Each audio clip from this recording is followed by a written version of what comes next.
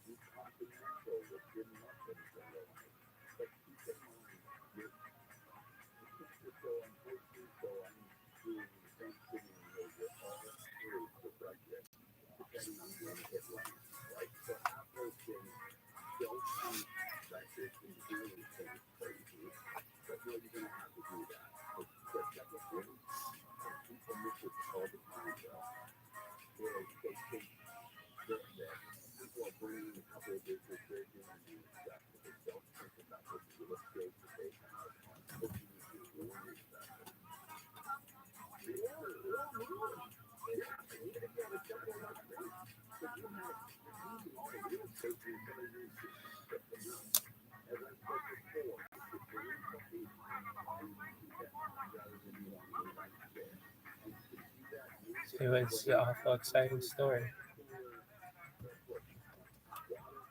I was thinking, in future, people will be either a Lori person or a Sarah person.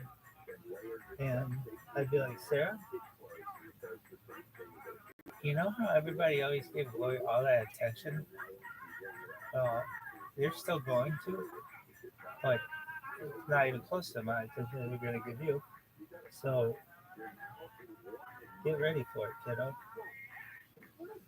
And like Lori, I mean,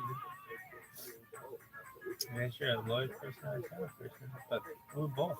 She's a Sarah person as well as a Lord, being a deep Lord person. Which are you? I'm both. Yeah, if you ask me, it's probably the closer to a Sarah person. Why? I don't know. So what's the difference? Lori is more aesthetics. Sarah is more scientific.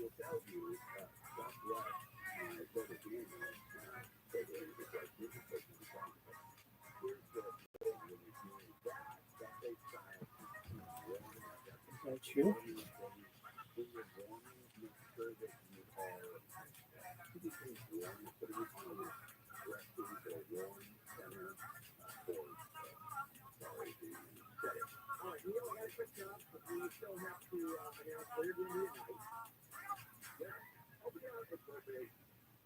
What?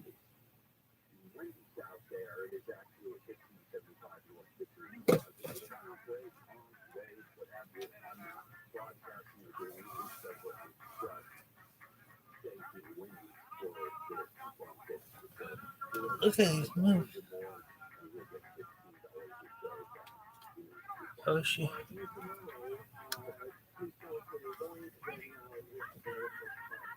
It's just fun.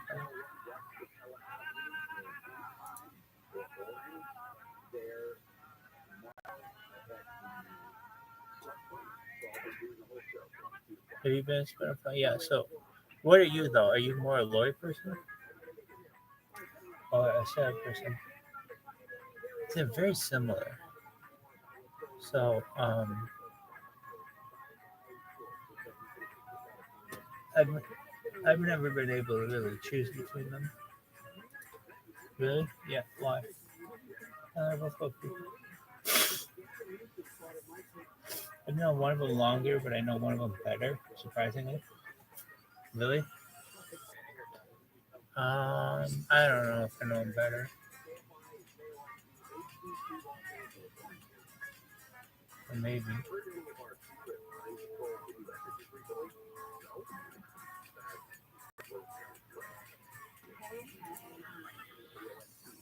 Have you ever been in love with Sarah? No.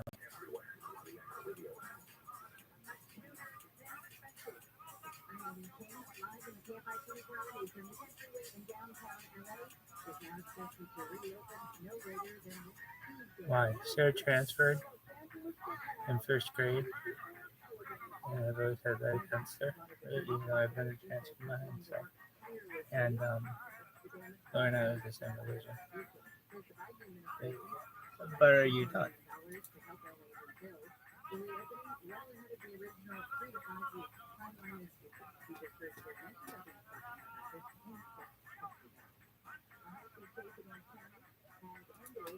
So you're either a Lori person or you're a Sarah person?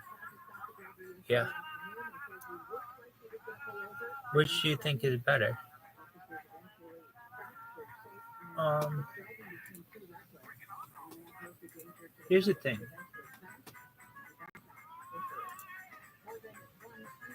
They're essentially the same person. Like, Sarah played soccer in college. Lori played soccer in high school. And Sarah played in high school and college.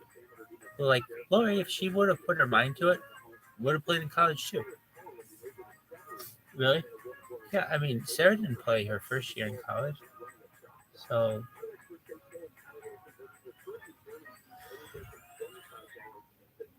um, like, Lori sang in all kinds of choirs and plays a lot of instruments. But Sarah doesn't have a bad voice. She doesn't like her voice, but one likes to sing, though. One doesn't as much. Are you done, though? I haven't been my question. It wouldn't be so much, are you a Lori or Sarah? It would be more, are you done? Is this gonna work? She was on the new side. And that night, I went with a All right, girl. it's all This your is a shit fucked done? up story that I don't tell a lot of people. I'm at this party, and this hot blonde shows up. My friend on Facebook today, banging. When she was in high school, she was to the level when she was a sophomore, she was already dating men. Like it was established. Don't even look at her. Yeah. She was already dating like this hot college guy Top at shelf Seton shit. Hall that was a gorilla. So she comes up to me. She goes, "You didn't hook up with my friend. We're all excited. You're gonna hook up with her. Come on, I'll take you to her." So she dates a gorilla in real life. So as we're going now to get down from this party, it was a pole. How does this happen? This never won. Like a fucking pole. Now To I'm a get down sophomore. from the party, there's a pole. This is a tremendous Halloween You're party. in a fire station. Everybody's Where are on acid. Everybody's tripping their balls off. Me and this girl walk out. She's holding my hand. She's drunk, pulling me. What do you think pulls up? A gorilla boyfriend. Oh shit. And he gets on his From what college? the fuck is going on? I drop her hand. Now, I knew him. I knew him because he delivered beer on the weekends and shit. We used to tip him heavy when we were underage. So he's like, "What's going on here?" And he went up to her and he's like, "I thought you were going in." He goes, "I am. I can't. I'm just going to take him to me. What's her name?" And he started yelling at her. And I asked him, I said, "Listen, man, it's the truth. I'm sorry if I disrespected you." He was, "I'll deal with you later." And I go, "Listen, please, it's not her fault. It's between me and you." But she was just going to walk me over there. Are you still in the ghost suit? I'm still in the ghost So all suit. you can see is your eyes? He gets in the car with her. I never team up with that girl, but that Monday or Tuesday, he pulled up to me. He goes, "What you did the other night had balls. We're friends now and shit." He goes, "She told me the whole story the next day that you were going to hook up with her because I'm happy for you." She had hooked up with another guy. That night, this girl hooked up with a different dude. No. So this went on for years. Like we never really hooked up. And then after high school, me and this girl ended up in the same place. Oh, in college? You know? Well, There was after. no After high college. school. She was in travel agent school, Got it. and I was a fucking floater. I was just, picking up whatever I Oh, could. you guys never did hook up? No, I went to Colorado, and that's when we started talking on the phone. She was having problems with her boyfriend. The boyfriend was a piece of shit. Meanwhile, I'm hearing reports. She's blowing this one. She's blowing that one, right? It's a fucking nightmare. Where do Right? you get your reports from? From Right. back in my hometown, people telling me what's great. We're still reporting years later. They're like, that bitch is still loose. No, because we all hung out in the same circle. So there's a lot of gossip. Was she really loose in high school, or did she just have big boobs? Because I No, think she was fucking loose. you knew This for was a sure. freshman. Yeah. Isn't that real frustrating when you know she's banging everybody, but you never get it? Yes. No. Yes, I wasn't frustrated at that point. I just took it for what it was. Then one night I went down the shore when I was like a senior, going into senior year, and they were in this apartment. And I didn't know they were there. I just went in there with some buddies of mine. We're talking and we're smoking coke. And in those days we were eating Black Beauties. What's Those that? little speed pills. They were like speed diet pills. I used to get 1,000 of them for $35 and sell them for $1 a piece. Bang! Black Beauty. Bang! Right? So I went down to this party. We're snorting Black Beauties. We're drinking out of Zed and shit. And me and her ended up in this bed. We walked to this bedroom and we both there. Now at this time she's dating a fucking super gorilla. The only thing I've got in my corner is that I grew up with this fucking gorilla. Oh, so this guy Me and knows this you. gorilla, this guy's shooting bow and arrows at people from his window. Sure. This Yeah, guy was it's a normal. hunter. He was crazy, but really good looking. And by this time, he knew shit fucked 20 guys. He was fucking chicks. So she was fucking dude. She didn't play games. The first word she got that you fuck somebody, she was in the city swallowing an $80 steak. But on the way back, she'd suck your dick like it was never land. Hysterical. So I come That's back. how you get steak. I come back from Colorado, and I know what time it is. She's still with the dude. She's still blowing a friend of mine. And she's fucking another guy half and half. But Oh, I come into the picture, and I start talking to her, because she's talking to me. And one night we hook up. And little things happen. I'll never forget one of the things that happened. I said, "Tell me this question." People swapped the spit. I'm fingering her. She had a little Toyota at the time, right? wait, so you're fingering her? This I'm is a, fingering but her you in know, Toyota. okay. This is the first night we really officially got together. Like we had been together before at parties. We had talked about doing things, but it always we always went to the diner and there was 8 people there. Got it. You know what I'm saying? It was like Can't we were really. ready to. It's harder we were to ready finger pull someone at trigger. the diner. Not impossible. So now we're in a common. We go to the city, we have a couple of drinks, we do a couple of blasts. In those days, I used to get like a half a gram of coke. Like I could do a half a gram, even though I haven't done coke in 10 years. I can do a gram in one line now. Like still, like that's what a half. I was doing a half a gram. And I forget I put it in this mirror. It was like 3 in the morning. You know, her ex-boyfriend was gone. He was dating somebody else. I was bringing her to the end. Like a Bon Jovi song. You know what I'm saying? So romantic. Yeah, we were gonna run away together and The shit. moonlight was in the mirror. Yeah. And I'll never forget. I said to us, what's the story? She was like, do that. And I'm looking her straight in the face and no. What's that thing? I think she looked straight because she goes, a line of coke. I gave her that line of coke. That's it. That was it. We were boyfriend and girlfriend after that. It was official. Like I fell in love. Like that was it. Like this was it. For real? Oh yeah, I liked her. I had a crush on her for 4 or 5 years. I Aww. used to play freshman basketball. How romantic. And then she snorted coke and gave head to you. I used to see her running track, jumping the high hurdles. No. She used to run, like she ran with 4 girls that were as good looking as they were dangerous. Like I'll tell you how good her crew was in high school. That's a cool When compliment. they were sophomores and juniors, one of them dated. We used to see him in bars. In fact, the girl lives here now. Matt Dillon.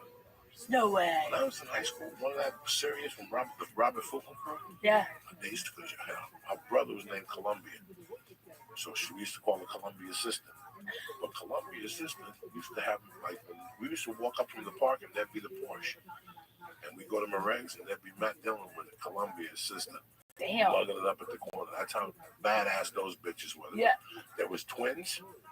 There were these 2 Italian twins that were fucking sensational, their asses. There was the girl I was in love with, the redhead. Yeah. There was the fucking, there was a blonde that was banging. And these girls already had reputations as sophomores. The 2 basketball players had taken them home and did the threesome. Like these girls were done. But they were banging. They all had boyfriends. So here's me and fucking the redhead was trying to sneak around this shit. This is no lie. And I'm living maybe a block and a half from her. So basically I'm going to her house at night, going in her back window, and not her back window, her back door. I would go in the living room. Her parents would always stay upstairs. They were told no one would ever come down. That's the It's best. hysterical. Sneaking in, though, that is the best. And I would go in there, we'd have sex, and I'd leave and walk out. Anyway, one Sunday, I call her up. I go, what do you want to do? Now I'm broke, man. I'm making $250 a week. So if I take you to a hotel, I got to fucking basically Like as in kill you. $2.50. No, it's $50 fucking dollars a week. Yeah, Don't be that's a fucking lot of stupid. money in high It's school. 1983. No, we're out of high school now. Okay, We're college. about a year or 2 out of high school. College. I'm making about $250 a week, working 40 hours, fucking stocking pipe and electrical supplies. So when I spent $60 on a piece of pussy, it had to be fucking Primavera. Like I was gonna stab you, eat your ass, eat one of these eyeballs. It was on. Like if we did blow, it was gonna be a 12-hour marathon. I was gonna eat your pussy while you're sleeping. Don't worry, just keep sleeping. I gotta get the $60 out of this cocaine. Just keep sleeping. Fucking horrible. Fuck that. I want to be awake for that. One Sunday night, we go into the city and we go fucking, let's get high. We get 8 Valiants for $10. How much was it now? By Washington Square Park. In those days, on Sundays, Dave Chappelle would perform with this black comedian. I forget his name now. He was maybe 14. Oh, wow. So the hip thing to do in those days, like if you had a boyfriend, well, also everybody else was eating pasta at their house, you and me were going to the city, and about 4 cats the tail end of Dave Chappelle and this other Charlie Barnett. Charlie Barnett. And we go to, there was a McSorley's Hail Nut, and I know I'm fucking up the name, right in the village, right there. And you go in there, you get 3 mugs for like $4 and a bowl of chili. While you were eating, mama, I go over and get 10 Valiant, 8 Valiants, and a fucking bag of reefer. And we each pop like a little Valiant and smoke some Roots. You get, that was young love. Damn. Kate Quigley's young That love. sounds fun. I mean, we're holding hands. We're creeping around New York. Yo, We're listening to love. Bon Jovi wasn't even out yet. No. None of that shit. It was just in your mind. Never say goodbye. Never say. Like, we were into it. So we both went back to our respective houses. She went home to dinner. I went home to dinner to do Lorenzo's. And that night we go, let's go to a hotel. Okay, so she goes, I'll pick you up at 8. Or you can walk to the York Motel. The York Motel was a walking distance. You could go in there with no ID. It smelled like sperm. With clean towels. You could smell the Hindu family Awesome. cooking. Hot. But you know what? Who gives a fuck? When you're young and you want to have sex, you don't even look at those things. Young. I did that like 6 Yeah. months ago. Who You know, cares? So we go down. Now she's dating now this gorilla. We haven't heard from him in like 3 weeks. We're running around town like fucking Sean Penn and Madonna, you know. But no, this gorilla has not shown his fucking face. So finally at 8:15 that night, she picks me up and she goes, "I don't want to worry you, but he's been calling the house all night and he's pissed off. He says he wants to get back with me. He misses me and he loves me." I go, "Listen, do whatever you gotta do. Let's go to the hotel first." You know what I'm saying? Like, I didn't give a fuck. Of course not. Listen Yeah. to me. We go to the hotel. We have sex for 3 hours. I eat her ass, the whole fucking thing. It's the best the first We time. go to Carvel. We get ice cream like young lovers. Yeah. You know, and then we're going up the hill. We stopped at a light. Who do you think jumps on the hood? Oh, Fucking car. no. He jumped on the hood. Are you But Gilbert serious? really jumped down and held down like No. yes, No. Yes, No. he did. Yes, he did. How did he know where you were? He was looking for her, walking around the neighborhood. Oh my So God. he's holding onto the windshield. He's like, "You, get out of the car. Lisa, I want to talk to you." Oh, fuck. So I fucking get out of the car and I go, "What's up, dog?" And he goes, "Where the fuck are you guys coming from? You answer me first." And I go, "We went to the fucking movies. And we already had an excuse. We dropped off Lee at home. We all went to Chan's Dragging In." That's why I got beat up. Meanwhile, he goes, "Well, Coco, can you walk home? Can I talk to my girlfriend here?" And I go, "You do whatever you want." She's like, "No, I don't want to talk to him." And I'm like, "Jesus fucking Christ, I'm not taking it." And she's like, "No, I don't want to talk to you. I told you already. You cheated on me. You Oh, suck my and all God. this shit." I'm standing there. And meanwhile, he goes, "Wait a second. Why is your shirt on backwards?" I knew you were going to Oh say that. my God. Oh, A my, fucking label was out. oh my And he goes, God. "Were you in a rush or something, Coco? Didn't you say something to her?" I'm like, "No, I'm high. I didn't see it." I got picked up at the gym. I don't know what happened. It was fucking crazy. I can't believe you got out of the car. If a dude jumped on the hood of my car, there's no way I'm getting out. I would back We up. gotta drive with I this throw it in gorilla. reverse. Yeah, We grew up with her. still. I mean, we weren't doing nothing. We looked innocent in the car. There was no alcohol. That's what I would do. I would jump on. If someone jumped on my hood, I'm sitting It like was that. Because he's a Again, gorilla. again, He's listen. huge, and you just fucked his Listen girl. to me. So listen to me. The guy before me was fucking her, and he would actually torment the kid. Okay, the On guy purpose. Yeah, in fact, the guy's brother listens to this podcast religiously. Shut up. He's gonna laugh his ass Shut off. up. The brother never had a girlfriend. This chick used to suck his dick and he'd go crazy. I mean, he fell in love with her. He went crazy. So one night they're in a bar. This was going on for like if the gorilla was in the bar and my friend who was now fucking his girlfriend was now they were together at the time Yeah. and she was fucking my friend. My friend would actually go to a bar, buy him a drink, and send it over and drink it, and then he'd walk out. So the tension was going on. Wow. So now it's a Wednesday night. It's ladies' night at this bar off Townley Boulevard. Yeah. And we're all in there. We're fucking having a good time. And boom, Gorilla Man walks in with the broad. Now, 2 hours earlier, she was blowing my friend. I mean, it was an ugly, ugly Holy thing. shit. We're all sitting there. And Gorilla Man sends him a drink with love. Like, keep sending him drinks with fucking love. Did he know? Like, oh yeah, everybody knew. Everybody knew the guy. Every 80 people in that bar knew what was Oh going my on. God. And here's my buddy sending gorilla drinks, going like, "That's on me. She's beautiful. I love her." And this was heating up, and they fought for like 2 minutes. And then he clipped me one night too. For what? This went on, but same thing. I thought I was in love with her too. Well, you kind of were. I saw his hand come over, and I just fell to the floor, and I didn't say a word after that. He punched you just for liking her? You didn't even, you guys weren't even hooking? By liking her. By this time, we had 69. The Uh-oh. liking was over. We were going away for the weekend. How can this chick do that? I get stressed out if I even date two guys that know each other. We were together for like 6 weeks. Then the shit just broke apart. And then after that, we had sex a few more times. And, you know what the real true story is? That I can't remember if somebody would do that to me. Thinking back, I would never talk to her. You know what happened to her and I were good friends. You know what, man? We wanted to. We were young. If we would have bumped into each other when we were 24, we would have never done that. There was cocaine involved. She was a part-time. She was a part-time hooker.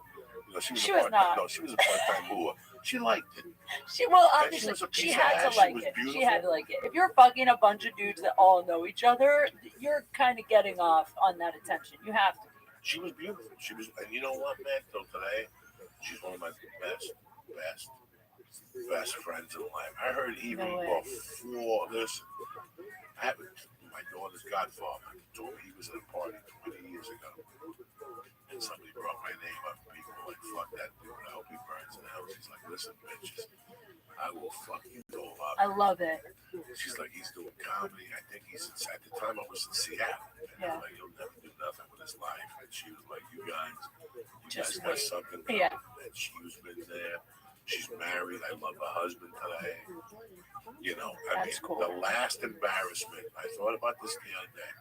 I was at a Christmas party, coked up to the gills, and she was there with the dude she was dating now.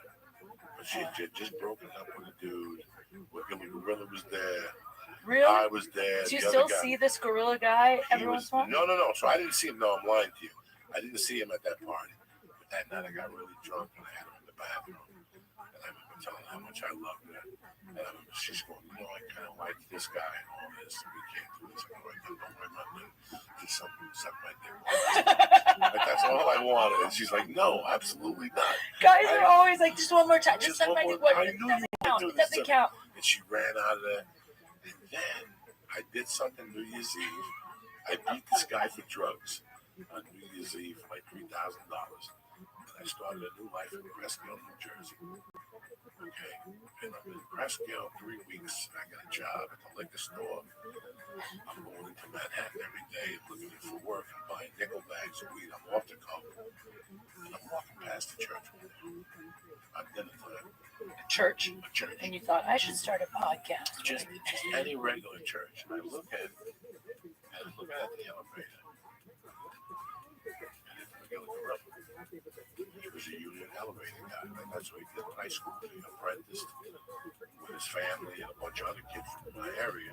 They became elevator mechanics. And I saw him when I go in January of '85. And the last time we had, me and him had grown up together. I mean, him and I robbed a van. Him and I played football together as a kid. We played basketball. We gave people nicknames. We smoked dope together. We robbed a van. We were like stole a van. Like no, they left the van. They left the van on the side of the street with T-shirts and stickers and glue presses. So what we did is we fucking stole everything and we took it out and then we go, well, we're gonna do the van. We have to do something with the van. It was fucking crazy. I walked up to him. He walked up to me. I put my hand down. I go, I'm sorry, bro, about that whole thing. And he put out his hand. He goes, can you imagine? Like, we all acted this fuck. Like, we both could not believe when it happened. Like, I wasn't mad at that guy. I was never mad at that girl. In fact, I went to prison, came out, and I was in the halfway house, and my friends came out from New Jersey. And we were talking. And one of them pulled me aside and said, I bumped into your buddy about a week ago, and I told her I was coming out there to see him. She said, before you get married, make sure you give her a call. It was weird. Like, I'm not calling her like that. How can I trust her? She's got fucking 19 sperms. Different fucking friends of mine. You think that's why she wanted to talk? Like before she No, who knew what she wanted, but by that point I had already made a bad decision with the wife I was picking. I had already had a fucking life. Why would I start a new life? It's just weird how things worked out. But now, at 54, I will tell you, she's one of my biggest. Like when I go home, I meet at a Chinese place. I know her mother, I know her father. Oh, that's so cool. I left my album collection to her sister. Her sister was a heavy metal chick who liked music. I shoplifted all those albums anyway. It was like 400 fucking albums I gave her for free. No way. Yeah. That's so awesome. It's amazing to have friends like that you're friends your whole life. We're done. We're done till fucking the end. Lucky you have that. I don't think many people still know people that they went to high school with. I mean, I can count them. No, I know 2 people I went to high school with. One. I have one. But I was gonna ask Kate, is it hard being like a girl who likes to have sex? Like No, it's not hard. No. It just seemed because it like the whole time Joey was telling that story, all I was thinking about was I've never once, and I didn't have sex with many people, but I never once even dated anyone that a friend dated. It would seem too weird. I didn't want to kiss anybody that someone else had kissed that I knew. Yeah. So just I have had that problem because I've dated a few. Well, like I've dated.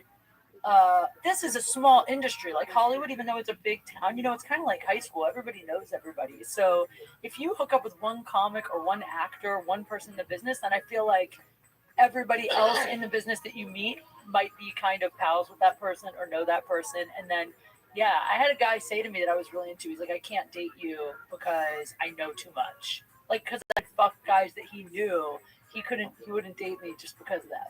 So yeah, it kind of. It's hard for people. Sucks. Some people can't get over. I don't care though. I believe that you have to get over things.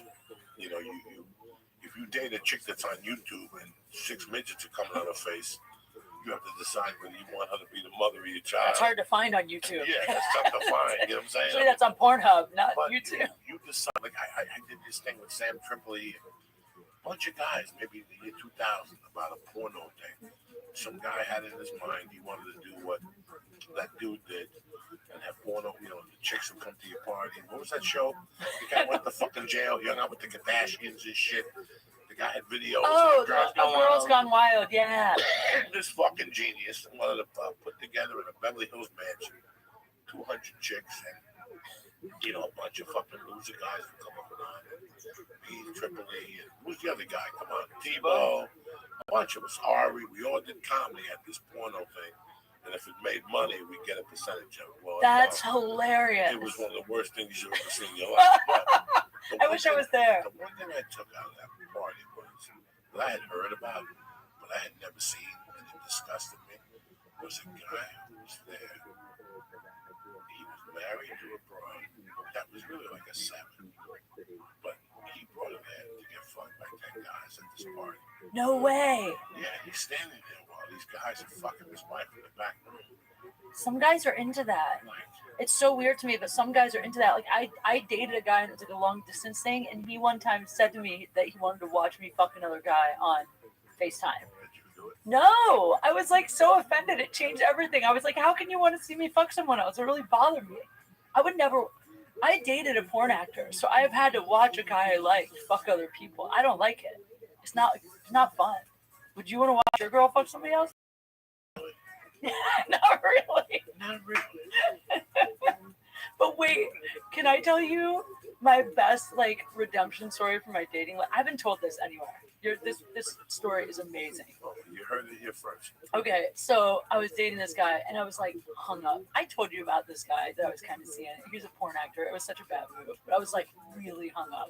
We dated for a while, 6-7 months.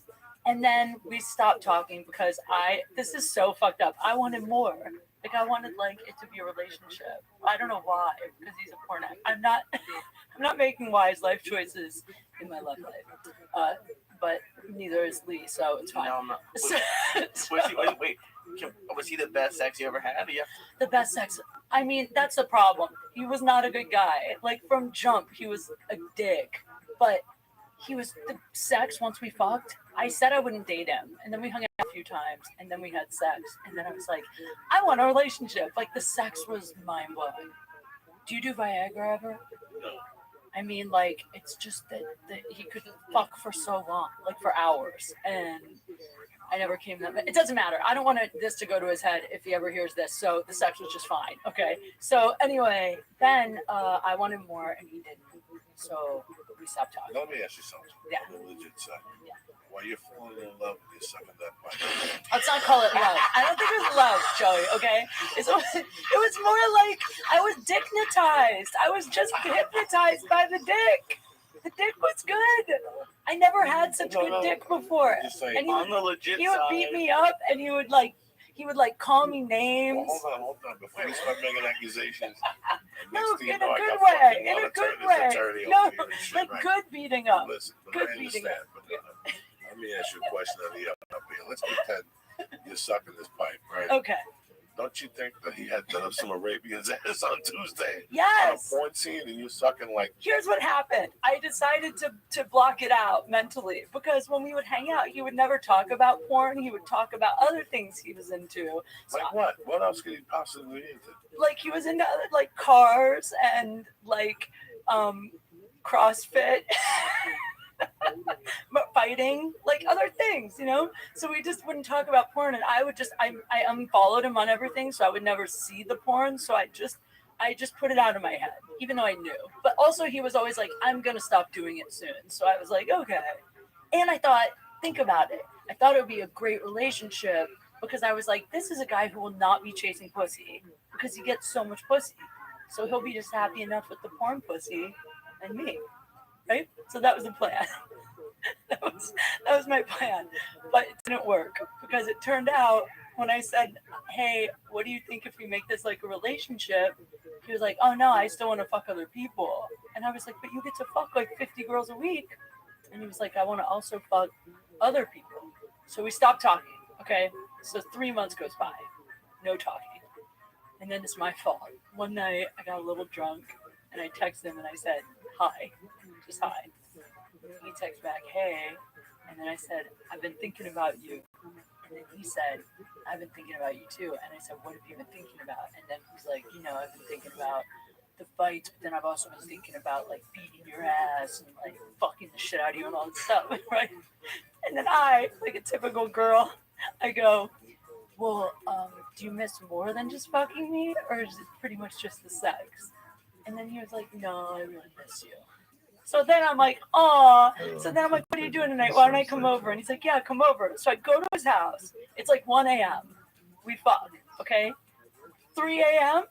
He's like, we're cuddling. And he goes, hey, so you don't get to stay the night. You probably should take off. And I was like, what? What are you talking about? It's 3 o'clock in the morning. And he goes, well, you haven't earned your way into sleeping over yet. I haven't seen you in a while. So I was like, all right. Oh boy. So I left. it sounds like the dirtier version to the start of Bridesmaids. Like that's This crazy. ain't bridesmaid. This is reality, all right? But this is where it gets good, okay? I wake up the next day. I'm pissed as fuck. I'm so mad that he threw me out. It's like I woke up in the morning sober and I'm like, did that really happen? That motherfucker kicked me out at 3 a.m. So then I start texting him. Joey, I was a psychopath. I sent him like 45 text messages. Every time he wouldn't answer, I text him again and again and again and again. And I kept asking him why he kicked me out. And finally, he wrote back and told me that he didn't want me to have feelings for him because he found out he's having a kid with another girl. So he didn't want to date me. So that's why he asked me to leave. So then I was like, but you said that you missed me. And he's like, well, I did, but I really just wanted to fuck. And, it was late. That was that. So I'm pissed as fuck. Then I start going off on him with texts. He blocks my number. So then I'm a psycho. So I found an app where you can text from like 45 different phone numbers. And I started sending him texts from all these different phone numbers. Like I was so angry, but it became funny. So I started pretending to be other people and like really fucking with them. And I'm a crazy person. But here's the thing. The next day I go on my podcast and I tell the story. And I don't think anything of it. I just tell it because I'm angry and I don't say who he is, but I tell the story. My phone rings a few hours after the podcast comes out and it's him and he's freaking out and telling me that I've ruined his life because it turns out he has a girlfriend and she listens to my podcast. She's like a fan of mine and she loves my podcast and she put together from the story that I was talking about him and she didn't know he was having a kid with another girl. So now I ruined his relationship because it turns out he has a girlfriend and he has a baby mom and he had me. He had this whole love triangle and I didn't know. The point is I feel I'm angry. I'm angry right now. I'm just tired of getting fucked over. Why don't you start dating me? Start dating me. He ain't gonna cheat on you. He'll bring home gravy every week.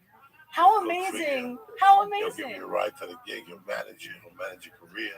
I need a guy like This is Lee. Lee. This Lee is would Lee. treat me well. Unbelievable. How crazy is it though? What are the odds that this random girl listens to my podcast and figured it out? You lick Lee's nutsack. Joey. He'll give you a combination to his mother's safe. Understand me? You don't give a fuck.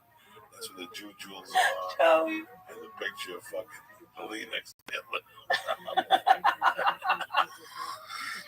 But here's how like psychotic I realized. This is how I realized I need therapy, because I called my lawyer to ask my lawyer what the boundaries are of like fucking with someone after they hurt you.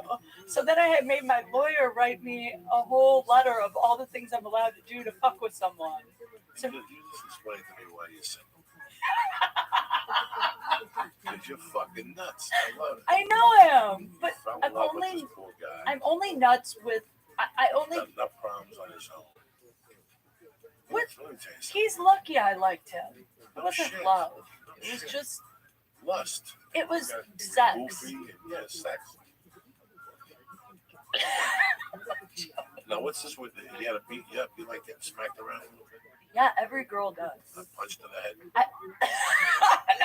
not like a punch to the head, like MMA style, but a little slappy. Smacks. Slappy. You needed a stomach? I did no. Whip your ass, grab you by the neck and tell you to suck my dick, you dirty filthy fucking animal. Every girl likes that, I think. And then take the dick out of your mouth and hit you in the face and shove it right back in your mouth like a savage. Joey, That's perfect. that's what every girl And your likes. arms are to the side like you're like Chinese chickens. What do they call them when they put them in a When they're bucket? bound. No, they put them in the bottom of a trunk. What do they call them? What?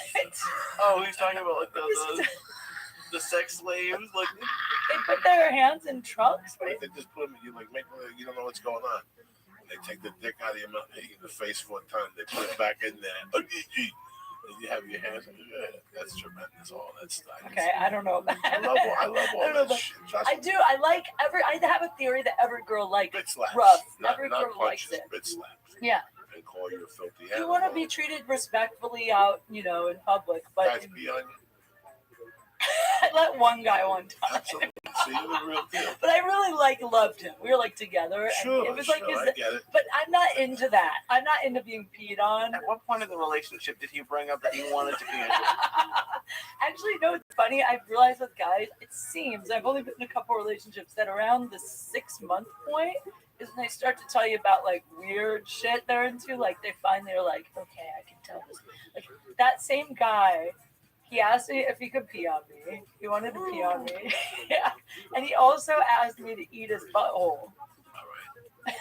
No one ever asked me. He was like, but the way he asked, he was like, we were in bed one night and he was like, so have you ever like licked a butthole before? And I was like, no, I haven't. I can't say I've ever. It's not really my hobby and my wheelhouse. And then he was like, I'm really kind of into that. And then I was like, okay, well, I don't mind, but like, we need to plan this out. Like, I think maybe you have to shower immediately. Right. You know what I mean? Before you even ask, you gotta shower. Are you guys into that? I always wonder how many guys are into that. Listen, I don't go out looking for it. You don't look my asshole. You know me. I'm always available. I'm like Denny's. You don't shut down. Really? You know what, man? I gotta be honest with you guys. At least I'm naive. I think when I was like 21 or 22, somebody sucked my balls and gave me a hand job. I thought it was tremendous. Yeah. And then, It sounds nice. and that's where it ended. When you snort coke, they would suck down there and suck your balls hard and shit. And sometimes you'd feel a tongue. And like I said, guys, some of the shit I was just scared of or whatever. Fast forward to 1995, Boulder, Colorado. I meet this girl on the phone. A month later, she shows up. We go camping. A little bit of sex that night, nothing serious. And 2 days later, we go back to my apartment. I'll never forget, she looked me straight in the face and she goes, turn around. She looked you straight in the face and said, And that's I go, amazing. What are you talking about? She goes, if you turn around, I'll eat your asshole and suck your ball sack and jerk you off. And when you come, I'll drop you and you come on. It was crazy. I'd never heard that type of language. You were like, yes, No, ma'am. I looked her straight in the face. I knew my asshole stunk. She was a filthy animal anyway. Oh, it was like middle of the day. Like it was acting like a walking shit. Oh, hell no. I'm not gonna let you eat my ass. No. But then you'll never do it again. The Ew. reputation gets out there. That smells. What My if she likes reputation. it? What if She she likes tweets it? it. No. After This a couple asshole of years, was rank. after a couple of years with her, I would make her eat my ass after doing the site the comments. No, you would not. Oh yes, I would. She was No. crazy like you. Yeah. Yeah, but I wouldn't even do Like that. we had a straight relationship, and then we had a drug relationship. Our straight relationship was we'd get to the high, smoke a joint, maybe have a glass of wine, and I'd fuck her and we'd go to bed. Our cocaine relationship, she opened up with a smack to the face. She hit you or you hit No, I'd smack her Smack like her in 3 or the 4 face. times, grab her, and put her right on my fucking nutsack. Damn. And I'd tip her underneath and make her eat my asshole from down below while she's jerking me off, then put my pipe in her mouth. So you do like it having your ass on. At that time, in that situation, yeah. She was the right time and the right girl. But not any time. Not all the Before time. that, no. Before that, no. Interesting. That's interesting. That was what year? This all went down from 95 to about 99. Huh. It was crazy fun. So I've had this theory that girls eating asshole is like I was 32. newer fad. I was 32 when I met her, and she was 25. Wow. And she was crazy. It was just crazy. So, I'm not crazy. but I'm not. You know what I'm saying? If you volunteer it, and that's what I'm saying. Like if you're doing coke with somebody, you know that person's eating asshole. If we got like an 8-ball or a half ounce of bluff, That's just a you're given. eating No. asshole. Yeah. It never crosses my mind to eat a guy's ass unless they ask. It never Oh, goes. no, I never I think know. of it. But once you're doing blow, and you're Even sucking that. my dick and I got that, you're going, okay, do me a favor, lift the nutsack and massage that Your asshole with your favor. tongue. You'll take a shot of that tequila and lick that asshole like a savage that you are. And shit. That's why I love you to death. You don't give a fuck.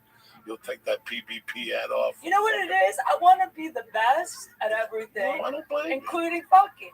So, like, if I'm fucking a guy, this is my thing. I want to fuck them so good that after I'm gone for the rest of their life, they're like, fuck, I'm fucking that again. Like, that's what I want. I want to be in the back of their mind. I want to be sealed in, burned in, like a fucking prison tattoo. You're fucking great. Now, what are you going to do when you meet your husband? The next one? No, the real one. The one No, that's I don't supposed to know. He's right around I'm the not corner. really crazy. I mean, I am. He's right around the corner. You think? Yeah. Listen, I'm not. The It's truth time for is, you to the shut truth those. is, I'm really not crazy. I'm very, No. I'm hypersexual. I like sex, but I don't fuck a lot of people. I think that's a big misconception. It's like, because I talk about What do sex. you average a week? 2 dudes. No, I swear to God, I counted up my number for my own podcast the other day. You know what I'm up to? It's not even that high. 17 For the year? total ever. 17. guys. That's it. Get the fuck I out. swear to God, I counted them How because many dicks have you sucked? that I didn't have sex with. Yeah. Not many. No, not many. Because like I'm that girl that like once we're making out. See, that's the thing. I don't make out with a lot of guys. The number of guys I've made out with is probably not much higher. Maybe. No, there's no reason to make out. Usually, if we start making out, in my mind, I'm like, okay, so at date 3 we fucked. Like, there's no guys I like test to make out. Do you know what I mean? There's no making out. Okay, go ahead. It's turn around. No, I do make out for a few dates. I make out. I make. Turn around. I want to hear your stories. Turn around. Drop those pants. I see that. No, I do make out for the first few dates, and then after that, what I'm saying is I don't make out with guys I know I'm not gonna fuck. If I know in my mind, like, if we kiss and it's good, it's gonna get there eventually. Do you know what I mean? Oh, yeah.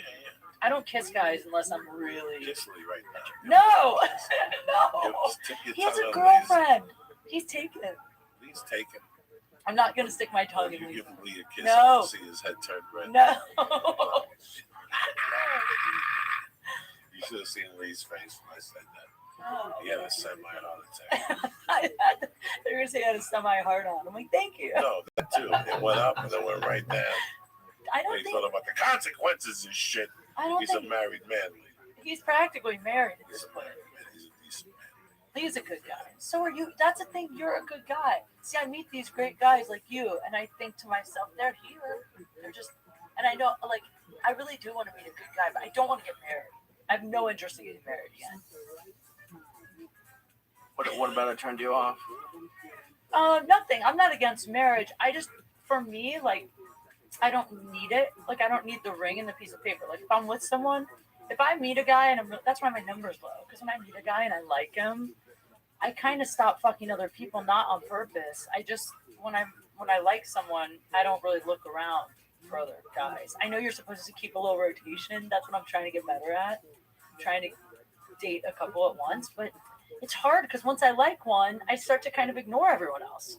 I never really liked promiscuous chicks at a young age. I always avoided them. But now, unless it was mandatory. You know what I'm saying? Like, no. but I really did avoid that. Just because of a fear. A buddy of mine had to go about like fucking shit like that. Like you just fucking do that. It's a combination of Catholicism. Hard or boorish. That's not attractive. You know, like I miss the old shit. Like I'm an 80s baby myself. So I mean I'm in my mid-30s. And I don't know. I guess I have a different perspective than like a lot of this. You know, like I've heard this drill rap. That shit's fucking stupid. I'm gonna say it. Don't care if you don't like it. But yeah, that shit's fucking dumb. What was your mission? And it all sounds the fucking same. You know, like I mean, if you're feeling wild, check out the fucking link I dropped in the group chat. See, that's kind of the opposite. I was like, that's how I am now. Like when I was young, I thought because I'm from Ohio, it was like find a husband, find a man, find a man. That was kind of it. Now I feel like how you do that. Like, I don't Alpha said to make sure that you're transaction, money or the amount you're spending for the transaction higher and customizable higher than the Yeah, so like let's say the mempool is at 127 sats per gigabyte. So like Express Wallet will give you three options. You'll give you the low rate, which is a certain percentage of what the mempool is now. It will give you the standard mempool fee, and then it will give you a higher fee of whatever percentage that Experts standardized. And then it will give you a customized fee. And I usually do the customized fee and then add another 10% from what Experts has to offer if you want to. As a matter of fact, I was shooting the longest shot in wardrobe. I'll try. Other than that, a couple things. One, part-based off of some of the things I was talking about. One, going vertical, make it quick. Still a good farm. If you're going to look to farm on it, there's a couple collections that I would target. So I have. I'll just be really transparent, just so you guys get like a decent picture of what I'm doing and what it looks like. I am burning around $200 to $500 worth of FLC a day, which some of it I'm keeping, most of it I'm selling. But in order to do that, I have a lot of these involved. Right, so just so you guys know, like how much you have to put in to get $200 to $500 worth a day. It's like $30,000 to $40,000 worth of ETH and ETH-related assets. So, do you understand me? And it took me back for a second. I was like, that was always my mentality. I like that. If I take Kate and I bust a cherry, unless she sucks my dick and I eat a pussy, Kate belongs to me. Like it was that type of mentality. Like it was like you are my woman for life. That's how I was raised. I like that. That's how I was raised. To be honest with you. That was what I was led to believe. There are numerous economic reasons for the preservation of resources. Let me tell you something. Not just the philosophical reasons that I just stated, but do they want to assume that financial responsibility for the real estate? Certainly the inventory argument right now, when that car rolls off the assembly line and gets wholesaled to the dealership, and destroy pussy and and asshole paid for that vehicle. So and I started comedy, and I took retain people for what those it was. vehicles until such time as they are retail. I can give you our address to find a CFO at an OEM right now that would be in shape for tying up that type of cash while cars are Next thing you know, you're in the hotel. Next thing you know, it was 69, and next thing you know, there are coming in. economic reasons why Next thing you know, you're out the door, and I was sitting there with franchise system Paul, makes sense. you gotta go home and tell your boyfriend you hung There out and are watched the movie philosophical with me. reasons that I think I It just was stated, sad. It and was there are sad. practical The reasons. different So situations I was I put don't think into. there's and the different lines I found out about life. So I can't put it all on women. I know what you mean. Yeah, I can't put it all on women. It's about men too. That's what's happening to me. That's what's happening to me now. I swear to God, I know it sounds so naive because I've been out here for 10 years, but I've only been single for like 4. And it's really taken me until this year. I still have that innocent Midwestern, like wholesome mentality. Like, people don't lie. Like, no one's gonna lie to fuck me. Like, everybody's being honest. Like, I know it sounds so stupid, but this is the first year I finally realized, like, what's really going on. Like, I dated a few guys in a row that I found out had either a girlfriend and a kid, or a wife, or another. Like, I keep being the side chick. I am the side chick. I'm like the consummate side chick, but it never even occurs to me. Like, this is the first time I ever. The other day, a guy asked me out. He's a football player. That's really one of the things that I won't we're give so away who he is, stoked to have. Football player. He asked me out on a date. We're flirting. We're like DMing, and then I'm like, okay, we made plans to get a drink. And then my friend goes, you should Google him to make sure he doesn't have a girlfriend. I never Google people because I have like a rule about it. Because there's so much shit online that makes it, you can get to know someone without really getting to know them, you know? So I don't Google people. Finally, I was like, fuck it, I'm just going to Google this guy to make sure he's single. He's married! He's married with kids, and not only married, but he's on like a reality show about like married football players. Like, he's publicly like super married. And I was just like, this is so sad that it's at a point in our society where you have to ask someone, are you single? Before you go out. Like, if someone asks you out, it doesn't mean they're single. It's crazy. 54 years old. We're gonna go buy some miners, and we're gonna distribute the revenue back to holders. And then I'd ask them, like, do you have any mining experience? What's your plans for powering the mining rigs? And they had no answers for anything. Lee and I were having a tremendous conversation once we came on the show. And I don't know how it came up. We were talking about sugar daddies, talking about all that shit. Happy to do it. Happy to do it, my friend. Let's get it. Hell yeah, man. I know I appreciate you for being a deep ice based on being a member of the club. And I just can't wait to add more people and just keep on making this thing awesome. I've given way more than my volume. This last party alone, I gave away nearly $3,000 worth of giveaways. Right. But before that, it was about $1,000 in giveaways. And yes, I just getting better and better each time. I'm just making up names and numbers here, guys. The more you guys participate, the more fun we can have. I appreciate all you. Keep grinding, keep following people, show support. I know girls would do that. No, listen. Yeah. And I was telling Lee about this. I never really thought. Lee, you put them up in Vegas. Stay away from your family. If you have that type of money, the only way you listen, you have to think about this professional football player. You have to think about how sad this is. How sad our society is. I need to go for a couple of things. You got 3 different things like that. A girl would show up and something's For sure. I'm sure that's what he thought. Yeah. Number 2, That was the same thing I was just battling with. Yeah, we Right? can That's keep what I plugging thought. away here. So you go ahead and make your call, and if people put up with you for a few minutes, then we'll keep plugging That's what I away. thought. Or how lucky is he? Right? I think next up, You gotta think about these people. Not even just And that. how we make our own fucking grades at the best time of our lives. This is when That's what I thought. this is when you're the most vulnerable. See, people think that when you were doing what I was doing, like when I was a kid and I was robbing, that's when you gotta watch your back. No. That's the easy shit. It's when you start becoming successful.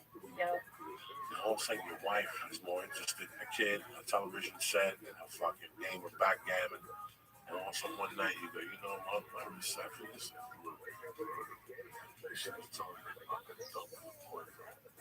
She's broke, she needs a new car, nobody knows I got a PayPal account. Busting at the seams for a young woman to give her that love. And you just live that life. You go It's to Vegas. crazy though, man. You tell your wife you're gonna play golf, Lee, twice a month. You got your little Southwest flight. You even bring the kids and wave at them. Where you going? Yeah, I'll be in bed early. You go to Vegas. You go right to your woman's house. You pick up a portable phone with a non-tracer. So even if they're looking for Pablo, they can't find you by mistake. You know what I'm saying? But wait, what I don't get about that is why have a whole side relationship that you're paying for instead of just all that? If what you really want is just to fuck other people and you have money, why not hire like high class escorts? Just somewhere along the Oh, line. you true, bro. Come on, man. Oh, this is cheaper. I guess I'm wrong. Stay focused, man. It's 800,000 It's still liable and they might say something. That's what's crazy, man. It's just I always said when I was married, if I got to a point where I was going to cheat, I would just. And now there's so many people. There's so many people I know who are in open relationships. I couldn't do an open relationship, but I would be open to an occasional threesome. Yeah. So I mean, like, but I have friends that are in open relationships where they let their guy occasionally hook up with someone else and it doesn't bother them. So why be in a relationship where you're not getting paid? Like if you're married to someone and what you really want is to fuck a bunch of other people, why not just be single? In my world, I don't want to see nobody else's pussy. I don't want to see nobody else's penis. What's telling me about it? Especially when no one else's penis. I like that.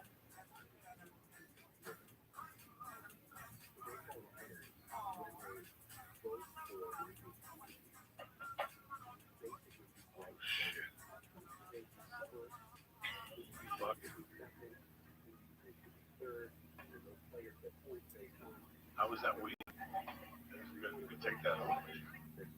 That's good weed. It's cheap. You don't want to do nothing. Here we are. You never know how to do nothing. I don't want to grab it. I don't know how to grab it. Grab the fucking thing like a flute. Just whatever you want.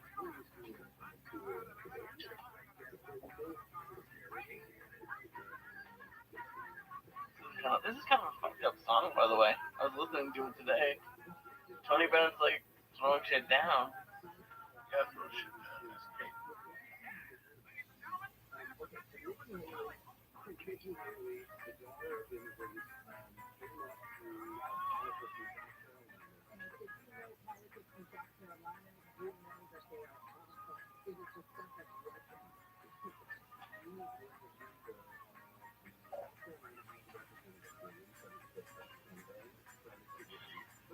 Oh shit.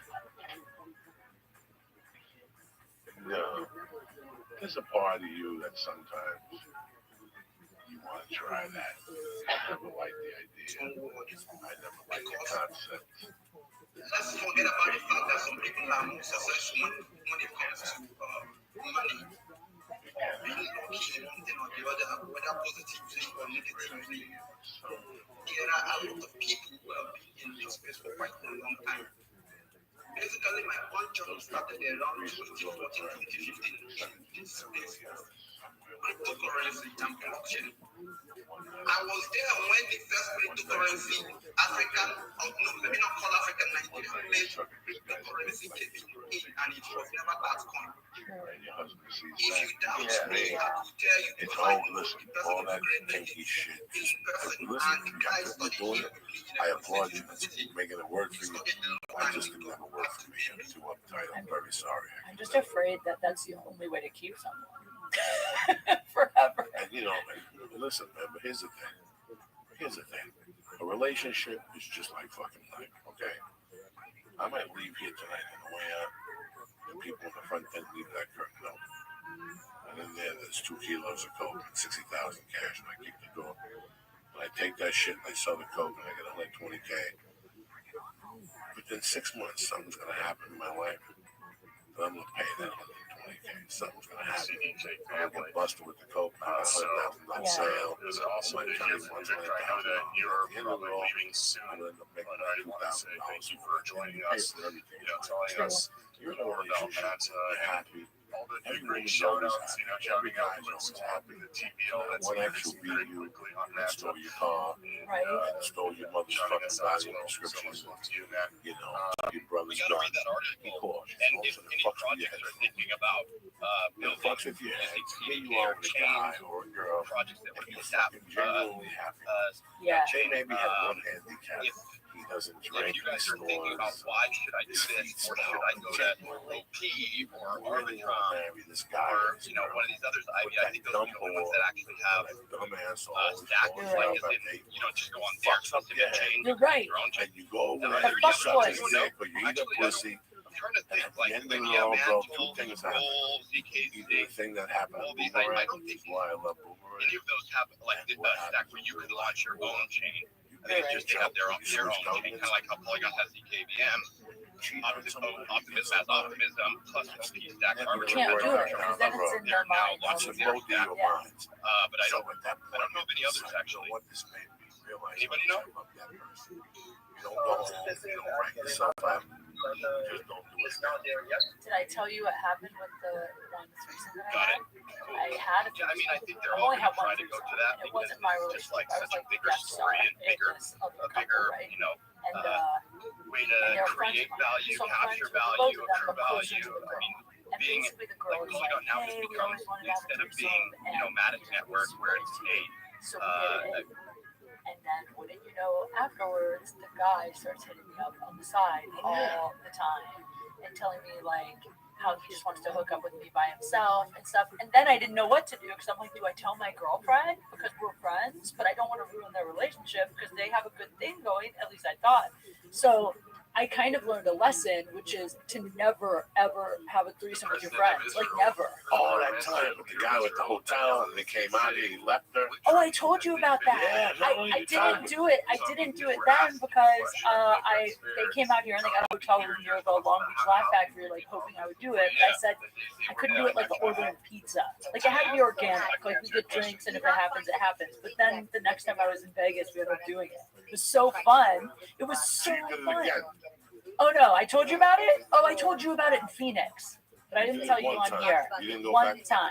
So you did it only once. Oh wait. Well, Yeah, you got two together. nights, but in one trip. Right. So twice. So you got Actually. together 2 nights in the same It trip. was so fun. And then, It was so then fun. he wanted to leave her for that fucking little dirty bat down there. That's basically well. That's what happened. Basically, yeah, yeah. And she was calling me crying. You should have sucked his dick that good. It He hasn't was. stopped talking about you. What the fuck you think happens? I don't know, but I mean, why would you? This chick is hot as fuck. She's cool. She's funny. Why would you leave a girl that has all these things and is letting you have threesomes? And I even said to this dude, I go, just so you know, I go, she's way cooler than me. Because if you were with me, you wouldn't be fucking with girls. Like that would be happening. Oh no, you'd be gone in a month and a half because he fucked one of Jan on your girlfriend. These people are savages. See, they're savages. And I grew up with savages, man. I think about this girl I grew up with that played the field. just put out a tweet about this the other day about legacy EVs. The supply is rising. Demand is really significantly changed. Tesla certainly an exception. Tesla also has some levers that legacy manufacturers don't. Right? They have more. They have stronger margins and the ability to reduce their pricing to stimulate We should demand. do. Needless to say, it is also the preferred EV product in the market. Over 50% market share. No doubt about that.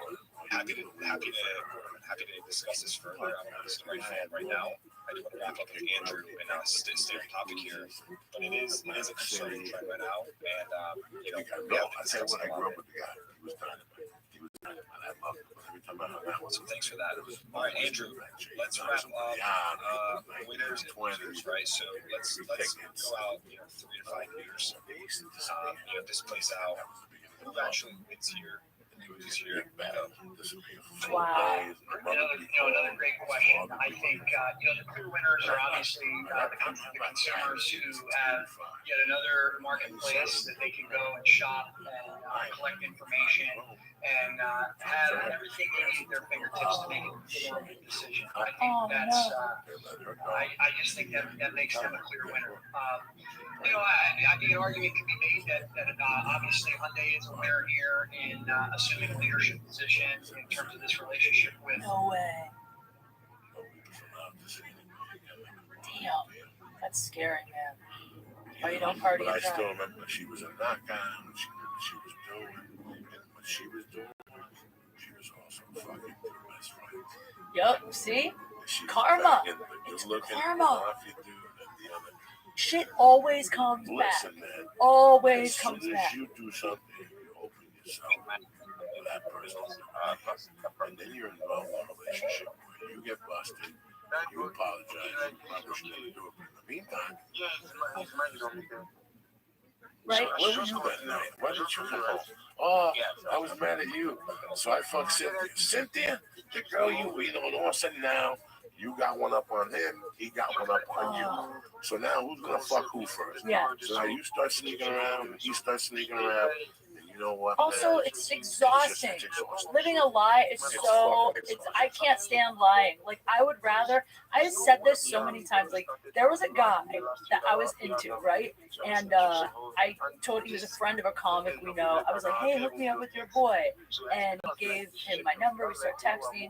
And we're supposed to hang out a couple times. He kept blowing me off. So finally I go, what's your deal? You got a girlfriend? Why do you keep canceling? Guys don't cancel when they have plans with a chick. And he was like, I'll be really honest. I don't want to date you. I don't want to date anyone. Focus on my career. I just am looking for girls that are hot, that are cool, that just want to hook up. No guy was ever that blunt to me before, ever. You know, usually guys lie to you and tell you whatever you want to hear to fuck you. When he said that, it was the first time in my life I sat back and went, huh. All right, so I can like use this super hot guy for sex. I mean, maybe we'll have good sex, maybe not. So I said to him, let's have one drink, see if we have chemistry. If we do, you come home with me. If we don't, call it a day. And then after that, we don't have to date. You see what this is. I swear to God, Joey, it was the most amazing booty call. I had him as a booty call for like 3 or 4 months. I still will hit him up every once in a while to this day if I'm not hooking up with anybody. And it's amazing because he was honest. Like he was just honest up front. When people are honest, you can get so much further. If you were to lie to me and stuff, I'd probably be sitting here like thinking he's one of those fucking douchebag guys. Honesty gets you laid. That's the moral of the story. Honesty has gotten, and I didn't know about honesty in a relationship. I thought you gotta act like a fucking asshole and try to be cool. And I had a friend that was really good looking. He was very a mama's boy. He was very polite. But when he got a couple of drinks in him, he would get down to basics with women. And it was, Like he'd be super honest, you mean? a little too honest. Oh, is he mean? In 1982, 81, I saw him work one with women. Oh. And he got away with it because he was super good looking. But it was the way his delivery. Yeah, it's not the looks, because there's lots of hot guys that He are would buy not you a drink, talk to you for a little while. attitude. Then very fucking stupid, stinky. That's what we used to call him, stinky. He's my brother. We don't talk. We haven't talked in 20 years. He would dash in the cell. What's his name? My next one. Nuh-uh. He would say, That's so ballsy, it kind of works.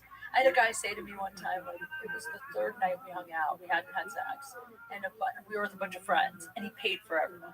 And he wasn't a rich guy, but he paid for, like, everybody's tab, which is a turn on. As a girl, when you pull that card, the girl goes, oh, shit, this guy doesn't mind spending money on me, he's cool to my friends, like, it's like panty dropper, right?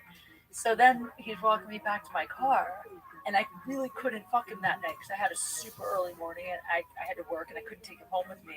But I said to him, I go, I can't believe you paid for all my friends. You didn't have to do that. And he goes, it's all going to be worth it when I get that pussy, and I will. And I was like, you should come home with me. And then I took him home just because he said that. Like, I was fully not planning. I was like, I got to get sleep. I got to be responsible. And then he said that, and then I took him home.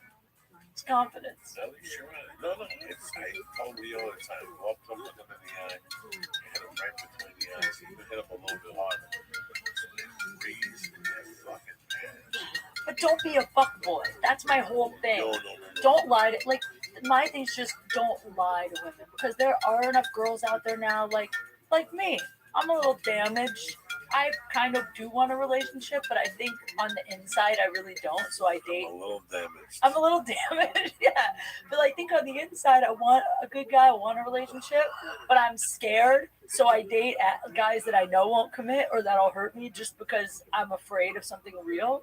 So, like, I have a best friend who we probably have great sex, and I think he's hot, and we're best friends, but I won't date him because I'm scared it might be like a real thing, and that freaks me out. So I keep dating fuckboys. But here's the thing: I'm just saying, look for a girl like me that's messed up, that doesn't need you to commit. Don't look for a girl. There's a lot of girls that want a guy.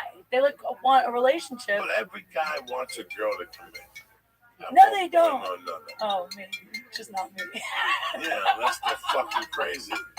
Every guy would, always look at you and go, okay, this might be the one. She's hot. She's this. But guys will always dismiss you over one thing. Maybe it's something that reminds them of that mother. One thing, like Jerry, it's like the Jerry Seinfeld thing. Like there's just one little one thing. thing. You tell a guy the truth. Let me tell you what happened in college. I had this threesome with this big black guy, this guy named Abdullah. He ain't calling you back. You know what I'm saying? Like if he's from Lee. I think I've given away Lee's too much. from Boston, if Lee's from Boston and you told Lee that in college, and Lee was thinking about marrying him, he would go home short circuited right then. This is why I'm going to be single forever, because guys meet me, and then they find out what I do, and then the first thing they do is hop on the internet and Google, and then up pops the Church of What's Happening Now, me talking about eating guys' buttholes and getting peed on in the shower. They know all that stuff. No, they don't. They pee on your face or just your tits? No. Ew. I would not let a guy pee on my face. Where do you pee? Like, chest down. Perfect. That's Yeah. a nice thing. It wasn't that bad, It smells like vinegar, cleans up. It was only one time though. Like I wouldn't make it a habit because if it was like splashing on my neck. What were you thinking while this is going on? Honestly, I was thinking this has to be rock bottom. That's what I was thinking. Like it can't get worse, But it did get worse. That was actually the first guy I dated after my ex-husband. The first relationship. Pee on you, guy. Lee, how you feeling over there? I'm okay. I'm wondering how long it lasted after the pee. Did it go The relationship? Yeah. A while, like 6 more months. Oh, no, once you pee on somebody, they're in for sure. That's like an engagement That's ring. an engagement ring. Let me tell you something. I only met one chick that liked pee on her. It was crazy. It's She crazy. liked it? Yeah, she liked it. Oh, why? I never really asked. I was fucked up on drugs.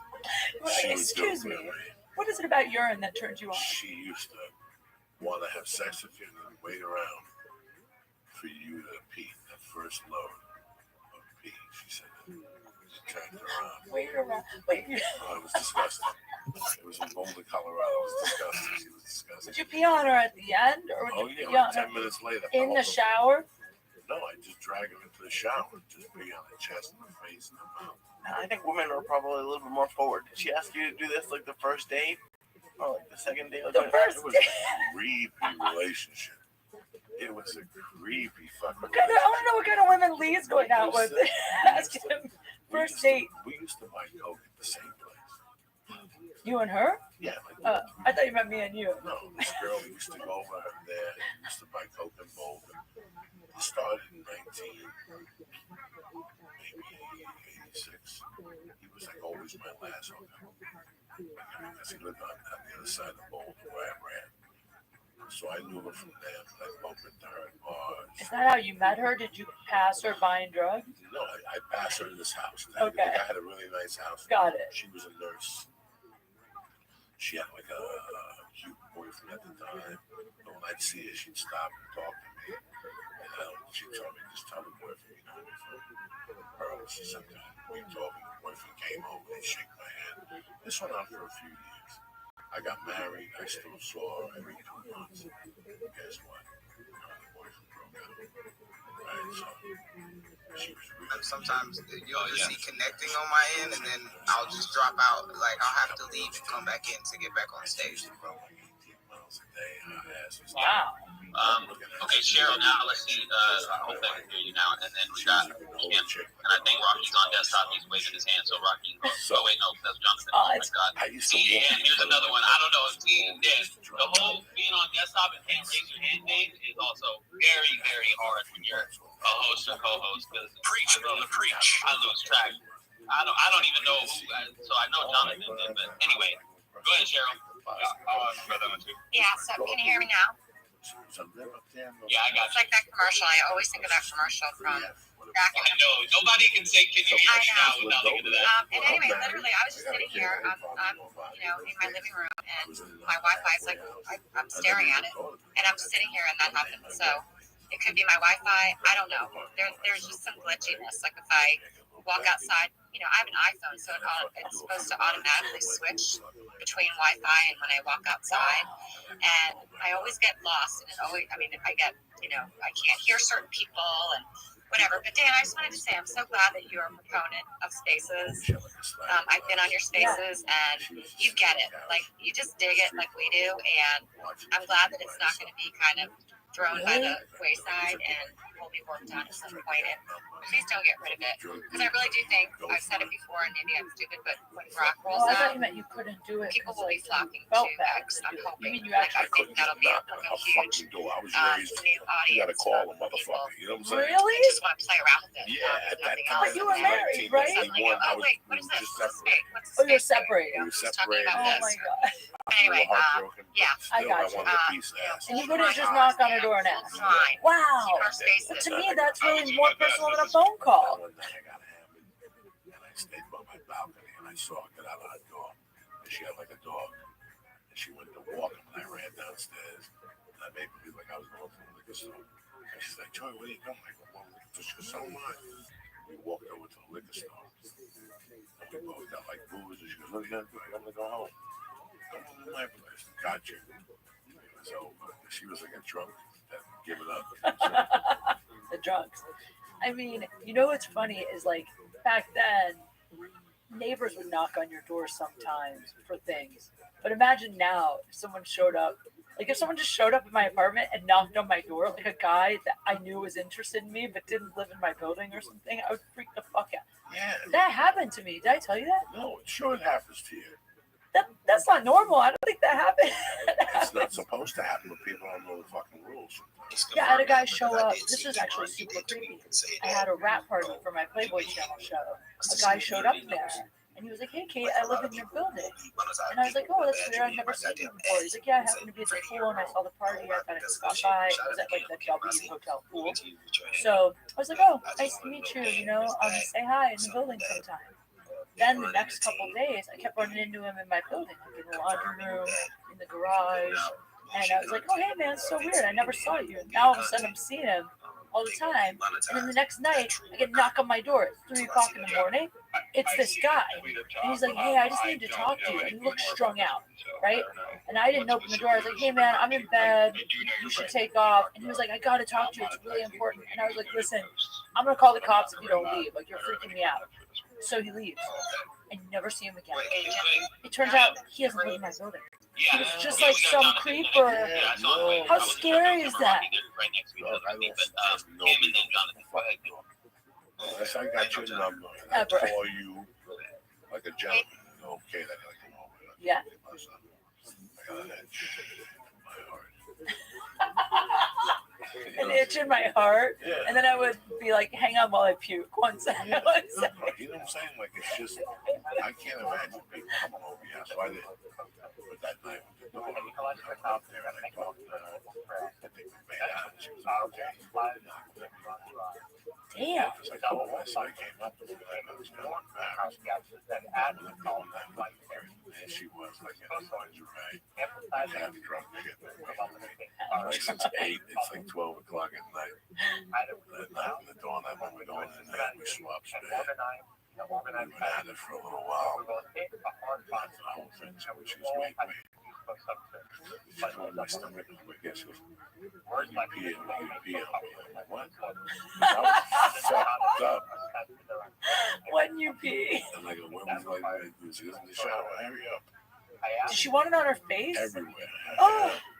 And then she was showering right I wish you could we could call her. I wish you still had her number. I want to know why. I don't want them to have my number. If somebody lets you pee on them, I want those people gone from Hey, your life I the let next my day. boyfriend be on me. Yeah, but if you still talk to him, you're a fucking moot galore. Do you know you said something to me on this podcast that I took with me to my soul? You said, if you let a guy fuck you in the butt, he'll never take you to dinner again. Yeah. And I let a guy do that. Only one. And I told you about it on here. Yeah. He never took me to dinner No, again. And then we ended up not, and then it ended. Never. Once a guy fucks in the ass, So don't let guys do it ever, basically. No, I didn't say that. Let them invest a little bit. Let them give you love. Let them buy Maybe you like some an stuff. anniversary Some present. guys, that's all they listen. When 1979, the year my mother died, all I wanted to be was a purple belt. You know what I'm saying? That's all Purple I wanted to be belt. is a purple belt. Okay. The point of the story is some guys just want to fuck you in the ass to toot the loop. That's the point of that story. I like that you just somehow managed to loop in the year your mom died with getting all I fucked want in to the be is a ass. purple belt. And That's the all I purple want to do belt. is a purple belt. Do you ever cry at jujitsu? Today I almost cried. How, really? No, not cry like that. Like cry, no. I cried at yoga today. You got emotions that are deep into your soul. I know. And when you start stretching instead of blood flowing, Yeah. you get all this shit that comes out. It's like putting coke on the sweat. It was embarrassing as fuck. And then happens, I started thinking about maybe there's a better workout where I won't cry. Well, sometimes doing certain things brings a certain emotion on you. I don't know how to describe it. Like I know. Last night, my wife was watching something. It was a tribute to the Bee Gees. Oh. All right. She was just scrolling. She was waiting for The Walking Dead, whatever the fuck she watches on Sunday nights. To make my point, she was watching this thing with the Bee Gees and shit. If I'm plugging merch, why not plug my own stuff and my art, the things that I'm making and what I'm doing, rather than billion-dollar company XYZ for that sort of thing. So putting it in stores, getting it set up for print on demand, doing that sort of stuff is sort of where I had come at it from before. My goal now here in the near future is to get all that ramped up so things are available that way. Said something like this. Yeah, that's interesting. I've seen people do it that way too. Like there's actually a protocol that I was kind of like part of the team on. It's called Foster Protocol on Solana, casual shell. So what they do is actually do the print on demand service.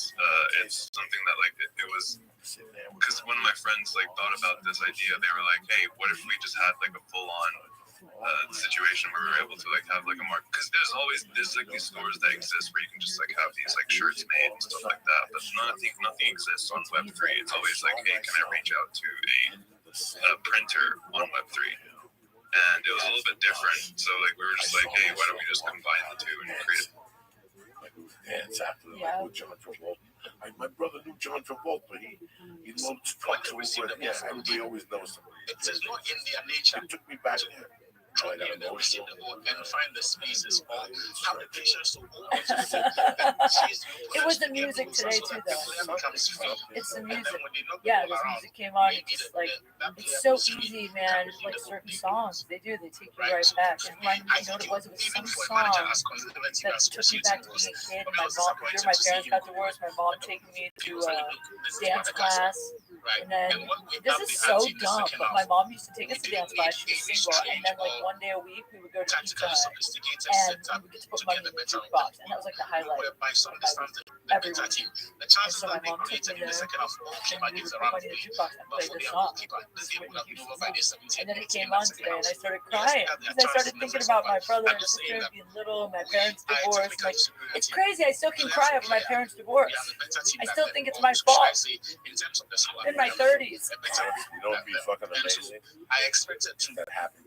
Us to be a bit more assertive, especially when we are playing at home at the Barbarians. Every time I smell pizza, I just start crying. It's weird how your memory works. For example, that probably wouldn't happen. I get soft at different Nigeria. I would understand if you go through central midfielders, possibly three, but at least not all of them have to be flat-footed holding midfielders.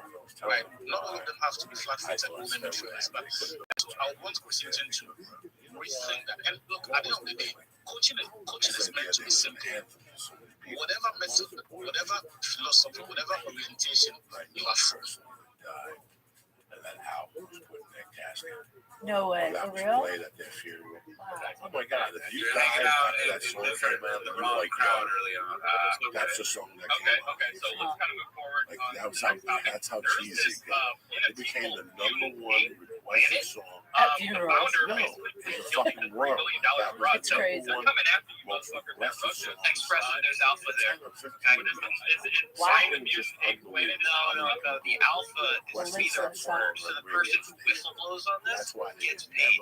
Like gets paid part of that remedy. Very So Eddie, that's not Alpha, bro. Any gas station that Yeah. pop up, it says call Crime Stop. You get $50 if we I'm gonna get very good Right, for comedy. the numbers here. So if you've got some good deeds, like Literally. here's the strategy, right? If you're a developer, No. pick a sketch. That sketch Shit. 2 months, or maybe up 2 years even. Lisa, how you feel on the back? Take all the See, notes Lisa, you can, you said you then trained go to this the weekend. SEC. The Right? bond got Be you like, to yo, want to look at Right. the dirt that I found on this company. transmission And then fluid. they'll be like, Two yo, stars, all right, which is wow, stars. great job. How You you just, feel? we now are going to confiscate $50 million. Here's $1 million for being a whistleblower or something like that. And you walk away clean. It's alpha. I mean, you see Zach at PTT, he gets shut out all the time. I don't know if that's a great job. But yeah, No, it's not. And, you know, you might lose a few friendships and make some enemies out of people that you don't want to make enemies out of. But he's high as fuck. I can tell. I thought he was asleep for a second. Well, you don't know he is. He's high as fuck. What did I do? What is this? I want some. Well, I just met in life. Like, I gotta buy this. This was great. What, this little bottle? It woke me up like This is the Adderall. mule of death. Oh, this is the weed of death. This is called. fine. The No. weed of death. Oh yeah, you said you you cookies. idiot, dude. Like, just don't. Stupid.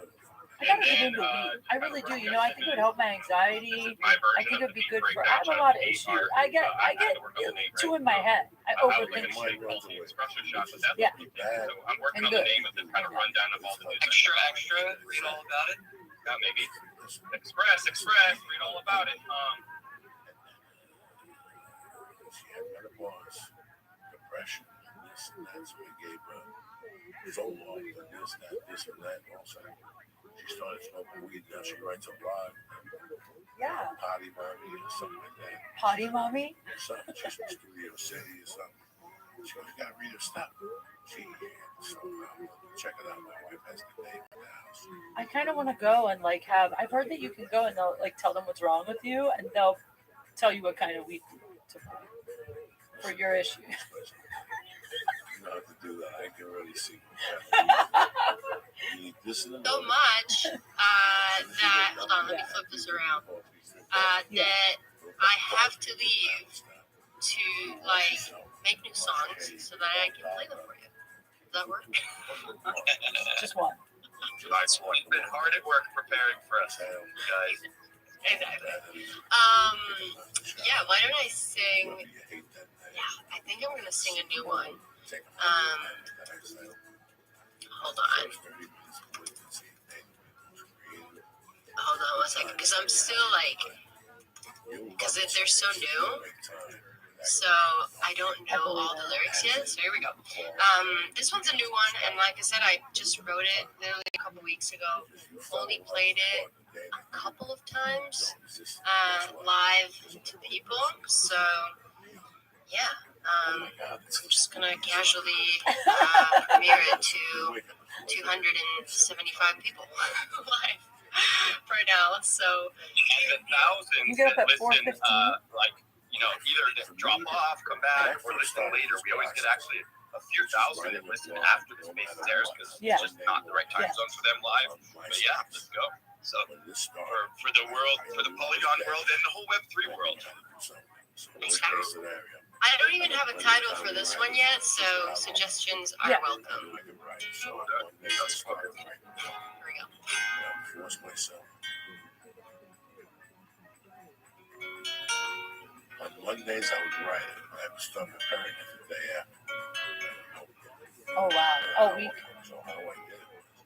I get up at 4:30. Oh, your gentle light, how brightly do they shine. Erase all that they see, but never. Oh, your gentle light, overflow. This is the shit. And then would you work out? I don't drop this. Would you work out? Yeah. Oh shit. Where's the lighter? I'm not ahead. I'm so into this. I cast a spell with magic black. The incantations make it last. And when comes reduce, your eyes That's a tea I bag. heard about it a long time ago. She wasn't there. 400 pounds. Get up, put flip flops on, your eyes will put a bathing suit on, put a hooded sweatshirt on with a t-shirt. And I would go across the street. I would fucking hang up my jacket. I would have a towel. Try as though you might, it'll only shine. They'd say, oh, you're gentle and I would bury the hose with cold water. I would make that room put down at 3,000 fucking degrees, put the turkey in there, and then put the eucalyptus in there. And it would open me the fuck up. All that phlegm, all that fucking malookia you have in your lungs. You just start spitting it out by the chunks. And it was pull the top four of the skin out, all those little minerals that you go to get it out and burn. Yeah. Read somebody's Oh, house, yeah. that's so you get mad. Then I would jump. This is what I would do. I would take that same hose, put it all over me, move to the sauna. And I would go back and forth on that sativa mind on fire, just trying to remember the jokes and the thoughts. And then after I'd left for about 20 minutes, I'd run out to the pool, the heated pool. And I'd be back for like 40 minutes. I'd come in, I'd do another sauna, I'd wash my pussy. I'd walk back. My wife would have played those days. So I get back up till 6. I gave me 2 hours by myself after exercise to write. That's the For a best young time. girl, you pull the stuff. I'm a little man. I can't get up. Heart attacks happen to me 6 4 a.m. You take naps? Sometimes. But you could get up at 4 and go to your spot at night and stay up. And so you're I like, would take a nap. Right. I was going to say that I'd be so tired to go outside.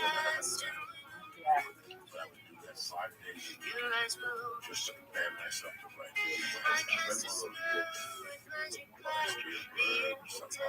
That's one of my favorite songs I've ever heard on that. Force myself to do 2 things I hate to do. Exercise and write. You know, honestly, working out makes me so creative. I always write the most jokes right after my work or during. Like if I go for a hike, I hike alone a lot. Like I like to write on my hikes. While I'm hiking, I just you see shit that inspires you. Yeah, I really do. Really a weird world when you have to. Like for years, I went on the road and didn't do anything. There you go. Thank you. Now I go on the road. I'm constantly on the road.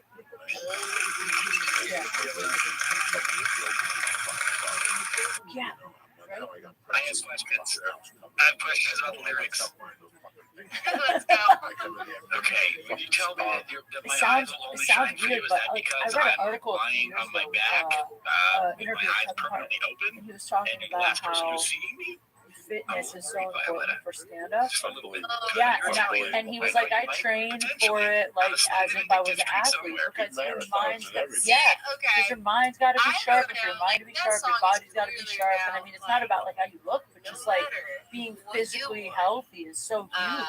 You know, for years I just stand. So that is kind of, you know, like I got it. And someone told me the other day when I first played it, they were like, I feel like this is your first metal song. Because it's got like a metal vibe to it, you know, like I will put a curse on you if you don't pay attention to me. And it doesn't matter what you want. And this was So, back in my you know, I'm kind of, that is kind of my way. I don't ever ask for permission. You know, I just kind of do things my way. Yeah, so apparently there will be a metal version of the song. I know who might have said Oh that. God. But I don't want to say the name, but like, coffee filters. maybe Oh. there's some When I was sweating, they're waiting to reserve some alpha or something. But yeah, what about you don't sweat. You release that shit. It builds up. if you don't I have didn't know. Listen, guys, but I know this I know is it's an fucking dirty. incantation, which is a little bit different between a spell versus I am too. Instead of cocaine, I try to get I now kind when of I like that. go on the In the road, audience, by the way, if you guys want to give suggestions for song names, they send me the do it in the comments, please. Maybe we'll read some of it. We remember later. But yeah, okay, I look to see what type of race they have. I can't swim. Oh, I like that. Now these hotels have great. How come we can't so swim? you said if I cast a spell with magic black, something incantation, something, and then I love it ends with, and when the morning comes, my dear, you'll see your eyes will only shine for me. I thought Yeah. the guy got Yeah, I love put together really a great good, got little played really well. I can go away now. That's the first thing I planned. It's like, And see, I've been the other way. I thought he got whacked. I thought that was John's job. So maybe he didn't get laid. They all like, oh, it could never be better. So he fucking died. Either got really good late. You almost can't wake up, right? Until you do it. Your brain is like cloudy. I just know that, I think people find me really intense. I'm a very intense person, and like I'm really the kind of person that, if I want something, I don't think that really applies to people. I can't really force it without people. But it's kind of okay to sing that because I'm a woman. You know what I'm saying?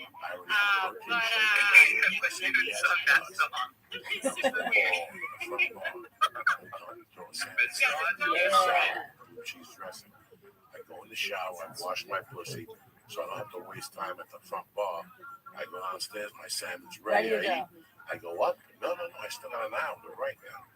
So when I'm digesting in the room, smoking the vapor pen, eating nicotine gum like a motherfucker, getting ready for the 7:45 pickup. You understand me? Yes. You're digesting, you're thinking, you're resting. You're living like fucking Theodore. You know what I'm saying? It's the best. It really is. I can't. And also, my day is planned to the ultimate on the road.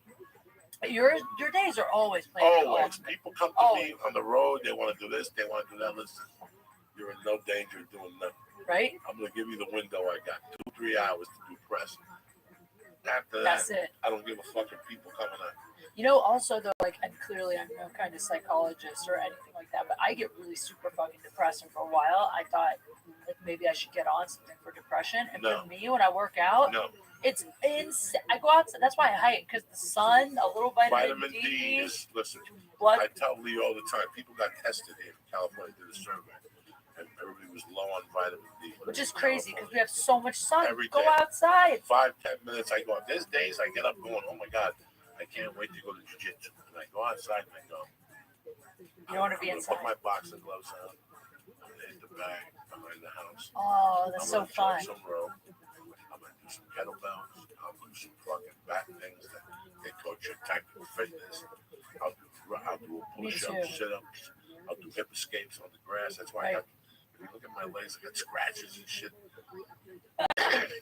It's so fun. I basically do it to get the sweat, to make the suntan you, your own personal sweat. It gives you a different type of color. It's not like putting I don't know about that. I'm telling you. You think you get a different shade of tan? You go outside at 11:30 and you do a body weight exercise with dumbbell for 40 minutes, and let your body really get dressed.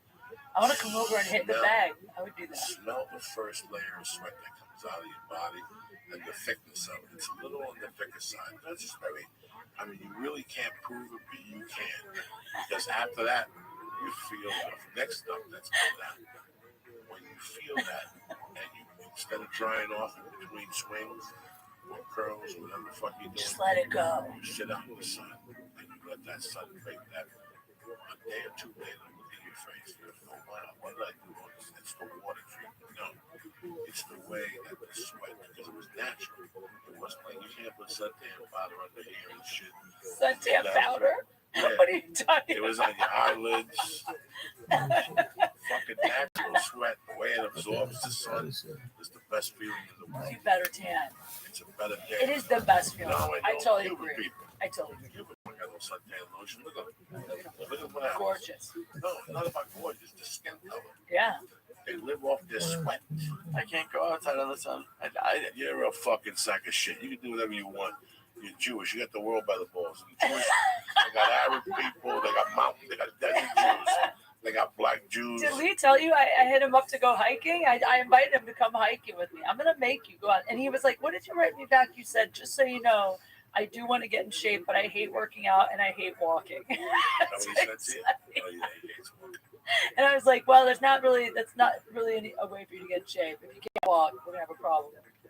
I saw a thing on Instagram of they're still doing the shaker things, and I think it's for like jiu-jitsu people, but I was hoping it was real. What shaker? The shake weights? No, like when they put the band around you and you stand on the machine that shakes you up and down. Oh, yeah. Yeah, but you still have to stand for that. No. I could stand for that. How long does it take? You stand on it and it vibrates. But like, you're supposed to do other exercises with that. You don't just stand on a vibrating machine. I don't think what that's a vibrating machine. You stand and they put a belt around you. There's a thing at the gym that you 1950s. It vibrates and it's supposed to make you like engage all your muscles to balance, so you tone up and burn extra calories just standing on it. I forget what it's called. It's something plate. I don't know. You okay? That edible got it. Oh shit! I feel great. I have my first ever sativa. I do a lot of firsts on here. I wonder what else I could do for the first time. Show something. Hey, I was saying 500. You did 500. You look good. When did you do 500? Time, my friend. I don't remember you. You're an amateur, though. Nothing joking. I'm proud of you. How did it feel on doing it for 40 days? I feel high. Not like the world's gonna end. That's good. That's always a good feeling. Sure. Don't think the world's done. Listen, man, there was a couple nights I had scares in the seat. I'm not gonna lie to nobody. 2,000 months. In this seat. Listen, sometimes you get fucked up at the house. You forget they're in your system. Last time I was here, I was freaking the fuck out. Where you? What Yeah. did you eat last time? Mushrooms, but I never did them. Well, here's what happened. What I do you brought want? nothing. I brought Forget tequila. about the tequila. No, last time, and then I Forget the did an free edible. hugs. It says free hugs. Forget about free hugs. And then I We did gotta it. drink tequila. We got to have a Cosby pill. What do you want? No, I don't know. But last time I did weed. I did an edible, a Death Star thing, and tequila You wanna and have mushrooms. that stuff? No, this Why is not? good. I like this stuff. All right, that's yours. That's your own personal sativa. We got a pipe for you. But I'm saying last time I was here, every time I would start a sentence, by the time it was so weird. By the time I would get to the end of the sentence, I wouldn't remember the beginning. So I kept feeling like maybe I was starting stories and ending different stories. I was so fucked up. So fucked. That was the only time ever. And I went home that night alone. And I swear to God, I got on my phone. I started like texting every guy I've slept with ever, like, come over, I'm on mushrooms. And no one would come over. I just wanted to, I heard sex on mushrooms is amazing. So I wanted to try it. Did you try it? What? Sex on mushrooms? I had a heart. Those drugs never really, for me, to work to have sex. I didn't do mushrooms till I moved to Colorado. And the 2 or 3 times I did mushroom, I didn't really want to be with anybody because I had diarrhea. Some people, the chemical imbalance Immediately? gives you the squirts. Oh, I don't wow. want to have rotten ass when you're trying to fuck and suck, Ew. eat mushroom ass. You know what I'm saying? Man, Yeah, it sounds you pretty eat awful. Mushroom ass. Yeah. It smells like shit in the room. So, no. Okay. Hey, when that happens. Yeah, I was a coke. I've never had that. I was a coke, pill, booze, sex type of motherfucker. Talk for a little while, talk some shit. You know what I'm saying? What do you do? Sure. Yeah. Your parents do. You really, no shit, can't be. They take the shirt off. They sit Right. there, like, okay. Yeah. And after a couple more lines, you take the shirt off, Uh-huh. the pants come on, and just fuck around for a little while. You dance with blood. You dance naked. What do you think, I'm a just savage? picturing you like standing there, just like No, swinging your dick around. No, I'm a professional. I let you dance for a little while with the heels on and Oh, underwear. the with girl center. dances for you. Yeah, just sit there. And I watch. don't do that. Which one? A guy would run away screaming. No, I'm you're very clumsy. sensual. No. I'm sensual, but when I try to dance in heels, I fall You over. don't have to dance. Take your heels off then. Hey, you don't have to dance. Do you know that I had a fan hit up there's some website where you can order private videos of like people that you're really into, and this guy hit them up and said, I want a private video of Kate just doing something sexy. I know she doesn't do nudity, whatever. So I don't do nudity. So they called me and were like, what are you down to do? This guy's gonna pay a lot of money. And I was like, well, my friend is a stripper. Why doesn't she give me a lesson in lap dancing so she can teach me how to give a lap dance? When I tell you, it was the most fucking awful, terrible lap dance. No, lap dance. I couldn't even walk from the wall to the chair without stumbling. Like How I'm about so. you, elegant dress, Oh, with some slits on the side, no panties on, no top on, just the smell of seduction. With heels on, suntan legs, ACDC, ACDC. put it on, light prowler. See, a lot of women want to shake their tits, and they want to shake their ass and show you their fucking pussy. If you can't dance to this song is the toughest dance a woman can dance to. She really doesn't have to dance. It's all in her hips and how she attacks you with this fucking chain. I'm gonna listen to it real fast. I don't want to people. This is how it opens. You never heard this in the strip club? When this come on, how all the clumsy girls leave. But the bitches who know how to make money. They got a freeze right there. You got to freeze and just move your little hips. You don't take nothing off. There you go, Kate. You just drop it on the motherfucker right there. That's easy. Yeah, you pull your skirt up a little bit.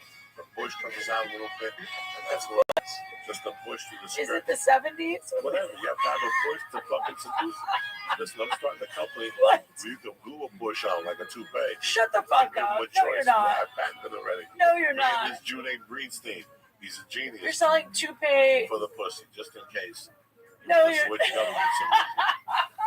You can freak out when you're with. Please tell me this is real. I swear to God, me and this guy. Oh my God. What What does it stick on with? It sticks on with like you only have 3 hours for it to stick on. Sure. Let's say you bring the guy home. You want to go check myself out. Go see what your pussy smells like. It's like a weave for your Dry it vagina. off. No, there's little strips like a picture of Hitler, a picture of Charles Manson, a thing that says love, and they don't know. How's it gonna stay on when you're fucking? Because it's dry. When you come out, they go, ugh. And then we have the original bush, the OG bush, that sticks on with no gel.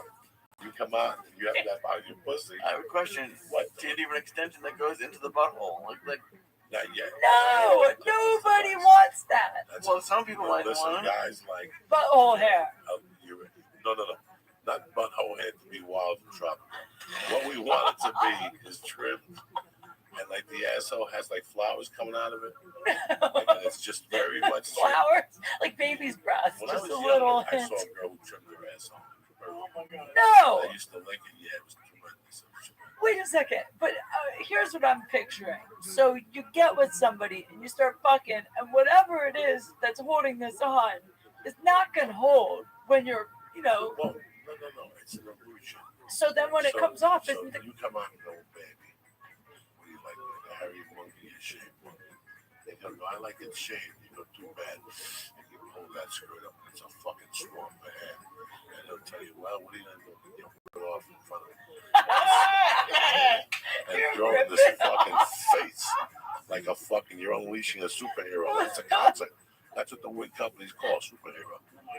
Superhero pussy Perfect. hair. I think that's And great. dick hair. Yeah. You shave. Dick hair too? Yeah. Okay. You can make a lot of money with hipsters doing like I like chest this. hair. I like the dick hair idea. I'm paying attention here. You think I'm hanging What out? about chest hair also? Can You we don't get need some to know that shit. for the men? No, you don't need chest hair. I'm still developing the asshole hair because I'm trying to find like dead Chinese people that donate their hair because that's the only thing that works for anal hair. It's soft. Very but- fine. Let me give Yeah. some shout outs here. And dead people donate things.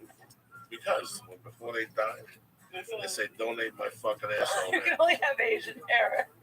I want to give a shout out and my sorrows to Mr. 252 HBI to Zizzle 252. He's going through a thing with his family. Our prayers go to his family, Jordan Campbell, Louis Jaime Rodriguez, Cody 1980. My tweets kill fascists. David Sharp, Sonny Erickson with the fucking Swedes. I love you. And the stand-up fan fella, Chris L. And my main man, Bergie. I hope your daughter's doing better. You know I love you, motherfuckers, to death. So what's next for my girl? So you got the agency now. Yeah. You told them you want to do action movies. Well, they just asked me like, what would be your ultimate, like, if you were gonna shoot a movie, what would you want to do? And I said like an action comedy, like right along with chicks, like something where I get to like beat people up and do stunts. Fuck that. You Right? know what you want? Pull your hair back. Went up the vest, tape it down a little bit, show them the titties, and make believe there's something bigger than what there is in those guns. Get on TNT. Get on TNT and do one of those Rizzoli and Adams type show for 6 years. Nobody gets their feelings hurt. Everybody loves you. It's comedy, drama, but it's funny also. That'd be fun. That's what you want to get involved. That'd be fun. And it's action. You still It'd be fun. chase drug dealers, you beat up guys, you know. You know, I have fun doing everything. That's the thing is that people always ask like, what, if I want to host, if I want to act. I have fun doing all of it. So like anything I get is fun. But what else? I'm working on this Fuckboy Patrol show. So if you're dealing with a fuckboy, hit me up. I want to do this. We're doing Now, this. what is the definition of a fuck? Basically, Uncle Joey knows the terminology. there's a few definitions in the urban. A guy that is only interested in fucking, but he'll lie to you to fuck you. He's like, he pretends to care, but he's shallow. Like, That's every guy. no, it's not. Listen, every guy wants to fuck you, finger bang you. It's not every guy. Nervous breakdown. It's not every And guy. tell him your dreams. No, And you break down. You tell him, I want to have children with you. My father's name is Edgar. You no, know, that shit. no, And no. next thing you know, you're together because you had a nervous breakdown. Now we love each other. It's like what we were talking about earlier, where we were talking about how, like, guys that are fucking around on a bunch of girls, but none of the girls know. It's just genuinely like guys that are shit. Like, not real men. Like guys that are just fucking around being fuckboys. That's it. So the show's like cops meets cheaters, kind of. You date a lot of fucking boys. I've dated some. Not on purpose. And it's kind of sexy for a while. Like, It's so in wow. your mind, That's the problem. and you know somebody who's doing something, and you don't mind. You're in the back of your mind. You're like, I'm gonna win over. You know, my pussy's the best. My course. dick is the best. There's a guy I hooked up with. We kind of dated, but really it was just, well, this happens to me a lot where I think I'm dating someone, but we're really just having sex. So we were kind of dating, and long story short, the sex was so fucking good. I was so blind to everything else. We finally quit seeing each other, and then he hit me back up not too long ago to hook up, and I'm not dating anyone or fucking anyone. So I was like, sure, let's do it. Get together. And we had the best sex, right? And then I'm hitting him up a few days later because I want to hook up again. And he was like, I'm busy. And I was like, it's been a week. Let's just fuck me already. Like, when are you free? And he wrote back, hey, just because I gave you some amazing dick, don't get an attitude with me. That's what he wrote me back. And all I thought is, that's the whole thing with fuckboys is that it's just like these guys that realize that the tables are kind of turned out here. Like, a great dick is hard to find. And they know. And he knows. And he knows I'm not hooking up with a lot of guys. He knows me. So he knows, like, in this scenario, like, you know, guys always say pussy has the power. In this scenario, the dick has the power. That's like basically a fuckboy, is a guy who realizes that the dick has the power. So you're just mad that he has the power? Sometimes the man, if the guy is really good in bed, I hate to admit it, but he does have a lot of power because that's very hard to find. Like, I can tell you're good in bed. Just No, I'm not. I 'cause can come tell. in a minute. No, you don't. I come in a minute. Bullshit. Always. But I always. can tell that you threw it down because No, you no, know you no. talk about choking girls, Oh, yeah. You gotta slapping them, fucking, and you know. yeah. It wasn't my growing up doing it.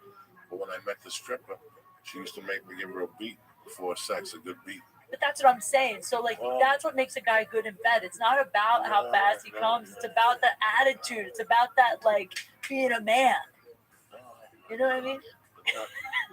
Re-kicking you and dragging you across the floor before I eat your pussy. It's okay once if you're fucked up on drugs. If you consent to it, it's okay. I remember one time she went to Vegas and she came back on Monday because I didn't cheat on her. I went to Vegas and I was my girls. At that point, I didn't give a fuck.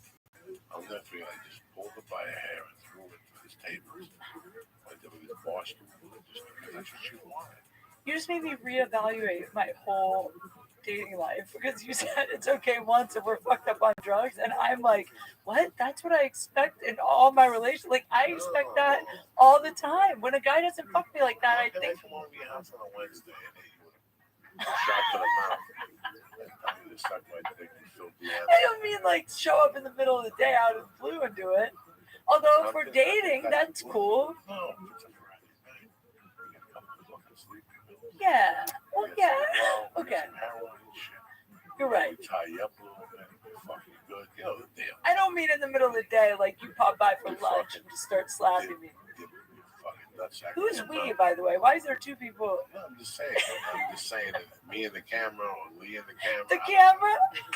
Yeah.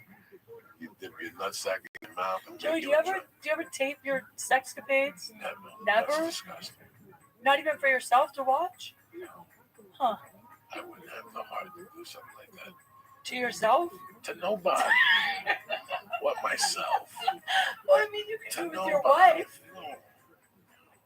Do guys still jerk off to their wives ever? I'm asking Lee, like, he knows. I always wondered that, like, once you're with a girl, if you ever think about it. Because when I I always turn the conversation to sex on this show. I need to change that. No, this is what you are. You like doing this shit. You love the lifestyle. I only wish that, you got a steady boyfriend who cleans up your little pussy act so you can recover. Joey. Get used to one dick for 4 or 5 years, then you marry him. I love one dick. Pray to God that the sex tape don't come out of you or this guy. There's no sex tape. You never know with these creepy people. But there's a porno guy must have cameras in his house.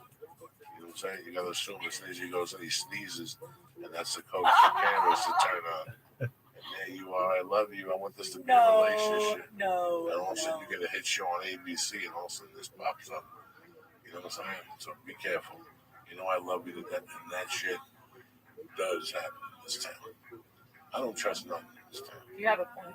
I don't trust the fucking thing in this town. There's these things that people do in this town. They go to these fucking massage places. If you go to these massage places, they don't have fucking cameras. You think? I know for a fact. In the room?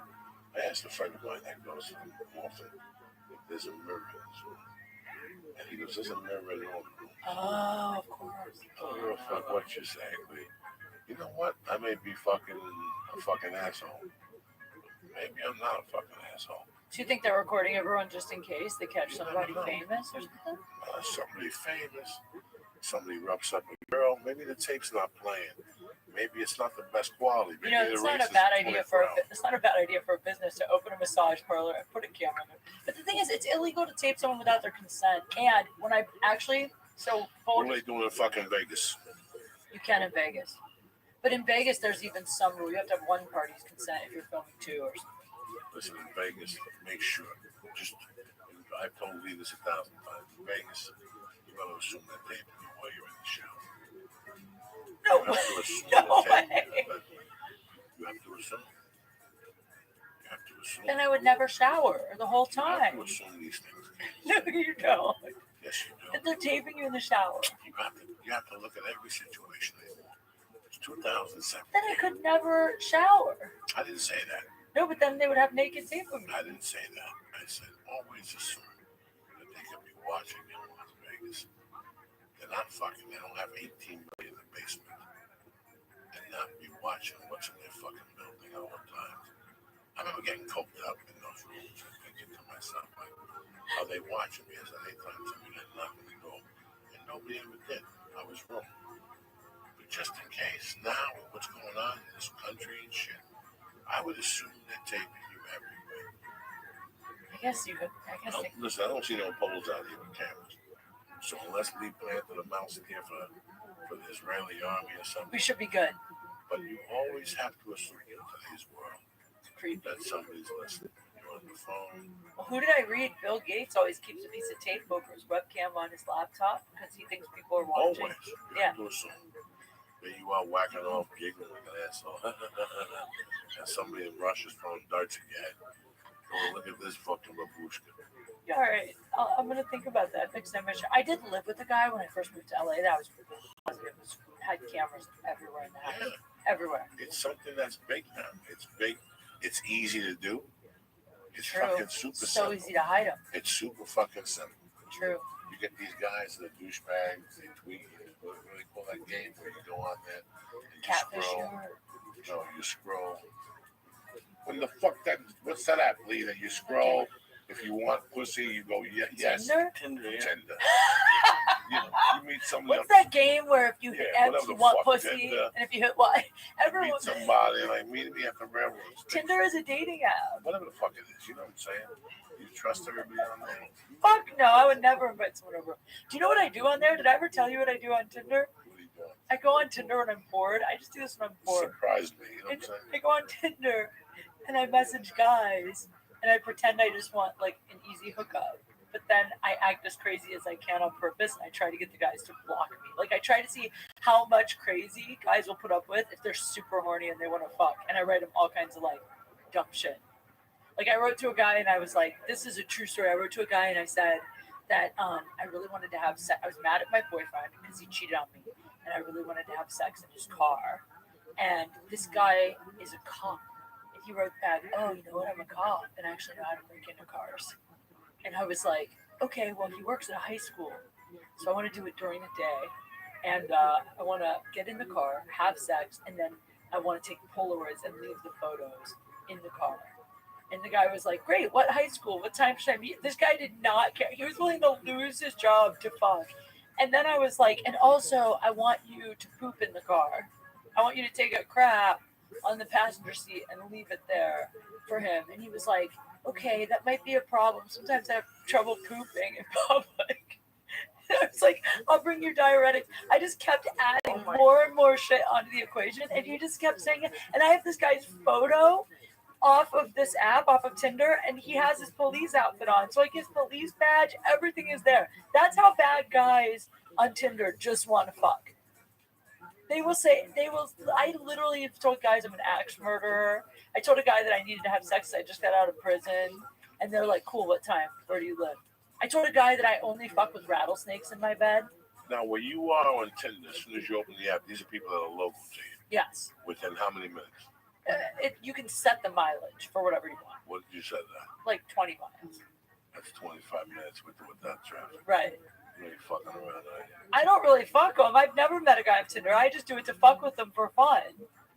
One of these days, when this guy's gonna choke you, he's gonna see your little YouTube videos and see a little asshole. Well, now He's gonna see that face and that smile. Now it kind of You gotta get it together. You know what I'm saying? They're gonna fuck you to death. You're playing with the devil on that side. They don't fuck around. When they realize it's a joke, then I give them tickets to a show. What joke? There ain't no fucking joke. They go crazy. You ever see that movie? What's the strip club of black people that came out with Ice Cube? Strip club. Remember? Oh my God! It came out like in '99. The club, the Players Club. I've never seen it. You've never seen the Players Club. I'm gonna write it down. This is what I'm talking about, Lisa. At least I have. Have you seen it, Lee? No, I wouldn't. Write He this watches down. Parks and Rec. What year did it come out? What year did it come out? 99, 2000.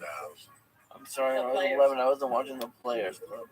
It was like a Chris Tucker type movie about strippers and Yeah. the girl that was in with who else?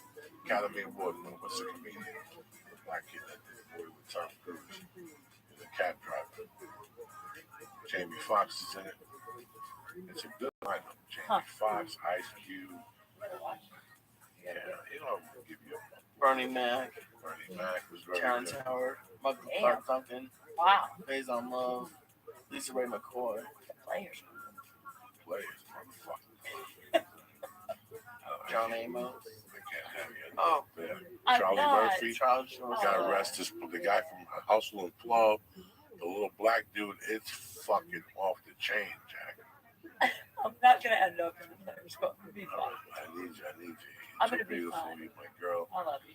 I need you to be healthy. Lee, what's going on with you tonight? How you feeling? You relating to the fucking stars or what? I'm feeling fucked up, but I'm okay. I'm getting fucked up, but I'm okay. Yeah. That's my dog over there. He's getting ready. He's coming up to 11 Live. When does the old man come in? Don't. When does he come in? Wednesday? Uh-huh. Beautiful. Perfect. We picked the old man up. We got a bag of fucking stars from. You're there Wednesday to Sunday? No, we're doing Tuesday. Wednesday, we got to prep the old man and get him ready for Thursday. Oh, I just wow. can't throw him to the wolves on Thursday. Only an animal or something like that. And don't take him to lizard meat places. Take him to the cactus. Turn him out to some good tacos. Stop fucking around with him. I don't bring my issue. Somebody got him sick last time. He's fucking You got him sick. I didn't get him sick. I only gave him stars of death and love. That's all I ever give him. That's all he That wants. is all in you life. give out. That's all Lots he of wants. love. He wants love and stars of death to fall. He don't care about anything else. You excited? How long is he staying for? He's leaving Monday morning. You driving for your Uber? I'll probably have to Uber Monday morning. Why? What do you do? I have work I do. Ain't working.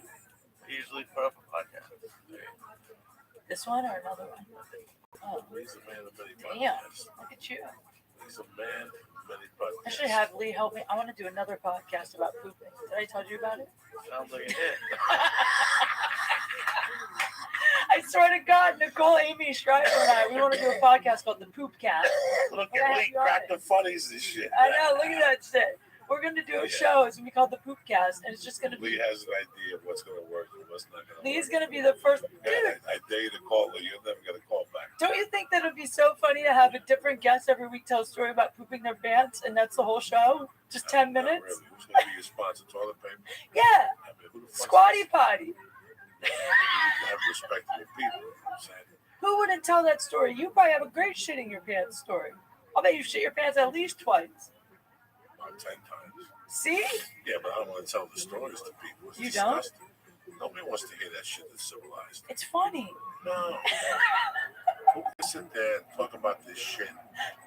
That you Yeah. give a shit? It's We just disgusting. talked about girls getting peed on. Well, that's completely different. That's sexual. I was gonna say, Me taking a shit in somebody's backyard at 4 in the morning, But where see, the kids swing is not. that's the story I want to hear. Me Why? taking a shit in the you know? shower is not a good thing. Ew. Yeah, That's we're not animals. shitting your pants in the That's shower. same thing. It's Why the did you same shit in thing. the shower? Because it's the quickest hold. It's the same pipe. No one It's shits a in the joke. shower. If you're lazy, you just open up that You pipe. shit. You do too. I haven't in a while. I've been shitting, especially if I'm in a hotel. Then they got like a big hole. But what if it's not? Or sometimes I'll take the thing off and I'll pop it and let that shit go right down that tube. What? I'll push it in there with my finger. No, you don't. Yes, I do. Oh my No. god. Is I that got what you wanna hear? nauseous. So No. you hear white people stories. Like, That's I was running different. down the street in my sweatpants and I went to Starbucks. No, you want to hear about shit? I got shit stories. Putting it down your fucking toilet with your toe. Yeah, you tell. That's what I don't do. I remember shitting in the tub and picking it up and throwing it in the toilet from 6 feet You might be away. changing my mind. All right then. What's wrong? I'm a professional. Well, Is that what you want to fucking hear? I mean, I guess it's kind of funny, but that was funny. Start a podcast for people who are very sincere about their first heartbreak. If they start fucking around, you're gonna tell them I'm throwing you off the show. I want people to come in and talk about their first heartbreak and how that heartbreak has affected you even now today. That's interesting. It really is interesting. Last week, a couple weeks ago, there was a woman on the podcast and I talked about a story that I want to apologize to a girl. I took her virginity and told her I couldn't date her anymore because she told me a story that her fucking mother was dead. I left there. At that age, I never heard that. At the age of 15, nobody would tell me that. I never met nobody who didn't have a mother. Yeah. So you told me you didn't have a mother the first time. I didn't want to fuck you no more. I Really? was done. I went to basketball camp. I started dating a different girl. Wow. 3 months later, when I found my mother dead, I thought about that girl. Aw, So till this day, you know what I'm saying? Like I have a really weird connection with the girl. that's interesting. Yeah, it's always bothered me. Like things like that. Thing is, how do you know your first heartbreak? Like, I mean, because Everybody knows their first heartbreak unless they're fucking retarded. no, but I mean, like, because there were guys that I thought broke my heart, but then there's one that like definitely Well, here's the super thing. broke it. Here's the thing. This time you date me, and the time you break up, you think you broke your heart. Right. It's maybe 2 or 3 down the line that really break your heart. Yeah. From heartbreak, you learn about heartbreak, but you also learn how to get yourself out of heartbreak. This is so And true. those are the fun stories, you know. So true.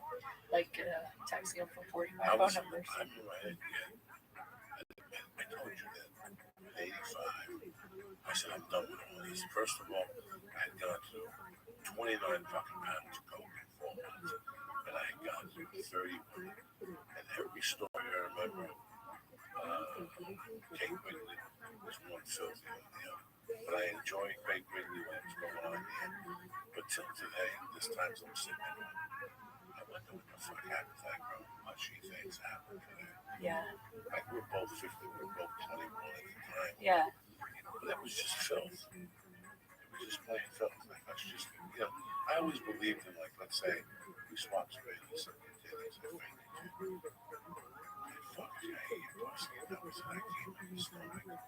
This was like, you know, this is the first time you met this person. They're in your hotel room. They're naked an hour later. You're doing the blow, your finger in the bed next to you. You know, it gets hot and nasty for 4 hours. Shit that like Dice says you would do a fall bed. And all of a sudden you pass out from the quaaludes and you wake up next to that person. You're like, this is a piece of ass, but I can't have it around. If she sucked my balls for 2 hours straight, I can't, you know. Like it's one of those disgusting things.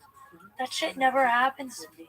On the road. I guess it's Not on different the, for this was guys. not on the road. Oh, it's not on the road. This This is was when you're not- young. This was in 1984 when I was kind of homeless, and I was just going out to bars. I would show up at a Kind bar. of homeless.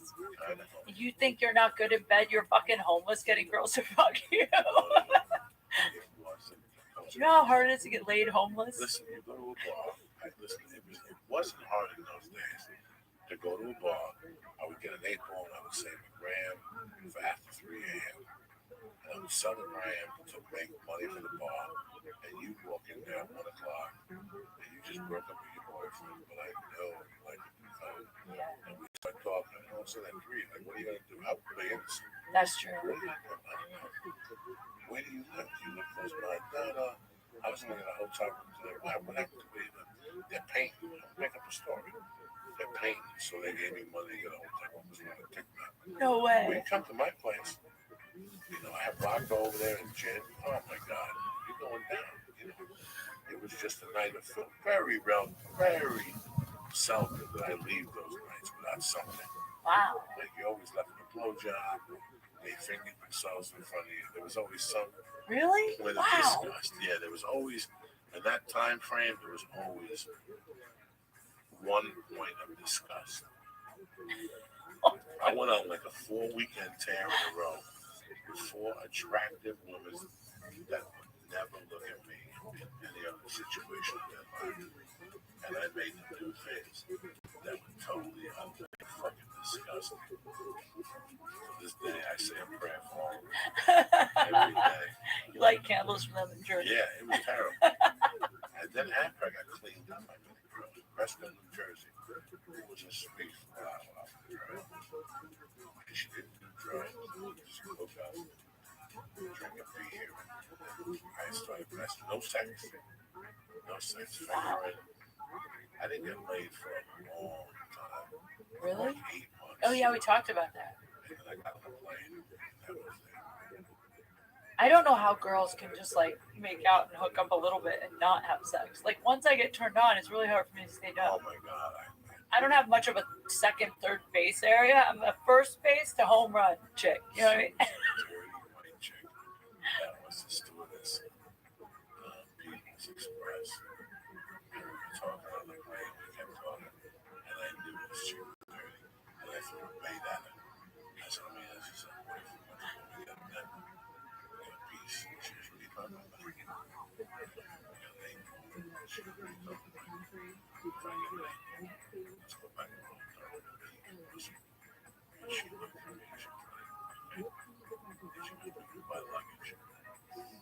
Read my luggage. We walked down there like we knew each other. We took a cab to the hotel. There was no cocaine. She kept asking me the whole cocaine. You never got it? Fuck no. Oh. At the bar, I didn't even drink. That's how strong my game was. I didn't even drink. Shut up. I was 8 months without a piece of pussy. I had been striking out 3 fucking times on Fridays and Saturdays. I thought I was going mental. I thought there was something wrong with me. I was lifting weights. I was I running. remember you saying I was in that's shape. crazy. I had a gold chain. I had bracelets. A gold and shit. chain. That's what happened. Yeah. No, That's why no, you were no. getting nice. I wasn't getting dick. And all of a sudden, I got this fucking stewardess from Ohio or somewhere back in the room with a hairy pussy, just giving me everything she's got. I go, who the And she fuck? ripped it off. No, that's what I was hoping. Who the fuck would have thought that after all that time, I would meet a girl on a fucking plane and have sex? And then I got, she left and I left. I took a bus to Boulder. And as I'm walking the street of Boulder, I met another girl. And that night we didn't have sex. 2 days later, we had It's sex. like you opened the floodgates. It's like I You could, broke the I seal. could not get arrested for 8 months. And all of a sudden, I had 2 women I was talking to on the phone and shit. That's kind of how it goes, I think.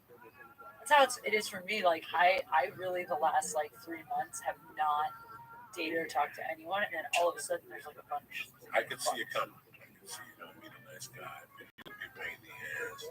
You want to fuck the male stripper. No, I don't. No, I don't. I really don't. I'm done with that. You know, I'm done with that. it's so weird how I was Male listening stripper. I was listening to Rat the other day. The other day I was listening to Ozzy's Boneyard with Jim Norton or something. And he was playing one of those Rat songs. can't remember how he referenced to sex, how important it was. And for a while, I always knew I was shitty at sex, so I wouldn't hit on women for that. I would always tell them I'm not gonna hit on them just because I don't want to go through that fucking thing every day. I would feel uncomfortable. Fucking, I didn't have much to offer unless I get really dirty with you. And some women didn't like when you got really dirty with them. It was fucking crazy. It was tough to. It's not good. It's not good. Can't believe that. Yeah, it's crazy. It's fucking. I'm in my head about it. I go there and get hypnotized. When was that? Because my heart beats a lot. When was that you felt that? I think it started in 1985. Oh, wow. I was about 22 when I first. And then really went. Before that, I was having sex, but kid sex. Yeah. 6 minutes, 7 minutes. That's kids. That's kids Yeah, sex? 8 minutes. I was eating a little bit of pussy. Yeah. If you sucked it, you sucked it. If you didn't, I was fine with it those days. I didn't want you to go get you basically. Oh my God. I was one of those. But it's like anything else. Once you come in a woman's mouth, that's all you want to do. I'm coming in everybody's mouth. I don't like it. Yeah, well, guess what? Papa's in town. This is Would different. you even date a girl, honestly? Like, now you're married, but like, I met a girl when I was just in Texas who was like, you know what? I don't blow guys. She said, I just don't. Doesn't matter who he is. Doesn't matter how much I like him. I don't do that. And when they ask me, I just say, I don't do that. And I go, who dates you? Like, I can't imagine any guy being cool with that. Eventually, they gotta suck dick. Right? Eventually, yeah. Every man likes that dick sucked on payday. You know, something. Payday. Payday. Every Friday. They bring home the rooster. It's, and you know what's sad? A lot of guys at the beginning of a relationship say that's fine. I'll deal with it. If I love you, I love you. But guess what? It doesn't matter what bother you when you go into pregnancy and ask you for one job. And now you gotta call that bluff. You told me you were fine with it. That was before you got knocked out. No, well, help yourself with your hand. No. Tell them from the beginning. I like dick suck 8 different ways. The least way I like it is with an ice cube in your mouth. Everything else, I don't give a fuck. Put an ice cube in your mouth, suck my nutsack, and put whipped cream on my dick and take it for dessert. That's the kind of dick sucking I'm looking for. A good American. And at the end, I just blow a fucking hole in your throat with 2 or 3 ounces of fucking sperm juice. That'll cripple your fucking jugular for 3 hours. Jesus Christ. You don't know what you have in your mouth, whether it's a martini. You don't know what's in your mouth. Oh my God. Oh, ice in your mouth? That sounds You awful. never sucked a dick with ice in your mouth? No. Ice? A piece of ice cube. You suck the guy's balls. No. Come on, yeah. Don't tell me. Next time That's you bring good. those guys over, absolutely. Huh. Pop that little ice cube. I used to pop the ice cube. Once you take it out, pop it in my mouth. Yeah, I've had guys do it to me. I've never done it to a guy. Did you go crazy when they took the ice cube out of your snacks and threw it in my mouth like a fucking lozenge? I like some ice. Yeah. I did it to this little white Christian girl from Kansas. I was fingering her with the ice machine. She was like a little waitress and shit. I just started down. The ice machine. I'm all coked up, valued up. This poor girl's on the up and up. She had like a Bahama mama. I love this girl. We started swapping things like maybe our second date. She's having, I'm having on the pills, and blowing the finger. It was right next to the ice machine. I pulled away from the ice machine. I took her hand ice cubes. I stuck them on the pussy. She just looked at me like she was a Christian. She played the organ at the church. I whipped that ice out and put it in my mouth. And I made her swap spit with me. I could feel her knees shivering. You understand? She didn't know what it is. Damn. Like, this ain't college. Damn. And her dad owned the hotel, so he gave her the hotel. She had any room she wanted to there, but she had a roommate, a Chinese girl, a Korean girl. And So I fell in love with this girl. We were in there while she was roommates and gave me little hand jobs and a little side blow. She hooking up with both? She was just a college girl. No. Me and this girl fell in love. I really loved her. But that Korean girl was bad. And I knew she was the devil incarnate. In my heart, I never thought about it, to be honest with you. I had just gotten divorced. You're such a good guy. No, because you know what, man? I can lie to you and tell you, yeah, I looked at her a couple times and said I love to fuck the shit out of her. But Yeah. at the same time, I just got divorced. Yeah. I was trying to be, so now, but hold on, this story changes. About 6 months later, we're at a party at a wedding, and this girl pulls me aside and says, listen, I wanted to tell you something. In about 3 months, I'm moving to New York. I got a job working for an ad agency. That's what I went to school for. I'm making a great salary. I'm paying for an apartment for the first year. I said, it's funny, what do you do? She goes, we'll talk about it right before I leave. And it was fine. Something had happened. The Asian girl got a job in the dealership. I worked in Toyota. Oh, shit. So we became real friends. Sure. And I would see her whenever she drank at lunch. She was going crazy. She would say goofy things to me. You show me yours, I'll show you mine. And I go, you serious? She goes, no, I'm just testing you. Crazy motherfucker. But she was a good friend. I liked that. So this girl left. I told her I'll be in New York in about 6 weeks to see you. I go out there and do comedy. Not that I was going to get paid. This is 19. Oh my God, guys. This is 1993. Yeah. I was just getting 10 minutes if I was lucky. Yeah. And I, stayed home. So guess what I'm saying? This girl, my boyfriend of 2 years, also went to Seattle to find himself. And I'm looking at this girl. She's telling me the story at the dealership. And I'm looking at this girl. She's 20. Smoking. You know when you're 20. Super hot. She's ready to go. She just needed a band leader. That's all she needed was a band leader to get her to that destination. Right. In comes Uncle Joey to lead the band. And in my heart, I could say it like a man. It wasn't my intention. In my heart, I tried to not keep the relationship open with this girl, but I knew this wouldn't be good. And to be honest with you, I didn't think this was going to happen. She was that high level, good looking. Damn, you thought she was out of your league? I mean, perfect titties, perfect hips. Yeah. Cute, witty, Americanized. Yeah. Born in Korea, raised here. Perfect, tall. She likes to completely cut on her face because the warmth from the cum would make her cut. This is tremendous. When I heard this shit, she said that. So listen to me. So this goes on for about a month and a half. Me and her cool bars. She's hanging out at the comedy shows. I'm giving her a ride home. One night I take her home. She goes, I really don't want to go home. I'm just going up through. So I sleep over there by you. I had like a fucking 8-ball. Told her, okay, come on. Back to my house. I asked her next thing. She's taking the panties off. We had to do it. And we stayed in that room for 4 days. I'd never been with an Asian woman before. Oh. She was beautiful. That sake juice that came out of her monkey. Had me all fucked up, Jack. She was very sexual, very beautiful. And we just pretty much had a relationship. I mean, this girl was calling me and she'd be laying next to me. Oh. Like, what are you doing? No, the chick in New York. But, oh. Would be calling me and I'd be with the fucking chick. Bugging up. Oh, shit. I forgot all about the other girl. But then the Korean chick pulled a double cross on me. She had a job and she told me she was going to dinner with some dudes and some girls and shit. And I had a weird fucking feeling. So that night about midnight, I went over and there was one dude up there and he was naked. So I stopped talking to his friend. So you were mad that she was hooking up with him even though you had a girlfriend? You know how we do it.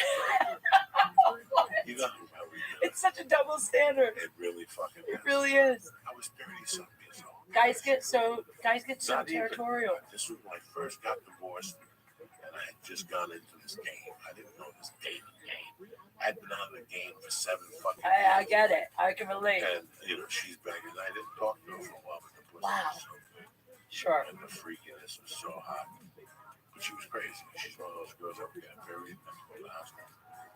Why? What? She would start yelling and having It made her that crazy? Holy nervous shit. breakdown. So every other one, she would have to call the hospital like the day before and go, get ready. No way. Yeah, fuck your mother. I've never She heard of was that. The Exorcist. Yeah. I think they could put you on something. Something. Yeah, it was crazy. At that time, she didn't know. Wow. And she No wonder she was doing that. She moved to Korea. Broke my heart. Now I had not one of them. One was in New York and the other was in fucking Korea. I'm in Colorado doing comedy by myself. And I blew past him. Fall asleep, please. Yeah, he's snoring over there. I can hear What's him. going on? I can hear you do like, you see that? And it was heartbreaking. I was heartbroken. But here's the solution. Back in New York, I'm selling cars. I'm doing 2 spots a day. And you know what? On the weekends, I go right around you. It's like you come home, eat a pussy, and around. We go to the village, got a slice of pizza. But she wanted nothing to do with me. Wow. She wanted an open relationship. Damn. But every week, I would connive her into getting a hotel, give me a snap. We were doing okay. She invited me over on a Wednesday. I went over there with my buddy. She brought her girlfriend. They hit it off. I hit it off with her that night. Everything was good. I went back over there that Friday, spent the night with her on Saturday. Left Sunday. That was the first time I spent 2 days with her. Oh, wow. I'm doing comedy. She came to my show. I ate dicks. But who cared? You're basically dating. I really wanted this to work with this girl. Yeah. You know, I leave a Sunday, I give her a kiss. I was driving a limo. I get the fucking limo. Driving one day. I was delivering food from 10 to 2 or 2. And then I would go home, take a shower, and then drive the limo. Wow. I go to NBC Studios and I pick up the daily shots. And as I'm driving, my page goes off. It's this girl. And I call her up. I know what's going on. She goes, so, I just got a call from Kansas. The girl, she came back and she went crazy one day. Oh, shit. She ratted you out. The Asian girl. The Asian girl called me at 3 in the morning. Oh. The guilt had gotten so bad to her that she fucking flipped out. They put her in. What? Oh my God. Holy shit. This is after the 3 weekends in a row of love. Oh with my me and God. this Dude, girl. no. This Korean girl dropped a bomb on me that worked. Holy shit. That Who one does wasn't a that? dud. She called the girl and came clean with how long her affair was. Why would you do that? She was really crazy. She had to be. The So now guilt. me and the girl. But here's what gets better. That's 1993. I met another girl in 95. They hook up in Michigan. She comes to Boulder. She wants to lick my ass off. That's the accent turned on. Sure. I want to give you a rusty trombone. It all comes back around. Are you fucking crazy? She moves to Seattle. The pussy's so good. 3 weeks later, Uncle Joey has to move to Seattle. I've had Shut pussy up. before in my life, but I've never had stripper, dirty Michigan pussy that makes me do dirty things. I know she Pussy's got- so good you moved to like, Seattle. I knew she had a disease. Like I knew this girl had a disease. Oh my God. Like today, whenever I itch, I think about it. Like Yeah. I know she gave me something. You know what I'm saying? Wow. So I moved to Seattle. We lived, I forget, by the beach. I go, whatever that beach is. We lived in the U District. And one day I'm pulling in my car. I'm going to a movie theater. I'm pulling in my car to the gas station. As I'm filling it up with gas, I turn around. And it's Paul, the regular boyfriend. The Korean girl. The guy that left her and moved to Seattle. No way. Here I am. Oh pumping my gas. God. And this guy was a doorman.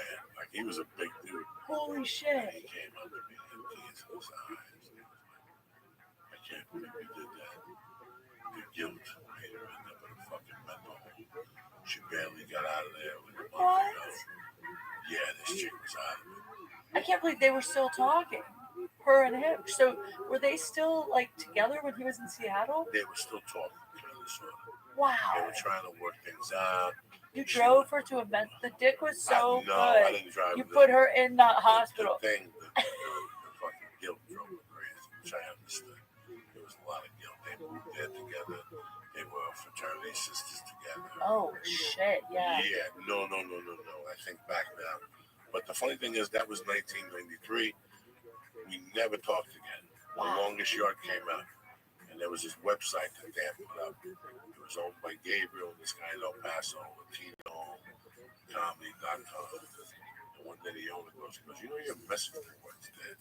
I knew nothing what a message board was. Look at this poor bastard. He Yeah. said, I knew nothing what a message board was or how to. And I went to the Yeah. message board and it showed me how to go back there. And there was a message from the Korean girl. And she said, "Congratulations." I always knew she was really serious about it. She Oh, loved it. wow. And she goes, "Guess where I live?" She lived in my hometown in Cuba. I thought you were gonna say like an insane asylum. No. She lived in North Bergen in Cuba. She was very proud of me and she had 2 kids. And I was really happy that she forgave me. She didn't want to talk to me, which is cool as long as she forgave me. Yeah. You know what? Her and I went to see Seinfeld together. Like as friends. Do you Yeah. know what I'm saying? Like we were really friends. She didn't really have a reason to be mad at you. She knew you had the Oh, girlfriend, she right? knew It's everything. not like I you hid remember me anything. and her taking my daughter to the zoo. My daughter falling asleep. And me and her pulling over, fucking from behind her friend. That's how hot she was. With your daughter asleep in the with a car? blanket on. Oh my God. Holy shit. This chick took me to a new dimension of shock. Like Wow. I was just come all over myself. Like she'd be in the car and I would just have come in my jeans. Damn. She would always want me to rip her clothes off. First, me and her were really tight, really fucking tight, man. And she was coming to my comedy shows with my friends. And she would have a few drinks. Wow. And like a day before that comedy show, she started talking crazy shit. Like, yeah, let's sleep over. Watch movies. This is how it started. Talking. And that Tuesday night was steak night. I could broke her in for $15. Yeah. Plus, she got a comedy ticket, a baked potato, a salad, and a water or something. Nice. And she had a few drinks. And her and I had been talking about recipe or something. She came up to me at the bar. And she goes, "Look, man, the car had an accurate Integra at the time, brand new 93. But I did not afford it. I bought it just because I was getting divorced and I wanted to pick up young girls. An Acura. And she would never forget, she had like a business skirt on with simple heels on stockings. She just opened up my legs and she told me to rip my stockings.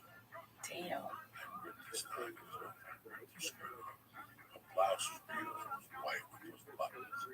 I just ripped that off. I ripped her bra, played her pussy. I basically left her nude in the car until I finished doing comedy. And then went back to my house. Jesus. I finished her off and I had like my clothes to go. Her brother was staying with her. She came in with that jacket ripped to shreds. Like, but that's what turned her on. Sure, of course. How would that not turn She her on? was amazing. Like you would actually see her thing drop out of her monkey. And that would turn you on. You're like, oh my God, this is just amazing. Yeah. It was crazy, King. Damn. Was I in love? No, I wasn't in love. Love the way you asked. Was I? No. I was in lust love. I had never I've had been a there. woman who did that. I've Yes. been there. It's a big difference. Like Yep. once it, in fact,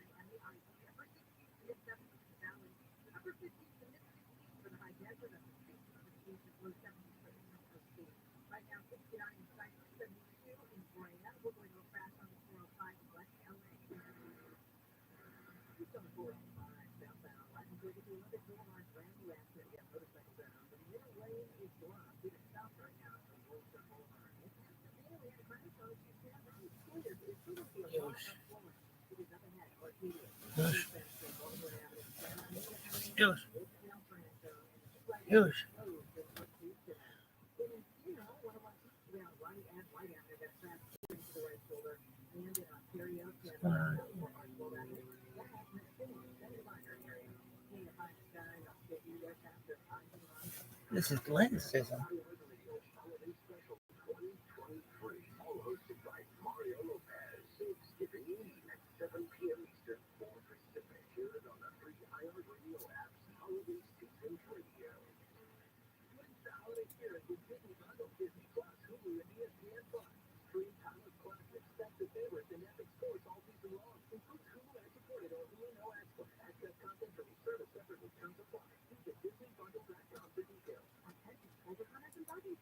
Have you really? Oh, she's fine. This is athleticism.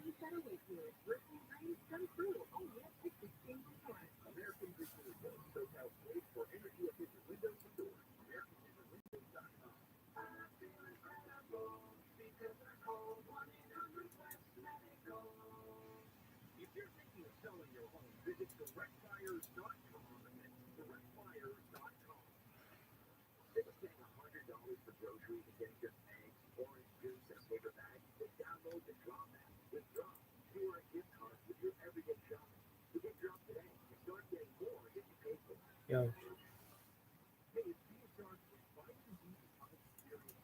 Look at this one. Yo,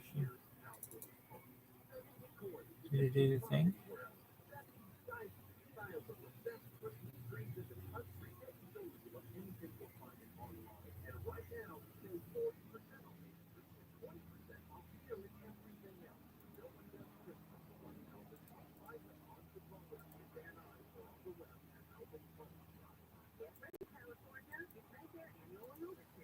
Look at this fire system.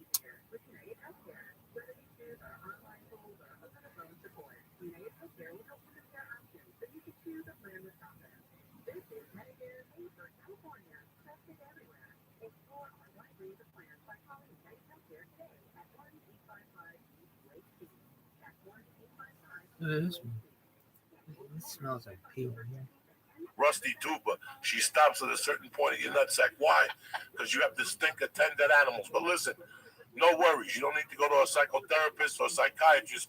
You need HelloTushy.com. That's what you need. You're saying, Joey, what is that? A portable device that washes your asshole spotless clean. Go to HelloTushy.com and press in and get 10% off. This podcast is also brought to you by the best lift class. You understand me? When they pick you up, they got the light in front. Everybody knows who you are. Everybody knows who they are. Lyft is a ride-sharing company that believes in treating its people better, all right? So do me a favor. If you're considering ride-sharing, go to lyft.com/Joey today and get a $500 new driver bonus. That's lyft.com/Joey. And we're going to give you a $500 new driver bonus because Lyft is the way to go. I know you're looking for work.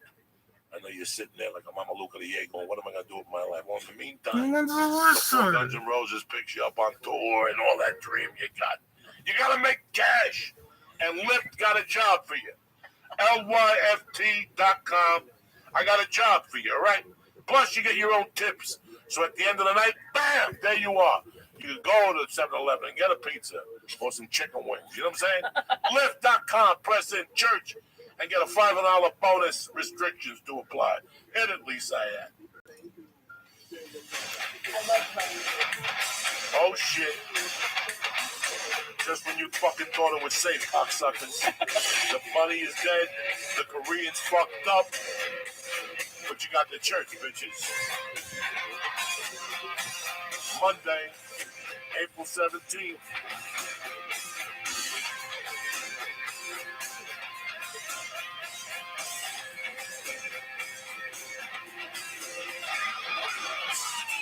Oh, shit. There you go.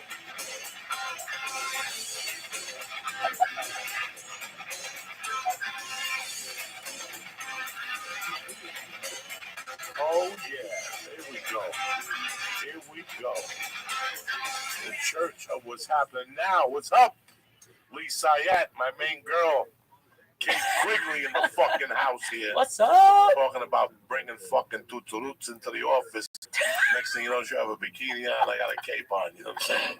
Who needs that aggravation in their life? I actually wear capes with my bikinis. I'm 54. And I have to call 911. I wouldn't let you do it.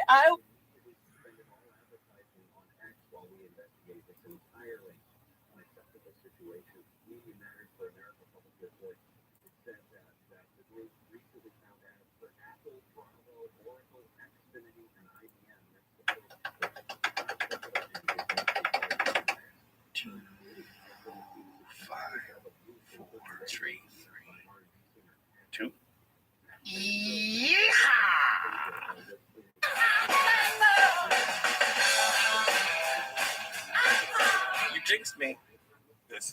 That was fucking tremendous. That was my first Led Zeppelin album. That's the first one I ever had. That took me to a tremendous level. And I would listen to Houses of the Holy. I would listen to Dancing Days.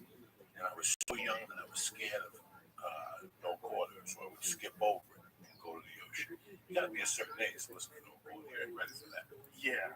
I found out about Led Zeppelin from this girl that lived up the street from me when I was 13. There was a girl that lived up the street and fucked everybody. She was 21 and I was 13. And she fooled around me, but I couldn't get it up. I was too young.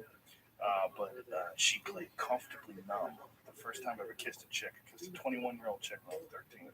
She's grabbing my dick, but nothing was going on. I was panicking. But that song, Comfortably Numb, will always be associated in my mind with that girl. And Black Dog.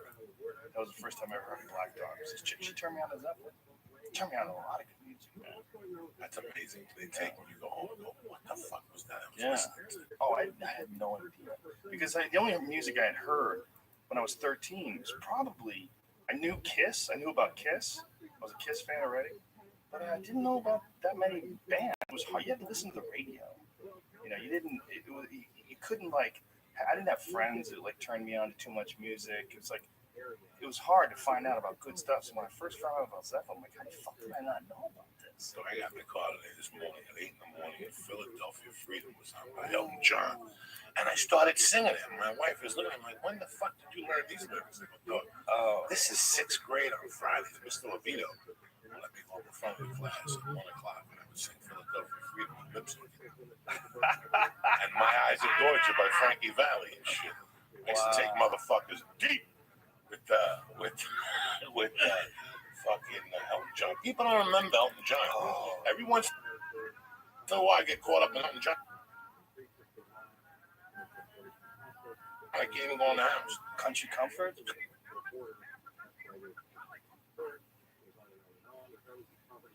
Don't freak funeral for a friend. Last week something was on. Daniel, my friend, and there's 2 gay guys in the grocery street from me.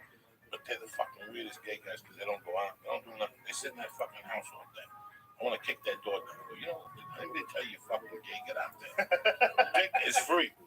Sperm is free. You go to Santa Monica, you know that dick is free. Free. These 2 gay guys stay in the fucking, and they're not gay together. What? They're not together. They're roommates? Yeah, they're roommates, and they never fucking go out. Every once in a while in the daytime, they take a cruise. They're in front of the house feeding cats. So the other day I got out of the car, I was listening to Elton John, and I was blasting, I was stoned. The weed, the music just connected this morning. I pulled up to the house, and they were like out there, and I opened the window. Nobody in this country Elton John used to sling dick like a motherfucker. They just looked at me, looked at each other in the house. Nobody in this country, and nobody gave a fuck he was gay. Like, you had an idea him and Bernie Taupin were gay, but he could be. Who gives a fuck, dog? Street fighting, man. Whatever. All that shit was just brilliant, you know. Anybody, that song, it's a little bit sunny, funny. You know, that shit, everybody knows that fucking jam. You broke up to that. You gave a girl your first hickey, you fingered somebody to that. There's always some Rocket Man. Rocket Man, too. What's the one what's the movie about the young kid who was the writer? And they all got on the Tiny Dancer. What is it? And they all were singing it on the fucking bus, and you were feeling it. You're like, God damn, how good of a fucking song is that? When a band, but then that's supposed to be who? That's supposed to be theoretically and almost famous. Wasn't that supposed to be Led Zeppelin or somebody big time that they were writing about when they were on the bus? I thought it was Morrison. Wasn't it supposed to be Morrison? No. Sure. I don't think it was the Doors. Although speaking last Friday night, fucking the Doors live at the Hollywood Bowl was on. If you haven't seen that, smoking them, get some fucking juju juice, whatever. Speaking of smoking them, these cigars, I never even heard of these. Yeah, these are fucking good. Yeah. This tastes like a cigar. It's amazing. And they have different levels of nicotine. So I'm not a smoker, so I got 0 just to try it out. And you'll start getting condensation on the actual e-cigs themselves. That's what a lot of people forget. I go to Vegas, I don't feel like an asshole no more now. You go to a casino, you don't feel like an asshole no more. It's discreet, you know, whatever. At least it saves you. You know why I hate, cigars? Because I spent 3 hours on a cigar. You know, when I have to put in a baggie in my pocket like a Puerto Rican and I walk around with They always taste like shit. Yeah, no, I can't.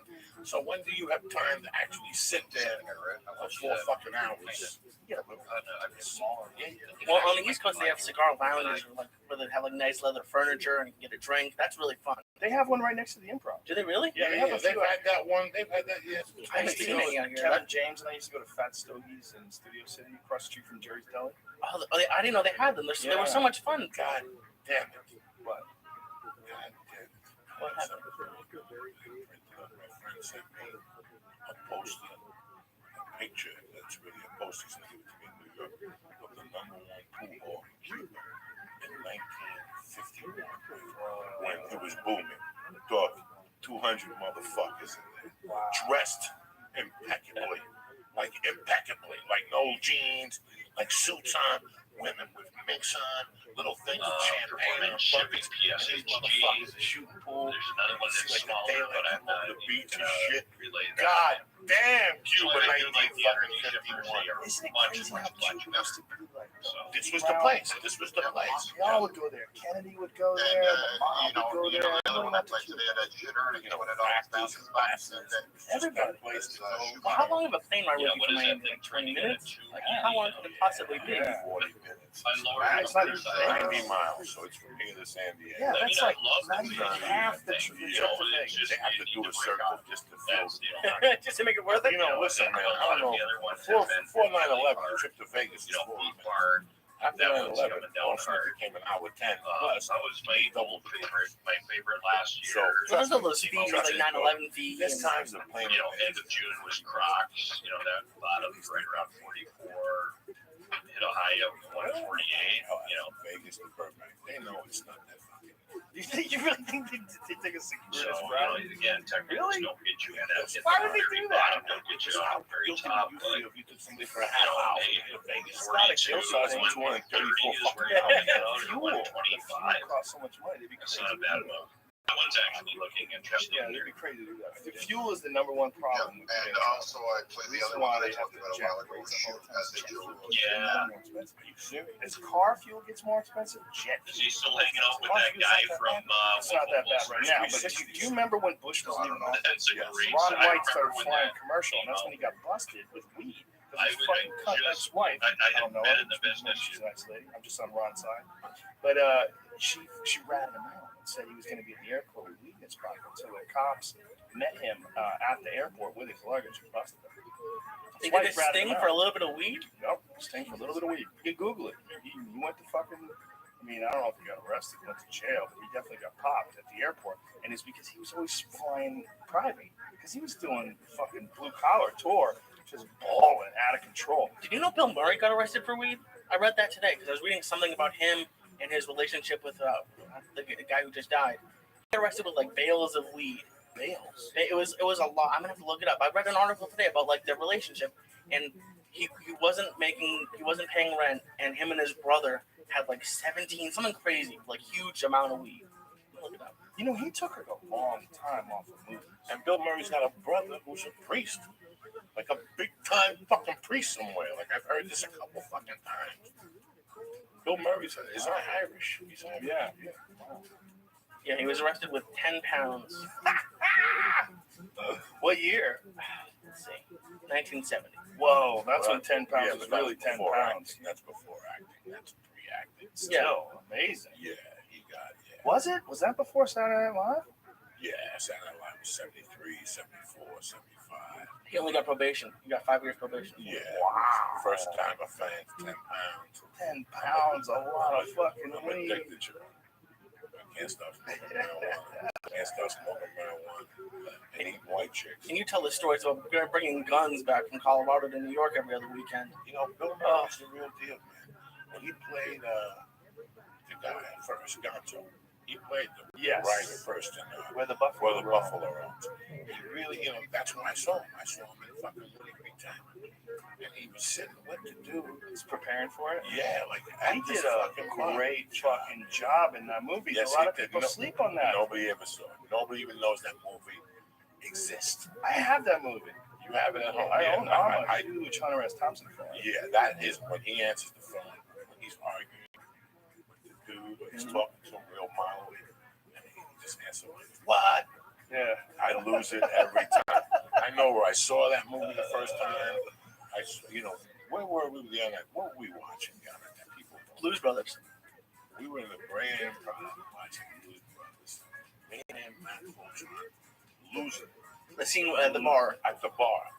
Losing it there. When they play and they get hit with the bottles and they do Stand By Your Man, fucking Belushi was just on a different level. Oh, yeah. And I don't know, you say it's the drugs. Je me pose la question si les intellectuels congolais comprennent l'importance d'avoir une myopie dans cette partie à cette égale depuis longtemps. Vous savez ce que ça fait dans les grandes. You know what I'm saying? When nights that I fucking felt the electric jolt of cocaine, I would be a sports salesman, and I would wake up and go in there by 12 o'clock. Is it like a hangover or what is it like? It was a hangover, but I'm a little conscious. I really don't know what I'm doing. You know, when you think about it, you know what I'm saying?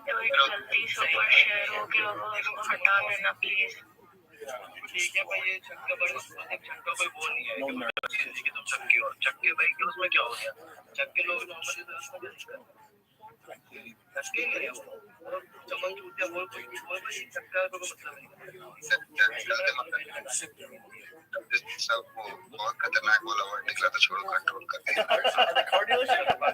No, sports betting. Alex कुछ गलत लगा हो तो यार sorry. My best days were after a 10-hour fucking binge. देखो कहते वो जो मास्क नाक में लगाते हो ना आंखों पे भी लगाया करो ठीक है ना तो नाक में लगाया कर बिल्कुल ठीक है जब तक आपको देख नहीं आ जाता तब तक वो This week is the 30th anniversary. Pulled on the guns on each other's necks. Vermont Boulevard. Hell yeah, right. My mother's brother. Blood. Not like, oh, we're brothers. No, blood. Grew up together, cubed in the same house. Like, always has. Since I used to come out here when I was a kid. I used to come out here when I was a kid. It's fucking blood. It's not mine. मैं भी बोल के चलती हूँ मैं conclusion मेरी तरफ से जो दूंगी बाकी इंसान वो करता वही जो उसको करना होता देखो सामने अभी जो स्पेस बने हैं वो आगे जाके और बनेंगे बहुत सारे बनेंगे अभी कोई मुझे डिस्टर्ब ना करे थैंक यू बहुत सारे बनेंगे ठीक है जो अभी बोला जा रहा है हो सकता है मुझे भी कल को बोल देगी शायद आज भी थोड़ा हाईलाइट आगे जाके भी बोलेंगे कोई बड़ी बात नहीं है पर इस People were looking for me. I gotta get out of town. So I came out here and tried to give this a go. He was a go. You gotta go upstairs, get a week to get your shit together. You don't get it together in a week, you gotta go, dog. I was like, I tell you, I'm my mother's brother. He threw me out. I couldn't take it, so I tried to rob him. I couldn't go home with nothing, so I pulled guns. He pulled guns. The cops came. The cab came. I was robbing him. As he pulled up, he called the cops. The cab came. So I swore to God, I go, next time I see him, I'm going to fucking shoot you, motherfucker. This was terrible.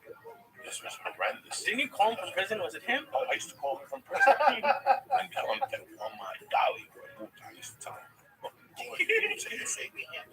know what this is. I'm going to come after you. I was pissed. And now you go to Dodger games with him. Yeah, man. It's the. We had him on the podcast. We had him on the podcast. with an exponent on it. 6, though. He walks 5 miles. That's how you calculate that big number. He brought. It's got an you insert an exponent instead of multiplying. You come up with like $2.90 of 100. No, maybe fucking. It's not a drug. Yeah, I get that. I kind of like those numbers. He brought walnuts, organic walnuts, and something else. For the last 50 years, he doesn't eat like a Cuban person. He eats like a fucking Gentile from Studio City, but he goes nuts.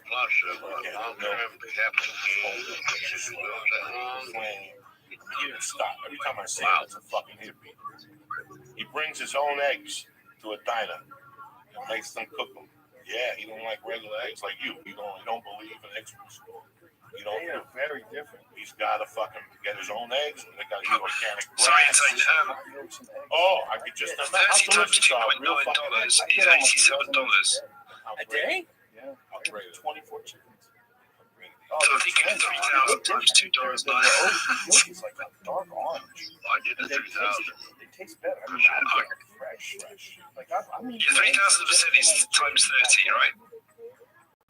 I never understood You how just times chickens 30. do they But have you sex? shouldn't take 2.9, you should take $12.50 times 30, so I'm going to do that for you. If the hen fucks them, the eggs are live. And the eggs become a chick. 12.5 times 30 is $375 per share. And they just lay eggs. I don't have a rooster. Yeah, but like you said, Gray, that's only $1.5 million float. So now you have to take Yeah, the they float could never become a person. our Never security, become a chicken. which I didn't know is either. Like, what is it? I never even 156 did it million, every day. half of the that's 156 why it's crazy. million. Well, no, Joe, it's just relative. So Not no, you don't have to do that. a chicken. It's impossible. And look, if you go by my house, my chickens are like my friends. Like they come and hang out. Like Jessica loves them. Their chickens are. The kids love them. They're little animals, man. They're hanging around the yard. Gotcha. You pick them up and everything. Oh my God, they're beautiful. Yeah, I got 24 of them. You have a little place for them. Oh, yeah, they have a big house. They have a chicken house. I had it built. They go wandering around my yard. And at night they go back in. They go back in on their own. Now, no drama from the animals. There's been, no, not for my dogs, no, but there's been coyote drama and hawk drama.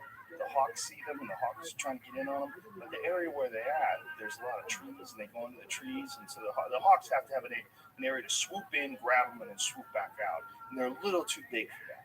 So now, but when they were little, there was one of them turned up missing. I'm pretty sure a hawk got one of them, small ones. It was a long ass time ago. But the coyotes go around the fence and look at him now and catch him in the pen. Set him up.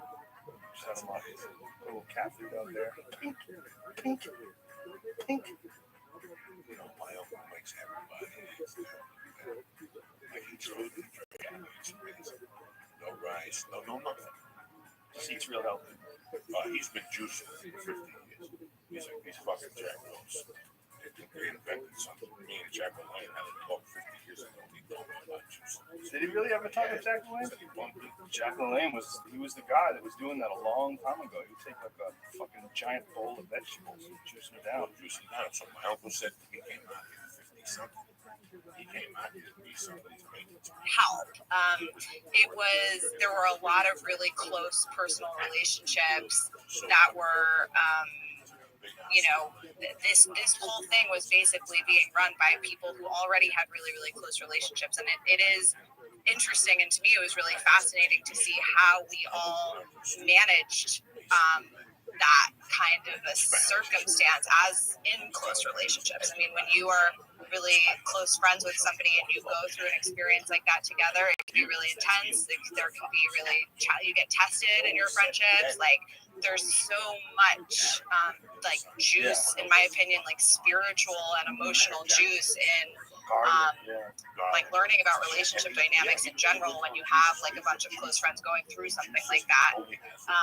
And so that was also like a big inspiration for me, was just sort of like really wanting to explore that and just process it for myself. And when I started writing the collection, right when Casey basically decided he didn't want to create a company with ordinals, they were going to go the nonprofit route, and I was like, like a free agent after just dedicating my life to ordinals for those few months. And he was eating healthy before everybody. He was working out like deep into his 60s and 70s. He was doing stunts. For his 60th birthday, he towed like 60 boats behind him, like swimming.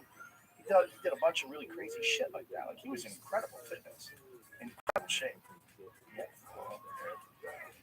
Yeah. When he was older. Which makes sense.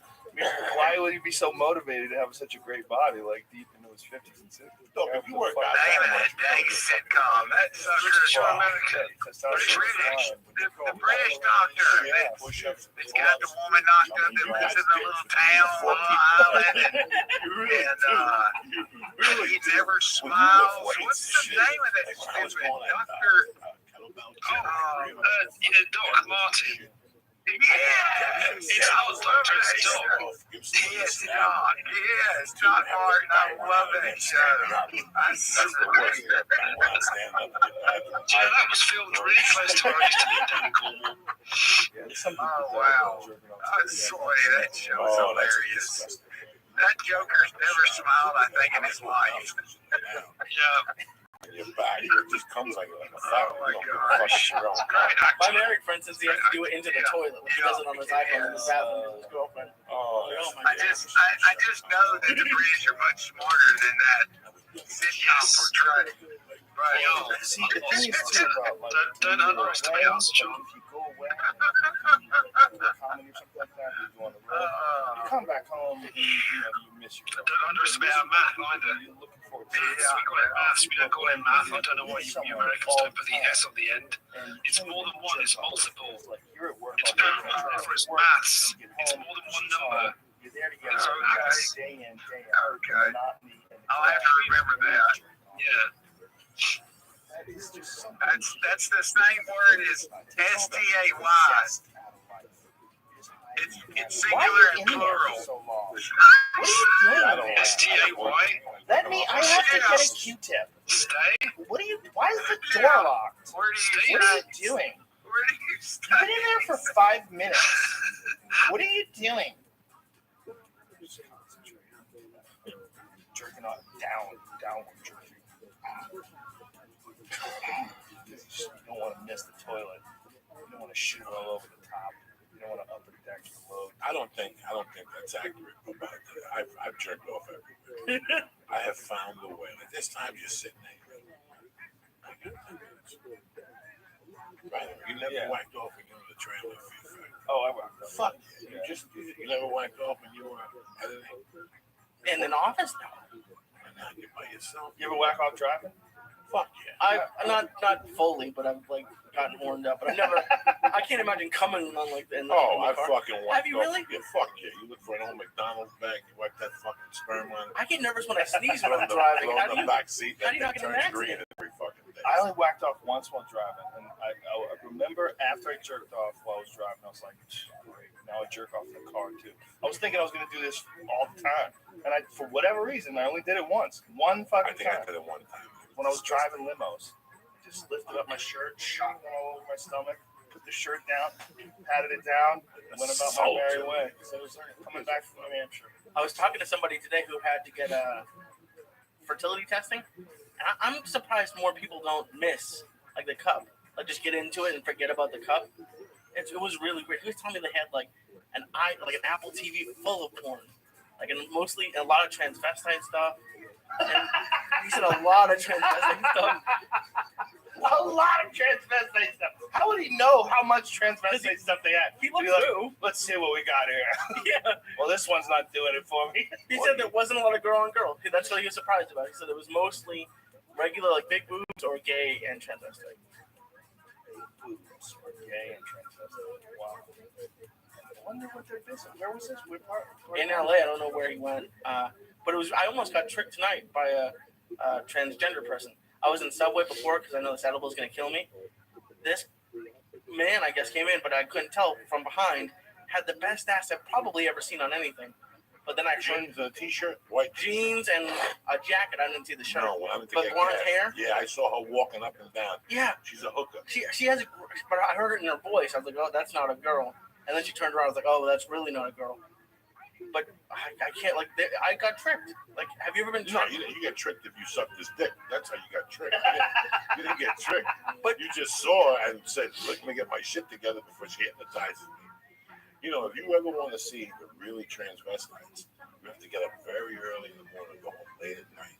And Santa Monica vibe is like fucking the Walking Dead transvestites between maybe 4:30. There's a reason that matters. The only thing that matters in this world, I know who the fucking intelligence threat is in the United States. I hate to fucking tell you, but that's just the fact, Jack. The reality is that what happens in the United States trickles down to the rest of the fucking world. I mean, I'm sorry it's like that, but that's the case. There's 20 million fucking Canadians who don't fucking matter. I'm sorry. Okay, Peter, but just the humor. So it's like an alcohol. Who's the primary intelligence threat in Canada? I know you Probably the CIA. What's that? Probably the CIA. I mean, whoever it is, they're cooperating with American intelligence. So No, it's the ISI and the Muslim Brotherhood Intelligence Division. And people don't understand even that the Muslim Brotherhood has an intelligence division. yeah, exactly. So wait, I don't know. That's factually incorrect. That is 100%. The CIA doesn't do anything. Unfortunately, Isn't that what happens I in don't a think lot they're of right. people when they get involved with I don't think it's proper, but they get their hands on so much shit. It's absolutely mind-blowing. I've known people who were going back in the 70s, and it was absolutely mind-blowing back then what they were doing. I'm telling you, these government agencies can't see what they're doing, and they don't have as much of that in Mexico. I'm sure it exists. They've got cartel problems. It's just as bad. It's ugly people. It's ugly humans trying to control those humans. And we can do what you want. My point. Wouldn't do it. She was breaking character. Like she was just there to hang out. And she was complaining about her husband. Her husband won't take his medicine. I went to the pharmacy. I got him all this medicine. And this other chick was pissed off. She wouldn't, go along with it. She goes, sorry, I don't understand. What dost thou mean about medication and prescriptions? What art thou speaking about? Like she was speaking, she was like trying to. The other bitch was like mad at her. Like, come on, cut this shit. I'm trying to complain here. She was just trying to complain. She wasn't into being in the Renaissance fair. She just wanted to get the fuck out of the house and bitch and whine. So she put on some crazy European outfit, went out to this Renaissance fair, and was just trying to treat it like it was just a normal coffee shop. Just hang out and whine about things. My dad does it in Florida. He retired. He moved down there. He was bored. He does this like community patrol thing in a police car, like the sheriff's office has it. He does it like 4 hours a week. They give him a real uniform. He goes around and he had to learn the codes for things. No, they don't give him a gun. What's his name? Zimmerman. That's where he started out. It's we have this conversation on your podcast about. I always believe that if you want to do something, you just keep showing up. And I thought about that like when I lived in Seattle. Seattle was my real home, my era. So Mondays and Tuesdays, let's say, 20 people. And I took the list was 20 people. We had 6 minutes, 7 minutes. The last 2 guys were only 10 minutes. I said to those 20 people, 7 of them just there. But do you go for them? No. That's what works for them. Yeah, they have a local job. They just want to become as a hobby, But that happens in everything. Yeah, I went to class and fucking I was sitting there and nothing going on. I said, I'm going to try these knee pads. I tried the knee pad first with the surgery. Then the fit, so I put this knee pad on the feet. And with my knee pads on, just go to the kids. Just don't have the scans. That's it. Just make your legs go that way. Make them go this way. Once I get tired, I get the fuck out of it. But I was drenched. There's a big difference. Elliptical sweat, jiu-jitsu sweat. Jiu-jitsu sweat, you got a lot of it's on your neck and shit. It's coming out of your head, boys and shit. It's tremendous. You're doing no gi, right? No, I really. When you do a gi, and you're working out when you take that gi, you just fucking ring it out. Jesus. When you get that big, heavy, thick canvas gi, and it's just soaked. Oh my God. For that one, pick it up just now. See if I can throw it in the hamper yet. The neck Smell. was still wet. Oh, the neck was still wet. I was like, it's 6 fucking hours later. It's funny, I went down there and Tuesdays and Thursdays is a very small class compared to my classes. But there's one guy who's dressed in his gear. I've never been there before. Goes, sits down, his feet are always dirty. Sits down like kung fu. Doesn't do any of the warm up. Sits there, watches the technique, does it 5 times on each side, gets it. Wow. Huh. He just wants to do a couple of drills. That's it. He works as a security. Where are you training at? Right down the box, right on the box. I'll bounce. Like I'll go to VMAC. But VMAC doesn't have all the classes. I can't do Wednesday nights. I can't do Monday nights. I'm doing this. So Monday days I go to Egan's. I shoot down Beverly Hills. I go to Egan's. new perspective on these technologies now after going to NFT NYC. He can used to have a place in no, That is a great answer. And really, I feel like a similar thing happened to me when I also went to NFT NYC the first time after I sold out my first music NFT collection.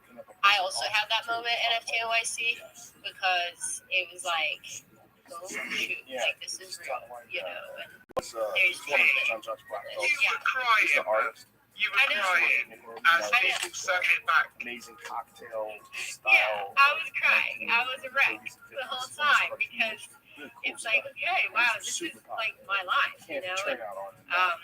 And there's people here, you know, for me, and like, you know, because they care about what we're doing. So I completely relate to that. And sometimes, especially when you're working, I guess, right? I don't know, when you're working remotely or kind of in your office or in your apartment, and it's all remote, you know, and you see these things online.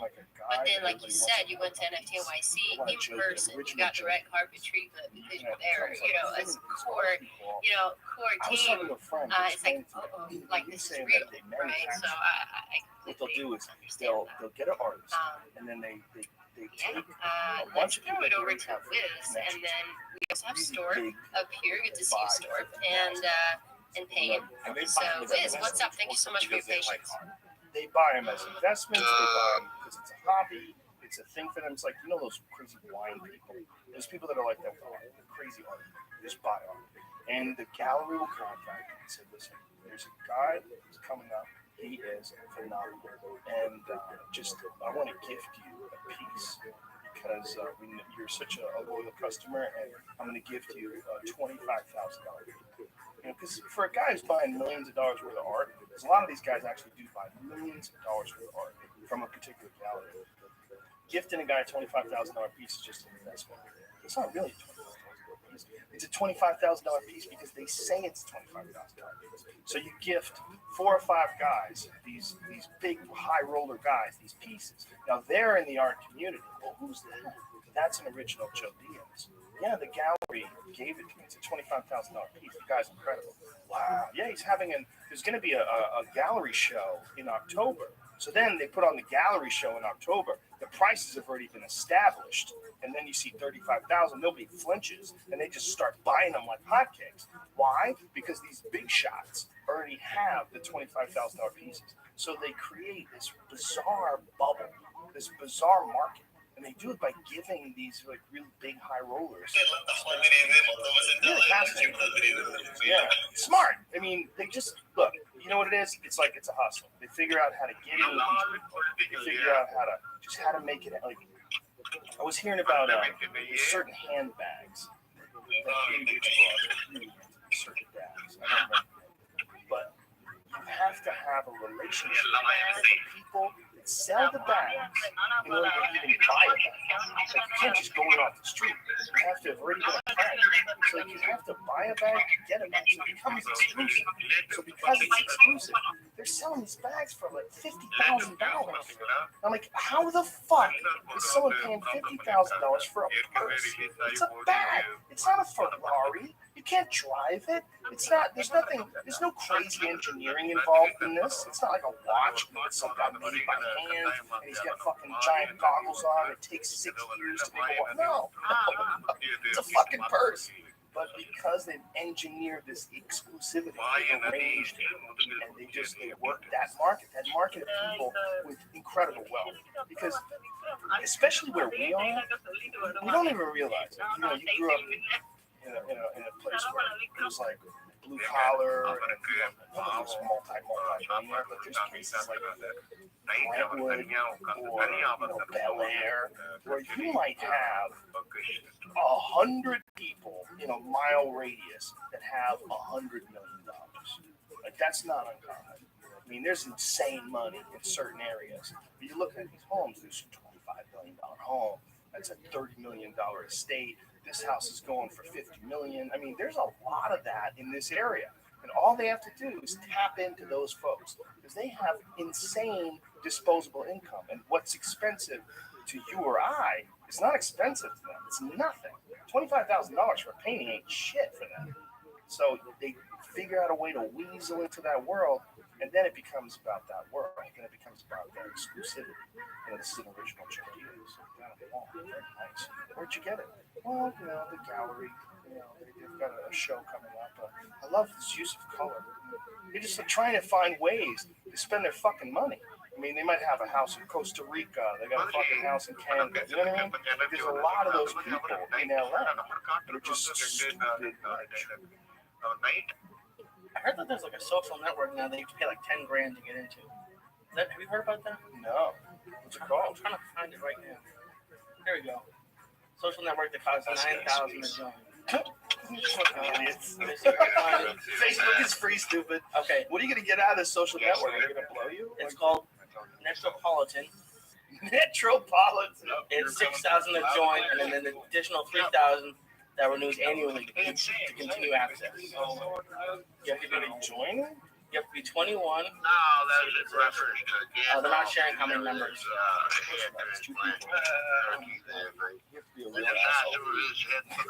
I can't imagine. What if a pen breaks in a $50,000 bag? What if a nail polish thing spills? What if your dog pisses on it? Yeah. It's amazing how they live apart.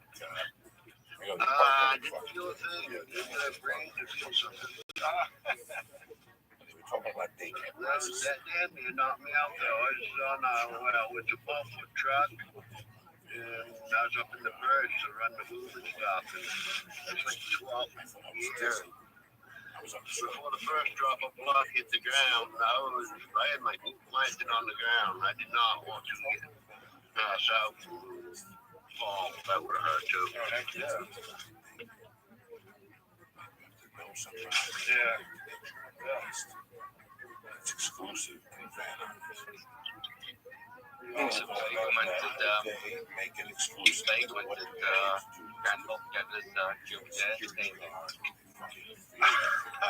I'm sure I didn't really do that. Free meals. I think I want my kid to get a little fucking dirty. But they were talking, I heard them talking about the percentages. They were saying every other daycare around is 200 a week. Everything Like something just fucking ridiculous. Something just ridiculous for Van Nuys, It's the same thing, how they just make it exclusive. It's exclusive. You have to get on the fucking list. A list for what? So my kid can play with fucking blocks.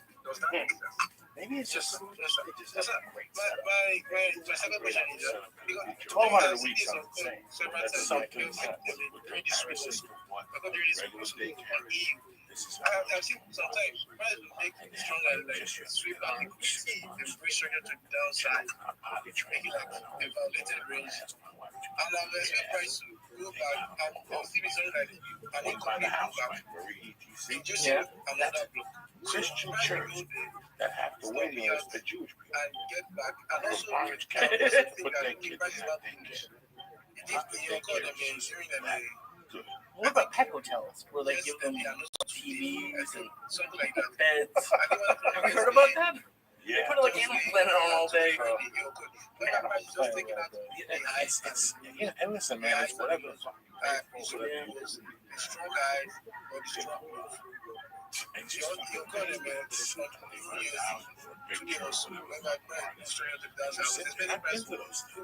my buddy in New York is a great frame. His shop is on the Lower East Side. Whenever I go back, he said, "This nigga ugly, kisses me." Jesus, it's not his fault. That's what he does for a living. I've known him since we were 15 in summer school. So I play his game. I go over when I was broke in '84. I fucking make deliveries for him, frames and pictures and shit. And every night they go to these things. I remember where they go and they sit there looking for the picture. And they make believe they drink wine. These people give you sodas. Sushi. It's a social thing. It's a social thing. It's a big social thing to be an art collector because it shows that you have a certain amount of taste. Like if you're into obscure art, that's a Jackson Pollock. Ooh, amazing. I love what he's doing here. His concept is incredible. I didn't know there were any current artists getting that much money. Oh, I thought it was all older people. No, you just have to be in that circuit. You just have to be in that. I was over Bob Gersh's house. Bob Gersh is the fucking guy. Gersh. He's the guy that I had to come on the phone with, trying to get him to apologize at mid-sea, him and the wig. And I'm out over his house in Aspen. It's a long fucking time ago. And he's got this thing on his wall. And it's like a bunch of pieces of paper, like it looks like tissue paper glued onto other paper and like a lot of paint. And I look at it, I go, is this something this kid made? And someone goes, no, that's a blah, blah, blah. Yeah, we're a new project, bro. We're just having fun and making memes what the about fuck cups. are you saying? I mean, it wasn't big. I mean, it was like as big as that longest yard frame poster you had up there. That thing. You know, I mean, and it wasn't like an enormous piece. It's Will Smith, but it's anonymous, bro. We cannot know. No, But it's he's like got a normal balls size painting. underneath his nose. It's like a bunch of fucking tissue glued to a thing and some scribble. But yeah, come It was check us out. abstract Check out art, our that's what they call it, Telegram. abstract art. We're just having fun, bro. We started on Nonsense. Saturday night. Unless it was your kid. You know, if your kid made it, it would be cute. It made sense to me. I thought it was his just kid. having fun right now. So What the fuck is I this? created This is this on Saturday night, like I $30,000? said. So it's just like 5 or 6 days ago. And we're just gonna keep making memes about cups. Yeah. Yeah. Yes. The Live and Die in LA. That motherfucking movie was on the other morning. Yeah, we're just enjoying it. Life is short, so definitely have fun, brother. You know, that's what life is all about. You bring the fucking pictures at the beginning. At the end. You know, there's those fucking guys that do it. All right, Tim. Very good. All right. So, what's up, Ronnie? What's up, everybody? Hey, Hans, how you doing? You got it. I just wanted to piggyback on what you were saying, and my shield The art world is is the filled with a lot trader of shop. I learned a hell of a lot from Hans and Justin at the crypto shop, and I pop in there frequently into the trader shop. The amount of knowledge that those two boys drop is amazing. But there are definitely artists. get in there. There are artists, but these really pretentious artists, they fuck up the whole concept of being an artist. You know, like, look, Quentin Tarantino is a fucking artist. Okay, that's a guy who creates badass motherfucking movies. It's an art to him. You know what I mean? Like, you know, fill in the blank. Richard Pryor was an artist. You know, he was a real artist. He created art on that stage. But some fuckheads, they say, you know, I'm an artist, and you just go, ugh, and you just want to throw up on them. It ruins the word. It ruins the term. Artist are Yeah. very finicky. What the fuck are you doing? I'm an artist. I can't be toned down. I'm a free spirit. You don't consider yourself an artist, Joe? Oh yeah. Every morning when I wake up, I go see artists. So Well, you are an artist, And but go you're a talk to them. comic, and the comic supersedes everything else. Being a comic is, you know, it's a different. I mean, it is without a doubt an art form, but it's being a comic is the most important aspect of the art form, and that eliminates any possible pretension. You can't be pretentious. You're a fucking comic. You're a fucking joke slinger. You know, that's what we do. You know, just listen. I could never. I got invited to this wedding. I think I told you I got invited to this wedding. Usually I don't fucking go to a wedding. I was in town. I don't go. It'd be a nice date night for the wife. I get to the wedding, the people are like, oh my God, we're so happy you made it. Put you in the celebrity table. And I'm like, I'm not sitting. What? I'm like, I'm not sitting on the celebrity table. And I walk all the way to the back and I said, you know, celebrity. Who else was at the celebrity table? fucking Gwen Stefani and her fucking husband and the black dude from Rocky, Apollo Creed, and Carl Weathers. You know, just a bunch of other people. Black dude from Mid-level. Rocky. Yeah, black dude from Mid-level Rocky. celebrities. Yeah, like just, you know. Gwen Stefani's pretty big. Yeah, this is before she got pregnant. Like this is about 2 years into the meeting. She was huge. Was she huge? Yeah, you know, Black Eyed Peas, right? No. That's for That's Fergie. Oh, no doubt. Yeah. But no, it was just really weird that word right there. Celebrity table. And it's just, you know, man, every time I hear shit like that, like somebody comes, Action. Like I was washing the car and somebody came in and said something about how I saw you. We should have saw I really do, Chuck. I wish you saw me. I robbed the fucking change.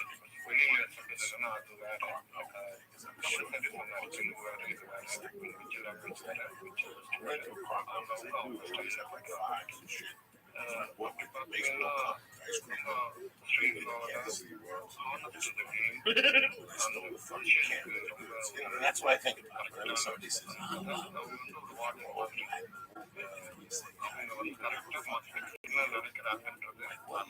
But why is it bad that they like you for a role in a movie?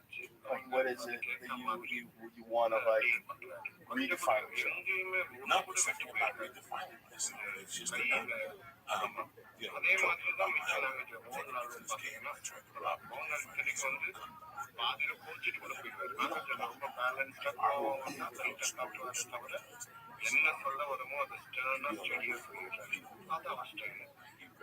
I apologize to him about that. You don't go there. He's never told me he loved me. Come on, time. I love you, dear. All right, I'll see you. My uncle does not fuck around. He told me right out yesterday because I thought I couldn't go to the game. He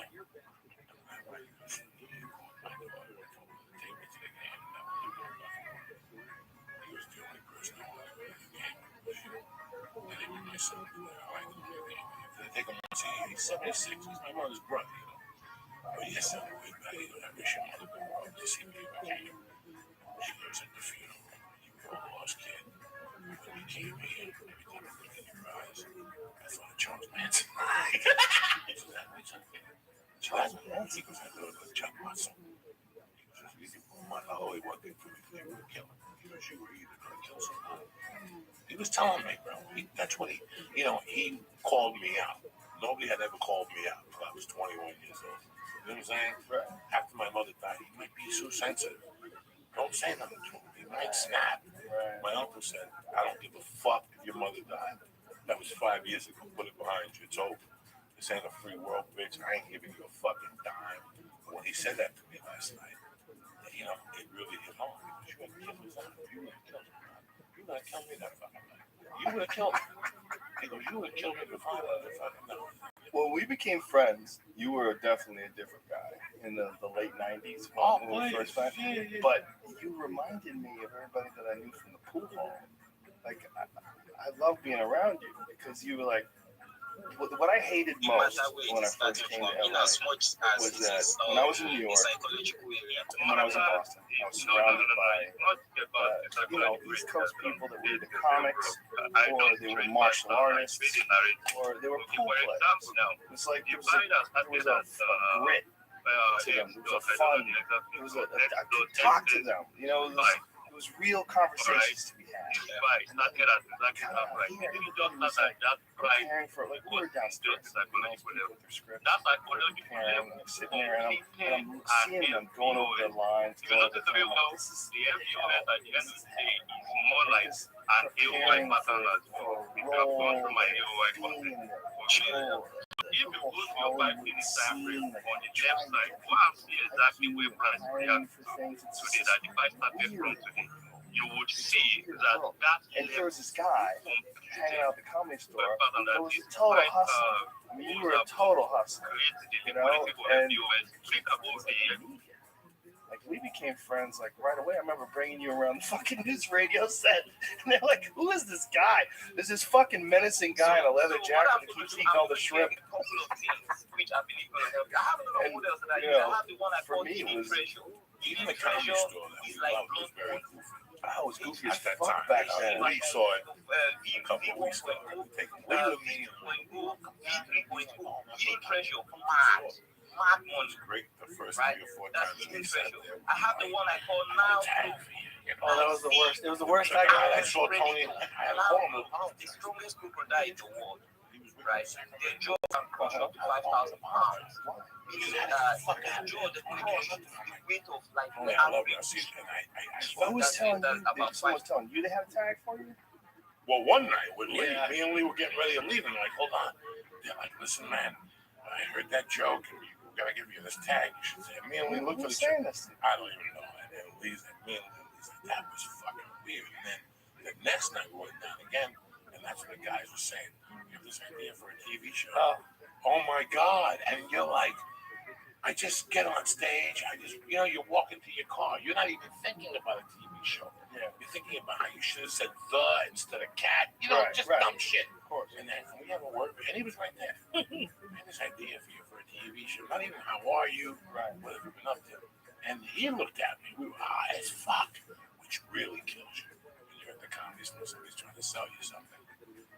And then Tony Hinchcliffe came, and I saw Tony. I'm like, I can't, I gotta get out of here. Like, my head was about to blow up. The highness, the set, the people trying to sell me a TV show. And the people that are trying to sell you things at the comedy store, most likely, they never sold shit before. They just have an idea, and they think they're going to come to you, and that's how they're going to do a TV show. Right, and it was just the idea. We looked at each other like, how they fuck. I mean, it was just, so I understand that. Like, at the comedy store, there's always that one person that you find warmth in. And I found it with you because everybody at that time was looking to get on a show with comedy. There was a big of that. People would get on a TV show, and that was it. Yeah. And it happened like 4 or 5 times. And here's this guy that tapes a great show. And after the 10-hour, 12-hour shoot, still comes and he does his 15-minute set, the original at 12 o'clock. I couldn't figure it out. Most people would just go home and go, fuck stand up, that's below me. Fuck stand up, I'm ready to joke, And it's really weird, the people that have stuck it up will always be stand-ups. Like, I always give those guys respect. Don't come back to it after the show got canceled and do stand-up. Yeah. While your show is on, you tell your agent, hey, those weeks that you don't have me up at Warner Brothers, I want to be out the whole fucking summer. I want to do this. Oh, no, well, the show doesn't want you to curse on stage. Say any fact jokes on stage. I know shit. That's what they did to Tim Allen. No shit. Bob Saget, too. Yeah, no shit. So you have to, and yeah, I'm watching this guy that's going against everybody else. He's going against what everybody else believes. Everybody wants to, we used to call it some means to the end. End to the means. A means to an end. That's it. In my life, that's not how I felt. To me, if I got on a show, that just helps me. That'll help me get up there, and it gets easier. Now, when I go to a club in Iowa, my dream was to get in a car and pull a Mitch Hedberg, go to all these clubs, just drive across country one time. Be on a TV show, do the 26 episodes. But once that shit's over, get in your car and go, bon voyage, I'm out of here. Just go across the country. You see a funny bone, jump in there. You see a comedy catch, jump in there. Yeah. You see a comedy saloon, jump in there. You see a pizza place with an open mic and you're in Minneapolis, fucking jump in there. You do that for 6 or 7 weeks as a stand-up comic. And people go, well, I just thought you were on TV. I didn't know you were this fucking funny. Or this is what I do. I didn't give a fuck. I didn't. When I was growing up, I was watching Charles Bronson. I love Charles Bronson. I love when he killed somebody. I loved all that shit with the cheer before he with the fly. But I never thought I was going to do that. I thought that I would always be an extra if they ever used me. I thought that they were going to come to the comedy store and say, hey, you want to be in my movie? I'd watch Hollywood Nights. You ever see Hollywood Nights with Tony Danza and Michelle Pfeiffer? You see really all the people around him on comics in the comedy store. Arliss. TK Carter is the black guy that's doing the fraternity run. The dude who had the show on Married Men, Mike Binder.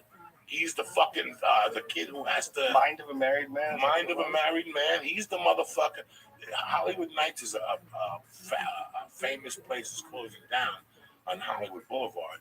But these Hollywood Nights, they have to... I didn't forget. It's just, but there's scenes where they take these black guys and they put sheets on them and they make them walk through a white nail. I mean, it was just crazy. And the people pissing the punch. But if you look at all the comedy in that movie, they just went into the store and picked up a bunch of motherfuckers one night and put them in there. The same thing with Gay Kaplan, who we grew up with. The same thing with Jimmy Walker. Suppose they cut the deal to Good Times in the back of one of the booths there. Freddie Prinze. That's where we came from. But you always remained the stand-up. That was your roots. When I came here, I got here, they said, "Oh, you gotta go for an audition." from NYPD. I didn't go on acting. I didn't know nothing about that. I knew nothing about that. I knew nothing about commercials. I thought they shot commercials in fucking Mars. I didn't know the fuck they shot commercials when I came here. Seriously, I'm not lying to you. Fucking commercials. I came in and go, your face is great for commercials. Okay. Yeah, I don't know. I know nothing. I didn't even know. I never even thought about shooting fucking commercials. I got a friend of mine. Was analyze that? Was that your first picking? So, any question that you ask, it's okay. Basketball. And as soon as you get done, a few minutes, whatever, run away. That's your point. That's your signal of the project. That is not necessarily towards your favor. And yes, this is a PvP. The crypto market is a PvP. The market in general, no matter what it is a piece of PvP. I robbed the fucking player roller versus skates. player. I robbed a different You pair win. of roller skates every fucking Other day. lose. All right. So you know what you should do? And I returned them at Five Guys. Grab as much knowledge as you can. Sports Grab guys. as much information as you can from everything. I wear them, I put them back in the box, clip. The lady would come with Thank you, Rodney. Thank you, everybody, for listening. I hope this saved you a lot of money. And when the bull run comes, every day for 3 weeks. Every day, I come back I again. think we master fucking Delta might come here. Appreciate it. What the fuck? What the fuck? Appreciate you, brother. Thank you to everyone. We're on 12. You went down to 11. I was put it 11. No, I was coming home with Band-Aids. I didn't give a fuck. Get 140 a pop. That's happening. I get it. Sometimes we go in there and talk shit. And there was Sam every day, the same Some sport. people in there asking me all these questions. I say it happens time again. You get banned. It doesn't matter. Moderator, What do doesn't you matter want? who's Cash doing or it. check? Let me get It's your sign to probably look at that project a little different By the because they time can't I handle quit, some simple by the time fucking I stopped questions. It's shooting, like if you want to run a business outside of crypto, you need to be completely dogs and answer those tough questions. And usually earn a certain amount of revenue each year. But in crypto, you can have any sort of idea about blockchain, right? You launch a cryptocurrency project, start some promotion, you get your business going. And sometimes the barrier to entry is pretty low, which This is how which crazy. gives a lot of opportunities to bad actors. I was a But I do want to thank you guys for hanging out with me on I this. knew it. It was like, Well, you remind me a lot of my friend Johnny. right, you always said that. Yeah, you remind me a lot of him. You were just you both didn't give a fuck. You just a lot of people pretend to not give a fuck. They're pretending, but then little things will come out and you realize and kind of put on that. But you would say something. You would just tell me stories about things you'd just done, or I would see you come out of the bathroom at the comedy store with some fucking crazy broad, and it was funny, just funny times. It was just funny. It was just. You were a real, for me, you were like a real connection to what I was missing, like back on the East Coast. Because the comedy store at that time was all these like boat acts. There's like guys that would do like cruise ships and they would sing. They would have like songs they would sing. It was a lot of bullshit. For every Damon Wayans that would come in, every real comic that would stop by, there was a lot of like really bad comedy for a few years there. From like 94 to like I would say like 96, 97, those were bad times in the fucking comedy store there. But something happened. It's like they come in dips and cycles. Because I remember when I first came there, I was really disappointed. I first came out there to do a pilot. Me and Jim Brewer, we did this thing in '93. It was called Hardball. Brewer played this mascot team, and we were hanging out together. We were shooting the pilot, and who wound up going to the store.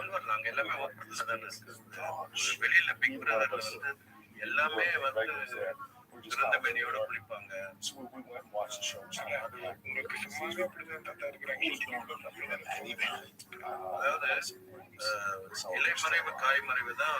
It wasn't really black for a while. One of them had a 3 in his name. Right. But it wasn't really black for a while. A lot, yeah. Detectives. Got into a shootout there one night. Oh, yeah. Eddie Griffin. In the main room. In the main room. In the main room. Someone shot at him in the main room. Or he shot at someone. It was very blurry, but it was it Mo Better Mondays? What was it? No, this was when it was Fat Tuesdays. This right? was before it was Fat Before Tuesday. Fat Tuesday.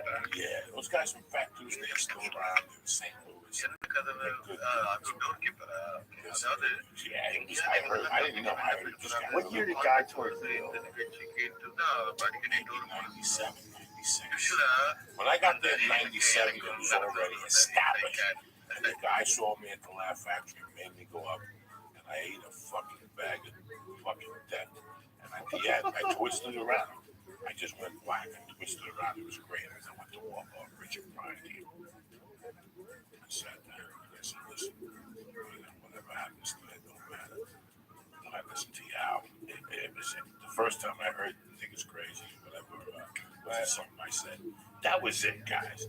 That was it for me. Like, I don't know nothing. Like, I heard that and I went immediately and bought it and went home. You said this to him? Yeah, I told him. I said, took him to the stage. Wow. I walked over. He was already fucked up. Right. His head up. But just to see him, I knew I was home. You know, I knew I was home. That's how I knew. I was like, God damn. Did you ever see him when he did sets? Were you there for that? That was weird. He did a bunch of sets right before he died. I followed him almost every show. Almost every show he did, Mitzi threw me a bathroom. Because I had to figure out like strategies to get the audience to laugh because they were so depressed. Because they had seen the greatest of all time, and he was just gone. He was a shell of himself, and he could barely talk. Like he was, he had cranked the mic and like, and you'd just be like, I always did love pussy. Pussy, sometimes love me back. Like there was no jokes. Like that was like a whole joke.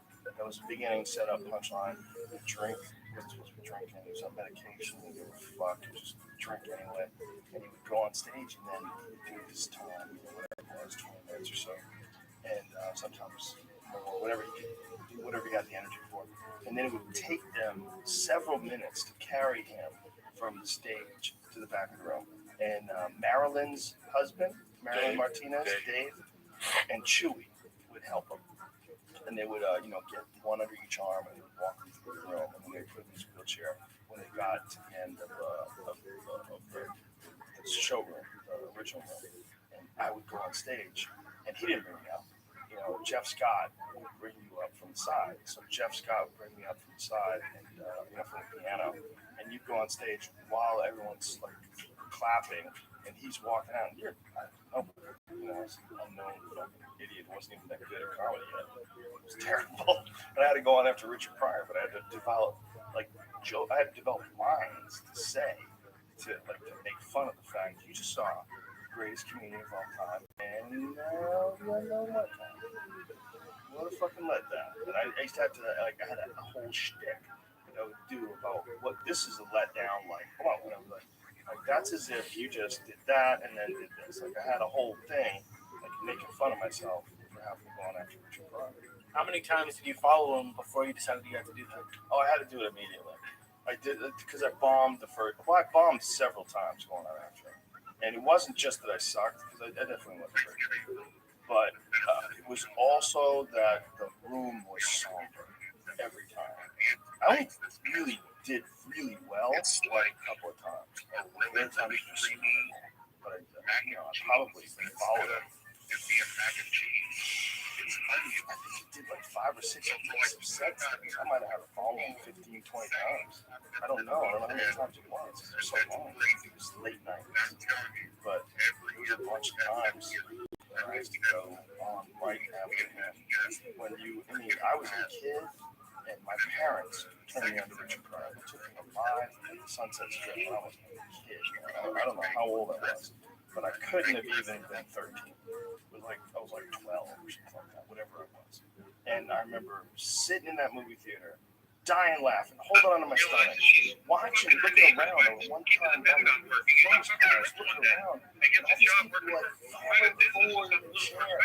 And I remember thinking to myself, all the funny movies that I've ever seen, all like Blues Brothers, all that shit, I've never seen anything like this. I've never been to a movie where someone laughed like this. And then I realized he's standing there. I was like, this guy's just talking. He doesn't have special effects. He doesn't have any music playing while he's talking. He's just talking. And we are dying laughing. And that probably was what planted the seed for me doing stand-up. I didn't really think about doing stand-up for real until I was 21. Until I was 20, and then I waited until I got my 21st birthday. So I couldn't go to a nightclub before I was 21. But being she was later after I'd done stand up for like 6 or 7 years. And then being in there with Richard fucking Pryor and having to go on after him over and over and over again. I'm like, this is so bizarre. It was like the weirdest sort of passing of a torch thing.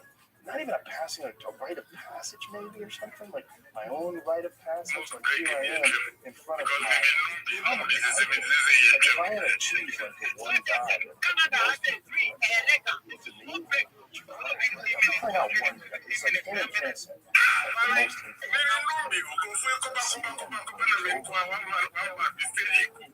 Tom Cash. Would you want to be up on stage? Not like that. There's no need for it. I would only want to be on stage if I was entertaining. Like Carlin was entertaining to this fucking day. His heart stopped. How old was he when he passed? I want to say he was in his late 70s. No, I think he was 69. Really? He died. He was 70s. Wow. You know, I think that if you're a stand-up, I'm not to tell you I will know. I think I'll know. Fucking entertaining. You're in that house. That's what keeps you alive. That's what it will keep guys like us alive. That's my shit. I don't like having all my eggs in one basket. No. But you know what I'm saying. You know, today, I did something.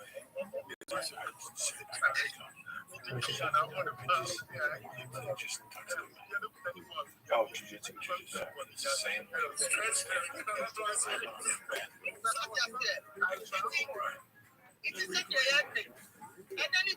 Facebook ain't it's fucking hot out. I mean, right. Play therapy. 4 nights. The difference is you're really fun right now. And, you know, Richard Pryor was, in my opinion, one of, if not the best ever, top 2. I give Kinnison the best ever for a year. I think for 1 year, Kinnison was the best ever. But I think Pryor overall is the greatest comic. And then he's not.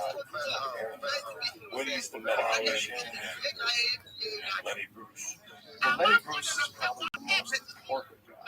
He's the guy who for obscenity, court. Carlin was good one too. He's also the guy who, like, he set the path. When he started that kind of stand-up, kind of you and I did, kind of you on stage. He started that. That was all him. And, you know, Hicks, Kinnison,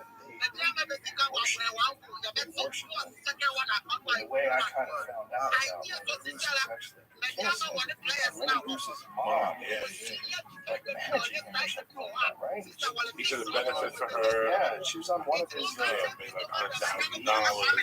Yeah, when I lived in Seattle, I always love these nights.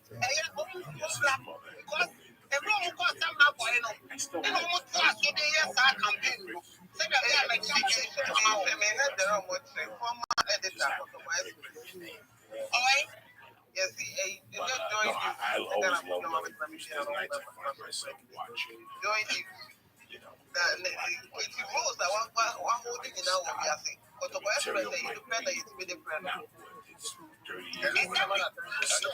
it's a time capsule. Yeah. I mean, you're looking, you're essentially watching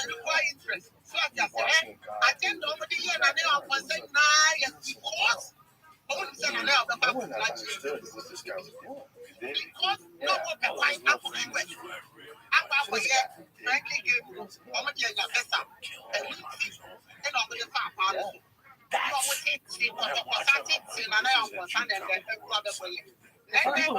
did a bunch of fucking crazy Hitler jokes and shit. He did some fucking brilliant shit. For people, Joe, you're talking, he got arrested for saying fuck on stage, right? Wasn't that it? He was arrested several times for a bunch of different things that he said on stage. In the end, they kind of like took his career away. I mean, he lost all of his money fighting it in court. And, you know, even when he died, his name wasn't cleared.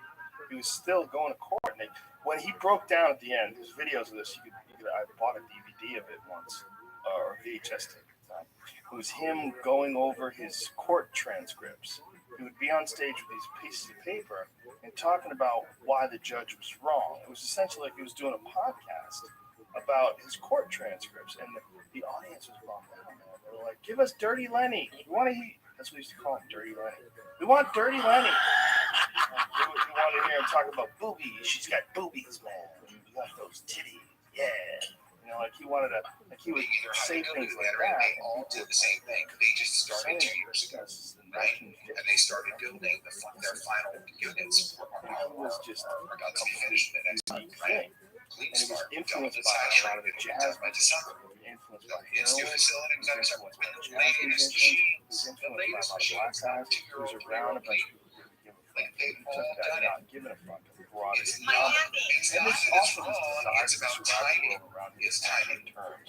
Instead of just telling a bunch of jokes, his desire to like make people laugh and being bullish on Bitcoin and being bullish on Bitcoin projects. So him, and in this particular case, like it'd be akin to saying like I am really bullish on rockets, so I'm all in on SpaceX. Okay, but I'm also all in on Tekno's rocket basis. You know, like just because you are all in on rockets doesn't mean you're all in on every rocket firm. So you know to be bullish on our particular mining company. Something like eating pork. You would think about that when you're eating that pork. He had jokes about everything. He had jokes about shooting his wife's car, about going to jail for shooting his wife's car. I mean, here's a black guy in like a racially divided world, post 1960s race riots, Martin Luther King assassination, all that jazz, and he's talking about shooting his white wife's car, shooting her fucking car. Pretty sure it's white wife. Yeah, and Joe, you had me watch the documentary that they put out a couple years ago, and you were talking about Live at the Sunset Strip. Didn't he like bomb the night before? The night before, yes. And now it's like the most amazing special ever. Yeah. What is it called? Omit the Logic. Omit the Logic. When he did Live at the Sunset Strip the first night, it was horrific. Well, he probably was nervous. Yeah, it was horrific. Yeah. And then he went back the next night and fucked him. That's what we saw. Well, I think whenever you film something, man, like I experienced this recently in Colorado when I was filming my special. I did 2 shows. The first show was kind of tense, and this chick heckled me. It was just tense. Still went well. Still got a lot of laughs, but it wasn't smooth. And then the second show was like any old show. Someone heckled you when they knew they were taping? Oh, this fucking cunt. Oh, no. In the middle of a joke about people getting upset about jokes. She yells out, "Prove it!" Like, I just put my head down. I go, "Are you really heckling?" I didn't even, like, No, you can't talk address to her. I had to address it because it was so loud. It was so stupid. What I should have done, and what I'll do next time I do any other filming, I should have gone on stage before the filming, before the show even started, before Tony Hinchcliffe went on stage, and said, "This is very important to me. I want this to be as normal a show as possible. So I just come out and say hi first. Just please don't heckle me. We're just we're doing this for Comedy Central. So enjoy yourself. Think it's funny. Please laugh. With exactly that, because I just cut and pasted into my tweets. I'm going to send it to you directly. Instead of saying don't talk, and I actually feel a lot better. Try not to interact with Joe too much. Fucking light, yeah. Well, it was my It's not friend outsourced. couldn't direct it. You know, Anthony, who does all of them. He had doing UFC. He works for the UFC. He's directed every one of my specials. And he couldn't do it. So we had to bring this other guy. And it's just he had never done that before when we went on stage. He just didn't have, he said the right thing in the second show. It was a lot of fun. Go to everything, and we want to write it. But when you're filming something, it's real hard to do, like, to nail it in, like, ready, go. Like, essentially, if you watch Hicks' special from London, Revelations, when he comes out, it's the Jimi Hendrix music, and the fire and that, he's very stiff. Very And stiff. the address for Nova Scotia is in that It's one bottom of his picture. more stiff performances. Here, And I it's sent that because to you he's too. got one shot of this for an HBO special. One fucking shot. You're in London in this giant 2,000-seat arena. And, you know, it's just, it doesn't feel like a guy loose up there. I've seen him loose up there. It's a different performance. And it's the same with, I think, pretty much anybody who does a show. Like Cat Williams' show. Perfect example. His show, I saw his HBO show. But before his HBO show, I saw all that material. Someone filmed it from the audience and put it on YouTube. And it was fucking hilarious. It was really funny. The HBO special was still funny, but it was very stiff, especially in the beginning. You could see he was aware he was being filmed. He gave a fuck. You know, and a guy whose act is all about not giving a fuck. He gave a fuck because the ready, go. Shit, this is my one shot to do this right. It's like, that's a lot of weird, unusual pressure. It's not like a fight where guys are always used to being under intense pressure. No, all of a sudden this show has this extra weight to it because it's being filmed. And this is going to be it. Ready, you got one show, go. You know, these 5,000 people, dude, you ain't selling 5,000 people twice. So if you want to do it big, you got one fucking show. And you want to come out, the lion can only do one show. The lion's going to dance in the cage behind you, but for one show. The second show, the lion might break the cage. You might get so fucking mad, he might kill everybody in this crowd. So we got the lion, cat, but we got one shot. So let's keep it together, everybody. Let's huddle. Well, isn't Bill Maher doing a live special? Yes, he's doing a live special right after he does a live Tough Crowd. Not Tough Crowd. What the fuck is this thing? What's the show called? I don't know. Real time. Yeah. So he's doing real time, and then he goes right from real time. But it's kind of, it's kind of doing that as a gimmick. He's so confident though, and he does so many live performances on his show, and he knows his audience. You know what I mean? Like they know who he is, what he does. He's very calm. He can pull it off. Yeah, he he's wouldn't good pull it off. Yeah, he's good around that. He wouldn't pull it off. I mean, he wouldn't even attempt to pull it off once he thought he could. Somebody else has done that too, though. Somebody else Chris did a Rock. live one. Chris Rock did a live the first time or something. That one time he did, I think. Oh, George Lopez. I'm sorry. When he came out, I sold 18,000 of Depression. What Mexican could do this? Yeah. I sold this motherfucker out. Like he was like the first 5 minutes of his act was selling the arena out. Turn it down, Depression. 6 minutes. 18,000 Down, weekend. that was when he was For me, Joe Rogan, that was it something I said. And it was funny because I was at a kid's house where his brother was a junkie. That's how I discovered Richard Pryor. This kid was not nuts. But no, we had the Beatles at the White House. And he came in, what the fuck you motherfuckers listening to? They should listen to this. We don't even hear rock music. And it's this black guy talking. I had never experienced it. I had seen it on TV, David Brenner, and, people like that. But the Riddler was a comedian. Frank Gorshin. Yeah. Frank Gorshin. I guess the idea that in and around sound this is something that, again, I heard somewhere and I've been repeating because it summarizes it so eloquently, and I think folks would appreciate this. Is that fiat, is that governments and the elites can print money. Crypto, and this is where the gold bucks maybe have Record on, and then put the records you want on top of that, like a CD, what do you call them, random? So you could is everybody can print money. And Bitcoin is so we're going automatically, and you're out, it would start all over again. And so what you that is what gold was until the limitations of its physicality Loaded up a bunch of houses on top of each other. Because your mom came in, you had to drop abstracted away with these bills. You had to drop fast. And so now, he said, fuck every 2 minutes. Got get fucking there. the ability to print because the Frank pen Canella told the story when he told the guy from Sci-Fi. He said, remember, my mother was mad at you. If she go in the room listening to music, if you could point out that he tells the story in the 6th grade. verifiability and get that shit off. Transaction finality, along with the inability to create more, and auditability, it kind of fixes those problems that allow it to be, I think the way to term it around gold bucks was taken advantage of. But realistically, it was the I never wrote a joke about 1 year. And I remember leaving there. I was into drugs. Comedy was not even on my radar. And going, you know what? Fuck that dude. In a year, You didn't write a joke. Like I didn't know nothing about comedy. Nothing. He had a tough act to write For. So I was pissed, and that was always in the back of my mind. And that's the beginning. Once you say to yourself, "I could do that," you know what I'm saying, and you give it a try, and you either fail and get hooked, or you get your fucking lights kicked out, or whatever the fuck whatever venture you're gonna try, you know. And I never thought, guys, never. And here's the weird thing. If you really think about it, yeah, I got up on stage when I got locked up.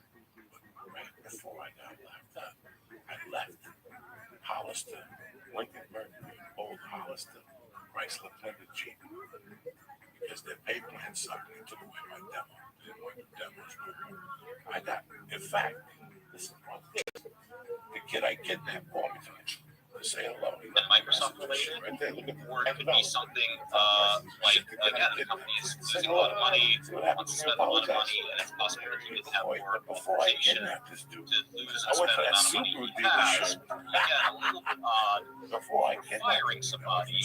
There's also some theory that company money sort of spent on his own life or inappropriately spent is another theory. That one doesn't make sense to me. Sam is known to be worth many billions of dollars. He had made a fortune working at Y Combinator. There were even some rumors that at Y Combinator, Sam was more focused on himself than Y Combinator. And that is something that is in the community as well.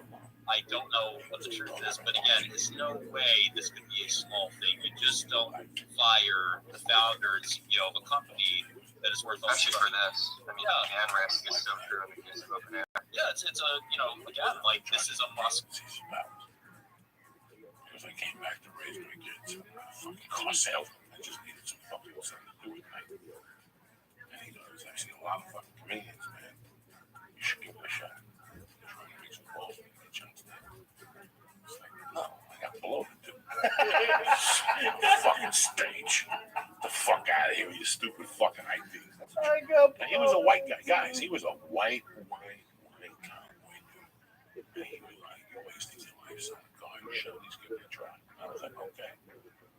And then when I got locked up, it was just something I was doing without knowing I was doing. You know, I was doing something without knowing I was doing. I would just talk shit in the kitchen. And we ate black guys cooking. And I just got going off on it. And what the fuck you guys doing? And then at night, I'd get up on stage on movie night and I'd fucking talk about, what the fuck leave this green shirt on? What the fuck is your problem, Coxer? And I just go around the room and the black guys would go crazy. You know, and I didn't even know what I was doing. When I got out of there, there was no Def Jam. I didn't think about that shit. I was just having fun. And they would always send me to Cuba. When you get out of here, you gotta do it, dog. You gotta do it. And it was like they would say, like, when Cuba gets out of here, he's gonna be a big time comic. I'm gonna be a motherfucking manager and shit. But I'll be out in like 12 years. So you gotta do it on your own until that. I mean, they were hilarious, but they had my back, you know. It was like a dream for them. You know, they like that. Wow. So it was it's kind of neat when you walk into I walked into the comedy store, I saw Eddie Griffin walking out. It was a tremendous feat. I didn't know who the fuck you were. Listen. One thing I'd add on that is that, to fire the CEO of a company, generally on a quorum, which is, majority, and you had 5 members on the board of directors. Ilya, Adam D'Angelo, we all know. Tasha I never watched that shit. And never watched shit, not once. I don't know nothing. TV didn't exist to me. And of course, Greg I didn't come back into TV. Got on my life in '81, and it didn't show back until 1990. And maybe he knows, maybe you don't stepping out. Usually when this kind of I thought you were a fucking radio guy. I thought I was a news guy. Like, all right, Joe Rogan here. This happened in Baghdad today. I didn't fucking know if you're a comic and you're on the make, you're on the fucking roll, like you go out 7 nights a week, you're at that 3-year mark, you should know with TV. If you come to me and say, you watch Game of Thrones, I gotta look at you because I didn't know no TV. My first fucking 6 years in comedy, I don't know about TV. What fucking TV are you talking about? What movies are you talking about? I'm making, I didn't understand that mentality. So I never really knew. First TV show I watched, and I made a comeback to television, was NYPD Blue. Like Jimmy Smith was coming. That's all I remember. And Seinfeld was done. It was like the end of Seinfeld. People come up to join Seinfeld. When am I home at 8 o'clock, you fucking dunce? You know what I'm saying? When the fuck am I home at 8 o'clock giggling, eating popcorn? Yeah, I didn't get into TV shows until I was on one. Never. I never watched Cheers was the show when we were younger, but when I was, you're absolutely right. When I was young and I was struggling in New York, I would go out every night. Who the fuck knows TV? Nobody DVR. I go home and I knew some movies. I knew some movies. I knew some like things, but I didn't know any fucking TV shows. Yes, I wonder. I don't know. I feel like if I was Sam, I wouldn't be planning my comeback for right now. I would just be kind of feeling like this is so crazy. Hey, Darkheads, and then I'm gonna hand you out. Yeah, my only thoughts on it is I would really be interested to find out what Ilya's thoughts on this was. If he voted yes or no, I think that would be very interesting and telling. If he voted Sam. That's all I got. I'm very interested in anyone kind of season. I love to find out. That's very telling. The jerk and Ilya's probably kind of the voice that we trust here. That's left. Obviously Adam D'Angelo and the other two professors. But Ilya is, insofar as I've seen any single public communication ever, is always very dedicated to us. Like, does this help us go? Damn, Richard, get the fuck around. That was great. That's a great film. You know, it's. But I never dreamed these things. Well, like I always knew. Like I knew 6 months ago. I knew I was a chemist. Once I walked in there, I saw Doc Barris. I came in on a trailer. I got to town at 6. I went to Acapulco for dinner.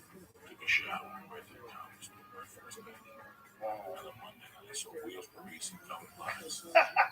I saw Eddie Griffin with the black dude from the Shogun of Harlem, Tupac. What's the actor who played the black karate guy? Time out. I was there when he was there. I was there that day. On a Monday night. Because I had already been there for 2 years. Yeah. I came along in 98. Rockets should be fine. Let me get into these January of 97. What's good, Abby? January 29th. She made me a regular. Happy Friday. Friday Night Lights. I think it was 98. Some money. And then it came out night before the show. How you So it was only a couple months. Your quick glance on the slate. How do you fuck with it? I like I was a little skeptical, but I do it was think more important some of the teams are taking it seriously. So I think that at least expect when I first was on television. I was a I think a lot I would do a TV show all day, and then I would go on so I think that's a little bit of a hold up on it. There's definitely some good games. pull like pantyhose over his face. To bet on it, my opinion. I do like that Knicks Robin people, like put pantyhose over his face. And I remember, that's the one to ask about. And I would go up. Honestly, I'm a sicko for really bad NBA, especially when I just did, which we will talk about.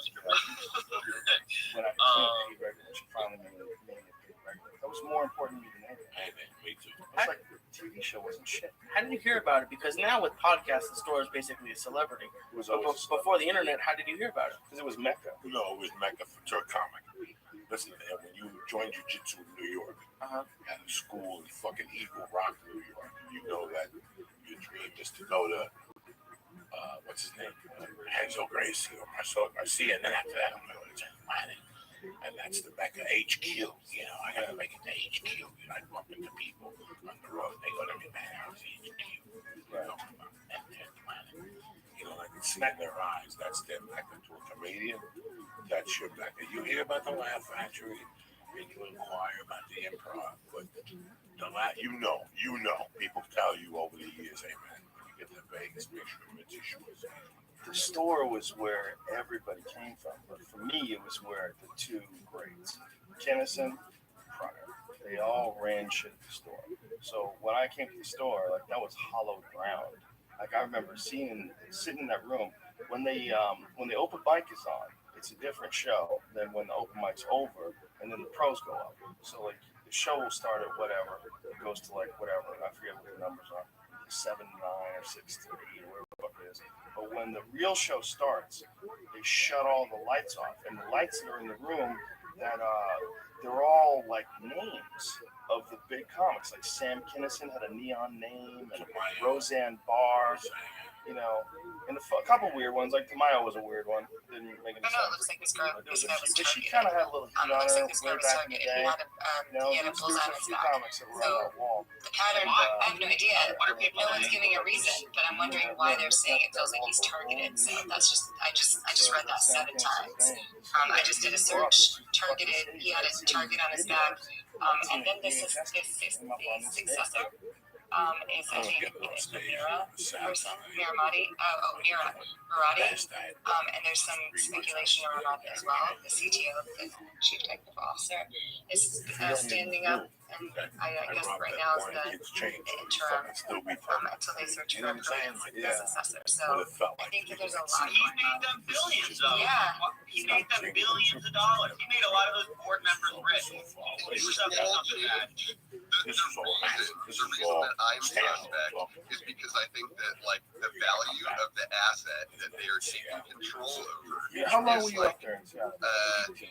I mean, I guess it's Did you like living up if there? it's not obvious to more than I mean, obviously there are other people posting about it, but to me that it like jumped at me right away that people want to steal ownership and control of the asset that is OpenAI, and he was in charge, and apparently now he's not. So it's a major power transfer. I would like to understand much more deeply before I make any conclusions, but that's just. But you don't feel good. There's no sun, you know. For me, it didn't work. The summers are great. You know, the water's cold, alki, you know, the beaches, you know, everything. That water's fucking real. That's the Pacific, bitch. That's Penguin Pacific. You know, that's coming down. It's coming down from there. And as you come down the coast, you'll see the water warms up. Not by much, okay? When you're in Alki, you go to Oregon, you know. Even Santa Monica. Santa Monica's fucking cold. It's cold. Malibu's fucking cold. You know, then you go to Myrtle Beach, it's piss water in April. You know, Seaside is warm as fuck right now. It's hot as fuck right now. Yeah. But no, I enjoyed it. I enjoyed the comedy. I was so entangled in the comedy. That's what the regular person doesn't understand. And they do. They do. Whether you do electrical work, or you bodybuild, jiu-jitsu, when you first get involved with somebody, you get engulfed in it. So I went to Seattle when I was doing comedy my 4th year, and I was in. Like for the first 2, I just had a business card and told people to be on stage once a month. And you would open mic. But 94, this was it. This is all I had. What was she saying? She's saying he did it a long time ago. She's saying this is a recent. She was 4 and he was 13. Exactly. And she said she helped him figure out his sexuality. He would climb into her bed non-consensual. And she's also saying, I'm now realizing you're more scared of me because he's had this in her pocket all along than she's scared of you. Let's cut out the S word and let's use funduality instead. I don't want to get the space shadow man. Wow, that's shocking. And I don't want to speculate, but I always got weird vibes from the interviews. I don't know why. Something always just felt a little weird. Does anyone else feel that way? I don't want to pile on the bullshit, but I don't know. I always got weird vibes. Stevie, go ahead, Penny. I was gonna say I'm surprised, like shocked even that this is the first I've heard of that. He's such a public figure, at least for people, you know, that are interested in the AI space, and you know, I'm definitely interested in the AI space. So the fact that I didn't know anything about that, how does he cover that up? There's work involved. It's just not getting the job. So this has been around. Is what he's saying? This has been around for a while, you have to fucking and like work. it's just been kind of This guy different, wants or no. what's been going on? Well, my understanding from Habibi was that he had like seen an old tweet, or from Hexy, he had seen an old tweet from. I can pin my tweet that I posted if you guys want. Pin that. I keep asking Rock. I keep asking Rock, why are people speculating? Or what are the speculations? That why do people think he got fired? And he keeps searching Twitter and giving reasons that don't make any sense whatsoever. One of the reasons being runaway artificial superintelligence. And I put it together in my head what needed to be done. I slept in And you my mean, and Isn't it also doing it. Yeah, that's the way with everything. open micers, and I saw chipping away at being a pro.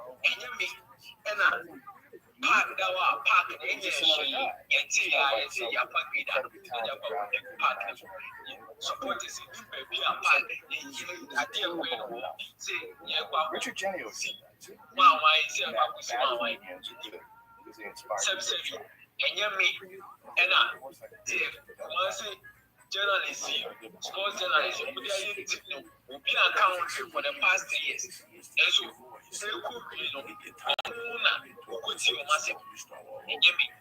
all these decisions, and I am previous management, and you almost started one by one. They started to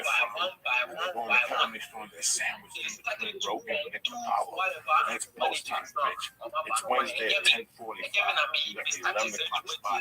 And your sandwich. You know, it's a fucking nightmare. And it's your skin and it's your pride. Whatever. For a guy like me, I don't give a fuck. I knew it was about the same. The more you got up there, you worked the did you ever do stand up in New York? You're doing New York this week. Great club. New York, I did New York in 94. New York Comedy Club. I did stand up in New York. The dude that was sitting like me in comedy.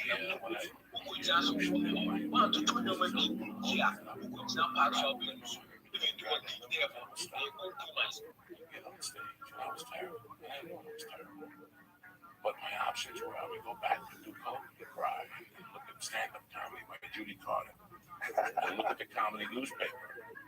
You know, it used to be Just for Last. It came out of San Francisco, and I would read the articles. Like that's still one of the best articles I read. You know, different comedies. Communications rules in which more people pay attention on Friday because we're all on the internet and we're all going to be on the internet pretty aggressively through the holidays because now no one else has anything to talk about. So please don't do Friday news dumps and definitely don't do a Friday news dump before a holiday. This is what will happen. The fact that this is happening. Sure, I mean, I can't say that all families get drunk and talk about fiduciary duty and corporate governance, but I can definitely say that's what we do with our Thanksgiving at the Milford, Montana homestead. And should any of you like to come up, you know, it's a pretty fun time. But presumably there's a wild war around communication and corporate governance for everyone right now because there's a whole realignment. Again, keep in mind, APEC happened, so I cannot even fathom what you have done if the government comes knocking and you had created an intelligent God from sands. I don't know. It's just weird because I feel like so he stole some Seinfeld jokes to win the contest. Yeah, local scenes are funny, man. It's a funny thing. It's like it's one of the few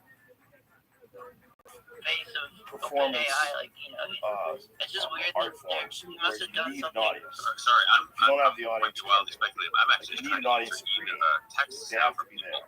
Otherwise, you don't get enough Stuff asking feedback me from for it. It's not how like you put out a fully developed album. I'll be back to that in a A minute. band could throw together a fully developed album. Are you hiring a CEO? Clearly, there's some available talent. But you need that If audience. you You also are need running competition an for artificial comedy. intelligence That's what company some and places looking just for don't talent, have. you should That definitely be that out there feeling like recruiting right you got now. a mission to There's tell probably you a lot of suck. terrified You talent. really need to work in your So, act. But the thing is, like, It's so important. Like I hated Twitter back then. Like I forget he didn't pass me the first time I performed for him. He just did not pass. He came over to me and said the term. And he just did not pass me. Like, and I thought about it and I go, yeah, I know this. But I'll be back, bitch. Like, that was, A lot of the time, they'll just say, hey, But we he had decided a to part our ways. yeah, he had a high standard. They don't want to He had a high cause much standard. drama, but here they clearly want people to know But those guys are important. and they don't want But anything no, to it's do with him at all. yeah, no, it's But you listen, said I love dishonest I was love the word that they used, right? Like What about Lewis that's and Catchers? very different than he has some major accusations He had the against same him thing from going on. his yeah, sister. Mondays you had to get a coin Yeah. and you had to stand on line. No, I never went up there. I never did none of that shit. They asked him about it, he totally lied, and they did an investigation and found out that he has been. A lot of times they'll say he's a liar, not because they investigated and found out he actually did the assault, but maybe he'll just lie about certain details about what happened. They'll find the details, conflictions in the details, they'll lie and cut it off even before the investigation is complete, just because they found those conflicting details. Pretty wild. It's interesting the way these work. A lot of the time, When he would do his one-man show, would he do like the whole thing? I have a friend who's a nurse at NYU, and the doctors, a lot of times doctors will get into bad situations, and they'll fire them, and the nurses always say, you know, the doctor did something really reprehensible, but in the announcement, like that they even announced that they fired him. A lot of times they'll say, oh, he decided to leave, it was mutual, but when the doctors, the announcement says that they're leaving, you know they're doing something bad. And they had that recently where like one doctor you have to make your own stuff. some And knowing that I know now, around it takes you 2 minutes to go around. They took one extreme side, and then another doctor tweeted about the other extreme side, and both they sent out an email about saying, hey, we fired them, they're gone, you won't see them anymore, and then they got like escorted out the building. No motherfucker can tell me my business, bitch. Nobody. That's why I get pissed when people like, won't stand up. Go fuck yourself, okay? Because you're talking to a guy that went from 0 to 60 with it. Like I had to learn along the way. Nobody guided me. Like all other stand-ups, this is what you're doing. You have to make your own. It's all getting. You think you're making progress, and somebody steps on your parade, and you go back to the drawing board. But every time you go back to the drawing board, you get 3% better.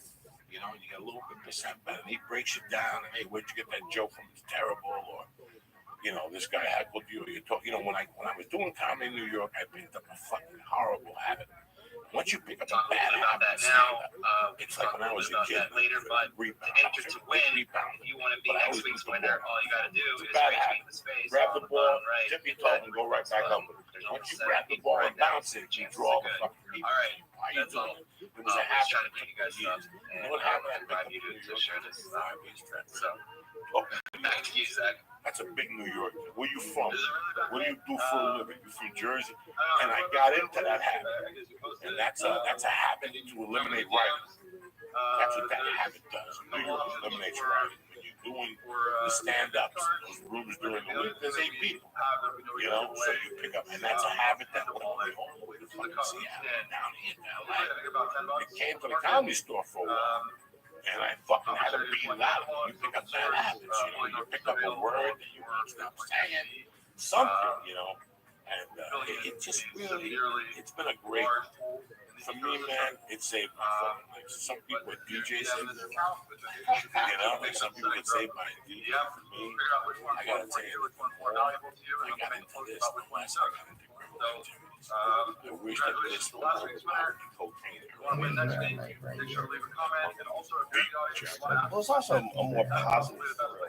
You need thrills. That's what you need. I'm a thrill guy. Yeah, I'm a thrill. every comic is. You know, I'm trying to write this book. I wrote this chapter. This is now that we got this figured out, we'll be more consistent with the giveaways. Please accept our apologies for previous week's snap-ups. But we'll start promoting things that we can give away next week, earlier in the week. And we've also floated the idea of... But why'd you have to have it in the first 5 chapters? Is it about your life? No, yeah. I was just thinking about how the basic of this, how is this, it's just weird. I had a thief problem from a young age. Like I was stealing, in the 1st grade, I was stealing teacher's editions and selling them to kids with the answers. Stupid fucking kids.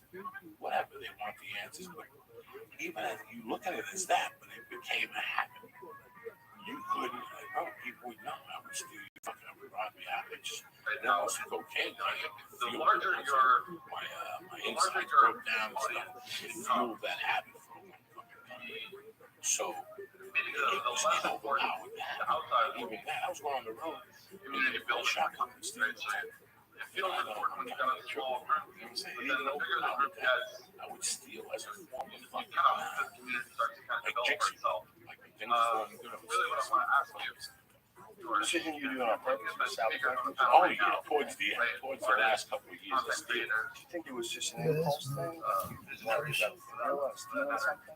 So you just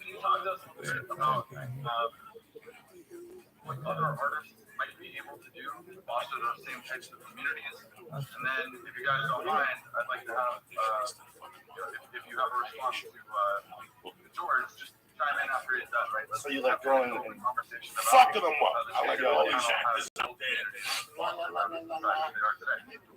Exercise, never off to the side, doing all this shit. This fat motherfucker. Because my original plan was to walk when I'm walking out, I know it. I know when the room just goes silent. For artists, right, especially starting out, and then what I learned being involved with Bitcoin. I think so. You like the competition? I in love the all creative space, and especially with the amount of noise that's just on social media, there's often a tendency to think that they need to have really large audiences before they can even start to monetize what they love, right? What I learned from the Tales from the Mayor project about a decade is that, like, it's very possible and definitely feasible to be able to start monetizing your creative work from the get-go, and that you don't need to have very large followings to actually have a decent audience. So like someone who's not you don't even fucking race. You got that number. Let it go, Red. Like I never wanted there's no question that was presented to me Audition's a weird thrill. which was, how much is enough for you? The reason why I share this is because it's tied into the trend that I'm seeing right now, even amongst people who are creators, right? So they might have large Twitter following, they might have large YouTube following. What they're discovering is that there are people who have far less following, yet making more money than them. And of course, Bitcoin is just one way that you can tap into the community and culture, right, in order to make your money. But unfortunately, a lot of the way that people have been making money has been about just propping up their quote-unquote community numbers, right? I remember very early on during the ICO days. Buddies are sitting there going, come on. What the fuck happened? Somebody came in, broke into my room, and just fucking howling inside. I loved all that shit. I loved my heartbeat. I loved it for so long. But I know I couldn't do it. I couldn't do it for a lifestyle. You can't do it for a fucking lifestyle. Why did you figure that out? After you've been in jail? Yeah, after you go to jail, you talk to all those people. You know that the odds are always against you. But the problem is when people go to jail, and they team up with other people, they're like-minded, they become stronger criminals. They learn more things. Now you tell me how you got caught. Lee tells me how he got caught. And I tell you how you got caught. We figured out, oh my God. So next time we do traveler's checks, we don't you follow me? It's institutionalized. So that's it. It makes you become a better fucking criminal when you go in there, Once I got out of there, I saw a lot of people that didn't belong in there. I knew people that should have been shot. They shouldn't even wear a house number. They should just be shot. Because there's no such thing as rehabilitation. These people can't get out to do another fucking crime again. But then there's the guy that went out to a party, drank a beer, got in the car, and red light. And he goes to jail for 6 years for voluntary manslaughter. It's just a fucking bad place in the world. You follow me? There's two types of criminals here. You fucked up. Right. This other guy is a fucking animal. So it's just, but it definitely cured me. I think the comedy definitely, the more I get involved with it, and it wasn't even the success, because the first success I ever had in comedy is becoming a regular at the comedy store. You're absolutely right. To me, that was the end all be all. That was the shit. Well, you just are a very impulsive guy, and that impulsiveness, a lot of it comes from troubled childhoods, comes from an absence of love, a void, whatever the cause of it is. You were an impulsive, sort of troubled guy. So I think that the thrill that you got, those wild thrills that you got from stealing or from robbing a drug dealer. You just figured out a way to replace them. But the impulsiveness is what leads to all the weird things that you want to do, the drug thing, all the different things you want to do, where you sabotage yourself. And a lot of it is just this, it's the inability to maintain normalcy, the inability to stay on a steady path. You're always constantly used to things failing on you, and so to alleviate the disappointment, you'll fail on yourself. I on myself. I would do that for years. Yeah. I did that too. Everybody did. Everybody does that. It's just something that I did a little less because of the fighting, because of the martial arts background. Because you couldn't do that in fighting. The stakes were too high. It was too dangerous. You see too many people get kicked in the head. So when you would go in there, you had to go in there. The only way to really compete is you had to figure out how to just let it all go and you got to turn into like an animal. You got to go wild. You can't have any. Like once it starts, you can't act with fear. You have to be completely zen, and you got to be able to get wild. And so you couldn't sabotage yourself. You couldn't not train. You couldn't get drunk before you would fight and be hungover when you showed up to weigh in. You couldn't do any of those things. Those were too. So that saved me in a lot of ways from being the type of impulsiveness that I had that led me to be a stand-up comedian would have manifested itself in drugs or crime or something. It would have, definitely would have, because I didn't fit in, and I always felt so I would have done something disastrous, and I never had any success in anything in life, so I always assumed that I was never going to have any success. So if I ever started having any success, I'd immediately sabotage it. Immediately, no. Martial arts. I also couldn't do it because my instructor, because I didn't grow up with my father, my instructor took the place of my father as a high model, a high role model man, a martial arts champion, who was like well respected in the country. He took the place of this authoritarian place of my life. For the past 10 to 12 years. So because of that, like carrying that over, allowed me to not sabotage my comedy. But everybody does it. Everybody just has moments where without whatever reason, you do the wrong thing or you say the wrong thing, or think the wrong thing, and a lot of times you don't realize why you're doing it until you get older. Oh yeah, for sure. You watch old Mythologic when they gave him the shot at the Hollywood Bowl for the gay benefit, and he went up there and fucking started going on. Like, where the fuck are you motherfuckers, man? They went to his house the next day and said, what the fuck happened, Richard? What the fuck is wrong with you? How can you do that? I mean, in comics, our minds work fucking crazy. Our minds, it's you have to figure out how to get out of your own way. Yeah, it scares me sometimes. It scares me. Yeah. Well, for you, extra, because for the longest time when I knew you, you had the drug problem. And that was one of the things that you were very close to my friend Johnny, just very similar. Johnny was another guy who's really we can put his 6 point on there. We can do a rebound. He would sleep under the table. Hustle.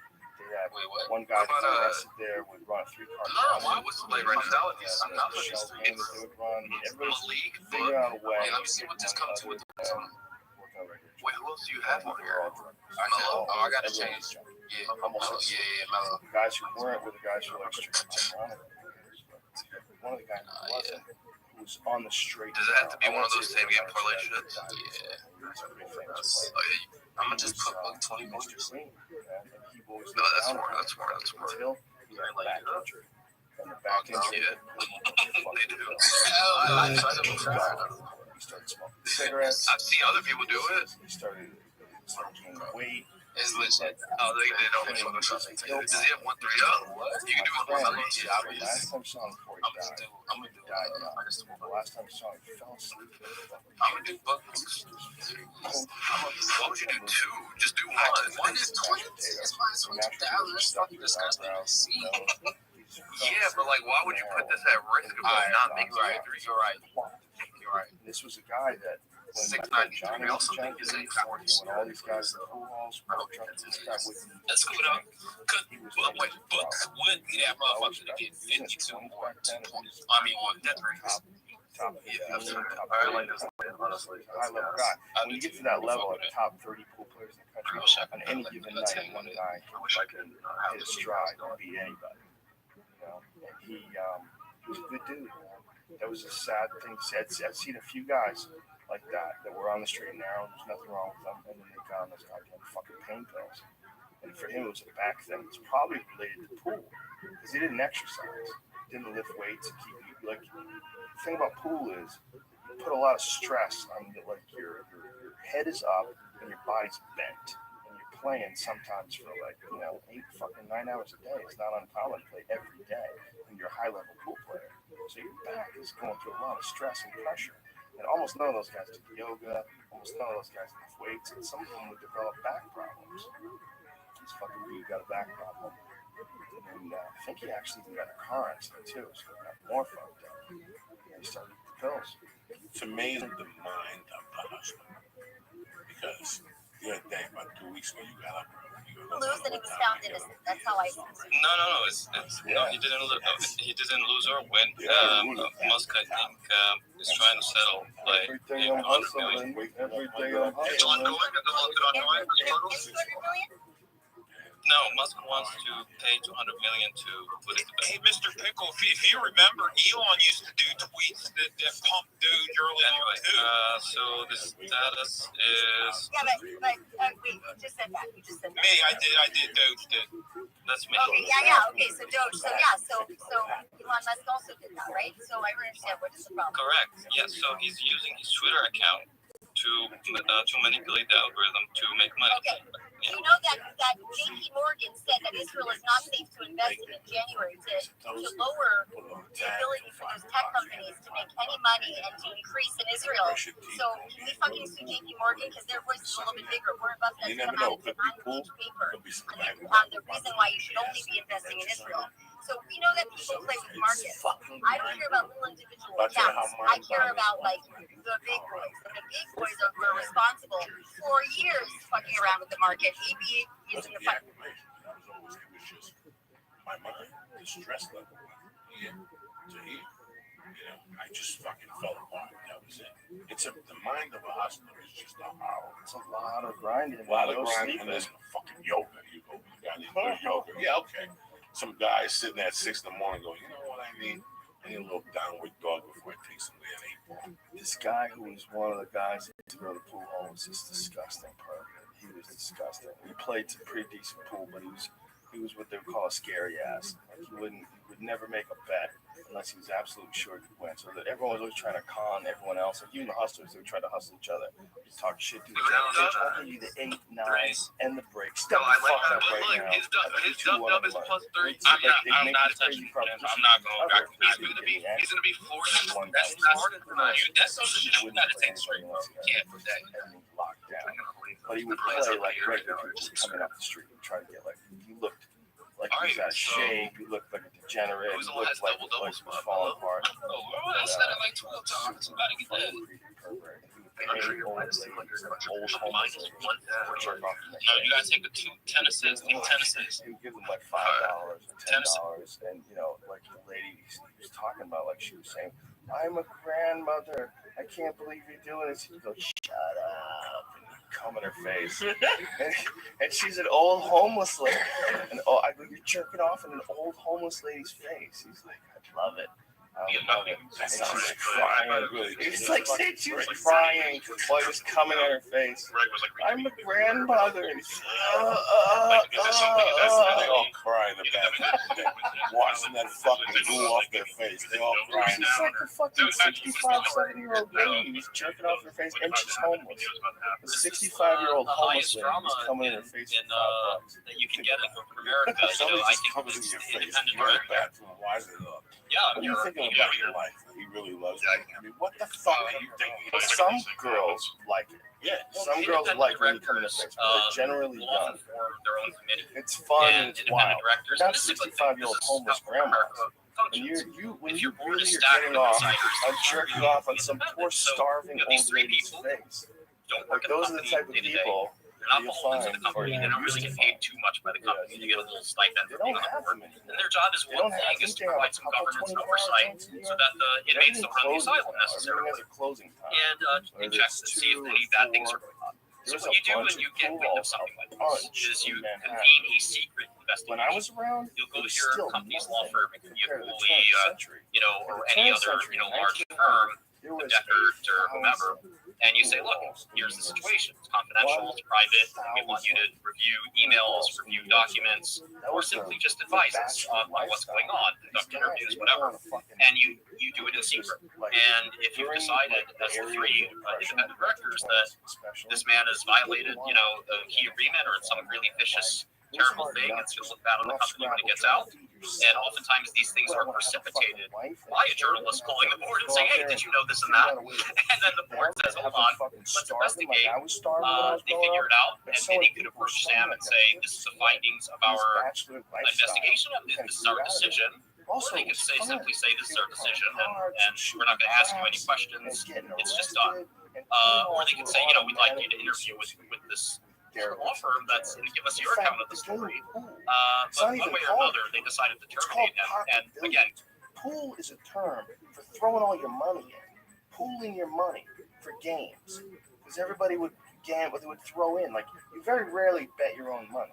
Like, guys would go, who wants in on this? I can beat this motherfucker. Let's fucking make some money. And that's how these guys, they were like, a lot of it, they were feeding off of each other. And they would 1,000 pool halls, so you're traveling all over the fucking city. And that was the bachelor lifestyle for these guys, that pool hall lifestyle. That's why I was always associated with the glorious results of a misspent youth. Like, everybody who was a good pool player, like, to this day, that's like that weird, it's a weird thing. Like, if a guy's good at badminton, guess what? Nobody gives a fuck. Somebody from Microsoft if a chick who has the walks quote-unquote into stripes a pool hall and the and company starts comes chalking over up and the she plays and the says, word, "You know, that's we all money on this?" Oh shit, did she fucking play pool? Fuck, if this bitch beats me at pool, that's like she's stealing your manhood. A chick can beat you at Miss Pac-Man and nobody gives a fuck, okay? But if a chick breaks and runs out on you for $100, you're like, oh my god, I just lost a game of pool to a chick. Because it was a totally male bachelor lifestyle sort of a pastime for like the longest time. That's what I loved about it, man.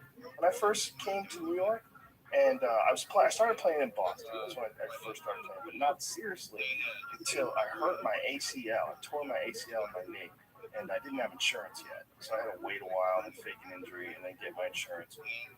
And I had to wait until after set in, allegedly. This is all fiction. Anyway, I started playing pool with my friend John, and who's a stand-up comic. John Toby was a radio personality in New York. And we started playing pool with this place called Executive Billiards. And I met the owner there, and then I didn't know how to play at all. I was just learning. And then I met John. He was trying to hustle me. That's how I met him. I was like, who's this motherfucker trying to pretend he doesn't know how to play pool? Like, we were laughing, like, while he was trying to talk me into a game. I go, I'm not good. Like, he goes, don't worry about it. We can figure out a way to make a game. I go, what does that mean, make a game?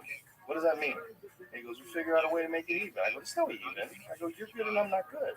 So how's it ever going to be even? And he starts laughing. We're laughing. But I got to see these guys that were all just hanging out there all the time. They would get off work and they would rush over there. It was Deli Steve. They call him Deli Steve. He worked at the deli. He was Ray the fireman. Ray the fireman, he would do 24-hour shifts at the fire place. So he would do his 24-hour shifts, he'd cook over there, hang out with guys, and then he would come in, and when his shifts were over, he'd come into the pool hall. He'd hang out. You could show up at Executive Billiards and knock on the door at 4 o'clock in the morning. If the lights are on, there's guys in there gambling, they just lock the door. After closing time, they'd stay open until dawn. Then we'd go to Star Diner and have fucking breakfast. It was fun. It was all fun. So when I had this girlfriend, I had a serious girlfriend for a while. One time she said, she gave me an ultimatum. She's like, it's either me or pool. I go, well, rack them up. That's what I said. I said, rack them up. I go, that place is fun. Nobody complains. I'm like, yeah, you're pretty and you're fun to be around and you're nice. And, I like having sex with you. All those things are true. But you're not taking me away from the pool hall.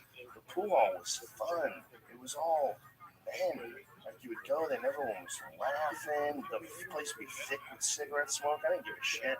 You'd go in there and everybody would be like, you know, hey, remember when blah, blah, blah, and rah! It was just a bunch of animals. They didn't have to show up with a suit and tie on. They didn't have to be stuck in a fucking cubicle. They didn't have to follow the rules the human resource set up for the company. They got to be themselves. They got to be themselves in a world that doesn't let you be yourself. In a world that doesn't let you swear. A world that doesn't want you on pills. You could buy pills from everybody. There was this guy, Jeff. I had my knee operated on, so they gave me Percocets. I took one. I was like, fuck these things. They're terrible. I sold them to Jeff. Jeff was selling them in the pool. You could get anything in that place. This is the first time I ever saw a guy do heroin. First time I ever saw a guy do heroin. This guy used to call him Water Dog. His name was, he had a bunch of nicknames. Water Dog, Buffalo Bill. He had a couple different nicknames. I don't even remember his real name. He would go into the bathroom and shoot up.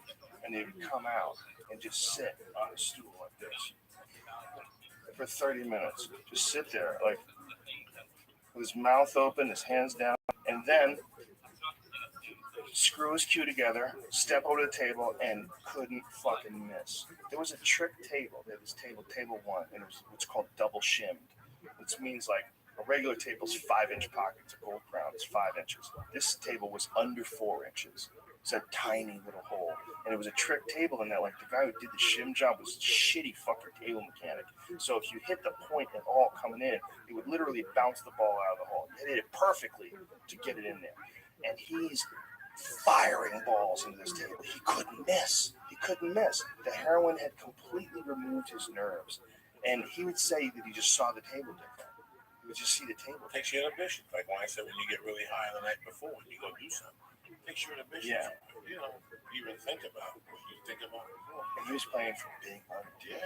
He was playing for like $10,000 once. He was playing this guy, and it was huge. Everybody came from all over. This guys drove up from Connecticut to see this match. And he was so funny because he went into the bathroom, did his jump, and came back out, sat down for 30 minutes, and they couldn't miss.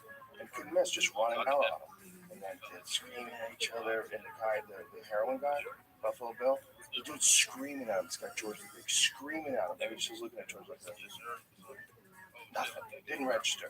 Didn't register that he was in danger. Didn't register that he should scream back. He's like, are we playing? Are we going to keep playing? Like, he's like, is this over? I guess this is over. He starts unscrewing his screw. Fuck you, you fucking got no heart. Get back on that fucking table. And he get back on the table and he wouldn't miss again for 5 hours. I saw like world-class pool from a guy that had just, for 30 minutes, sat there like that. It's one sorter. Glorious, man. I really need to write a book about the glory days of executive because it's like a disco now. They have a Facebook page. You go to the Facebook page, it's in White Plains, New York. The Facebook page, it's like girls twerking and music playing and lights are flashing. I'm like, what is this? This was like a great pool hall. I still can't get over the balls it would take to go to like a 70-year-old grandma who's homeless and jerk and off say, in let her me face. come in your face. Oh, he was a dirty person. Oh my God. This guy was such a dirtbag. He was such a dirtbag. And he was essentially homeless too. They would either be homeless or they would get these they would rent beds in these flop houses. Like they would, it was like a place where, like, you know, they had little tiny rooms and they had a bed. And you'd all share like a group toilet. So you wouldn't really be homeless, but you just had a place to sleep and get the fuck out of there. There's no kitchen. Because all your money went to pool? Well, most of it was junk. You know, most of them were junkies. It wasn't just. See, their money didn't really go to pool. You know, like that wasn't like if they would play. A lot of times, like they could get some free table time from some of the rooms. If they knew guys, you know, they could play for the time, like for practice, and it was like cheap practice time. It wasn't that expensive to play pool. It was the money was all going to drugs. That was really weird. Like Johnny scored. He scored, he would vanish. You know, and sometimes you didn't know if you were going to see him again. Because he would go to like the sketchiest parts of Spanish Harlem and score blow, or score crack. And then towards the end, it became heroin. And when it became heroin, that's when he came to visit me once. He came to visit me once when I was doing news radio. It's like one of the last times I got a chance to see him, and he was detoxing. He came out, his idea was he was going to come out and visit me, and when he was out, he was going to stay for a fucking week, and he would just clean up. During that time, he was just every day, he had the flu, just shaking, right?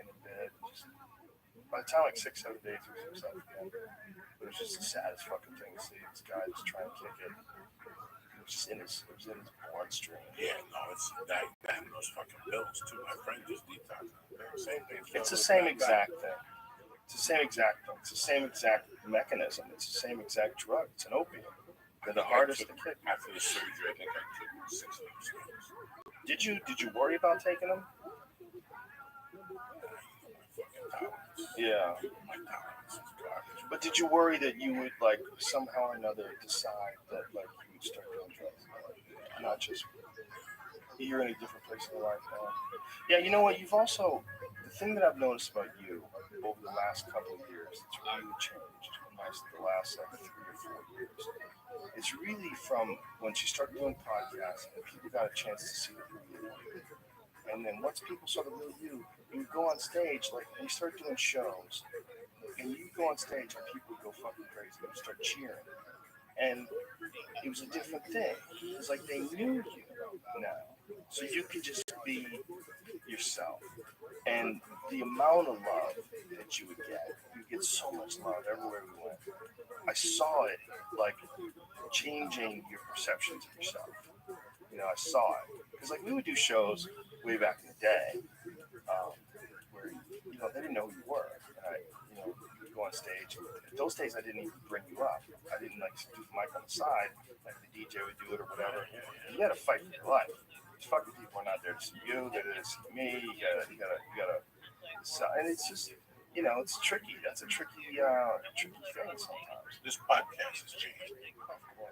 The podcast that we do has changed because I gotta live up to what the fuck I'm doing. I can't talk about picking up a piece of paper. You can't talk about it.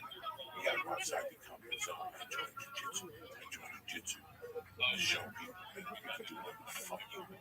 They can't say no to you. And I go every day as hard as it is. And people in here every day. Well, thank you for talking to me tomorrow down in jiu-jitsu. You know, the drugs. I couldn't even. Yeah, because you're in a positive place. You're on a good path. No, it's the only thing about me. I say it's over. It's over. Yeah, I did that last line of below that night. That was it. That was a big hurdle.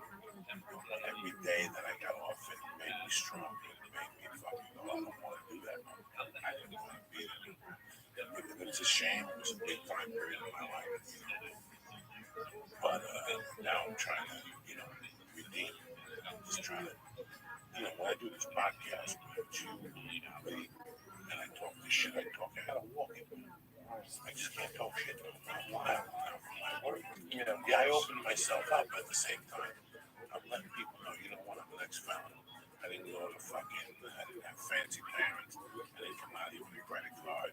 You do what the fuck you do. You know, you keep thinking about it, or strap your balls on and go for it. That's it. You did it. We had to do it. I was talking to somebody today and said, you went back to Connecticut. We can see their parents, their family. He couldn't believe how different they were.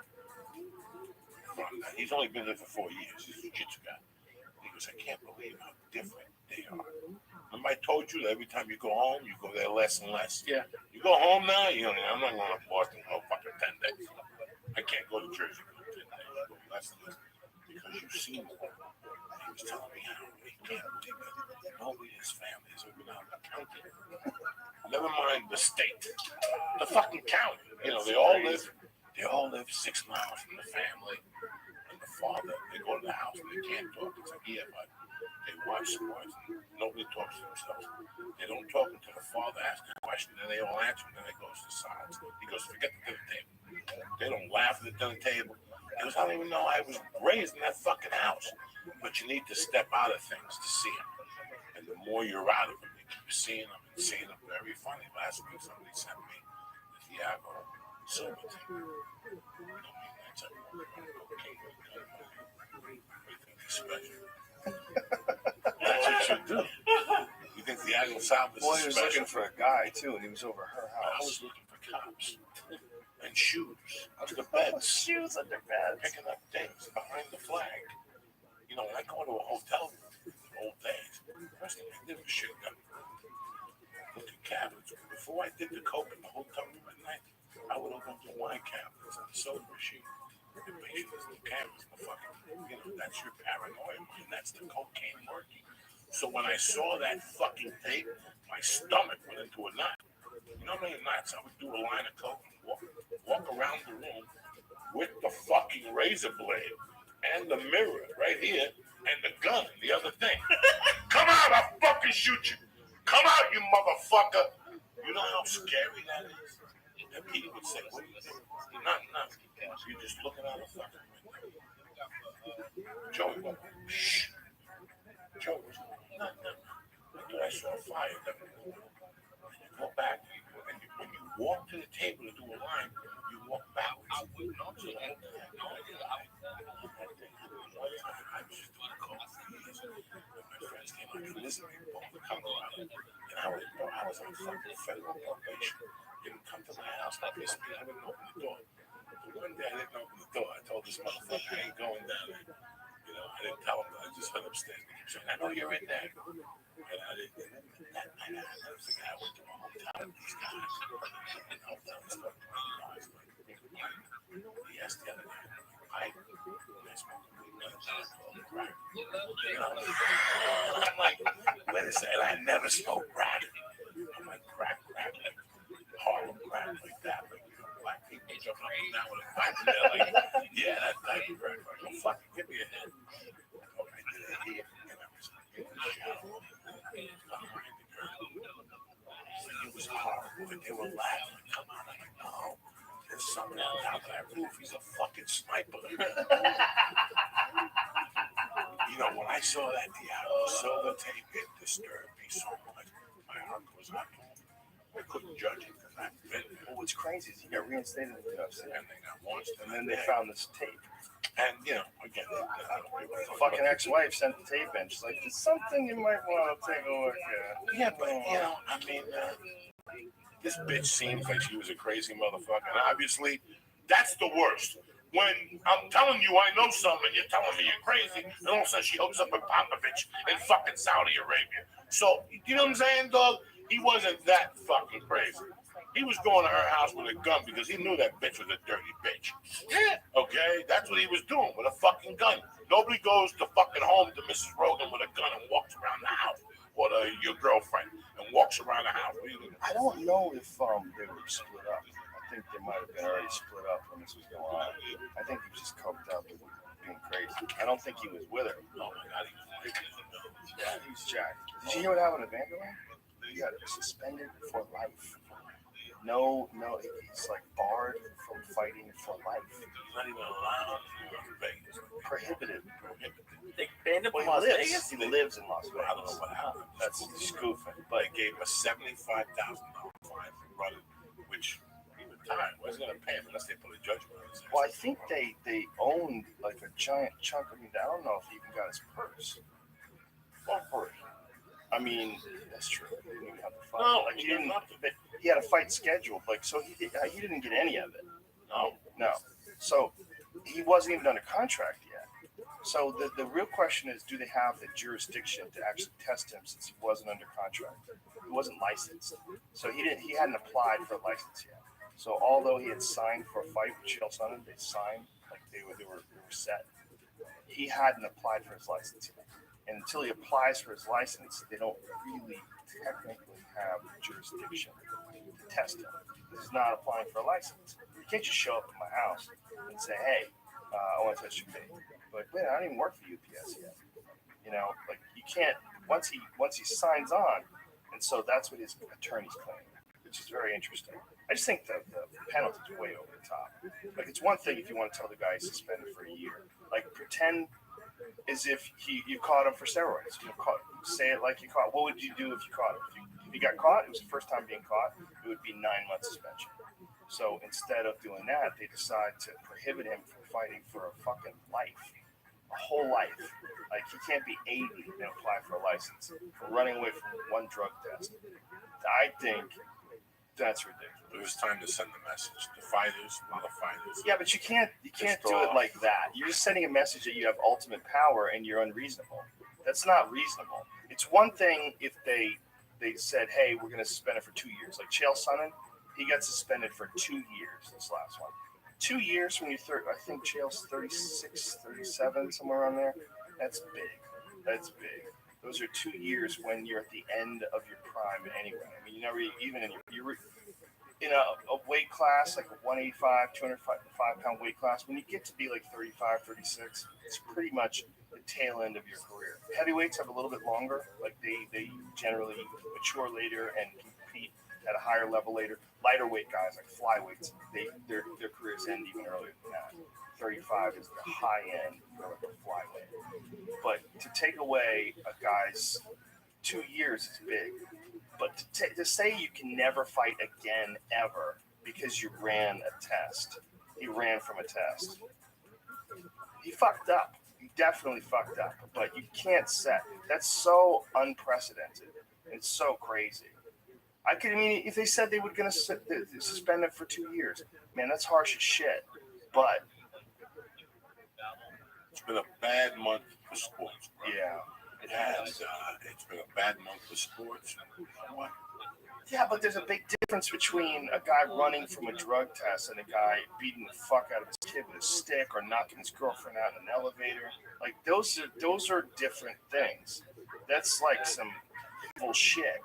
What a lot is going on, and this is what nobody likes to talk about, but a lot is going on is that these guys have been juking the system for a long time. There's a bunch of them that have been juking the system when it comes to performance-enhancing drugs. And Chael was the tip of the iceberg. When he got popped, it sent a real message to everybody. Like, they're testing everything now. And then a lot of other guys got popped. Bagutinov got popped for EPO. A lot of guys are getting popped left and right.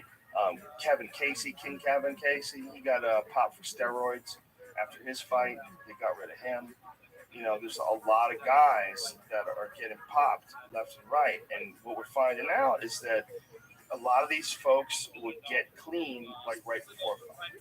But in between fights, if you just catch them, just show up at their house, go, come here, man, penis cut for me real quick. I need some of your blood.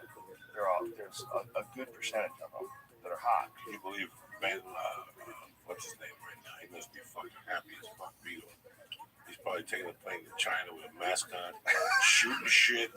He don't give a fuck. He's like, this is the best day of my fucking life. I caught a breather. Well, that's a terrible situation because he's like 36, 37 years old, and he was on testosterone for the last few years. So his natural testosterone is completely dropped down to a very, very low level.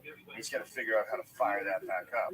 It's actually very good for him that the fight is in February as opposed to closer to the time when they made him get off the testosterone, because it gives his body more time to fire up. And if he can go back to Brazil, perhaps he can engage in certain activities that could perhaps benefit him to re-engage his testosterone system. See, that's the other thing. They don't let these guys take drugs that bodybuilders take when they get off steroids that have been proven to restart your system. Like, I don't even think it would be, it's not like a performance enhancing drug effect. It's a normalcy effect. It's like stuff called Clomid, and these things are what they call estrogen suppressors. So it suppresses the level of estrogen you have, which raises the level of testosterone, apparently. In some way, I don't understand the mechanism. But a lot of bodybuilders, when they get off of steroids, they will take this stuff. And this is one of the things that Chael was on. Because they made him get off the fucking testosterone. The guy was on testosterone for years. You make him get off of it, and all of a sudden they feel like shit. They're tired. They can barely get through a workout. They don't have any pep in their step. They go, no pop, the dick doesn't work. And the only way to get your system fired back up again is to wait. Either wait time, do a lot of like high intensity exercises, try to kick it back in. And for everybody, the amount of time it takes to kick it back in is different. So for Vitor to get it a few extra months, like what is it now? We're in September. They're doing it in what? February? Is that what they said? What it is? So think about that. He's got October, November, December, January, and then so he's got another 5 months. That's good for him. No, but the fight was when? Next week? December.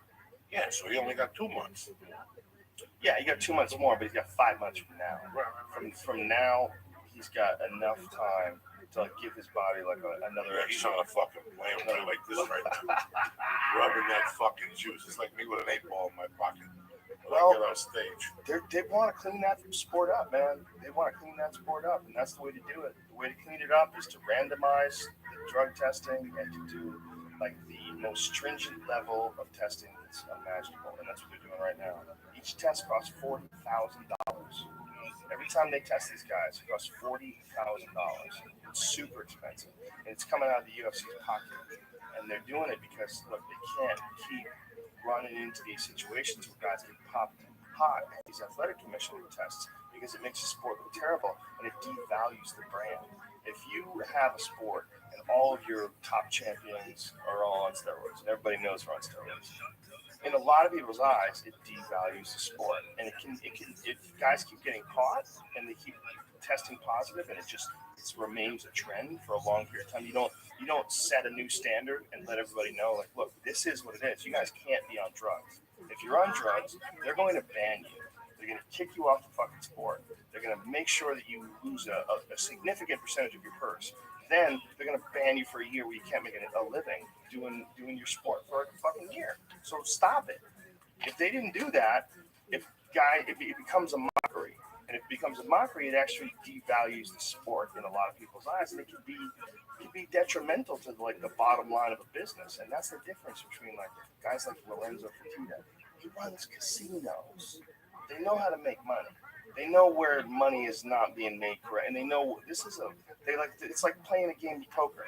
Like, you know what your hand is, and you know most likely what his hand is. You have an idea, and you know like, this is not going to work out well unless we do something here. Like, I'm going to fold. And then what I'm going to do is I'm going to wait until I have a good hand and then I'm going to bet. Like, you're playing in advance.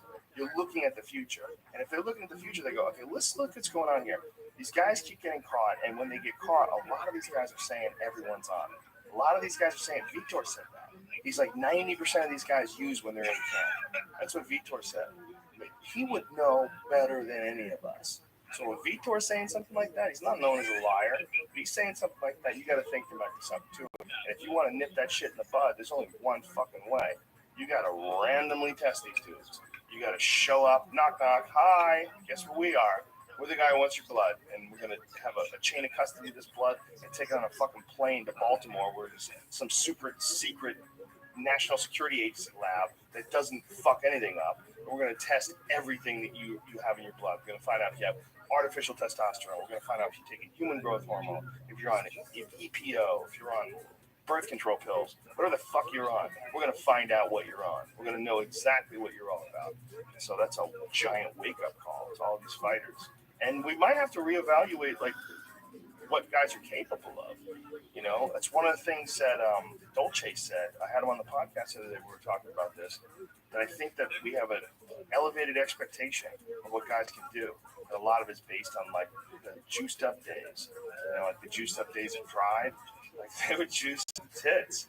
Like, Vanderlei Silva in his prime was, you know, he was just a muscle, a giant veiny muscle of destruction. Just smashing guys, knees, and fucking kicks, and soccer kicks, and stomps. He headbutted Guy Metzger. Fucking headbutted him before he knocked him out. He hit him with a combination, headbutted him, and then right-handed him and knocked him out. I mean, he had fought, knocked him out. He had fought all these Vale Tudo fights. And a lot of those fights, Vale Tudo was anything goes. That's what it means. He fought those bare-knuckle fights in Brazil where the headbutts were legal. So there's many videos of him headbutting guys, standing up, just fucking cracking them with headbutts. So when he fought Guy Metzger, like, the headbutt just came in handy. Like, oh, I know how to do this. Bang! Crack! Just crazy fights. And who knows what kind of chemicals those guys are. Look at the chemicals, Lisa. What kind of chemicals, you know? Whatever brownie he gave me. Jesus Christ, you can barely see. I know. Look at his eyes. This is going deep. Oh my God. This is what made Tom Segura take a Uber home. And he gave me like double what he had. This is like a caricature. Your eyes are like a caricature. I know. You're squeezing them shut. This is like you're playing a character.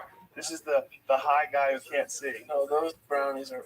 No, he ain't fucking around. He gets fucked up. I take him out later. These aren't fucking around either, man. It's peanut now, butter you know, grills. those guys, I told the story in your Gummy bear guys. I connected with these guys because of your podcast. You know how? How? Their cousin. It's a story I told. The guy that nails a coat off the place. So I told the story. They came to Flatbush. In fact, I'm going to see Tweety Thursday. The guy who threw the bales off the fucking plane to get 50 years. Who is coming up with a fucking contest with flappers? Did you see this latest contest about doing dead comedians acts on Halloween? They're doing a show, a special show, where they do a tribute, where they different comedians will do dead comedians acts on Halloween. They're Are they out of their Christians. mind? They're Christians. That's what really pisses me off. They're thieves. That's what really pisses me off. They're thieves? Yeah, they only give you 50% of the door and they give away tickets and that happens. Well, they're probably starving. They're probably barely staying open. No, for 4 years they've done this. Tough times, They've man. got fucking 20 comedy shows going tonight. Go look at their webpage. Okay. How much do they paper in the room, though? Just getting all the liquor? I don't know. I don't know what they're papering, but I know that they're doing something right over there because they kept open for 4 or 5 years. I keep wanting to go there, but Bob at the fucking Ice House is such a sweetheart. Yeah, I love that guy so much. I just do that show.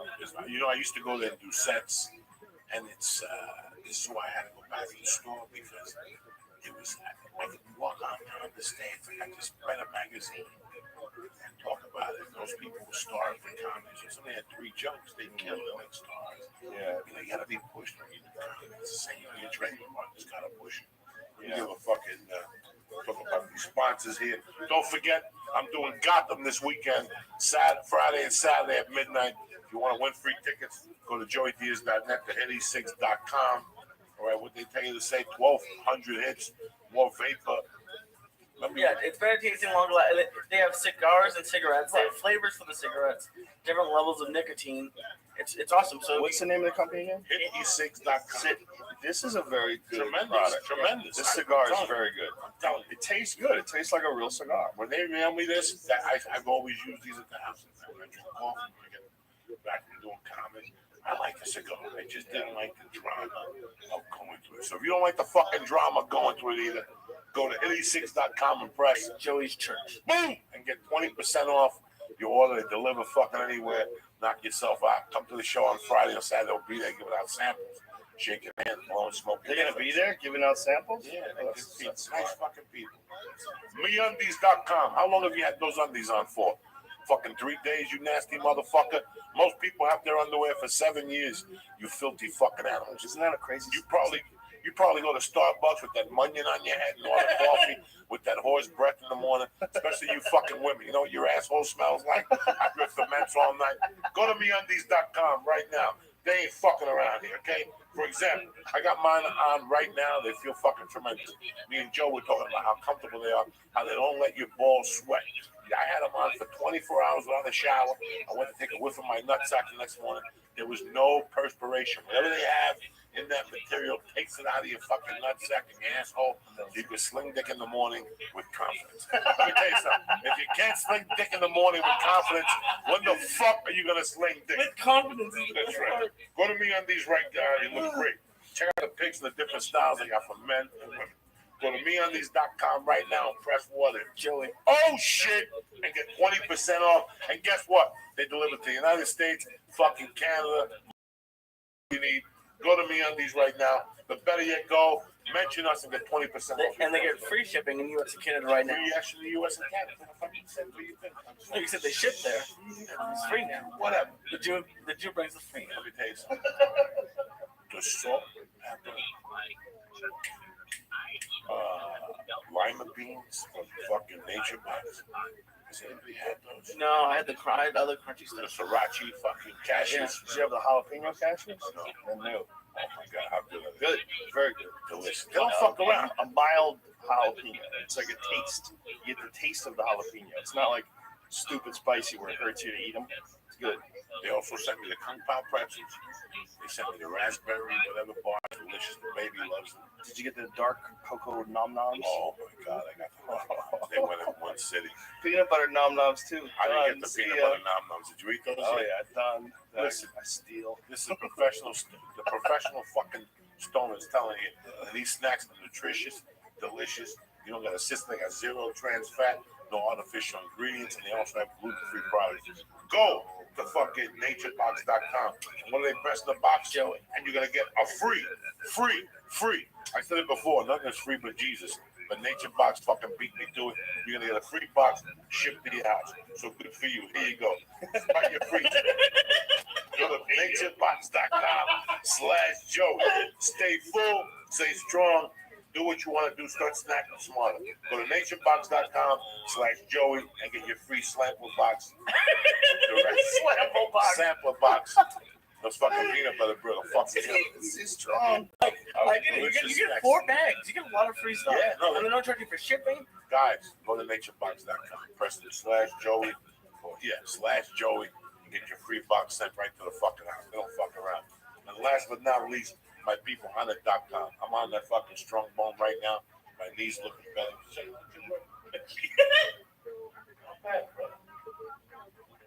Yeah, I recognize those little scars. What's in there? No, they pull the stitches out, or they have stitches that dissolve. Most of the time, they remove the stitches. Did they remove your stitches? Yeah. Days later, that's it. But they fucking when I get on my hands and knees to do a child's pose, it's still not fucking. Oh yeah, it's scar tissue. It's actually good to feel that pain. Okay, when you have an injury like that, you gotta break down that scar tissue. Yeah, right. That's why I had to go to the jiu-jitsu. So we're not fucking around. Also, on it, they got the new formula for the T+, 36% more strength. We still got Alpha Brain, gives you more focus and more clarity. You still got fucking the Caveman Coffee. They don't fuck around. They got the new Legend Belt, 28 keys, right? Yeah, 62 pounds of werewolf. A fucking werewolf that weighs 62 pounds. You understand me? I met a chick that's pussy was a werewolf. One fucking a lot of hair. You breathe hot air on me and shit. And last but not least, go to Honor.com and press Church. CHURCH. Get 10% off your first order. But also look on the Stay On It program. It works like Dollar Shave Club and all the other companies we work with. They mail it right to your house. You don't have to start it. Go to Honor.com. Just fucking go to Stay On It. Get 10% off the additional 10% when you mention Joey. Also to my brothers, Church. Also to my brothers, Los Gummies Hermanos over at NailedItLife.com. They're great guys. What's the website? NailedItLife.com. NailedItLive.com? NailedItLife.com. Nailed It Life? Yes. Like NAILEDIT Life.com. Okay. That easy. NailedItLife.com. They got the best bait pen in the market. Isn't it for like taking dabs? Yeah, for taking dabs. They're dabs. They're professional fucking dabs. And those guys, they go so deep. They go deep. They were driving from allegedly from Northern California down with a torch. They showed up at the house with a briefcase. Remember at the other office, they should have put a fucking briefcase. He had a sack like Santa Claus, and he reaches in and is just handing gummy bears out to the children. And the whole fucking staff was fucked up at the Comedy Central table. Everybody was eating. Well, those gummy bears are even worse than the Green Hornets, which are pretty bad. Yeah, the gummy bears are death. They're hot death. I got one for the children. I'm gonna eat the whole fucking thing. Oh, no, you're not. At 6 a.m. in the morning. You eat a whole one? The whole big gummy bear, $250. That's insane. I get high for 2 hours. 250 milligrams of THC, for people who don't know. A regular, really strong one has 70. Really strong. Really strong. Like, I wouldn't recommend that. I would say take a half or even a quarter of a 70. Let me tell you something. But here's the most fucked up thing, guys. We eat the Chiba Chews. Yeah. We eat all Chiba Chews. We eat everything. What's a Chiba Chew got in it? A Chiba Chew, the big one's got 180, little one's got 70, and the Green Hornet got 70. So think of that. 70. It back like Tic Tac. But you go from that to 240. That's amazing. What is that? Fucks everything. Oh, what is that? This is called a so-kind brownie. They make cookies and brownies. These are 3 brownies divided by 3. It's 200 milligrams in the bag. It's 66 milligrams of THC each one. I just gave Luke 50. This is stronger than anything else. This is the one that kills. I mean, people's eyes get red, their faces get swollen. They gotta pull over. This is the one. There ain't nothing I can lie to you here. The Chiba Chews are great, but they're 180 milligrams. I don't know how these people do it. I like to test their shit. This takes you deep. And when he goes home in 2 hours, how deep will you be when I call you? Oh my God. Deep. This is deep. And I asked the people what is going on. They said they made it with the original butter. And they went back to old school. Everybody's doing something on that with the butter. I love the 250 milligram gummy. It's delicious. The cherry ones, I'll fucking get fucked up. Put that iTunes, that iPod on the plane, and take my little computer out, and I'll get fucking wasted on that flight. But there's nothing like these little 60 milligrams. I don't know why. I didn't like getting high that one time on the plane to Austin. I don't like it, Daddy. No, it was terrible. I don't get really nervous when I'm high, but I was paranoid on that flight. You got no choice. Yeah, you're on a plane. What are you gonna do? You sober? I know. You got 3 hours. That was terrifying. Jumping up and down. There's no reason to be sober on a flight ever. Just a waste of a flight. Unless you have a really important book you have to read. But we took it before we got on the plane, and then there was a bus to the plane, so I was flying by the time I got when you to go to the Austin, you got that bus to the. When you go to Utah or fucking Austin, you got that fucking bus. So once you land cross country on a fucking plane, then they drop you off. Then you gotta jump on a bus and walk back to fucking America. Tell you what, that was a city and a club that I was really impressed with. Was that Wise Guys in Utah? Wise Guys in Salt Lake City. That is a great fucking club, and that is a great fucking town. Those people were cool as shit. And it was, you had told me that, and a bunch of other guys had told me that, but I had my apprehensions. I was like, come on, it's Salt Lake City. They're all uptight. Like, that's the Mormon place. They are so fucking sick of the Mormons. For me, it wasn't even about killing them. You know what it was for me? You know when I fell in love with them? People would pull me aside. Thank you. And I looked at the floor and just thank you. Nobody comes here. Thank you. Yeah, that's the other thing. Thank you, bro. Well, when people somebody are looks me in the eye and does that to me, that means the world to me. Like, thank you, bro. Thank you for fucking coming here. Some people don't want to come here, then whatever. You know, I love, if there's a microphone in a fucking brick wall, you know, Joe Rogan, I'm sick and tired of people talking about comedy club like now, but Irvine is so beautiful. You know what, bro? I lost that shit about 10 years ago. I walked into a club, they all look the same. And they all sound the same to me. And the sound system doesn't impress me. And the painting on the mural, and the copper bell, nothing impresses me. The laughter impresses me, and all I want is the more shit a comedy club has now. I don't want to go there. I won't Wise go Guys is perfect. Perfect. It's got a little green room. Perfect, yeah. I don't want to see nothing no more. Stage is small. I don't want to hear about, oh my God, the sound. You got this. You don't suck my dick. There's a fuck. The only people complain about sound when people aren't funny. Right. That's the only people complain. You remember that one time there we was were in something Vegas? wrong with the microphone. I know. The people couldn't hear me. Yeah. No, I don't like that excuse. We were in Vegas and this guy was bombing. We were like, oh my God, poor fuck. This is terrible. And he comes off stage. The first thing he's saying is like, they couldn't hear me. This microphone is shit. We were in the back of the room. We're like, we fucking heard you loud and clear, dude. First thing people say when they bomb is the sound, or they were was old, or they were right. And I stopped that shit about 15 years ago. That's when I started growing as a comic. Listen, forget the sound, forget the lights. I've been at the comedy store when I got up there. It's black, and the microphone's broken, and you're up there yelling from the top of your lungs. And they're laughing. But you hear what happened to Heffron was? He was in the middle of the show, and the fucking power went out. And so they had candles all over the tables. You know, it's one of those. It was an improv. You know, they do that improv. He took a fucking candle, held it up to his face, and talked really loud. And just kept going. Just did the fucking show, holding onto a candle, yelling really loud, like projecting like he's a Shakespearean actor. And I go, how was it? He goes, killed. It's the best feeling in the world. Your voice is the strongest weapon that you have. You don't know it. Well, it's also the audience gets a chance to see something unique. Yeah, they know that you're forced into this situation. And they love it that you adapted. Oh, fuck it. They love that you adapted. They love it. Where are you going next, my brother? This weekend I'm in Toronto. I'm doing the Sony Center. So you fly up Friday and do the show, and fly to Vegas on Saturday. Yeah, and then Saturday morning I'm commentating on the UFC. Okay, and then the week after that, well, I'm on my reconstruction phase now because I just filmed my special. So right now it's all about writing and doing a lot of local spots. Like tomorrow night I'm doing Comedy Juice. I'm trying to do, I'll probably wind up doing the Ha next week maybe. I'm doing like those kind of gigs. I'm just on the Long Beach with me on the 8th of October, Wednesday night. If I'm home, no, I'm not home that night. No, I can't do that. But I'll do another one. Yeah, I definitely want to do Long Beach. November. Yeah, it's really becoming a fun place for me. I want to do Santa Barbara too. I know there's a little comedy club up in Santa Barbara. I did American Comedy Company down in San Diego.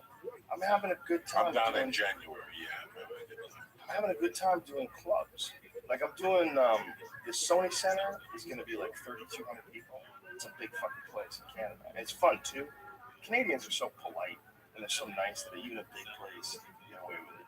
But there's something about those little places, man. There's something about the Ice House, like 190 when it's stuffed with people. There's something about that, man. That's the best shows. Like Wise Guys. What is Wise Guys? Like 200 something?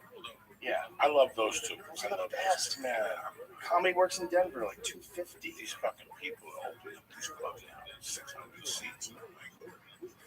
You know why? Because they can fill them now and they can get the door.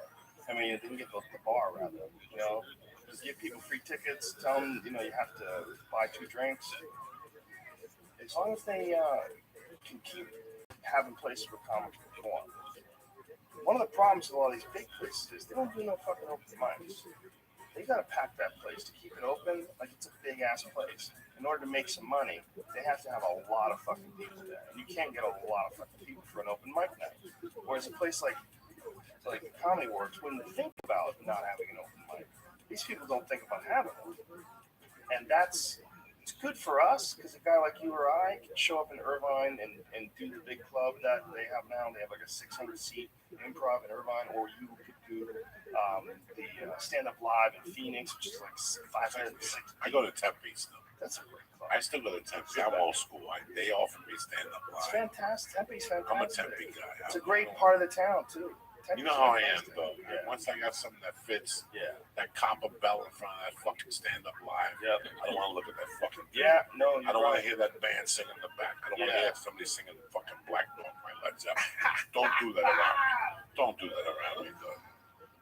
That bar is fun, though. It's fun, though. I'm only goofing on it, but I just don't. It's not for me. I don't want that. I like comedy when it's dingy. I like comedy when it's raw as fuck. The other day I came up with that video again. I watched it for 2 minutes. The Richard Pryor with the menu behind him. In 1970s. That's that Catch, right? Catch, one of the old improvs. Yeah, one of those. Was it the Improv? Something. Might have been the Improv, right? Because Catch didn't have a menu behind the stage. Catch had a mirror. And we've had Rocco Orbisi on the podcast, and he said that Richard did not want to shoot that special. He was like, I'm going down there. And they had to do the material on the way down, and it turned out to be a pretty good special. We had Red Band in here last week, and we were talking about something that I got to ask you about. It's amazing when you look at the iTunes list now. Even if you look at fucking health, there's 1,000 podcasts. And for you, this started for us in the little hotel room. You would sit down after shows and green rooms and take like, what are you fucking guys doing? Oh, we're doing a podcast. Let's go eat something. I used to get pissed. And this is where it's all going. Can you believe this? It didn't hit me. It didn't hit me about the Rogan podcast that we were doing Ari's thing last Tuesday. When I went inside and I saw Ari on stage, this all goes back. This is all centralized back to that podcast, that little, if you look at episode 8 of the JRE now, it's a fucking couch. There are 3 people sitting on the fucking couch, Eddie Bravo, me, and look what it's become. We're here, we got Charles Bronson on the wall. What the fuck? How did this happen? Well, we figured out a way to do our own show. We were trying to do it before, remember? No more sci-fi show? By the way, they're still trying to get me to do it. What do you say? I don't know. Last time we spoke, we had 14 episodes in 3 days. Joe called me. He's like, what do you think, dog? We'll do 14 episodes in 3 days. We'll shoot them all at the same house. It's a different idea. Right. The way they want to do it now is going to be podcast style. Right. It's going to be like a subject, like whatever the subject is, whether it's ghosts or whatever, talk to an expert, have them in, show some videos, play some videos, pause the videos, goof on it. I don't know if we'll wind up doing it. Part of me doesn't want to do it. I really enjoy just doing things on the internet. I really enjoy working for the UFC, and I really enjoy doing stand-up. I don't want to do anything that I don't really enjoy and throw it in there just because. We'll see. I don't know. It's amazing when people call me for auditions. Yeah. You don't have to. I'm not going down there. I know what I already see the deal. I already see the whole deal. I got to do this, I got to do this, and this, and this, and this to accomplish this goal. You know what? To put up with this, put up with, I don't even like that. Yeah, I mean, it's also, you've already made so much progress. You know, like doing it your way. Like you figured out a way. We all did through doing these things on the internet. You figured out a way to be yourself. And you figured out a way to just tap into whatever the fuck you are. And then also examine the way other people react to you. And it sort of makes you pump up your own game. It makes you better at podcasting. Like the criticisms that you get, or the suggestions that you get, or the guest suggestions. It's an interactive sort of relationship that you have with the people that like the show. Sometimes good and sometimes bad. I mean, you're going to run into people that are just super negative. You're definitely going to run into people that are just mean and bitchy and complain about everything. You're also going to run into people that have some good pieces of advice. Some people that goof on you because they say shit over and over again. You might not even realize you use a certain word over and over again. And they clown you on it. And now you have to think about it. But that's good. This has made me better. All is now live. When you go to Weight Watchers, what they teach you is you got to write everything down. Yeah. Write it out. This podcast makes me responsible for my words. Not when I yell as obscenities, racist comments, fucking national. It makes you a better comic. But it's made me a better comic, but it's also made me a better person because I've said I gotta walk the walk. Mm-hmm. You can't come up here and say, well, I don't do this. Now I gotta walk the walk. Right. You can't just go on a coke binge and not come in here and record the podcast. Yeah. No, I wouldn't do anything. No, I couldn't do anything. You know, that's completely contrary to a lot of people's ideas about what a person who's clean can and can't do. So, like, you taking those pills when you had your knee operation and not worrying about it at all, that's, like, completely outside the realm of, like, any of those 12-step programs. They would say, don't ever fucking do that. You know, you don't have responsibility. I mean, you don't have the ability to say no to that stuff. That stuff is more powerful than you. Don't bring it into your life. And you're like, I figured something out. There's a commercial now for rehab that says if you, and they're trying, 80% of people relapse. And they said if you relapse, they'll take you back and do it for free.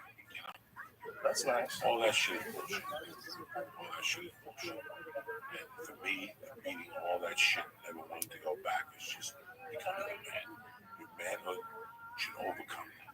And that's how I was raised. Your manhood overcomes all that shit. Just deciding not to be a little kid anymore. No, not to be a saboteur. And I saw how my stepdad was. He was a killer. He killed people. He shot people. He did things. But he had this thing that he would talk to you. You never do that ever again. Because that's how I work with my system. You know what I'm saying? It was just very, and I got it. I got it at a young age. I don't eat this. No, I just don't eat it. That's it. It's done. Like, that was it. Right. And everything. I don't want to ever shoot a Joey Karate video. They were fun to do, but I did what I did. Now I moved on. I did cocaine. It was fun while I did it, but now one day I made a decision. People don't want to make a decision. People don't want to. I'm with you on everything with Joey Karate. You know, Joey Karate videos are fucking tremendous. But what I'm saying is, you just move on. It would look weird if I still put a gi on. You should do Joey Jiu-Jitsu. And said Joey Jiu-Jitsu. I thought about it. But Joey Jiu-Jitsu is a good idea. Jiu-Jitsu is so bad. It doesn't matter. It's Joey Karate, at least I had a sidekick. No. You know what I'm saying? At least I had a sidekick. No. With Joey Jiu-Jitsu, what am I going to do? I'm going to be No. You fucking grab a guy and you pull him into your guard and you start working a clock choke, but you lose it. The guy gets on top of you. You fucking, I can't breathe. You tap out. Listen, do what I say, not what I do. Trust me, cocksucker. I'm trying to give you good technique over here. My grip is bad. I've been jerking off my right hand. I'm out of sorts.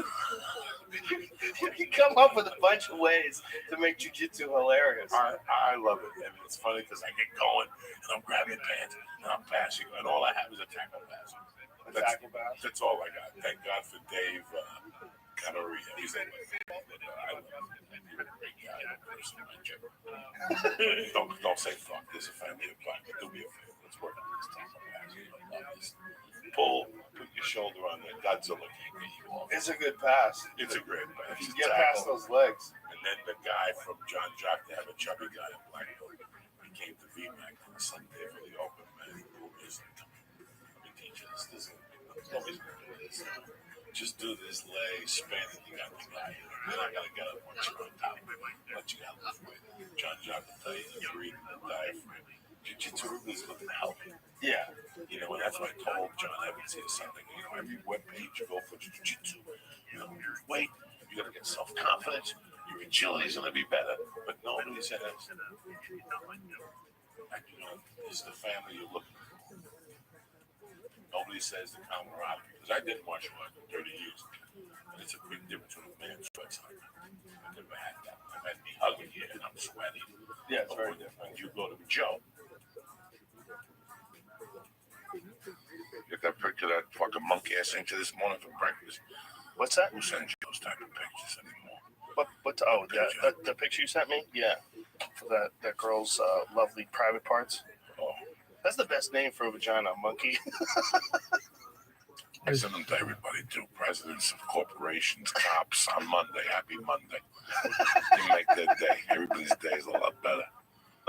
Start the day on the right foot. Especially presidents of corporations. People that you imagine if you had to work in a fucking office for your whole life, as old as we are now. If we were in an office since the time we were like 23, 24 years old, right out of school, just every day, buttoned down, try not to say anything that's going to get you in trouble. Just trying to fucking make it to 5 o'clock and then immediately go to a bar and talk shit with your friends and then do it all over again on Monday. I time it so I know you're in a meeting. I know that you're in a meeting with 8 white dudes and they're real serious about, you know, numbers have to be up, statistics. And all of a sudden your phone rings. You fucking open it up and it's a picture of a woman's vagina. And it breaks up the whole morning. You're like, thank God Joey Diaz exists because he understands what I'm going through. That's tough. That's tough. Going to sales meetings. I used to go to sales meetings and they talk about, do you know I went to Anthony Robbins things? Did you? When I was a burglar, I went to Anthony Robbins. To be a better burglar? No, and I ended up kidnapping the motherfucker. He focused me. I walked on the poles. I was all in with Anthony Robbins. You do know that. Really? Because I worked for a Subaru dealership, so Subaru paid for you to go to Anthony Robbins seminars. So they would give me like 3 bills for the day for per diem.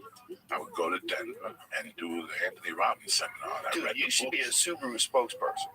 Who's more loyal to Subaru than you? Nobody. You fucking love Subarus. Love them. Love them. I just cannot. Because you lived in Boulder. I lived in Aspen. Yes. And I saw vans. I saw every type of high-level car spin around. And you just lose control. And did you ever lose control in Colorado? I didn't, but I did in Boston a bunch of times. Yeah. It wasn't fun for It's her. not. Whenever you're driving in snow, it's touch and go. You could get patches of ice. And in Colorado at night, you got a thing called black ice. And, you know, I remember I worked at the Crestwood. I was security. And I had to pick people up at the airport at night. And I fucking did everything I could to get out of that job. Because when I was in the van with people doing the speed limit, no alcohol, you know me. I just hit black ice and the thing started spinning. And you don't know where you're going to land. You have no idea. I was with McGuire once. Chris McGuire and I were on the way to the airport in Ohio. And we crossed over a bridge. The bridge is where you get it because there's no ground underneath it, so things freeze quicker. We went over this bridge, just got lucky. Nothing happened. We both went, all right. You know, it stopped where we were facing the wrong way, but there was no one on the road because it was early. We were headed back to the airport. And we just got back in line and just went, okay, I remember this. Like all of a sudden you got no power. You know, I love German technology. I love the look of a lot of sport cars and everything like that. But there's been nights 10 years ago, I had a gig in Irvine. And it was raining, one of those January in California, just coming down. I mean, you couldn't see in front of you. And cars are pulled over, and I'm doing 75.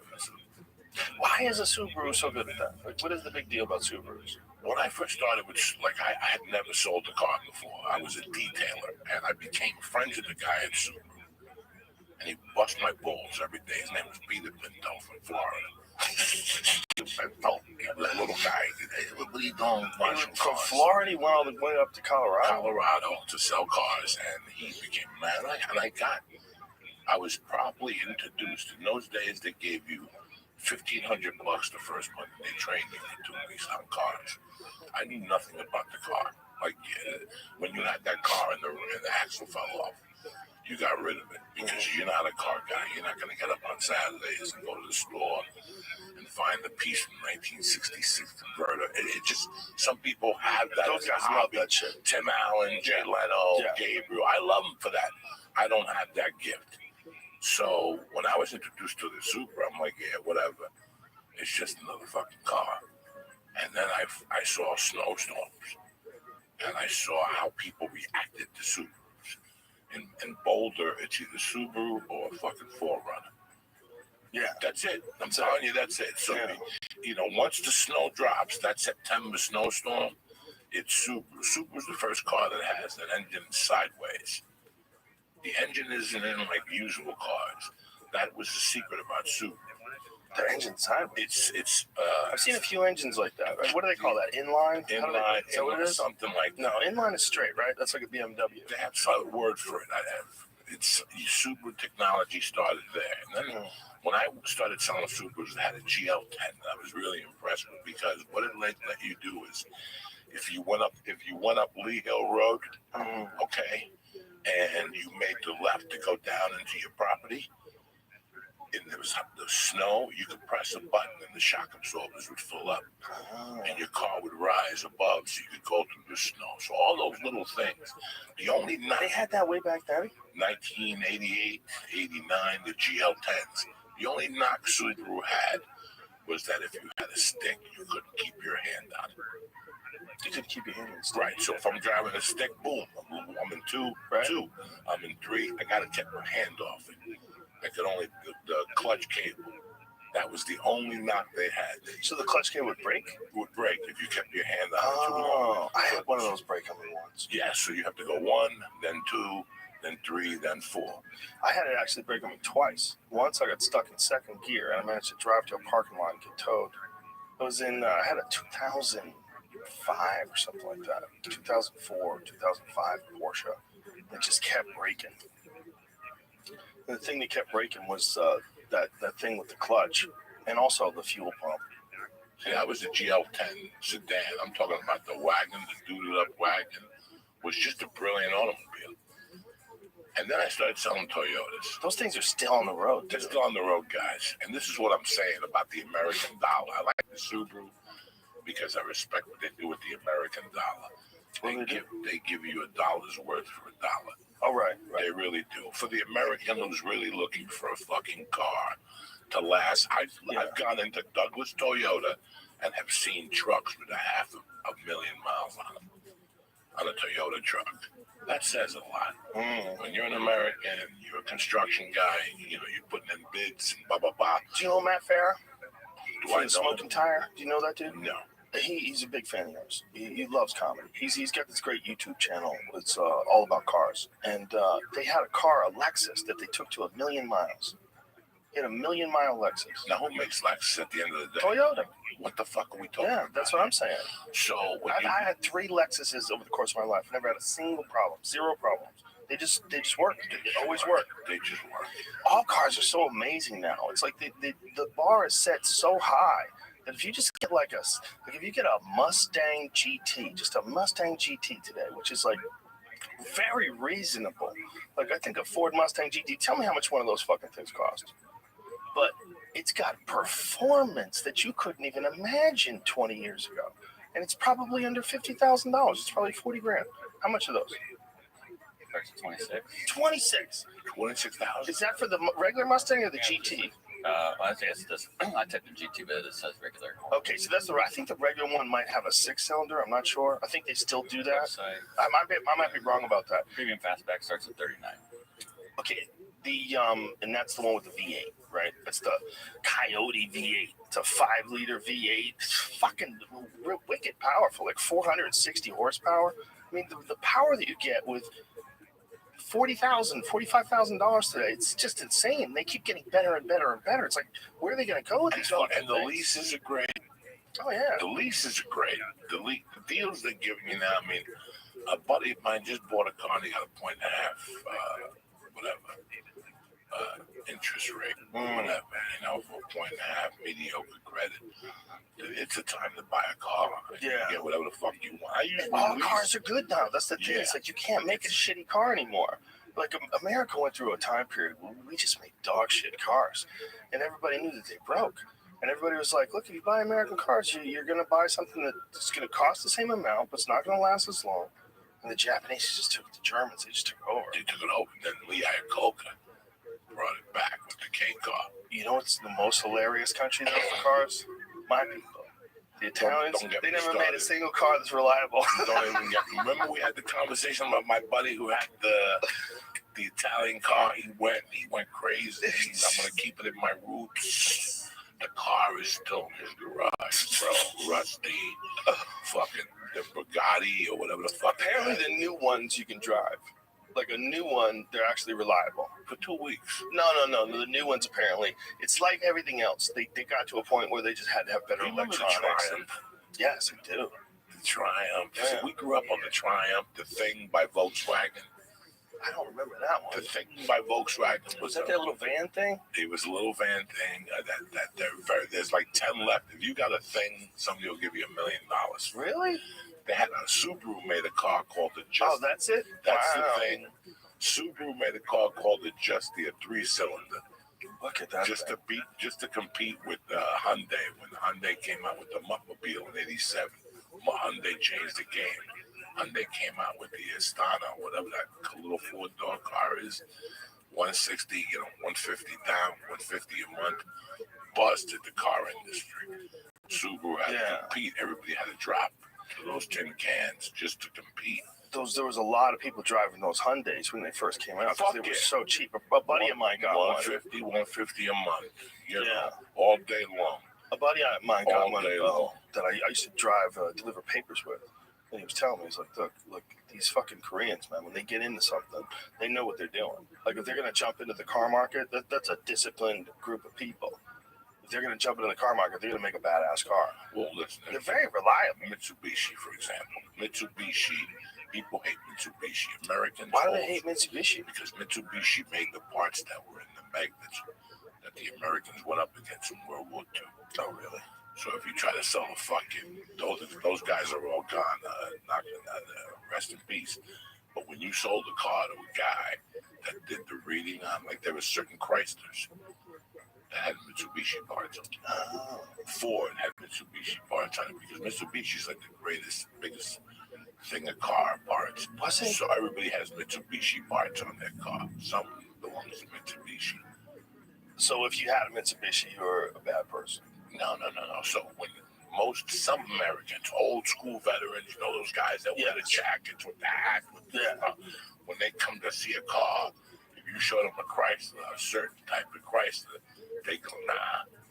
They got a Mitsubishi fucking tin-wheel tailpipe. That makes sense. Because that's how pissed off they were about because the Megs would shoot down the Americans or something. It was some historic thing. But that Mitsubishi got into the business. Mitsubishi busted along in like the 80s, the late 80s. They came out with that fucking car, the Eclipse. Remember the Eclipse? I remember that. Yeah. A little fucking car. I had a Mitsubishi at one point. I had a Starion. Remember that? Yeah, everybody had a Mitsubishi because they were cheap. You go into Toyota place to buy a Toyota, you're a mutt. You didn't pay water bill. To speak to that, Dodge used to sell their version of the Starion. It was the Conquest. Dodge had the Conquest TSI, and it was their version of the Starion. It was the same car. It was one of the rare times in history where two car companies have the exact same car. The exact same car. One was the Conquest, one was the Starion. That was it. Yes. Yeah. That red one right there looks exactly like my buddy Jimmy DiTilio's. My buddy Jimmy had one exactly like that when we were like 21. This is why it's very hard for a guy like me to fall for fads, especially for cars, because I've seen a lot of fad. I remember Suzuki Samurai. How many motherfuckers killed the Suzuki Samurai? Was like the scooter. You know these jerk offs with the scooters today, thinking that they're cool. The Suzuki Samurai came around and it started tipping over. The thing started tipping over. But again, people try to take corners with them as if it's like a sports car. The thing weighed 8 pounds. I had friends tipping them over. They were made of fucking tin. And they were 150 down, 150 a month. And for fucking an extra $25, I had a guy with a fan that he would die in these things. People were dying. What the fuck is that thing, This is Jamie? why They sell these in the Studio City. What is it? It's a electric car that's like a one-seater. It's a three-wheel one-seater car. Electra Mechanica? Yeah, I don't know how to say it. I think that's it. Electra, yeah. Dad, it's crazy. And it's a one-person car? Yeah, it's like You know what's Canadian good about that car? Bro. It doubles as a casket. That's what's great about that fucking car. That your family saves 10 G's by a casket. They just bury you in that fucking thing. But if you think about it, if you have to get around everywhere, it's just you most days, and something like this is cheap. What is the difference between being in that and being in a big truck with all that fucking empty space? You drive around and You look escalate like everywhere. a fucking idiot in that fucking thing. You ever drive past one of these idiots and you're at a light and you actually look at him and you're like, you're in his mind, he's thinking he's the coolest guy in the fucking world. That guy thinks he's fucking Ricky Gervais. That is actually a cool looking one. Look at that front hood scoop. Joe, that's a casket. Is that the headlight? No, it's a hood scoop. Is that their high beams? What is that? I think it looks like headlights, but I think that's actually a real hood scoop. For some there's strange a plastic piece over it. Yeah, what is that? Is that clear plastic over it? Is that what I'm looking at? Could be because it's inside, but I don't know. I'm telling So you, crazy. that's like the RX-7. The RX-7 was a casket for two. Was it? Remember the Mazda RX-7? Yeah. I fucking hated that car. You know why, though? And I said, why? Because I was coming home on January 1st, and I was one of the first people on the site. And I don't know, I don't want to say I was tripping on something. I was on some type of drug, but I wasn't over the hill. I was still alert. And we were like maybe the third car there. And it was a Mazda that hit a pole head on, and it was split down the middle all the way to the windshield. And I could hear the girl yelling. Oh my God. And we were there. The fire department came, ambulance, a couple heroes trying to get him out. He was dead on arrival.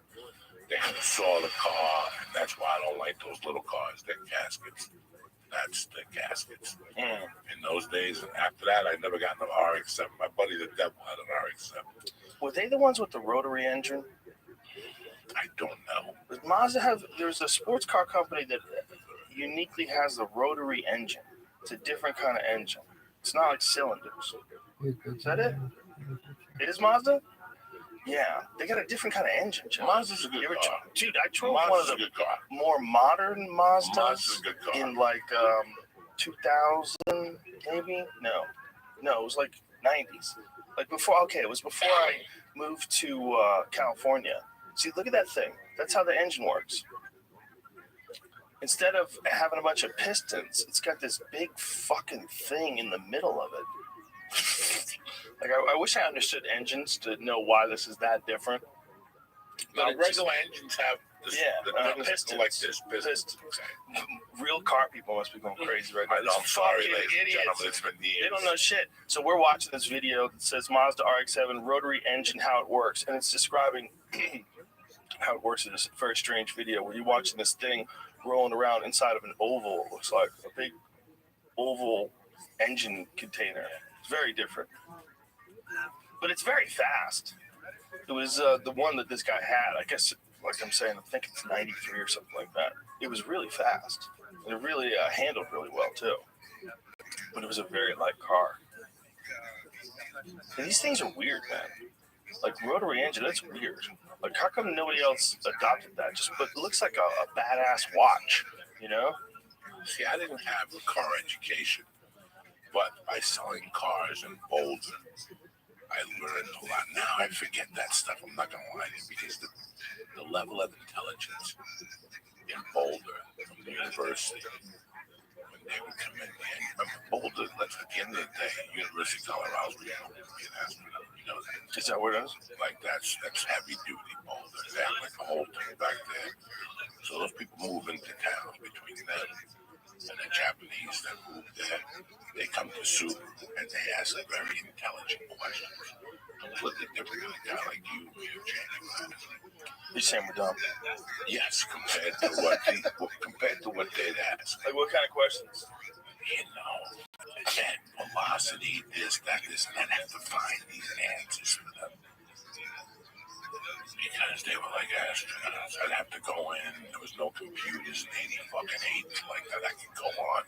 So I'd have to go on a brochure and really go into it. And then they'd take the later on. Like Really? those type of people. So that's why I remember learning as much as I could because they were so intelligent. When they'd come over, especially the Japanese guys, they couldn't speak that good English. But they would look at cars. What's this? What's the weight? That's what's really amazing if you stop and think about the creation of cars and how they've evolved and they keep getting better. For a long time, they did it without the internet. Long time. Some of the greatest cars ever created, pre-internet. You know? Just think about all the various forms of sports cars and 911s, all those different Corvettes that came out. All that shit was before the internet. They were just looking at each other's pictures, looking at magazines, and everyone was competing against each other to have the best handling car, the best looking car, best fuel efficiency. Things kept shifting over the years. Like for 10 years in America, they didn't make anything good. And for 10 years. What were the years? It was the years from American muscle cars. When I say anything good, I mean like something that like a muscle car lover, other than the Trans Am. The Trans Am is the exception to the rule. Trans Am, they made some, those Smoking the Bandit cars that people to this day still want. That was in the 70s.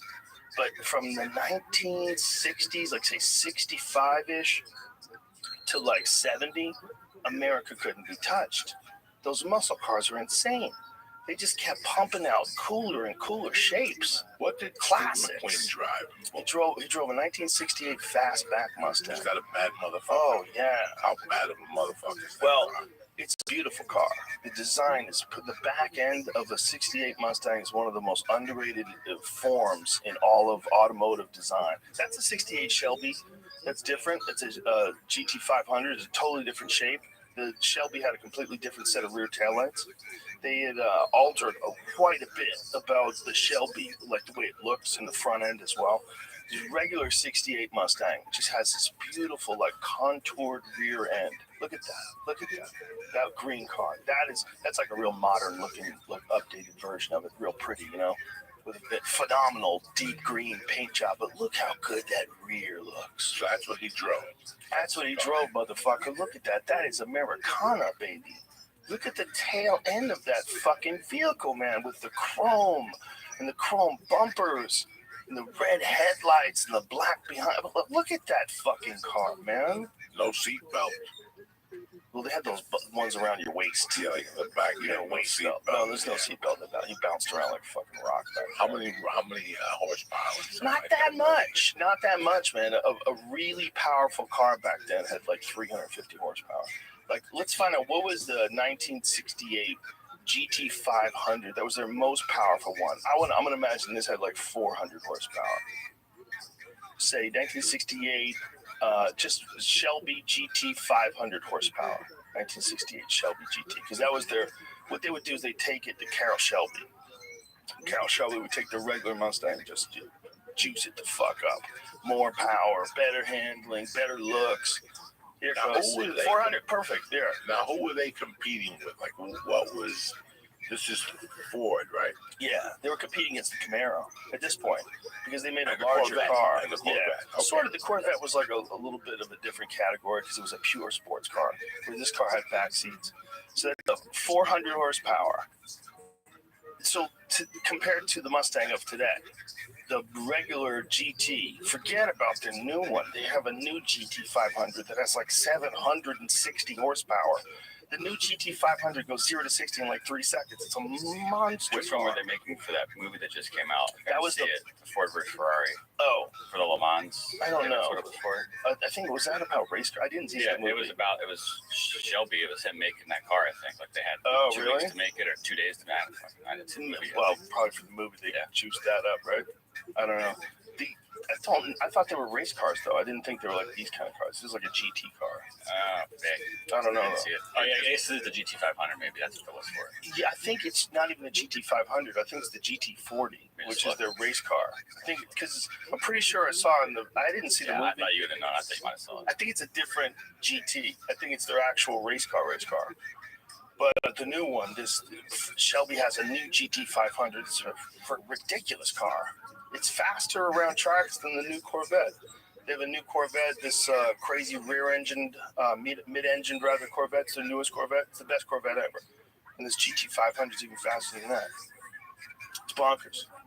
Yeah, GT40. Yeah, it's a different kind of car. That's the car that's only for the racetrack. These guys, you could buy a Shelby GT500 today. You walk out of a dealer showroom. Hi. Do you know how to drive? Yes, sir. Here's my license. Like, you don't have to hardly know shit, and they'll let you just drive home in one of the most preposterous automobiles ever offered to man. You can just go right into a Ford dealership, and if you have I'm going to say a Shelby GT500's $80,000. How much does that cost? A brand new Shelby GT500. Wait, you gotta pee already? What happened? Okay.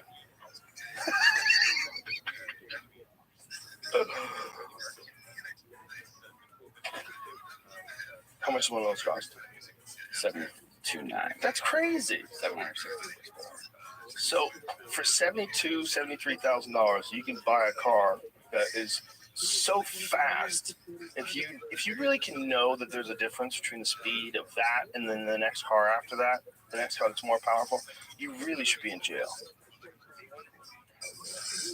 LCD. Oh, it's dope as fuck. Changing cluster for your Well, a lot of cars are doing that now because they can get so much more information in front of you instead of just the standard gauges. But dude, there's still something about them standard gauges. See that Mustang electric car? Yes. Not bad. It's not bad at all. It's like a fat Mustang, right? Uh-huh. Yeah. It's interesting, right? They're using the Mustang name for other shit now. That's controversial. That could cause a problem. Why not just come up with another name? That's not a Mustang. You know that's not a Mustang. That's an SUV. Yeah, what about it makes it a Mustang if it's right? Why are you doing electric? that? They're talking about doing that with Corvette too.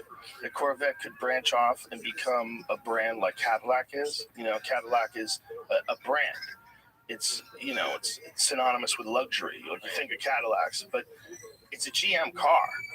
And if they decide to take the Corvette model and just make it a brand, and so have dope SUVs, like fast, racy SUVs, fast, racy four-door sedans. Whatever sells cars, man, because did you see that Tesla's now valued at as much as GM and Ford together combined? Yeah, whoops, guys.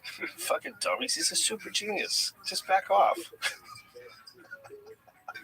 It's hilarious, right? Yeah, it's still going up today. Like, guy makes amazing cars.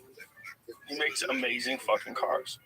We're talking about Elon Musk. Tesla is worth more today than, what is it? What's the stock? GM and Ford, I think it's over 500 now, but like the market value is they're combined. Yeah, and everybody was saying it was going to fall apart. I think it's a beautiful car, guys, but I got to give them one time. Especially the self-driving shit. My buddy has it's beautiful. He's got the electronic one. Which one? Plug in. Which one, though? I don't know. Is it gorgeous. Tesla? Yeah, Tesla. Yeah. Gorgeous. But he was telling me to go to San Diego. You got to stop in Commerce City. Yep. And plug it in for 20 minutes and sit there like a bump on a log. Yep, you do. You know, there's just so many different charging places.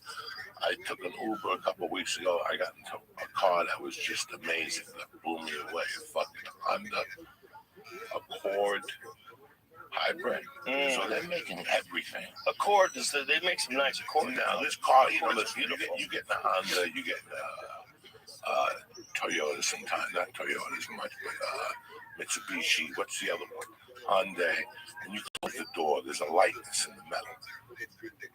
That's where you see there's a lightness. Like, dude, it closes a certain way. When I get your fucking Porsche and I close it, that makes a certain noise. It's a distinct noise.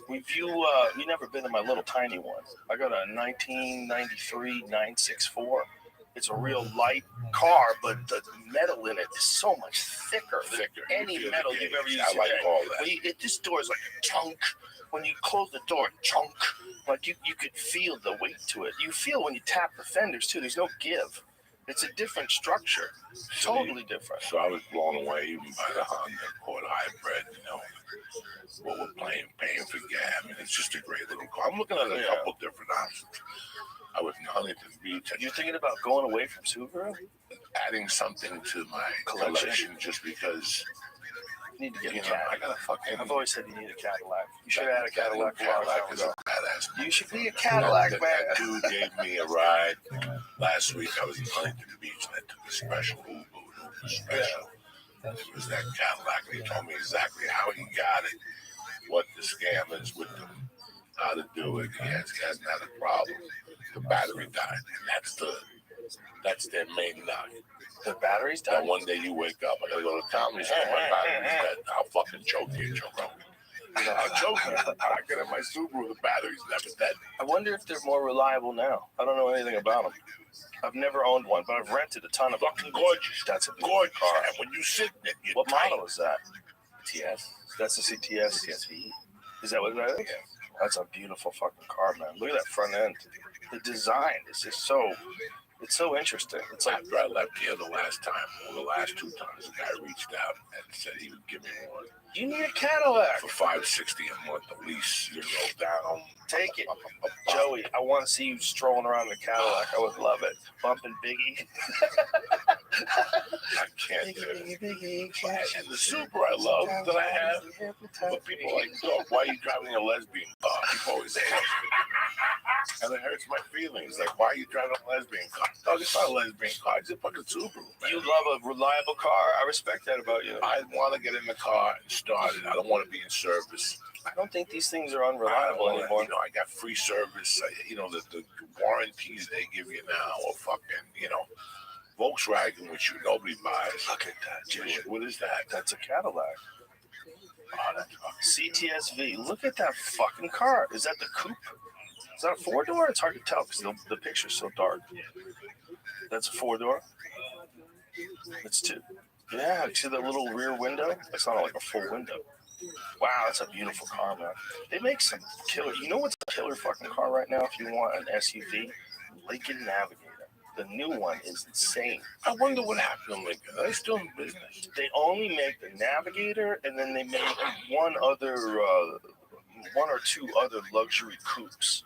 Lincoln, which are very nice. Beautiful cars. Their cars now are very nice. Gorgeous. Then they went away. Like they just. Well, this the Navigator's the biggest thing. Big. Yeah. They sold 10 million of those to limo drivers. Yeah. Then they stopped production on them, so I didn't know what was going on with like the Continental. They just tapped out. You know what's the shit? Is those 1965s with the suicide doors? Come on, son. You know, I'm not that bold. I could not buy one of those cars. You go rolling around in one of those 1965 Lincoln Continentals with the suicide doors, like, holy What shit. did the green one drive? Did he drive a Continental? See what he drove, James. Green Hornet. He used to get out and open the door sideways. Whatever his name was. The Black Beauty. Chrysler Imperial Crown. A beautiful fucking wow. Let me see a picture of that. 1966 Chrysler. Look at that thing. we're looking at picture 1, ladies and gentlemen, that looks like it has machine guns that poke out of the hood. Well, that was the Black Beauty. Oh my God, that's hilarious. But I always like. Ooh, look at that thing. That's the car. Yeah. What a fucking car.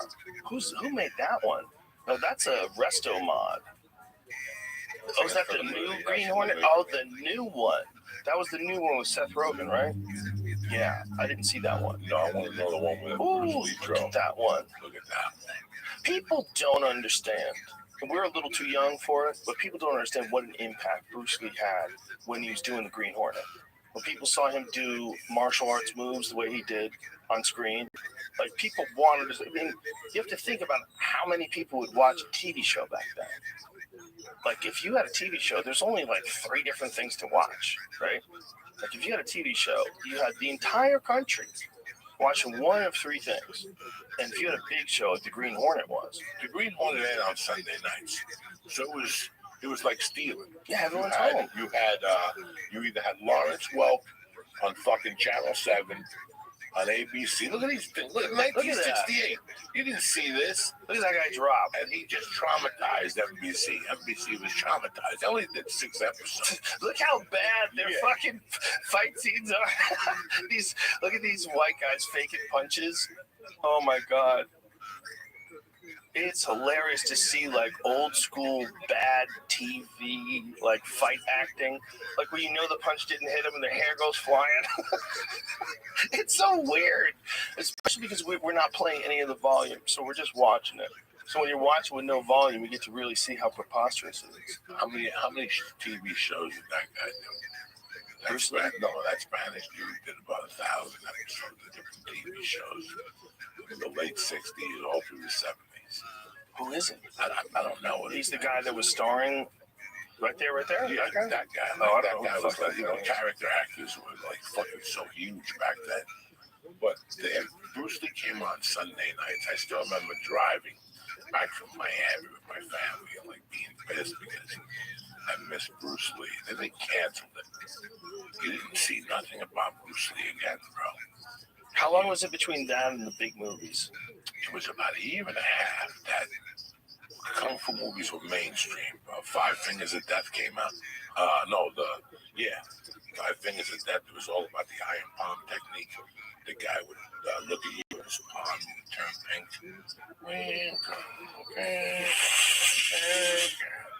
And that started with that. And then Fist of Fury came out. But I'm not going to lie to you and tell you I went to see Fist of Fury in the movie theater. I don't remember. When Chinese Connection came out, that's what changed the ball game. But see, it pisses me off today. You know, when I see fucking people 20 years old talking about the impact of Bruce Lee or whatever. First off, let's get this straight. Bruce Lee was a tough guy, but he wasn't going to be Muhammad Ali. That was so silly. He wasn't going to be Muhammad Ali. He was, whatever.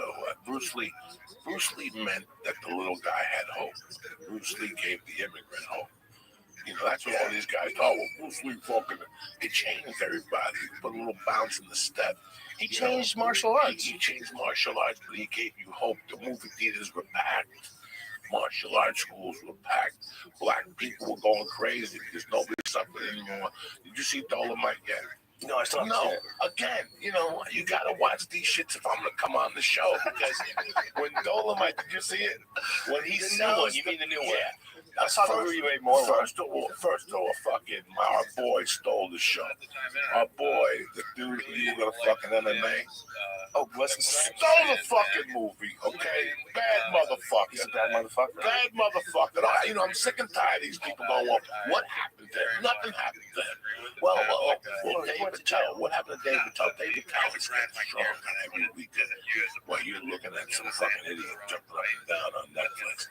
David Tell is getting stronger and stronger. When you go see David Tell, it's like people going crazy right now about Uncut Gems. Adam Sandler's been around for 30 years. He's got something for your ass. It may not be goofy, jumping up and down and wetting you. But when he did, have you seen him? It's great. Just go for him to cheer him up. To go, you know what? Thank God. Because people think that we're like fucking mooks as comics. I'll hit you from fucking 90 different directions. You could just act, bitch. We could do it all. And when we get 30 years under our belt, we become weapons. Like Jimmy Smith, like any of these people that have been doing it for 30 plus fucking years. Eventually, you're going to get fucking good at it. So, I still didn't see the Tarantino movie. I saw the Joker. Tarantino movie was amazing. I won't say out of disrespect for Bruce Lee. I saw the Joker. I just don't even want to go there with nobody. I'm not in the mood. If he didn't fucking live through it, I don't want to hear his fucking take on it. It's not. It doesn't make sense. It disrespected Shannon, so it means it disrespected me. You disrespected my fucking pal, and now you don't even know Shannon. Yeah. But if a bunch of these people got fired up, I watched the Joker. I liked it. The Joker was intense. I liked the Joker. It was intense. I saw Uncut Gems during the break. I went to Christmas night. My fucking girls went to sleep, so I slid over to the left. Ate 3 edibles, and my heart was beating with that fucking, because that movie's Joey Diaz, 83, 84. Whatever you want to do, we're going to do. You want to do, Rogan, listen, I got something coming next week. Let me get 20 G's till next week. There ain't no next week. Jamie, don't say nothing to Rogan. I need 10 to fucking put this number in. And it just goes. Think of your life from there. You borrow from Peter to pay Paul, and then you're telling Jesus to suck your dick. It's nonstop. I went to see, people said that. People were like, don't get high and go see it. Fuck you. I'm going deep to go see it. I prepared like an 8 Who's in that? Huh? Who's in it? Just Adam Sandler, a bunch of fucking whatever. It's just a movie of all the basketball players that you don't know. What is it, Kevin Garnett? Okay. And it's nonstop. So it's mostly Sandler. And it's Sandler bumping into, what happened to my 30? Oh, wow. I'll catch you next week. I gotta go. Yeah, you motherfucker. It's fucking constant. It's, you know, that life. And then it's an Academy Award winner. I don't fucking know. You know, I took it home, I wore it for a couple of days. Okay. Is anything of a fucking Academy Award winner anymore? I watched The Irishman. You didn't see it yet either, so again, you go skiing for 3 hours. What are you doing on these flights? You look at Ian Edwards, wait for him to go to sleep. Then you go to sleep, you fuck. Yeah, that's when I watch these 3-hour movies. I can't watch them at home. I got a 7-year-old. So you can watch on flights. On flights, I try to write. Sometimes I've come up with some of my best bits while writing. No, that's after the movie. But it's a 5-hour, 51-minute flight. That's true. So I usually do a little, you know, I listen to music, I get tuned up, I eat whatever they give me. I fucking put the movie on, and I got the notebook right on the iPad. So when something comes to me, you tighten it up, and then you got the whole night in your hotel room. But no, I like The Irishman. Do you write on your iPad? Yeah, like you write on the screen, or do you have one of those detachable keyboards? I have the keyboard with the screen, and I just type like I'm usual. So that's why I put the final product down. So now I have a notebook still where I fuck around, look at different stupid ideas. And then once the joke works, I put it on the iPad. Oh, like I used to before. So you're just typing on the iPad screen, just like a phone, right? Like you don't have a keyboard that you have a keyboard. Oh, you have a separate. Yeah. Oh, okay. Yes. Okay. It's saying, oh, the best way to happen. When you do that, it's basically like a little laptop. Listen to it. No Twitter. No Facebook. No nothing. I got YouTube, Netflix, Hulu, and that's right. That's for the whole time. That's good for your head. Friday night, nobody's fucking. If you Facebook me on Friday night, I'm on the road, you're gonna suck my dick. Twitter, the same thing. I don't want to look at it on the road. That's a distraction. So on the road, I don't want to do podcasts. I don't want to do nothing. I want to lift a little bit, maybe a little fucking local kickbox to school and do a workout. But I want to focus on that, right? That's 6 hours, but I ain't no fucking half just to make little adjustments. Yeah, that's it. Well, you know, you got this time when you're on the road, and you can use it in a way that's going to help you. It can be beneficial, or you can just use it. One of two things, right? You got to figure out like what's optimal for you when you're on the road. For me, I always have better sets when I work out. You have to work out. Always. You have to work out. I don't like that weird fog that I feel when I fly into somewhere, and then I just like get ready for the show. I'm like, there's something about like it's hard to get everything going. But if you just get on an elliptical machine for 20 minutes, just listen to some good music, and just say, there's no option. You have to do this. Just fucking do this. Once 10 minutes gets going, then you're sweating, you're having a good time. Then you're fine. Then you're good for 40 minutes or more. We've been friends for 23 years. You've been taking me on the road for 20 years. We could not do it for 20 years on the road today. Not because I'm not going to allow it, because you have children, you have a wife, you have 1,000 other responsibilities. So Tuesdays, you can't do those shows around. Yeah, and Sunday's out too. Sunday's out too. So it's also, it's like you can get a lot out of that when you're in those early stages like we were when we were learning how to do the road. There's a lot you get out of those Wednesday through Sunday weeks. You know why? Because by Friday you want to stab yourself in the throat from saying the same joke. Yep. So you wake up Saturday morning and you run like a motherfucker. Yeah. Because Saturday you got 3 shows. Remember, we went to this 3-show pattern. You were on the one that Saturdays, said to me, "We're not doing midnight no more. It's not working." Yeah. It's the law of diminishing returns. You didn't know a joke you fucking said by midnight. Yep. Even if you stay sober, you didn't smoke that. We were sober as judges. You still out. You're like, "Did I fucking say this bit?" So that's just a burnout. That's the law of diminishing returns. Sundays, people are tired. They don't have the same reaction on Sunday. I mean, you and I were never tired then, but there was no children involved. There was no serious girlfriends involved. There was no podcast wasn't involved. There was a lot of different things. And now my schedule has to be this. You want me to tell you something? I can fucking take the Friday flight to LA. I can take the Friday 6-hour flight at 6 a.m. and Kennedy at 2 and be in town hall ready to go. Do I really want to do that? Do I need to do that? No. So I'll take the 6 a.m. on Thursday, get to New York at 2, take a little nap. At 4, go downstairs to the elliptical, get 2 5 pounds, shadow box in 10 minutes because ain't no better for you than shadow box. Breaks a tremendous sweat. Barber jab. You go upstairs. You're also moving. You're banging out the shower. Woo! Get yourself up and you go for a nice steak. And you get to see the town. And then I do what I learned from my brother Joe Rogan. You leave a fucking huge tip. So when they go out for employee night, the word gets out to Joe Rogan in town Friday morning. You wake up, the show sold out. I don't have to go do radio. You know what I'm saying? That's the plan. Yeah. And then you get up Friday and you go to a local kickboxing school. How cool is that? Just and they're looking at you like, Mr. Rogan, you should. Yeah, I'm doing the class. I want to meet a few people. You get more out of that than anything. And they talk to you, they bust your balls a little bit, but then you get an Uber set to pick you up. And you go back to the hotel. You actually got out. You were social before the show. Now you can go back to that hotel room and sit there for 6 hours and dig it. You write for one. You draw an episode for The Sopranos on for one. You draw an episode of something else. Then you go back to write. Maybe you take a nap. Take a nice 20-minute shower. Do a 7 o'clock show. In case you sell out, you do the second show. But if not, you're back in your room at 10:30. Little room service. You throw on a movie you haven't seen, eat an edible. You're up at 5. You're at the airport at 6. You're back at LAX at 9. I want to see this documentary. Sounds perfect. That's what works for me now for me to be the most effective. You know, I could be a gavone and go out there on Wednesdays, but by Saturday, I'm not going to be a good comic. Yeah, I think we still put in the reps and put in the reps in town.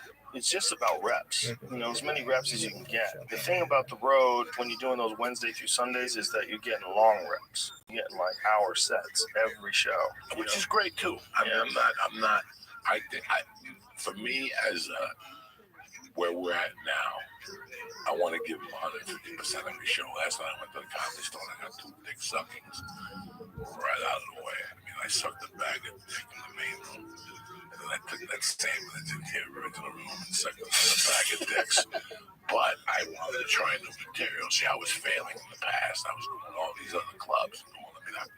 Let me not trash at the comedy store. Listen, you bring everything to the chapel at the comedy store and let the pieces fall where they're made. It's 15 to get in.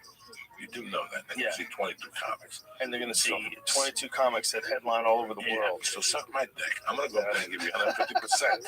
But I'm going to go up there and try new shit. Last night I was talking about that. We've all as men at one time or another Me Too somebody. That's how you learn not to be a Me Tooer. Is by Me Tooing somebody one time. And then you go, that wasn't right. And then I'll never Me Too again. For me, I was a weird adjective. Oh, and I started out with it. I opened up with it to really put myself in the fucking hole of debt. I might as well go out there with a click. Is that an adverb? What is that? Me Tooing? Is it a verb? If you meet to somebody? That'd be an adverb, yeah.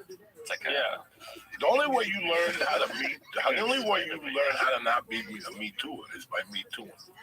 You shoplifted candy when you were a kid, right? Yeah. And your mother told you smacking you because that's not right. Same thing with Me Tooing.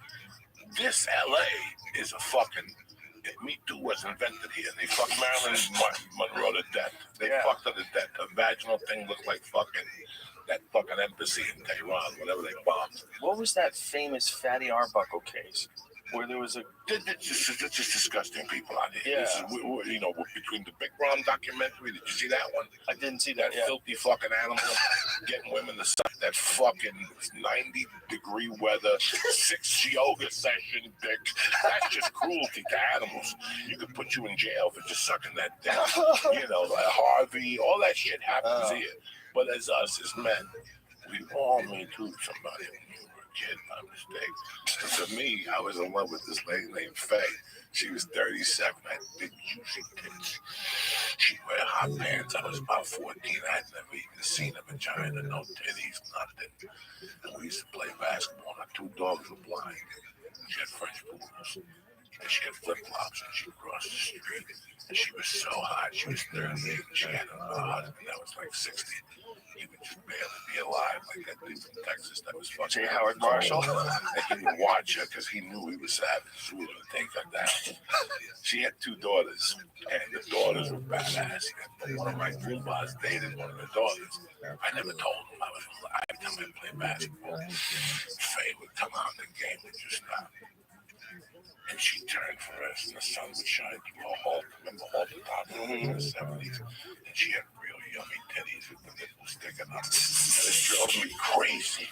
I was 13, 14. I lived through that. I'd see her in the winter with pants on. She looked delicious. And finally, summer of fucking 79, I'm getting all fucked up with some friends of mine. And I'm drinking fucking nips. We snorted some angel dust.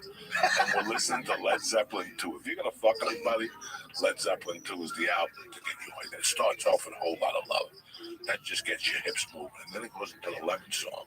And he's talking about squeeze me, baby, till the juice runs down my leg. I'm like, that's it. The juice is running down my leg. My mother was a flower chick. She had flowers everywhere. I put on like a shirt. I swear to God, it had to be about that because she would walk the dog at night. But the husband, how old are you at the time? 15. The dog would sleep. The husband would pass out by 8. So she would take the dogs out for the 10 o'clock. The last, she would put them down, and they were kind of blind French poodles, and she would still wear the fucking tiny whities, the pants, Dixie Dukes, Daisy Dukes. In the 70s, before Daisy was invented, she already had the Daisy on with the shirt. And I remember being on that angel that's hiding in the weeds, like fucking, and with the flowers, I had flowers for her. I was bringing flowers. My plan was to attack her, like just jump her in the thing, throw her down, give her the flowers. Isn't that crazy? You were gonna attack her. Like I couldn't take it no more. Like I wanted to marry her. Like that's how fucked up I was. And you were on angel dust. And I was on angel dust. It was whatever, THC crystal, call it what you want. It's animal tranquilizer. No matter how you look at it. And I remember that I ran. She goes, Coco, what's going on? I go, and I just stopped and I go, Faye, I'm in love with you. She's like, what are you talking about? I go, Faye, I'm in love with you for 2 years. I want to run off with you. Fuck my mother. I'm like, let's get a job. Let's leave. Wow. And she's looking at me like I was retarded. First of all, she's looking at me like this kid's fucking snap. She goes, you've been drinking. I'm like, I still love you. Take the flowers. And she goes, I'll tell you what, if I divorce my husband, I'm considering it. And I was like, okay, I can kiss her. But I kissed her on the cheek, and I could feel the heat. I finally said, I want to turn away. I looked at her like juicy legs. And I touched his eye.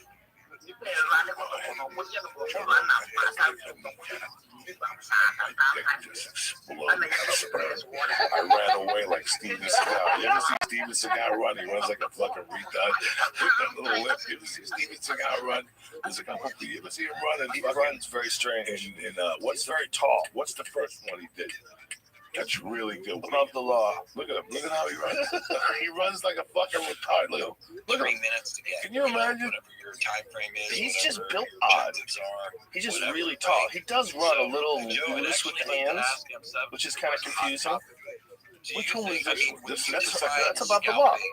It's a bunch of different movies now because now he's got more hair. Right, people goof on him because of the way he runs. Think it's okay, your personal opinion. Yeah, he was getting a piece of the market that might only. Dude, at one time he was the man. How many times I jerk off to Kelly LeBron and Woman's Red? Like if you get a decent enough bar, you can classify that as a scout. This is what it is. His steps are too short and his wrists flip around. Because he's used to doing Aikido, right? He's still like don't protect them. I'm just saying, that's what he runs like. He's running. Don't throw Aikido in there. Those Japanese people work 3,000 years to put Aikido on. Now you're going to suck them back. That for Aikido school in Burbank was new 8 times. They keep losing students. Another 2 students wearing a schmuck and a fucking sword.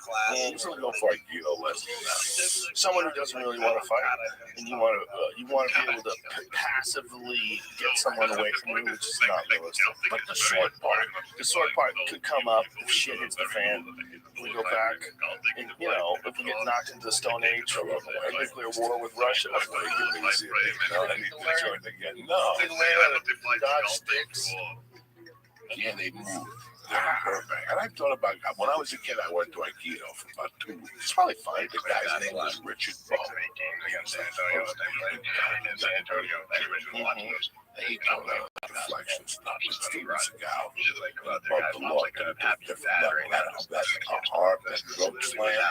Oh, yeah. He's got the deflection, throat slam. That's fucking beautiful. I had a meeting with a guy in a movie. There's this, my agent sent me in to meet with this guy looking for someone to do like a Steven Seagal type. They were looking to, they were going to try to create an action star. And we actually had like a argument about this movie. That move right there. But the best part is that's when I got carried away. That's when he just went over the top. But in the first movie, in Above the Law, and the one when he fucked up the Jamaicans. Yeah, which one was that? With swords and sword fighting and Hard to Kill. That's the one that pissed me off. But I mean, for 4 years, I don't know if that would be really. Yeah, and he's putting like justification all over himself. He fixes himself. Jesus Christ! Jesus Christ!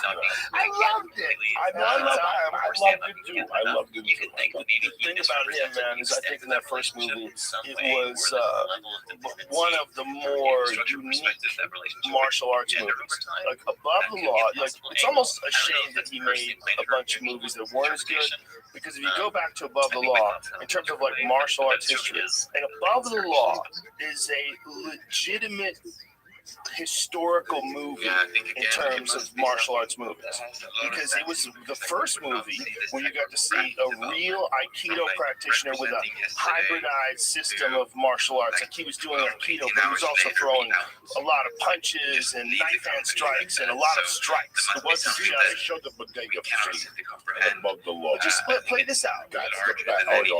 This guy, look, all the bullshit. I mean, I made fun of him as much as anybody. But listen, his Aikido skills were very legit.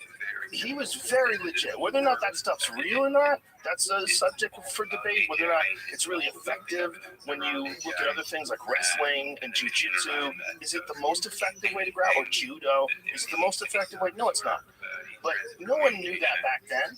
And he, at the time, in the 1980s and 90s, was a world-class martial artist. He just had a style that ultimately didn't really prove to be the best style. But so did I. I was doing Taekwondo. No, this is hard to kill. A lot of people were doing Kung Fu. A lot of people were doing things that they thought were legit, but they really, once the UFC came around, we found out, oh, this is not the best way to do it. Now, this is 87. There's a kid in the scene that was just the movie Clint He's been doing movies for fucking 30 years.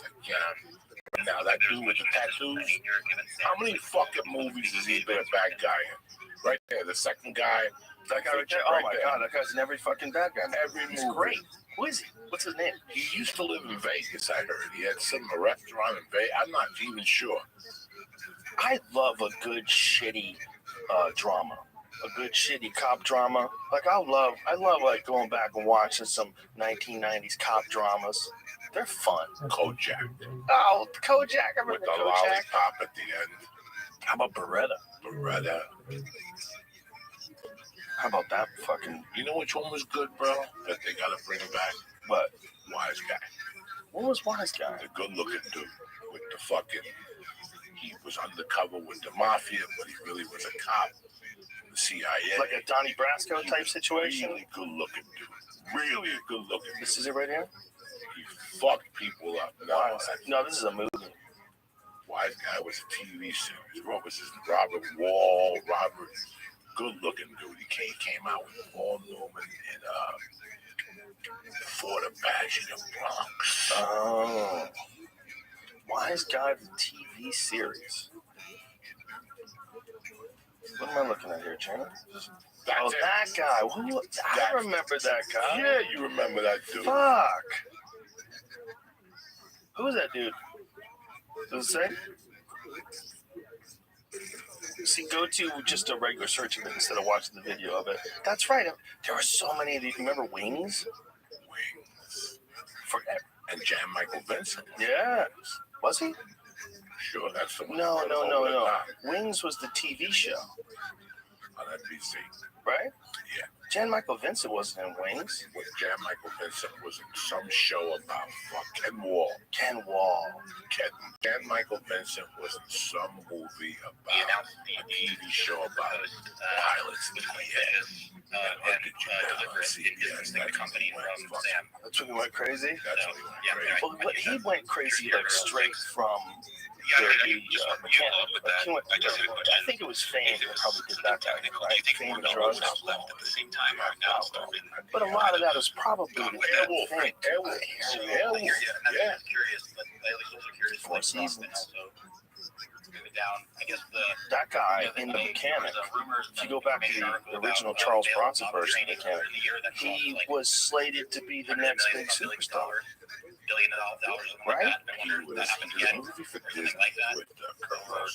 Again, an enormous amount of money that was spent on my project He was a project that was either cavalier or not. You don't remember the word his athlete? No. He went to pick up the weight. Again, not being represented to the board. Right, this is him and fucking. That was his first move. Activities were going on. Something like that. Then so cavalier he activity. went on to become YOLOing Microsoft money is. Look at him. He was handsome. He was the first Brad Pitt. He was. Look how gripped he is, too. He was the Look at him original running. Brad Pitt. Look at this science fiction where he's out sprinting black guys. This is a science fiction movie. This is a science fiction movie. This is why he's Look at this. the world's greatest athlete. With beautiful hair, this one guy is out sprinting. Everyone else looks like they're straight out of Jamaica. Right out of Jamaica track. This is a ridiculous film. Look how much further he is ahead than those guys who you know would beat him in a real race. Even the black people cheering for him. Even the brothers are cheering for him. He did look fucking fantastic back then, though. Like, look what kind of shape that guy was in. Look at the guys from Good Times, Howard. This is a great movie. This is one of his first movies that blew him up. Then he got the mechanic. And that's how they kill people. How about Good Times? The TV show. That fucking show? You know, for me, it's like 15 years ago. I wonder how different industries work. Not just like markets in general, but like for me, it was like kind of nice. Oh, that's and awesome. she still looked good. I was like, She's the neighbor. Yeah, skinny boy. Pull up the cast of Good Times. Dude, this show, J.J. Walker, still to this day, is known for one thing: dynamite.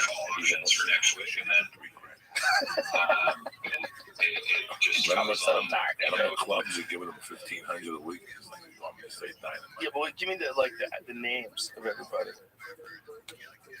Just go to look at that fucking show. 1974, first episode.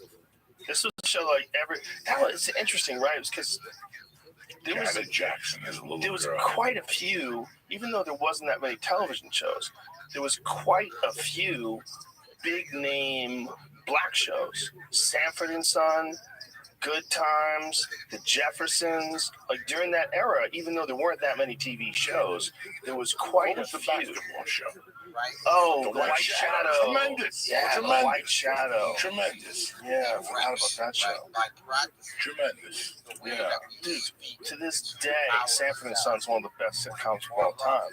There's some fucking episodes of Sanford and Son that I'll listen to, or I'll watch rather, to this day, and I'll still laugh at Red Fox. So fucking raw, and I wish network television would look at that and go, it's time for us to take the sticks out of our ass again.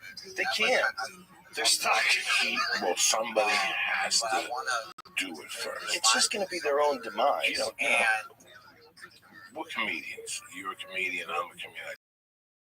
This was our early education. This could have been a better education than watching. And here we're watching, remember, we're watching Paul Mooney write these lines. Paul Mooney was one of the writers on this.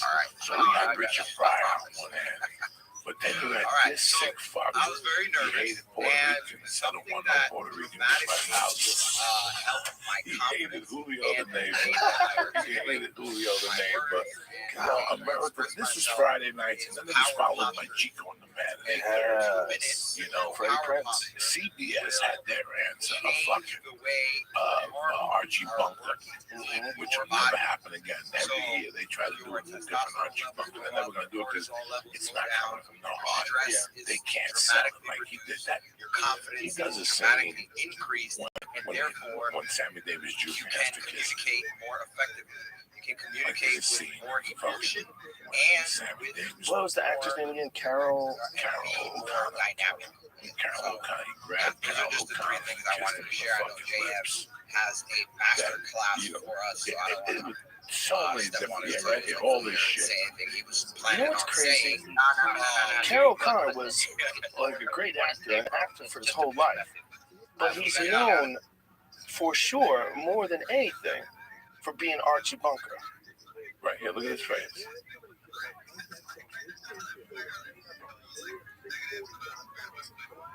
Yeah, like it was supposed to be funny that Archie Bunker was racist. And by the way, just for the record, everybody always thought he was a black Jew. You better no Cuban in there too. His mother was Cuban, Sammy Davis Jr. What, really? Yeah, his mother was Cuban. Afro-Cuban.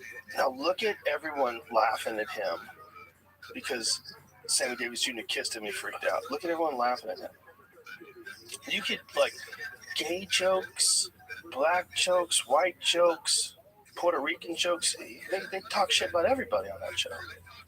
You go back in TV now 10 years and you're going to see the difference. You go back in film and there's some films that right off the start, they're offensive. Oh, yeah. In today's world, they're very offensive. I just saw something that was on like regular TV. Me and my wife were like, this wouldn't fly today. It was just something that was on like at 9 o'clock. It wouldn't fly. But what about Ace Ventura: Pet Detective? It was all about a guy who was trans.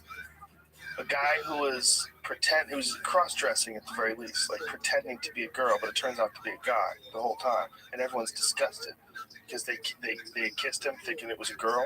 So everyone's throwing up. And like, you would never be able to do that today. It would be transphobic. People would freak out. Do you remember that? No. There's that pretty lady who was in a bunch of movies back then, but then just like went off the rails. Sean Young. Do you remember her? She was in Blade Runner. She was the beautiful young robot in Blade Runner.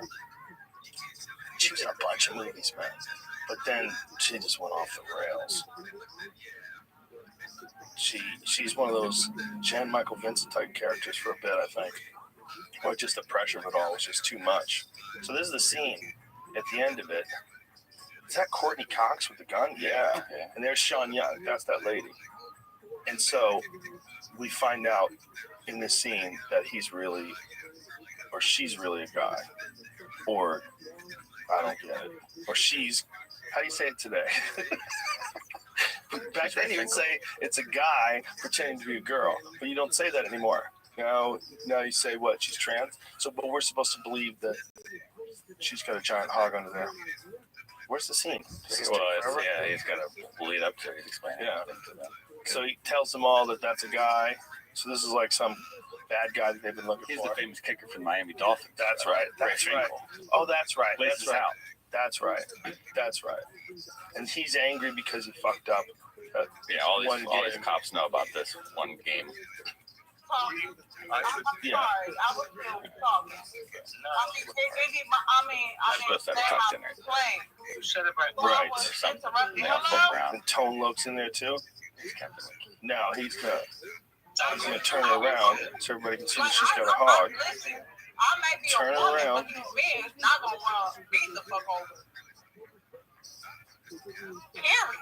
What happens here? Yeah, because it's the big reveal. There it is. Look at them all throw up. Everyone's throwing up. Tone Loke is cleaning his tongue off. The dog is throwing up. Everyone's throwing up because they saw a woman with a woman a couple weeks ago. Disney Plus. 2 days later, people. Yeah, no, that's what I was saying. What do you want them to do? Go back and take all this shit out of the Yeah. Well, that's a good question, Rod. Do you ever go to Disneyland? You know that one ride? What did it say? Splash Mountain? That Splash Mountain ride is based on a movie that you can't even watch anymore.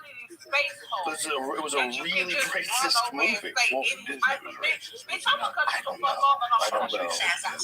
I don't know.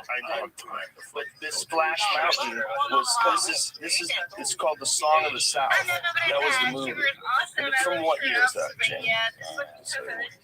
1946. Bro, people were different animals back then. We're not even the same species. What about the lady who sang the national anthem at the end? Somebody found out 30 years before that. You didn't know about that? No. You gotta look this up. She sang songs that were like totally racist, like Spooky, Get Out of Town. Like shit like this. Please look it up right now. She sang the national anthem? Right now. So two ball fields took her version of the national anthem now. You had to read this shit. She was Kate Smith's God Bless America out at Yankee Stadium over racist songs. Listen to the song she sang. Who's Kate Smith? Some fucking fat chick from 1920. 1931 song? Yeah, that's why darkies were born. Wait a minute. She sang this in 1931? Yeah. How old is this bitch? Is she still alive? It's like the recording of God Bless America from back then that they used to just play during the Right, she sang that. But when did she... When she recorded 1930 something. But when did she sing the national anthem? No, it's the God Bless America is what they're talking about. But but when did she sing God Bless America? 1929, 1930 something, I don't know, back then. But she also sang a song called That's Why Darkies Are Born. I was confused. I was thinking you were saying that she sang it at the Listen stadium. to the lyrics. Someone had to pick cotton, someone had to pick the corn, someone had to be a slave, and somebody had to sing. That's why darkies were born. Oof. That, I mean, all these things. The song, which has been called a satirical take on racism, was a big hit for Smith and also was recorded by Paul Robeson. So she wrote and sang God Bless America. So the version that you would hear, like God Bless America, she sang it. So it recorded it. So the version that you would hear would be back then. Right. So, yeah, see, that's where shit gets weird. There's been a lot of great people over the years that have had some horrible ideas. So you have to wonder, like if we just cut out the guy, I mean, how many different people have invented incredible things that we use all the time? We're also really shitty human beings. Like, about that Fritz Haber guy, the guy that he created this ability this method to extract nitrogen from the atmosphere, and then you use it as fertilizer. Because the air, apparently, you think of the air as oxygen. It's not. Most of what you're breathing in, most of what our air is 80s. I think it's like 80-something% nitrogen. And so this guy figured out a way how to extract nitrogen from the air because of that population boomed, because we had more food, because they could lay down more fertilizer. So he did something good. Yeah, but he also invented gas. He was the first guy to propose and implement a poison gas strategy against Europe when the UK and when whatever the whole group in, I guess was that World War I or II when they did that. I want to say it's 2, right? Is it 2? Whatever war it was in, they were the first people to get. So this guy who had created the Haber method for extracting nitrogen at the same time was wanted for war crimes because he figured out how to gas the enemy. And he was working for the Nazis, and he was a Jew. The whole thing is crazy. It gets even crazier. They eventually started imprisoning Jews and kicked them out of the country, and he's still there. And so he eventually winds up leaving. His tale is fucking crazy. But that guy also invented the same gas they used to gas the Jews in concentration camps. He invented it, but he invented it with a smell to it so you could detect it. And they were going to use it as I think it was a pesticide or something like that. You're talking about a monster. I thought you were talking He's about a chemist. like John Lennon.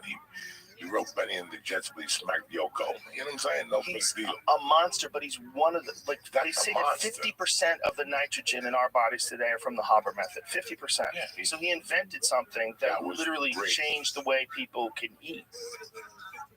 I mean, it probably saved billions of lives. I mean, I don't know. I mean, I'm just guessing, but I would imagine one of the biggest problems that people had back then was when you couldn't grow things places, when you didn't have enough food. I mean, it was a real touch and go situation before refrigeration, and then before, you know, large scale trucking and agriculture everywhere like we have today. And how much of the nitrogen that we use came because this guy figured out, otherwise they would just use like dead fish and things like that. They had to have like compost. That's what fertilizer was. Bones, they grind up bones. But he's also a monster. Also, you know, they figured through his work how to kill people with gas. They just gassed entire troops. Fucking crazy shit, man. When no one had never done that before.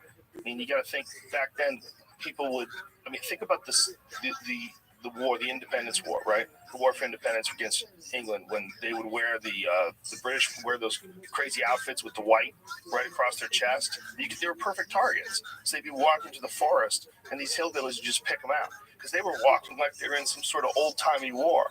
Like they used to do wars, like they had rules for war, and those rules for engagement. And then when a general would lose, he would hand his sword over to the other men. Sometimes they wouldn't even take it because they were trying to be polite.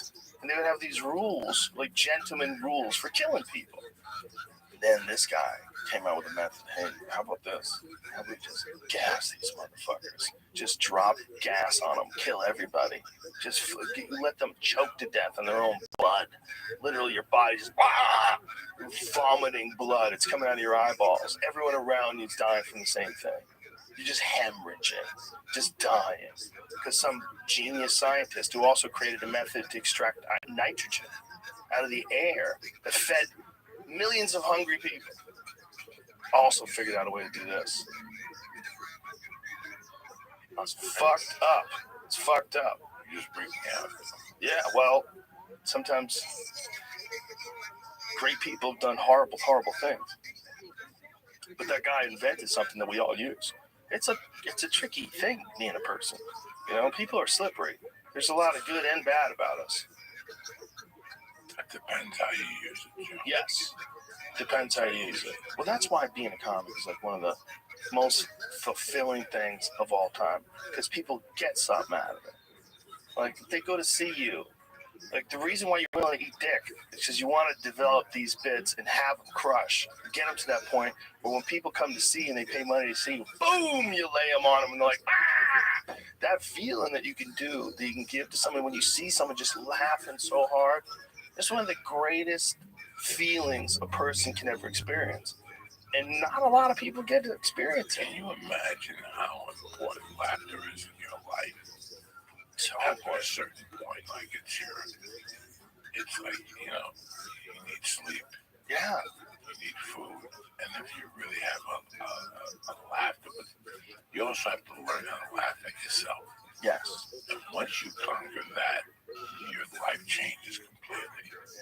That's 50%. You know, the number one killer is stress. That's the number one thing that can kill you. Yeah. You're being stressed out. But humor, I mean, I love getting high at night doing edibles and finding stupid videos, watching an old stand-up reel. Yeah. And just laughing my fucking ass off.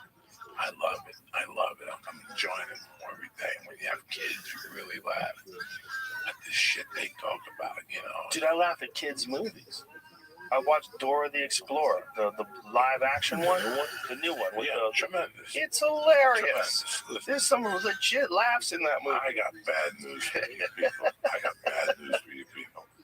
The last couple of years, I've gotten to see maybe 7 or 8 mainstream films, but I've probably seen 20 kid films. Yeah. And I leave those films blown away. So you know what's fucking great? Jumanji. The new one, it's as good, if not better than the first one. The first one was fucking great. They're great. At least you leave there feeling something. You know, like some of these movies I go watch, I'm like, what the fuck was that? Jumanji hits a perfect balance between It's like it's a family movie, but they don't treat you like you're a moron.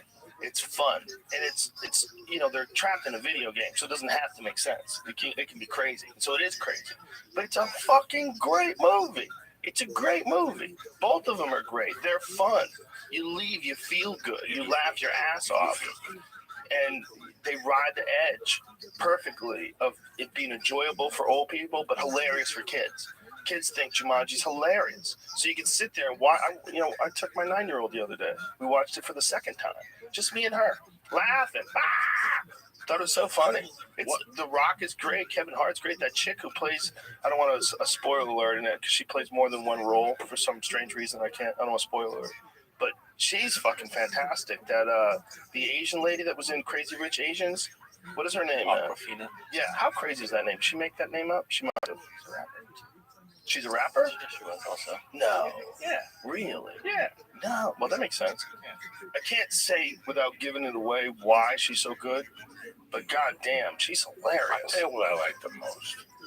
That has really given me a great bond with my daughter. That some of these Pixar movies use music from our era. You don't know how many times I'm in a car driving, I'm listening to classic rock, and she's the back singer. And I'm like, my dick just got hard. She knows my music. That's hilarious. Like she knows my music. Yeah. And it's because of those.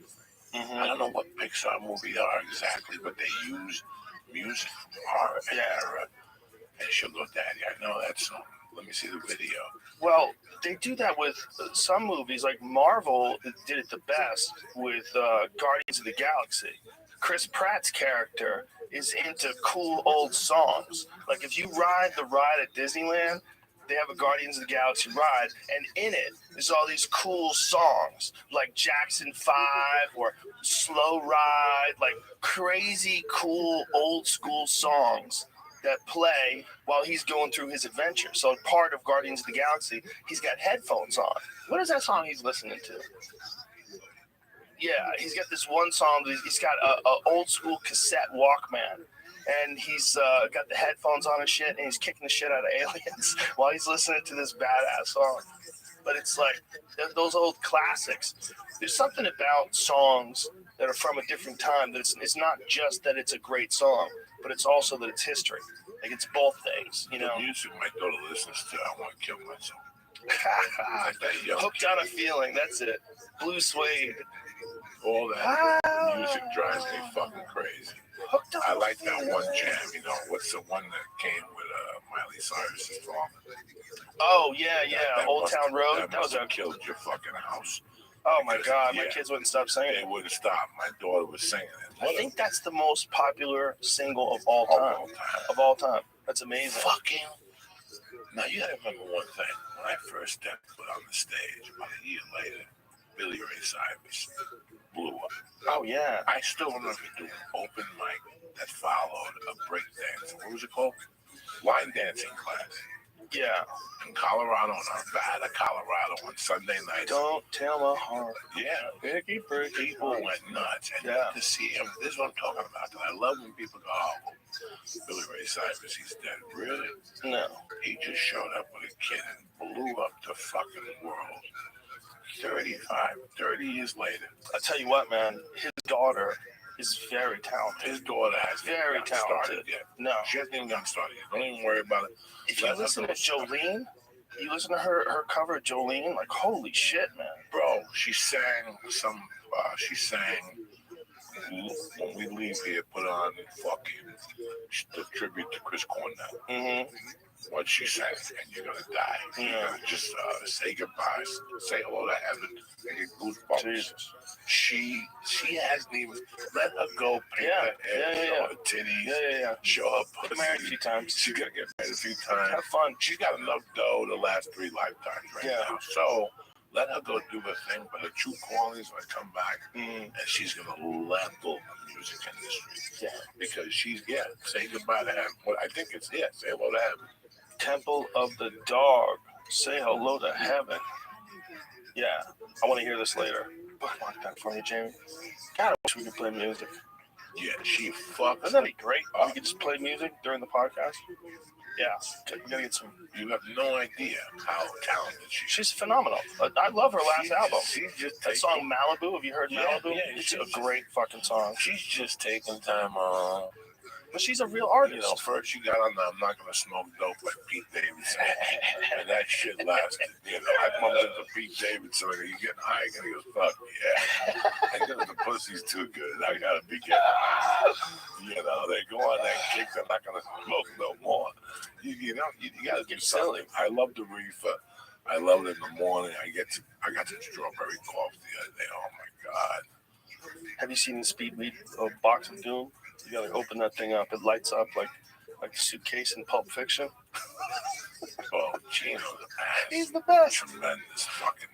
And these little tobacco things. Yes, the blunts. I love them. You're not a blunt guy, and I'm not a blunt guy. I am a blunt guy now. I love his blunts. Yeah. Well, you know who turned me into a blunt guy is Charlie Murphy. Charlie Murphy, the first time I ever got high with him, he rolled a blunt, and he would do it old school. He would buy a package of Swisher Sweets. He'd cut those fuckers open. You know, a lot of guys break them open with their finger. I don't remember if he broke it open with his finger, but Charlie knew how to roll a blunt. Like, he would roll a blunt. You know who else rolls a blunt? Real good? Luis Gomez. Luis Gomez rolls a legit blunt. Breaks down the tobacco, takes the fucking leaf out, flattens the leaf, rolls the weed inside of it. Perfect blunt. Like, skills. Like, I admire dudes who can fix things, and I admire dudes who could roll a tight joint. You know, like a dude who knows how to fix an engine. Like, oh, your carburetor is this and that. We're just going to run the line. We'll clear it out, and then we'll add new spark plugs. And like, wow, I can't do that. I got to hire a guy to do that. I can't turn the wrench. I'm not good at it. I never learned. I admire it. I could fucking roll a nasty joint. I admire that. I can't though. The blunt's a special thing. You got to learn how to break down the tobacco. And I cheat sometimes and buy the blunt wrap, but it's just not the same. You know, last week I called you after I did Bert's thing, and he had a Cuban dude doing cigars. And Bert said to him, "Let me ask you a question. What if I gave you an ounce of dope and you roll it up?" And he rolled it up into cigars.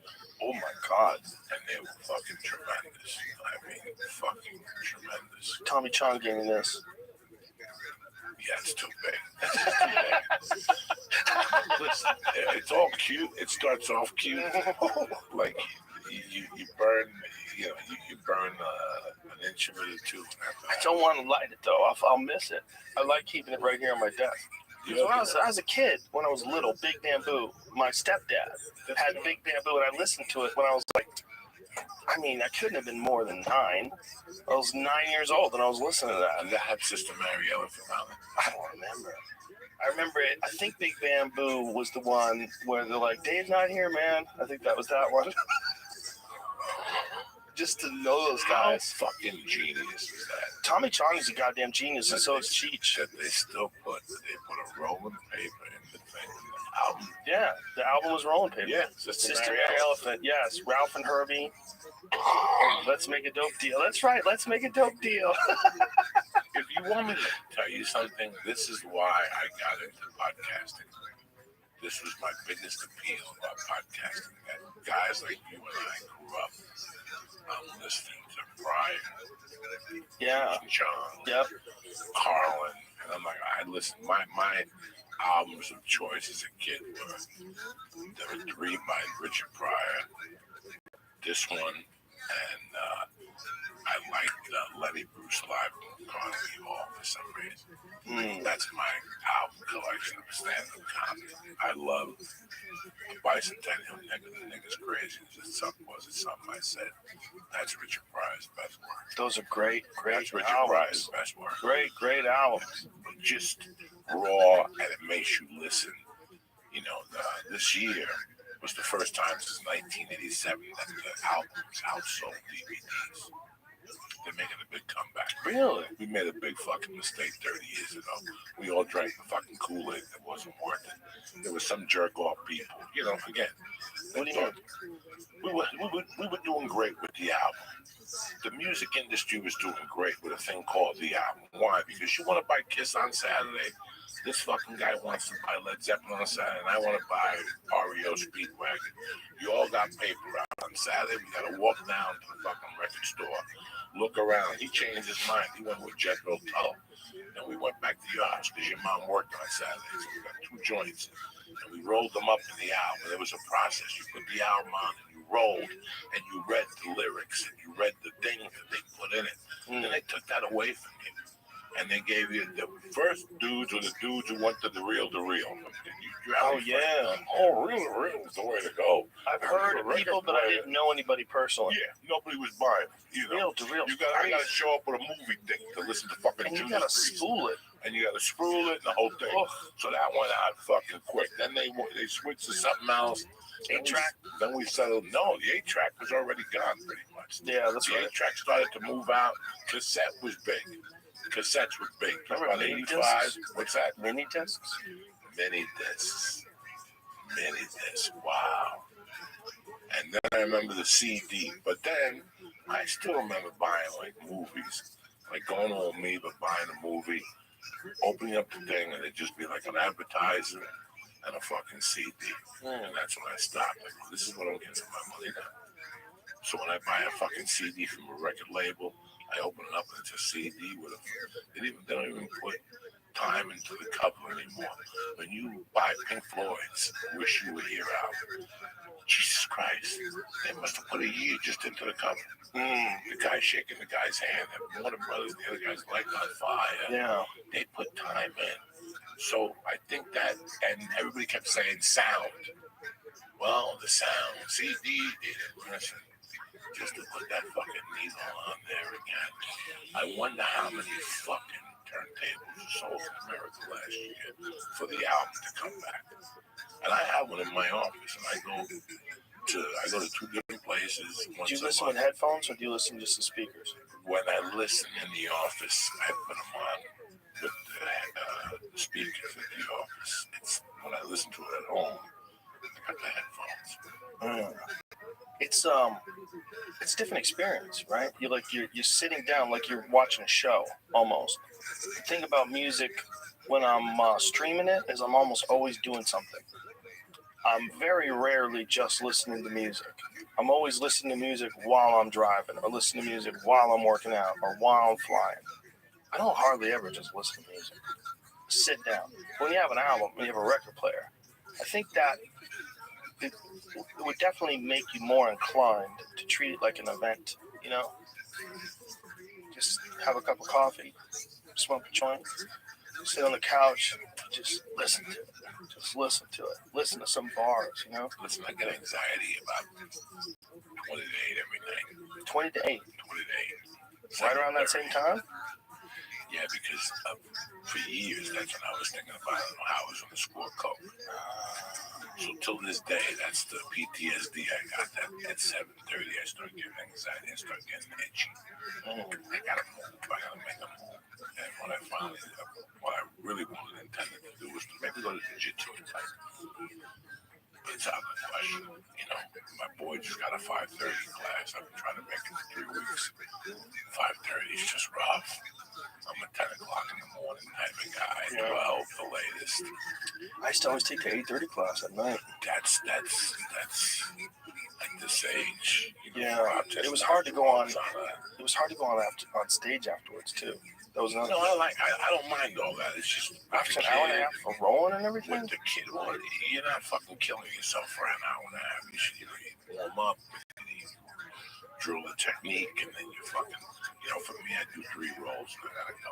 After that, it's a low diminishing. When I was training at 10th Planet all the time, with Eddie's nighttime class, 8:30 class, yeah, dude, it was filled with murderers. It was kill or be killed. And then you'd go, all nice guys, so I don't want to mean it bad. No one was hurt anybody. They were just really good.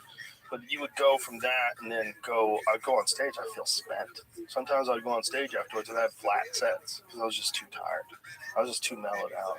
I just, been spent 90 minutes with guys on your back trying to strangle you and it's just, you get there, like you don't have the same pop. You work out at night still? I like to work out at all different hours of the day. That's what I like to do. When was I like the to last do time you worked out at night? all the time. Like 3 days ago, maybe.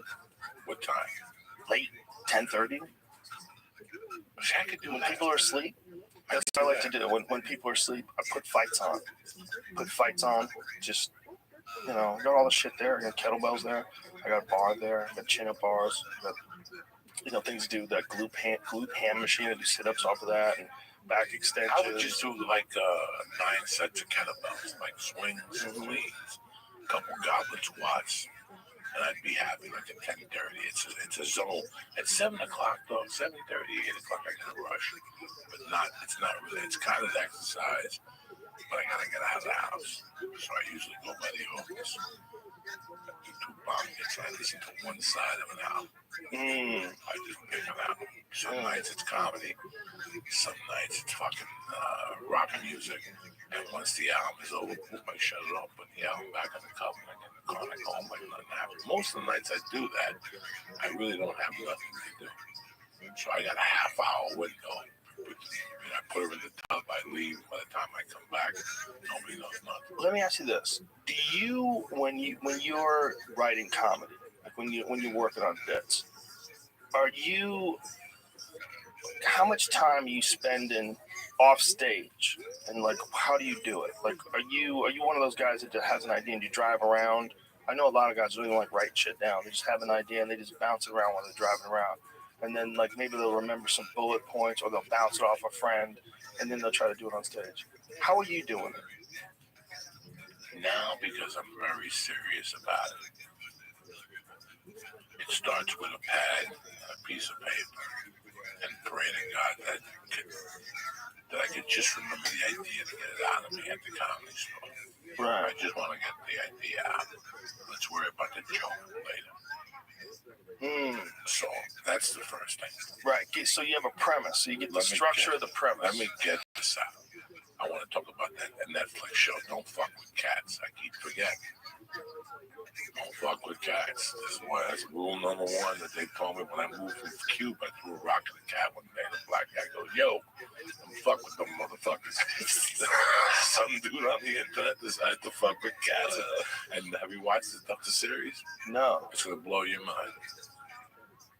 It's gonna blow your mind. It's a Netflix show? Netflix 10-episode documentary. You're gonna it's call called me Don't Fuck Joe with Diaz. Cats? What did you get me involved in, Joe Diaz? It's called Don't Fuck with Cats. Don't fuck with cats.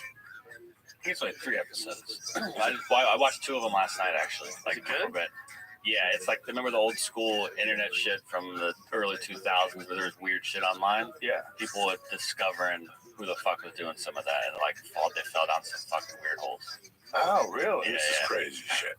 Yeah? Yeah. Disturbing as fuck. Is it 3 episodes? Because I watched 2 and a half. I believe so, yeah. I watched 3 of them. Yeah. I thought it was more than It's that. called Don't Fuck with Cats? Don't fuck with cats. Yeah. That's it. Don't fuck with cats.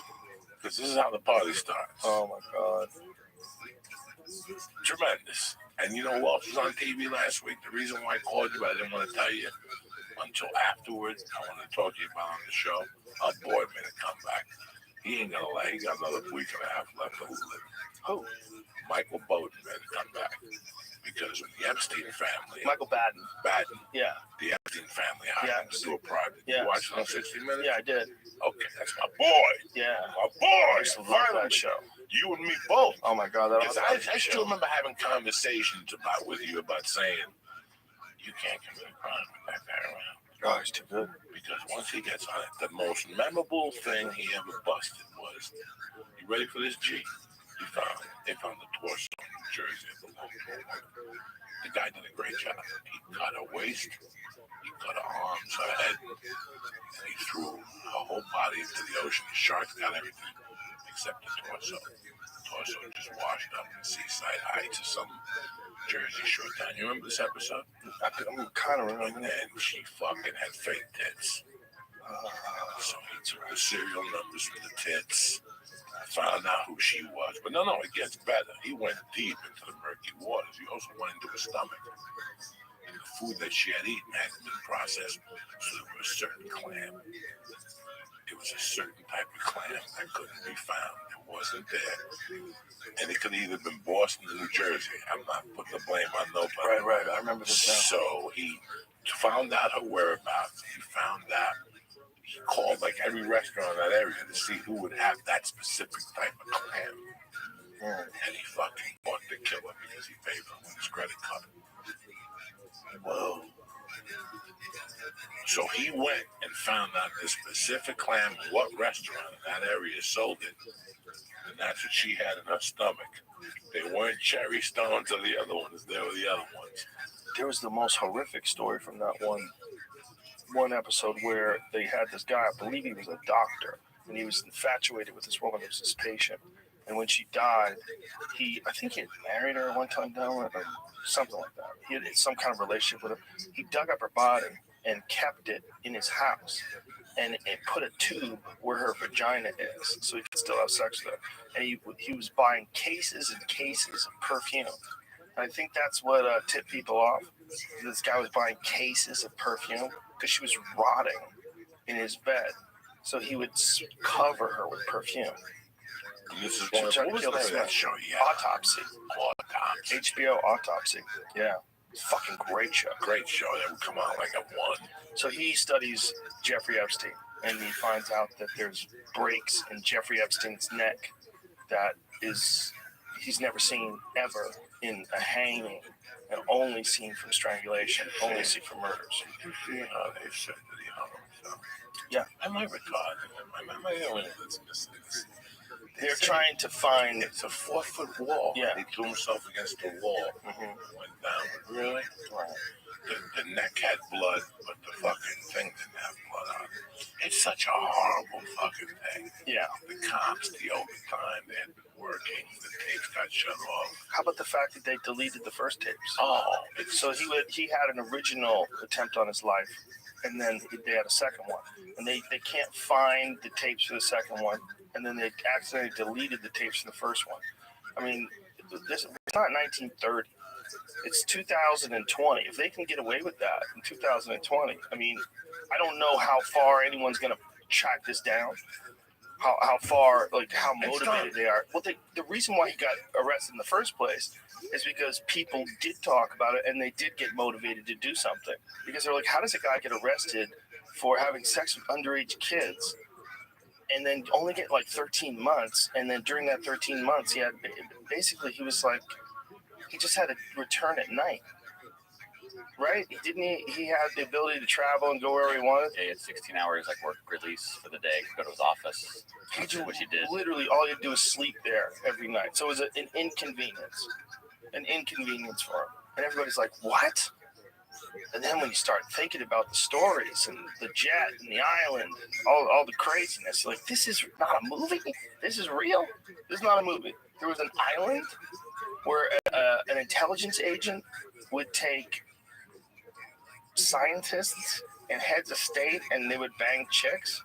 That intelligence thing is, I'll just say strong rumor because it's only been mentioned by a few people, and like that ABC report didn't mention it at all. Maybe they left it out. I don't think they can prove it. See, Right, when someone says something, and then that, I mean, is there a recording of that guy saying? Remember the guy that said that he was told that that Epstein was intelligent and he was above his pay grade? Yeah, Costa.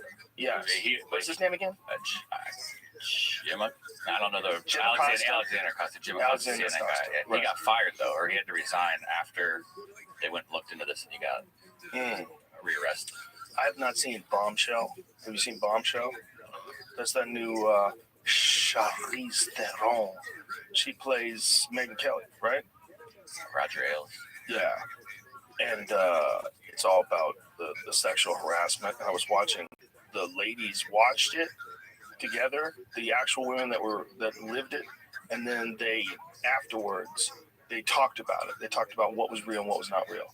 But one thing that was real is Roger Ailes would make them stand in front of him and twirl around so they could see their ass, so he could see their ass. And like, so imagine you're a woman, you get this job, you're gonna be an anchor. Like, I'm really excited to work for you, Mr. Ailes. Thank you. All right, this is what I want you to do. I want to see your ass. I want you to spin around. And so that's a weird, is that a real picture? Photoshop for press release. Doesn't look fake? Doesn't look like a fake picture? They probably went out next to each other. What is Megan Kelly complaining about? She was sexually harassed. Oh yeah, everybody was. They're At all Fox? Yeah. Apparently this guy Roger, that's his name, Roger Ailes, right? What they're saying is that, he would say, I want to see you naked, I want to see you in lingerie, I want to see naked pictures of you. He's just a dirty old fat dude who just harassed the fuck out of all the women that worked there. And that was how they did it. Is that in the movie? Yeah, that's in the movie. Yeah, that's John Lithgow, right? They put him in a fat suit, right? They didn't make him get that fat. I don't think so. That's a lot of weight. Yeah, that's some heart attack shit. He's a fairly healthy guy. But that guy's dead, right? Didn't he die? I think Roger Ailes died. I'm pretty sure. Look at him. Yeah. Go back to those pictures. Go back to images. I mean, look at that one, the one in the red tie. Yeah, right there. Look at that. I mean, if he was alone with her, what the fuck do you imagine he would say? What kind of creepy shit do you imagine that dude would say? Women always think like a guy like that looks disgusting, that you would never have to, look, I would never have sex with him. He knows that. A guy that's that rich and that powerful, and looks like that, he doesn't even probably know that he doesn't have any game. He probably thinks that he has game. He probably thinks this is a part of why he became rich and famous in the first place. And these powerful men, before all this stuff went down, these guys that ran these gigantic companies, it's just what they did. So they all did. And they got away with it. Everybody knew, right? I mean, how many companies are here's the big question. How long has this been going on? How long have men and women even been working together like that? Doesn't Jordan Peterson talk about this? That it hasn't really been that long. In the 1800s, men and women didn't work together in offices like this. I didn't watch Mad Men, but isn't that what that whole show is kind of about? I think so. I didn't watch it either. Secretaries and the wives and the husbands. Yeah. It's real recent for people, for men and women to be alongside each other all day, that you don't even know each other and you're in an office together. Throughout all of human history, when people got together and worked together, they were a tribe. They were a community. It wasn't strange, random guys that just got hired by fucking HR to come down and sit next to you in your office and ask you questions about how you conduct yourself. And who are you? No, everybody in those days worked with people they knew, right? Like if you were in a blacksmith's office, or a blacksmith's workshop, everybody fucking knew everybody. They worked together. One of my nieces just had to go. And she got summoned to talk to somebody at a school where she went. She's going to medical school now, but where she got a regular, degree. A couple weeks ago, she had to go. She got a fucking letter in the mail. They asked her about this teacher, what she thought. She had to spill her guts. They had to go and fucking get this teacher fired. It wasn't doing anything sexual. What he was saying. Saying creepy shit? He was 60 something, He's probably been doing his whole life. How to confront them, and, That's what you have to think about priests, right? They're still doing it, right? They still keep getting caught, but they've been doing that their whole life, and the people before them did it to them. And there's generation after generation after generation of child molested priests. It's one of the craziest things that Catholics just accept, that people are not, because most Catholics are not pedophiles. Most Catholics are good people that want a bunch of great people to live together with certain rules, and they think if you do abide by these rules, then you're doing the work of God. But the people at the top, there's a certain percentage of them, I don't know what the number is, that are definitely pedophiles. And it's a high number in comparison to every other job. If 25% of dentists were pedophiles, we would all have rotten teeth. You know what I'm saying? I mean, think about all the different professions. Lawyers, if 25% of lawyers were pedophiles, we'd light their buildings on fire. The fuck are you talking about? But for some reason, I don't know what the percentage is. I don't think it's 25% of priests. What do you think it is? Here's the fucking thing with the priest thing that kills me. The priest thing worked pretty much. It was a no I mean, we're talking about the 60s and 70s. I did Google search on the grammar school I went to, just to look. I went to Sacred Heart School for Boys, and one day I went on there. One night I was high, and I just went on the Google search and went down to Foxhole and went on a couple of Reddit pages of people saying different things.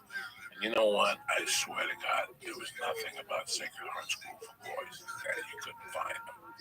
But I looked up a different church that was close to my house, and it was 200 cases.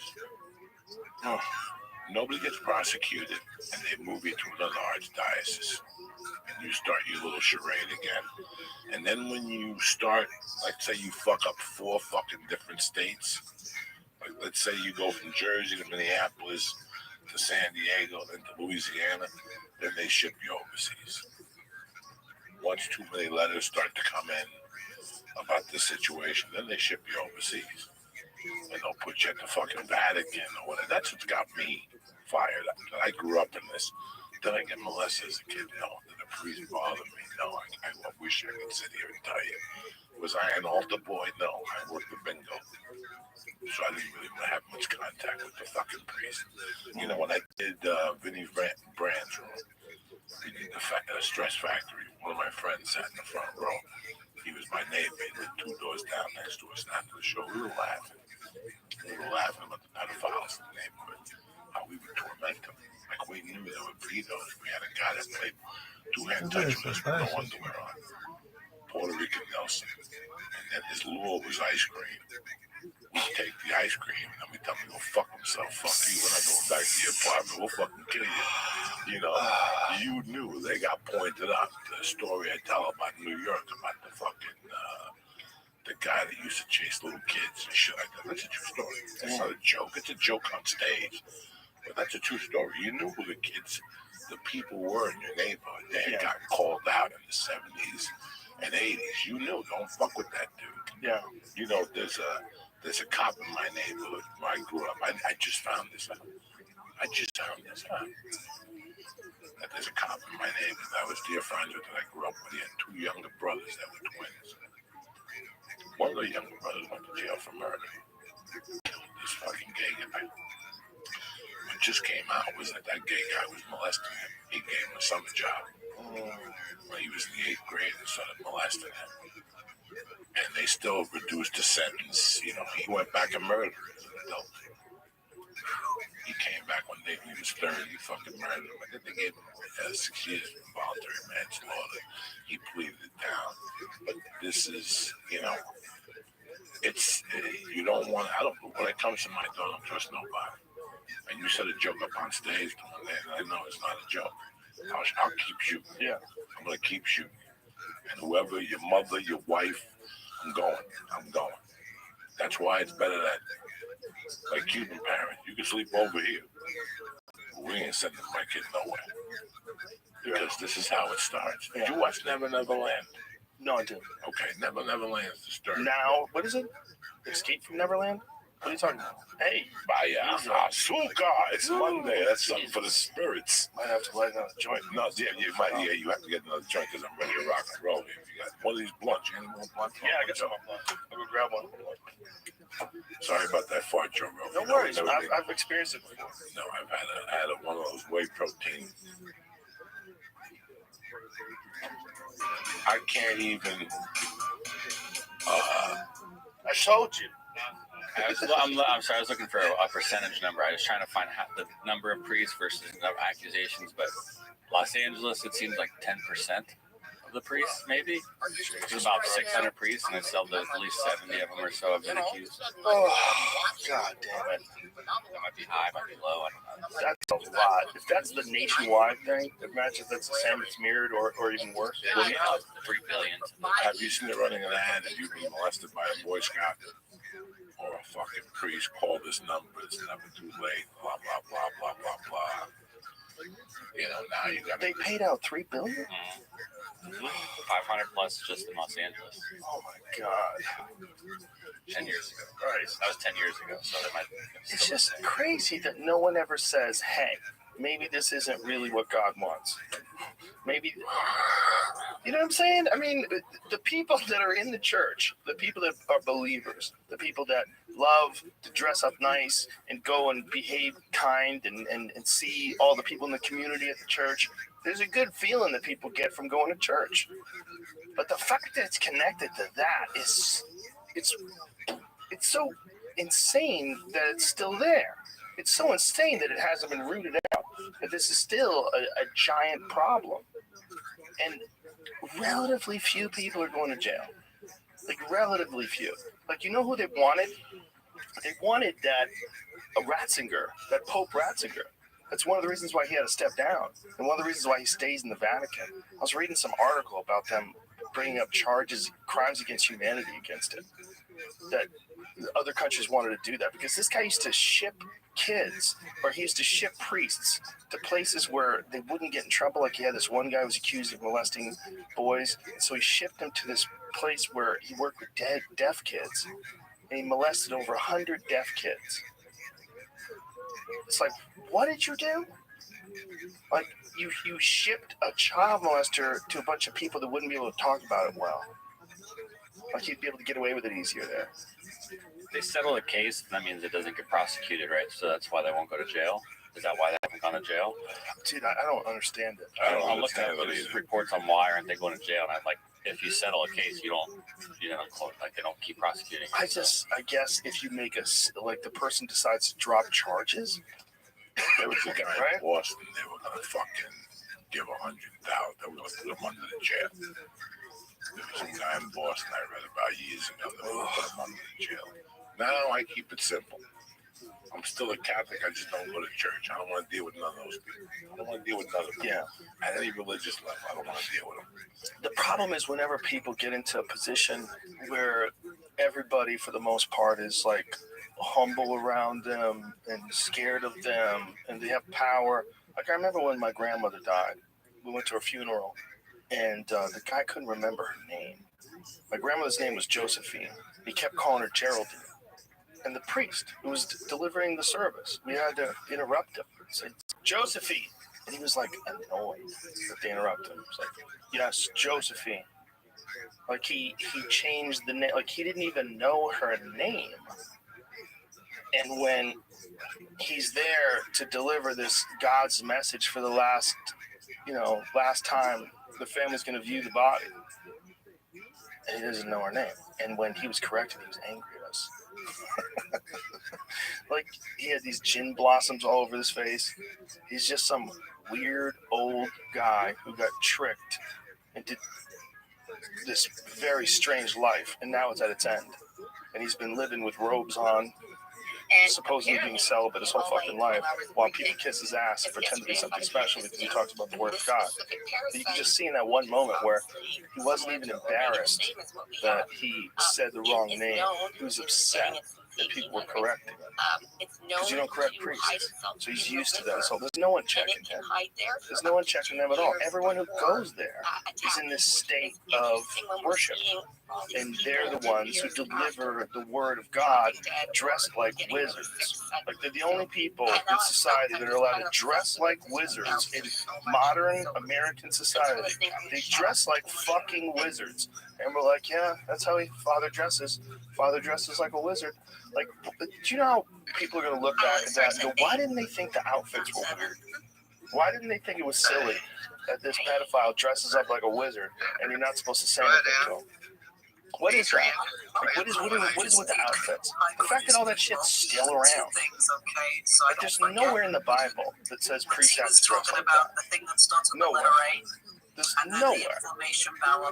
The whole thing is so bizarre. It's you're wearing stuff that made you look like you were very special to really poor people 500 years ago. That's what you're wearing. You're wearing stuff that would impress people that didn't know any better, that probably couldn't read. And so before Martin Luther translated these the scriptures so that people could read it like a phonetic language, before that, people had no idea what the priests were reading. They just relied on the priest. They relied on the priest to tell them what the word of God was. Now all of a sudden they can read it for themselves. And Martin Luther was saying, you should probably interpret it yourself too. And they were like, oh my God. So were either of you old enough to go to church when it was still in Latin? Like they would say some things. It used to just only be in Latin until like the 70s or 60s. Yep. Really? Yeah. I remember they would say some things in Latin because I remember I'd be 5 years old going, what in the fuck are these people saying? For you between the age of 5 and 10. Were you aggressive? Were you quiet? No, I was much more introverted. Okay. From the ages of 5 and 10, I went to White Chains until I got hit in there with a lunchbox. But I really did believe it. Like out of like some of the universal tale. Now Sam himself gets screwed over in some paper form. Shady to begin with, in some regard. Having said this, what Neuralink Monkey, I don't know what your name is, bro, but why is when this you not mentioned hitting me with a something fucking like, rule? sorry? And then I saw the anger in their heart. It just turned me off completely. I didn't like it. Today I'm still a Catholic. But when you mentioned regarding fucking church, you know. Right. But I don't want to hold it. I remember selling cars in Boulder. A guy came in and we started talking, and he was 50. Wasn't a good-looking guy. Looked like that fucking guy. And he had like a 20-year-old chick with him. Obviously, after taking him on a demo ride, I figured out that he could fuck her and shit. And someone mentioned that he no. I realized that he was fucking her. She was like his receptionist. Okay. But after we got back, my husband realized he was fucking was for us. So the independent directors would have had to do this, I'm on board with the church. right? Because you would have to leave Sam out of this independent family. Colorado. So then you have the 5 of them. You need to have 3 Football to team, have a McCarthy and all that shit. majority to do this. So and Greg would, I guess, vote in favor of that ugly as fucking wife in that think fucking that church. would as well. They would hit it with the net, money net. So that would be They would 2. just hit it Then with that means like all fuck 3 you. of the other ones had to vote. But the point was that If it was back to 5. I never respected it that you're cheating on your wife. And of course, CEO Adam went to YC. I think he would be like, That's the classic story. You know what the classic story is? The big one is the anti-gay pastor that turns out to be gay. There's so many of them. There's so many. Wasn't there one where a guy got busted on because he was trying to use an RB card? Wasn't that the case? This is not cool. That's a common one. The anti-gay pastor that turns out to be gay. People preach the word of the Lord. Yes, and so you gotta stay away from gay folks. Missouri church leader tried to pay for sex on Grindr with Arby's card.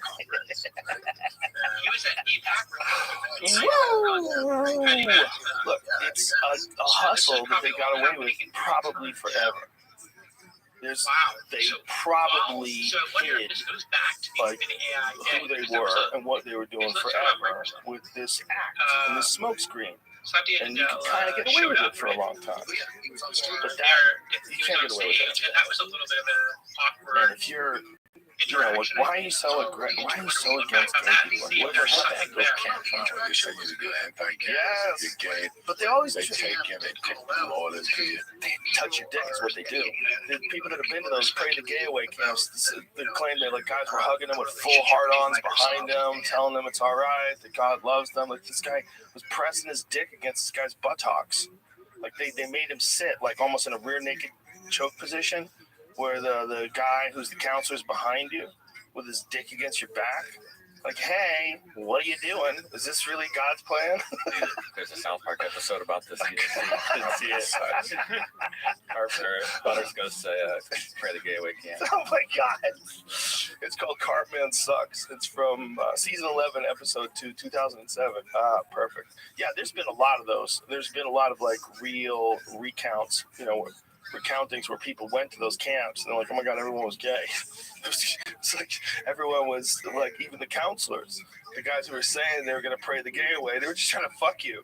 I don't know how much fucking they do or how much they just hang on to you back with a heart on and pretend that nothing's going on. I don't know what really goes on. But whenever you got someone who's that adamant about it, you got to wonder. You're like in the headset, they can just kind of check the visual. Oh, yeah. Yeah, a couple times. From 5 to the scariest one was when I was 13. When I was 13, I was in Boston. One time it happened before, but a librarian saved me. I was like 8. I was in San Francisco, and I was really into monster books back then. I was into monster movies, monster books, and I was looking at these books, and this creepy dude came over to me and he said, you like monster books? And I said, yeah. And he said, well, I have monster books in my car. You want to come see them? I said, okay. So I was 8 years old. I was dumb. I started walking behind him, and the librarian screams out, Joseph, you get away from him. He just got out of jail. I'm like, oh, my God. And the guy ran. And I ran to the librarian. She hugged me, and I was crying. Very scary. Very scary. He's got the ootd, he's got the Deadpool outfit, and he says to me, man, I wasn't going to give him the Deadpool mask because I was like I'm going to sell a Deadpool for $2,000 subscription. I don't think that was my goal. Like that, I want to make a one-on-one Deadpool. Right? And I was like, just set it for a really high price. And there should be someone out there that's like, that's a dope Deadpool. Well, $1,000 a steal, you know? And so he was like, no, I want the mask so bad. So I was like, all right. So I gave him the Deadpool mask, but he has devil horns in it, so it's different. It's double. So today we got Gandalf. Thought he had future Gandalf. Thought he had prey. Your shit. That is Jenny went with the bird box. Jenny went straight bird box. She went with the blindfold. She has the blindfold and the crucifix, and the bunny in her right hand, and then a heart in her left hand. Touch my dick. Like he slipped into it. Oh, Kevin Spacey. If you like it, and I was like, well, if I can like it. And Joe Rogan. It's been like the pleasure of my life doing that. It's just because everyone gets creative and you gotta get creative and make more creative. It shows you. It's like every single one is like creativity, collection, and then the traits like make it a collection. You guys are like, I found that trait. I always like that trait. Why did people approach me? I knew today, looking back, I still remember 3 guys from high school teaching. The selections, and I didn't want to, basketball. I found that. I always thought I was a little weird about you. I'm married, you know. And then years ago, somebody said, yeah, he was sexy. Kids' dicks. I had a guy slow play near a lake. There was a guy that used to run around the lake and talk to us when we were fishing. Probably like 13. Me and my friend Josh, in particular, would go to this one lake. It was in our town. And we fished there all the time. And this dude would come by all the time and visit. He was always friendly. Started off real normal. What are you guys up to? You catch the fish? Like southern accent. Seemed like an old gentleman. And then a couple times he came when it was just me. And then he just sat down next to me and talked to me. And I was naive. I was 13. I just thought he was a real nice guy. Like almost like a older brother type figure. He's going to give you good advice. He talked about cool shit. He was a teacher. He got kicked out of his position for some unfair reason. He wouldn't really be specific about it. He said, they didn't like the way he taught. And so anyway, this dude just becomes my friend, like nice and slow. Brings me lunch. I even went to his house once. And then one day, I am fishing, and he's drunk. And he tells me he loves me. And I think I said something like, hey, I really like you too. He goes, there can't be love without sex. And I remember thinking, what? Whoa. Like, what happened? And I remember thinking, what a dummy I am. I thought this guy just liked me. I was his buddy. He's going to teach me things. He just likes teaching people. He's just really smart. And I had my hand on a knife. I had a Swiss Army knife, the little red plastic ones. You know the ones? Yeah, they have all kinds of shit. And all I was thinking is I put it in my hand, in my pocket. I held on to it. And I remember thinking, God damn it, I hope I don't have to fucking try to use this. Because I was thinking, it's like, he was a big guy. I was 13. I don't know what I weighed, 120 pounds or something. I'm like, fuck, this guy might beat the shit out of me and rape me here in the woods. Like, he was bigger than me and he was always jogging. You know, he wasn't in bad shape. And I told him to get the fuck away from me. Then he told me to not be upset. And then I left. I got away. He didn't chase me. You know, he didn't want to be violent. He wanted to trick me into fucking him. He didn't want to rape me. He wanted to trick me into fucking him. I got real lucky that was the case. But then years later, I got a letter from him at my house. That was creepy. Because it showed up in the mailbox. Like, he had figured out where I moved to. And sent me a letter. I was like, whoa. And it was like real, like friendly and professional.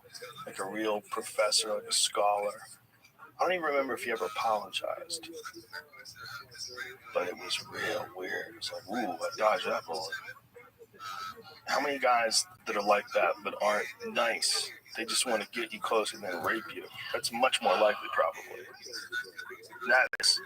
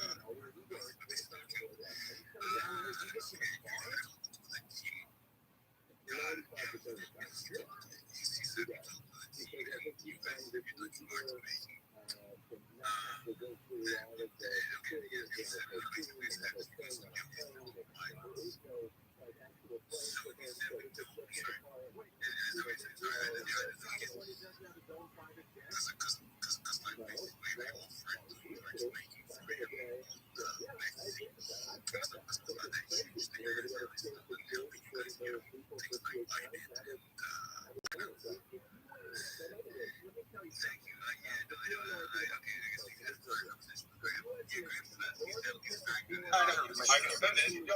All right. The first interview that the leader of Hamas did that I'm aware of after the 10th attack, he clearly says that it thanks Iran for their help, and he thanks Russia for their help. He thanks Russia for the license, for the support.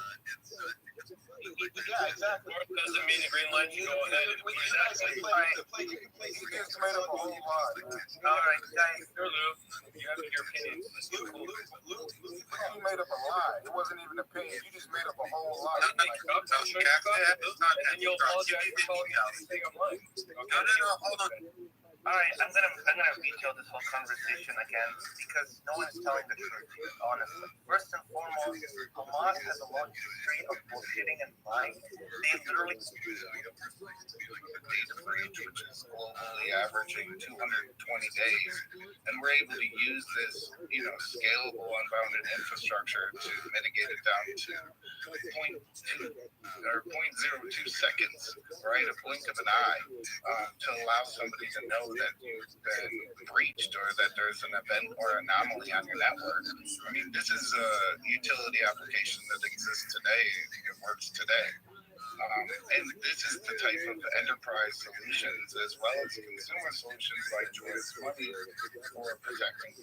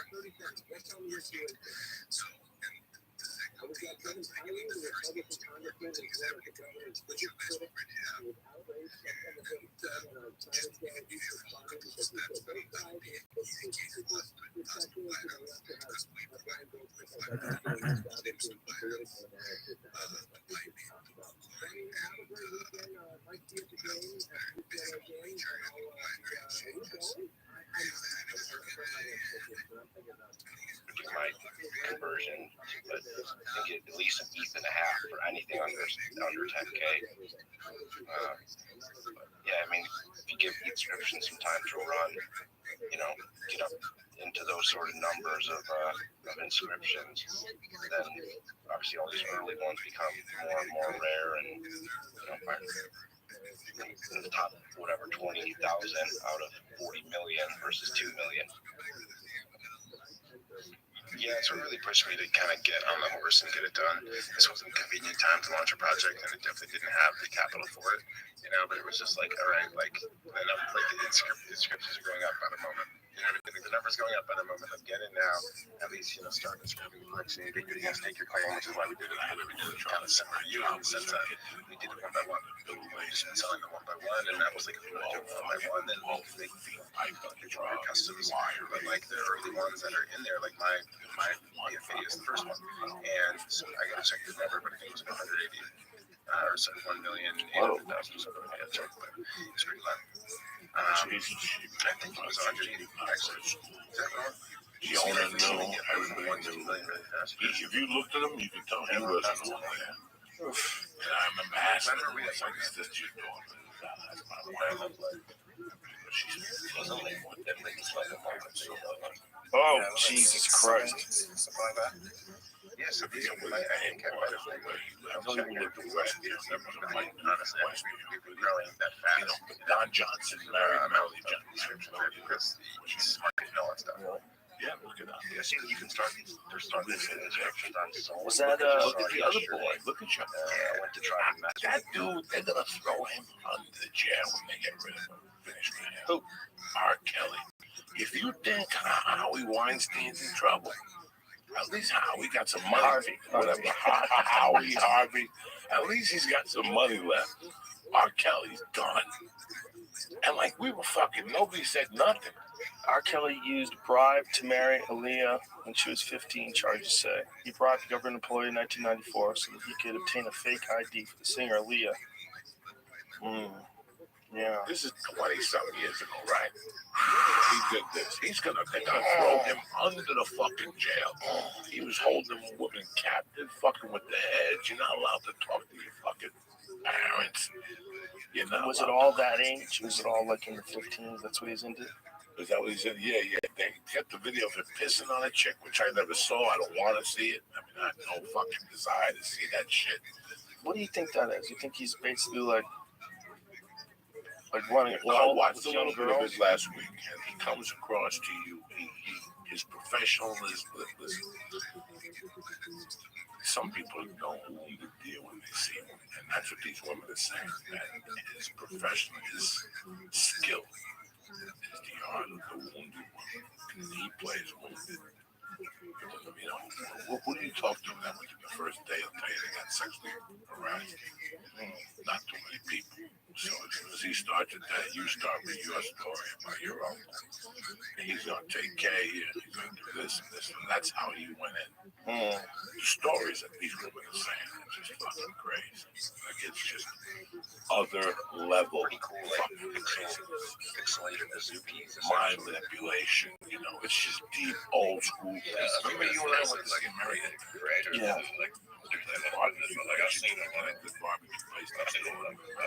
The Chinese, just that mentality of spotting those type of women.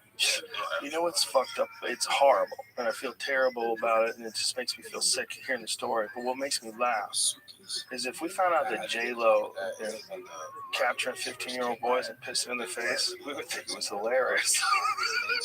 If J-Lo went to high school and she got all these sophomores and she brought them back to her place for a gangbang, we would think these kids had a good fucking time. That is what it's one of those big, giant differences between the way we feel about men and women. This R. Kelly thing is horrible, but it is kind of funny that if R. Kelly was like a really beautiful woman and she was doing the exact same thing to 15-year-old boys, making them live with her and eat her pussy and shit, we would think it's hilarious. We would just think it's hilarious. Madonna's doing it. Yeah. Madonna's doing it. He does not read or write exceedingly well, except when it comes to amazing musical tracks, his attorney said. Okay. He doesn't read or write well. That's sad. The whole thing's sad. If it is weird, our ideas of sex based on gender, it's fucking very different. We feel very different about that story. There'll be a hilarious story if there was some big-titted freak singer who has like a little sex cult and she brings 15, 16-year-old boys over. We would be like, wow, but we wouldn't feel like a crime got committed. We'd be like, wow. Listen, we're hypocrites because I make jokes of it on Twitter. I see another 16-year-old teacher sucks a dick, you know, but then you think, Jesus Christ, I have a daughter to swing both ways. Right. So we're hypocrites. And we're hypocrites on who we, you know, for years we heard about Michael Jackson. There's people who look you in the fucking face that Michael Jackson never touched a kid. Yep. There's people who will look you in the face today and say, O.J. Simpson didn't kill that bitch. There's people that are going to think what they think. So, yeah, I don't obviously have any idea what happened with Michael Jackson, but I would assume that there was something wrong just based on the way he behaved. I would say, like, what other things are weird about the way you behave? The way you talk is weird. Like, everything about you is like you're so shattered by this whole fame thing, and you're constantly getting plastic surgery to the point where nobody can even recognize you anymore. I mean, we never saw that before. That's the first superstar we ever saw that, like, literally became a different human being. Like, changed his face, changed his nose, changed his chin, changed everything. The complexion of his skin, the color of his eyes, like, everything. Just kept fucking with his face. His nose would collapse. And we were all aware of it. We're like, whoa. You watch Never Land. I want you to watch it alone, but I want you to watch it from perspective. What is it actually called? Escape from Neverland? Whatever the fuck.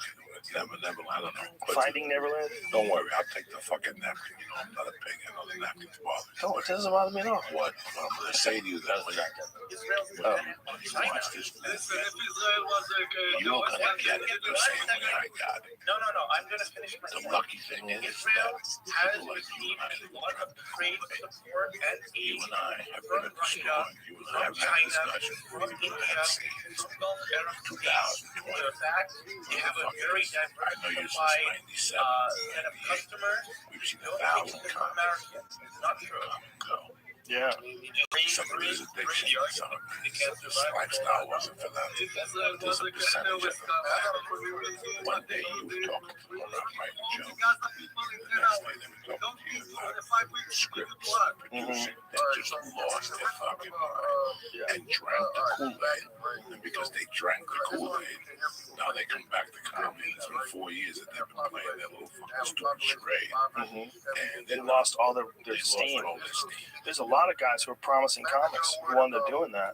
They wound up bringing these scripts to Comedy Central and all these different places. I'm executive producing this and that and that and this, and then it all dries up, and then their act is not good. So when you watch this Never Land, you're going to see got caught up,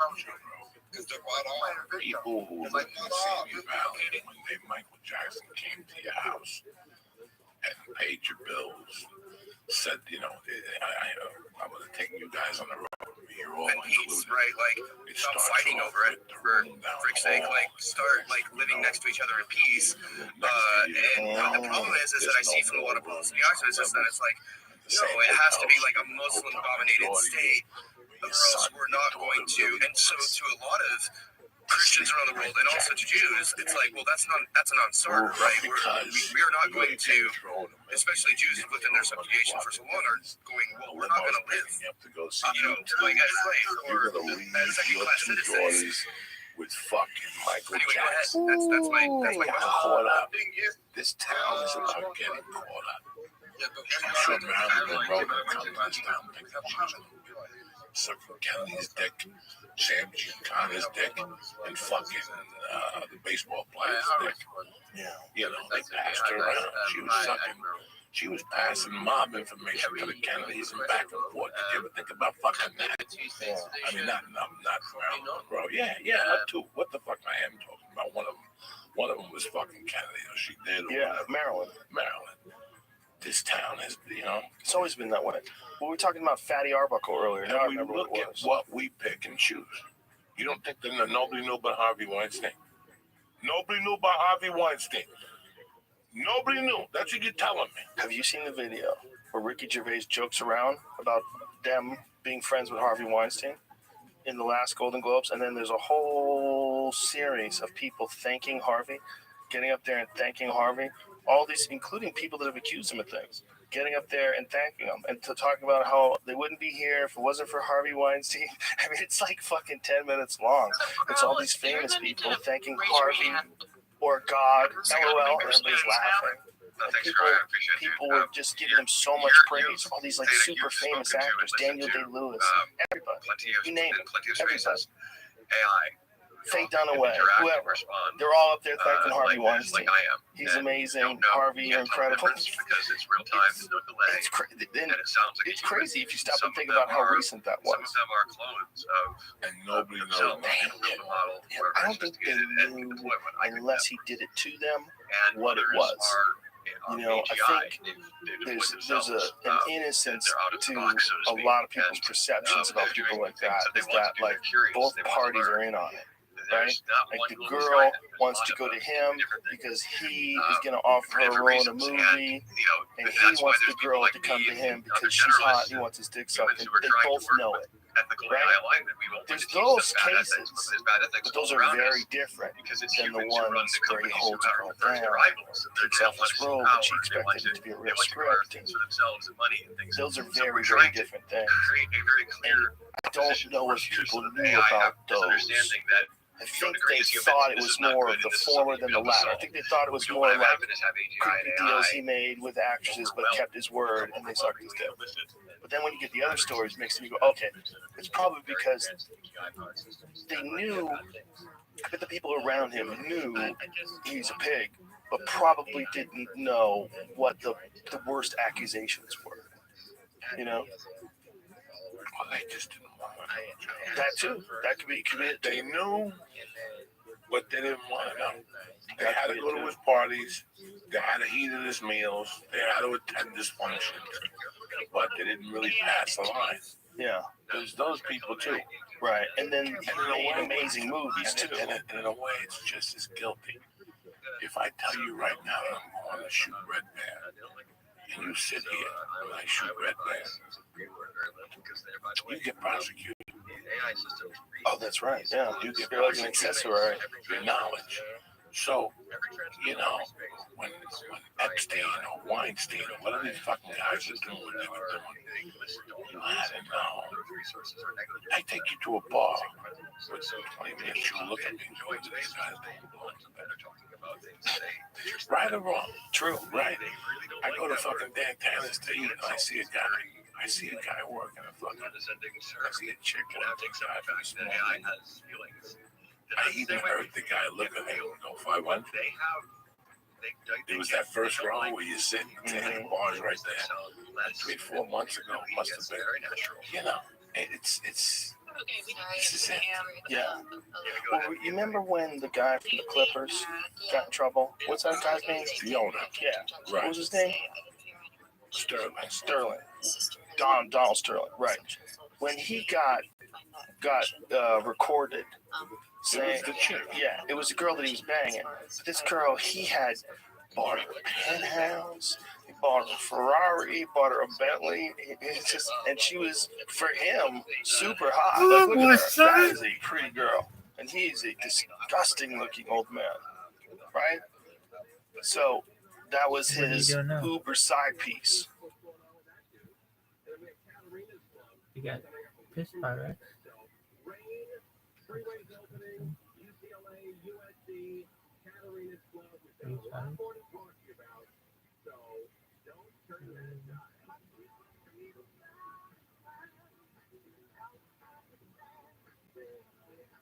Are you done?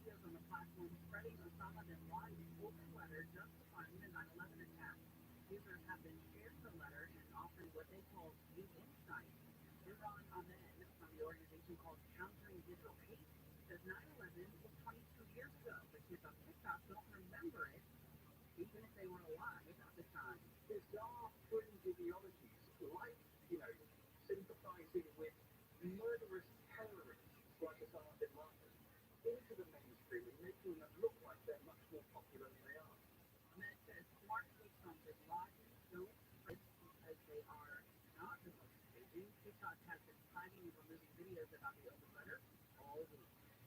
The KFI Financial Update is brought to you by Jacoby & Myers Injury Attorneys. The Dow closed up 2 at the T 500 up 6, NASDAQ up 12. And the average price for a gallon of regular gas in California is $5.02. And also up. That reminds me, for the lowest price of gas in your area, you can go to our website at kfiam640.com/gas. Don't wait. Check my your compensation after an accident. Call Jacoby & Myers now. Just for you since 1972. Southland weather from KFI. Here's the rain tonight. That rain comes with a slight chance of thunderstorms tomorrow morning.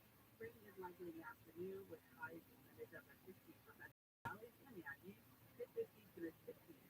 In the high desert, around 70 at the beaches and inland Tennessee. It's 63 right now in Dana Point, 67 in Anaheim, 66 in Diamond Bar, 67 in Simi Valley. Right now, we're going to go to Sun Valley where it's low on the 5.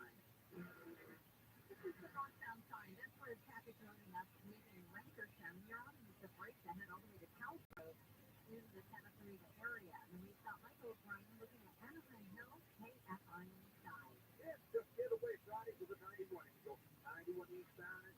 You took going. You're starting out of the Anaheim there at about 57. Nice stretch to the 55. You take the same line, does loosen up a bit. But you back on the brake through the Imperial Highway. Most of the way into Riverside is a good pocket around the 71. And they're leaving North County with 57 northbound. As the tight squeeze down, starting at about Imperial Highway. A little worse than that up there, the merge with the 60 in Diamond Farm. Mike O'Brien, KFI, the guy.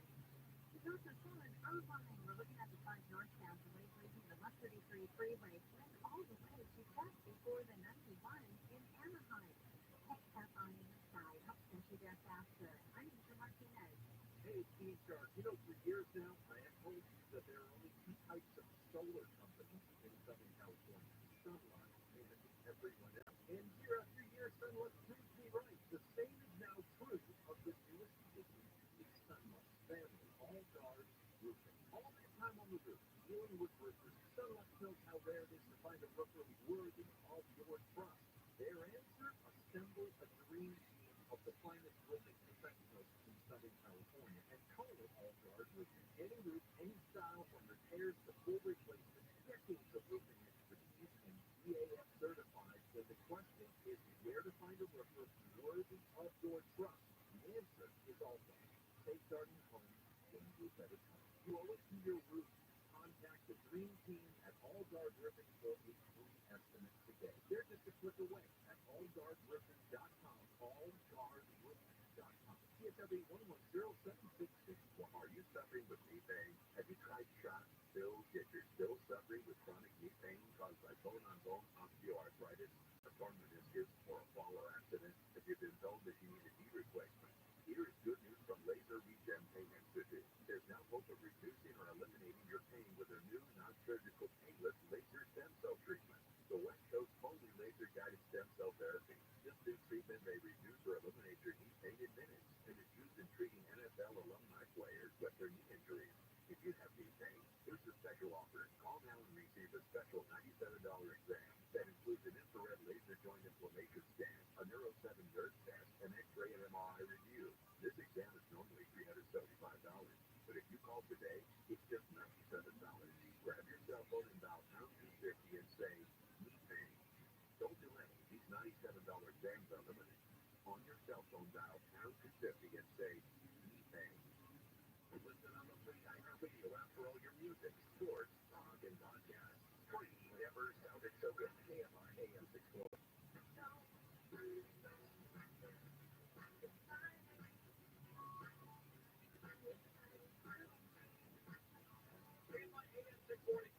Traffic show. We have rain coming in. We've got the 10 opening at USC UCLA tomorrow at 12:30. What a weekend. And Katarina's Club will raise a ton of money. Kids who are hungry. Because you got it, man. These kids don't have anything to eat. Now they got it. So we try to help out every year. Neil Sabedra does his share, and he's got his Wendy's right now at the Empire Center. You can go visit him. Neil Sabedra, welcome to KFI. How you, bud? Hey, buddy. It's not day with me. It is That's right. That's right. So restore your Wendy's, buddy. And it's right next to the Panda Express and right in the Target area there. So you can visit Target, Best Buy. There's a Nordstrom's rack. There's a Walmart. I know that area. There's a Lowe's like the back of my hand. Let me tell you something. You and I actually, in regular life, bump into each other at the Lowe's. That's right. Yeah. Yeah. You're Lowe's and I'm very familiar with this area. You got Michael's out here. All kinds of fun stuff. I love it. For some reason. And there, Lionel is out there. You got that donut shop. What's that place? Krispy Kreme. Yeah. Oh yeah. I think that has nothing to do with what we're doing. Right. Are your Wendy's?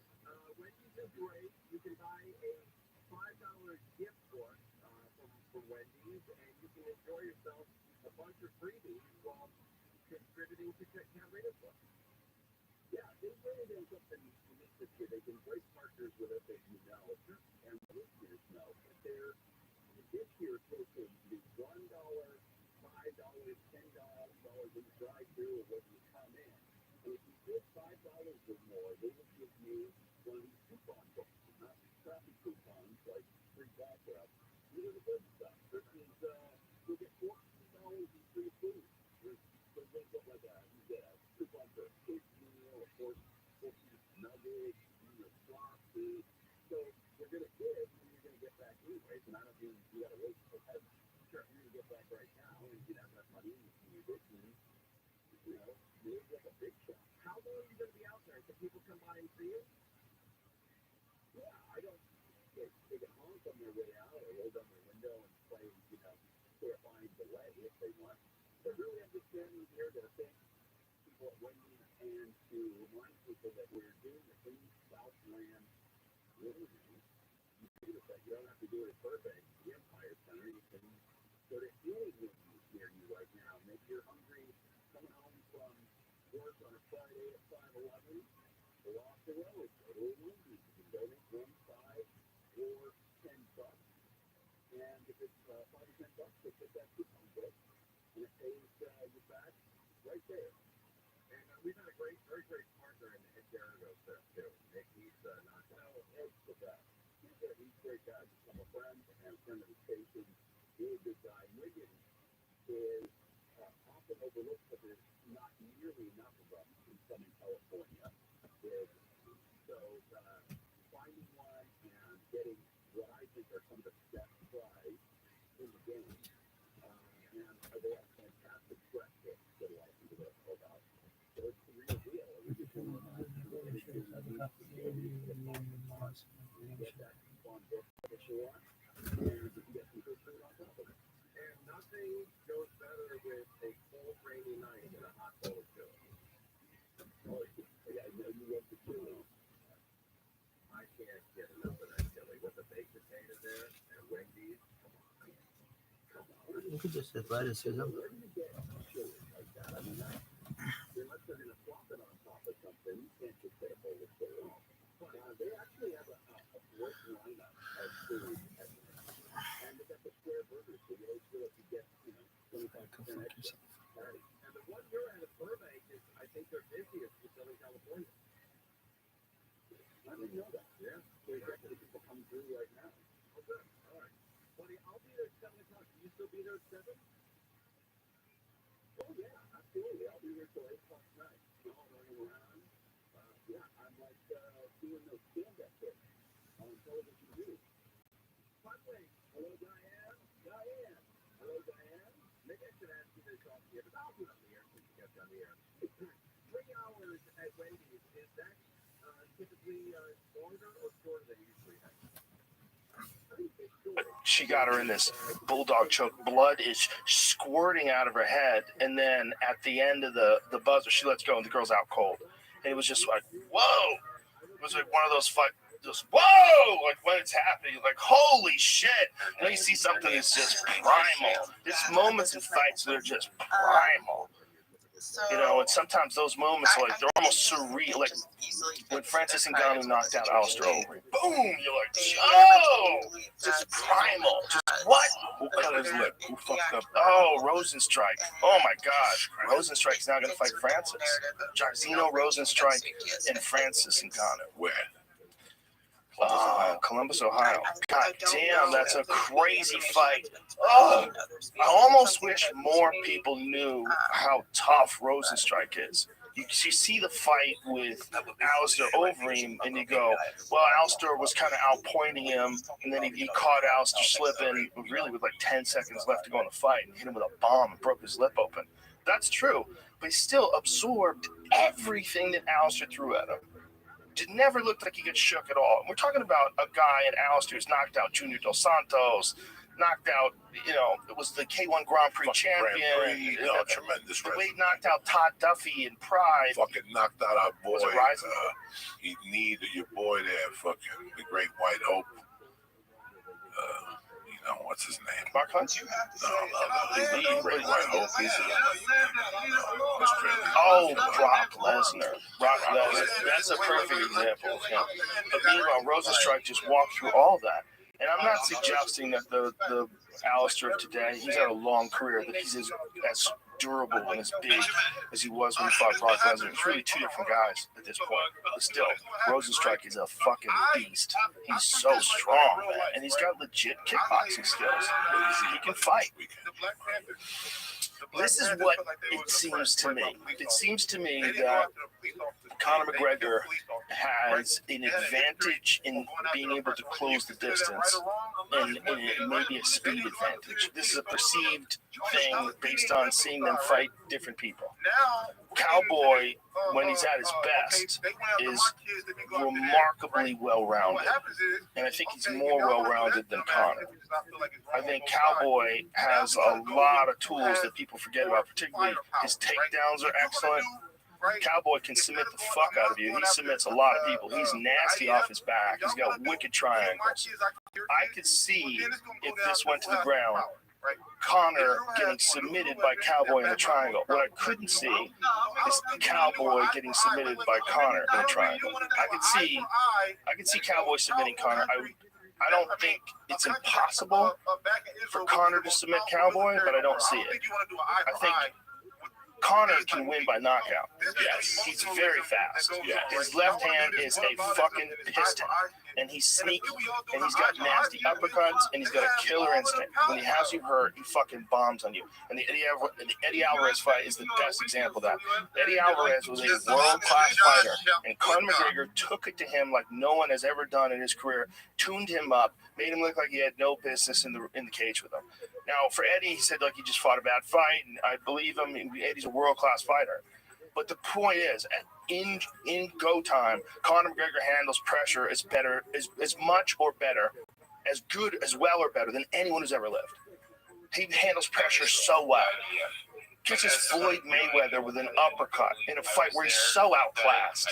He has 0 boxing matches, and he's fighting the greatest boxer of all time in one of the biggest pay-per-view cards ever. It's nuts, right? So he can handle pressure. He lost that fight because Floyd's a way better boxer.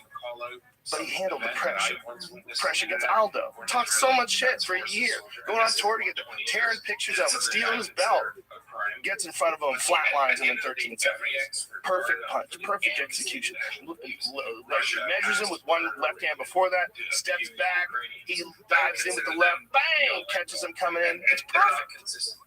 Under pressure. He's not the kind of grappler that Nurmagomedov is. He's not in that category. Pressure on this fight. Oh, he's got so much pressure. He fought the guy who everyone's terrified of, and at least he made it into the 4th round, right? Wasn't it a 4th round submission? And he probably wasn't really prepared for that fight. You think about how much time he'd been off of MMA, how much time he'd been working on, just boxing, and then spending all that money. He made like $100 million. The question for me is, who is Conor right now? Is Conor McGregor the same guy that knocked out Dustin Poirier when he was a savage? Is he the same guy that knocked out Diego Brandao? Is he the same guy that knocked out Jose Aldo? Is he the same guy who knocked out Eddie Alvarez? Or is he just some new thing because all this money and all this fame and all this attention, he likes to party and all? What is he now? if he's the same guy, and physically there should be no reason why he isn't. He hasn't taken any terrible beatings. Even in the Nurmagomedov fight, he stopped him with a choke. Totally saying the same thing because it's If he is the same guy physically and he decides he wants to let the fucking world know that he can still do it, and who gives a fuck how much money he has in the bank? He wants to let the world know he's here to fuck people up, and he's here to reclaim his crown. If he goes into the fight with that attitude, I think it personally. I mean, we could certainly see a resurgence. The question has always been whether or not a rich man has the motivation to work like a poor man. And he's a very rich man. We don't know. Everybody's different. Mayweather fought hard to the day he died, or excuse me, to the day he retired. And Mayweather, when he was during his career, was rich, like from a couple of years in, he was rich. He was rich. So he was always rich. And still fought like the best in the world and still trained like you have to train to be the best in the world. What type of gaps was he taking in between fights, guys? This has been a long gap before. It's not fair. Yeah. Before Nurmagomedov, it was a long gap. The game has evolved a lot. In the real world, again, what you heard me tell him, Jamie, was basically this. In the real world, Cerrone, what's he done in the last 5 fights? He's had some ups and downs. Lost to Gaethje, lost to Masvidal, lost real bad to Darren Till. The Darren Till one was a bad one. So in the last 5 fights, he's 2 and 3. Lost to Tony Ferguson. Beat Al Iaquinta though and looked real fucking good doing it. So he's lost 2. The Gaethje fight, and he beat Mike Perry, which was a really good fight for him. Because Mike Perry is a big, scary guy. He throws bombs.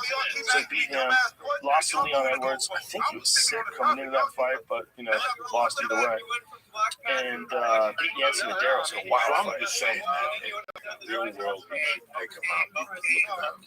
I don't think it's going to be that easy of a fight. I like it. I like the over. I love the over. I can't pick him aside yet. Yeah, but I love the over. I can see everybody's back to regular round one. I'm also to believe that crazy happening. I mean, in a perfect world, maybe his chin is a little. I don't think so. I think he's just been fighting werewolves. He's been fighting the toughest guys in the world. Look, everybody's chin suspect if Darren Till is smashing your fucking nose open with an elbow. That dude's an animal, and he's big as fuck. When Darren Till fought Cowboy, he was so much bigger than him. There was the difference between a really big welterweight and a guy who came up from lightweight. Darren Till's a giant dude. I mean, his nickname's the Gorilla. So here we go. Yeah, he beat Iaquinta. He beat Alexander Hernandez. That was a fantastic fight. Because Hernandez is a young, tough guy who's talking mad shit. But there's a giant difference between, no disrespect, to Hernandez and Conor McGregor. Conor McGregor is used to those bright lights, man. He shines. He shines with those bright lights. To me, the question is really just whether or not he has the motivation to train and fight like a fucking madman again, like he did when he was younger, when he was smashing people. As for Cowboy, it's whether or not he can survive the early storm. I think getting his leg kicks working would be very big, because Conor likes to take that long stance. Conor takes that long stance, and he fights right leg forward, he fights southpaw, and if Donald can fuck up that right leg, he can figure out a way to attack that right leg, leaves the body coming in, kind of avoid the punch and stuff. Yeah, he's up there with, so I'm guessing that 3 or 4 of the other 4 were all 4 of them. Yeah, he said do Rufus Sport. He's a walking sport for this. Went against him, and that's why he quit. It probably worked a lot of kickboxing, but I guarantee Woodley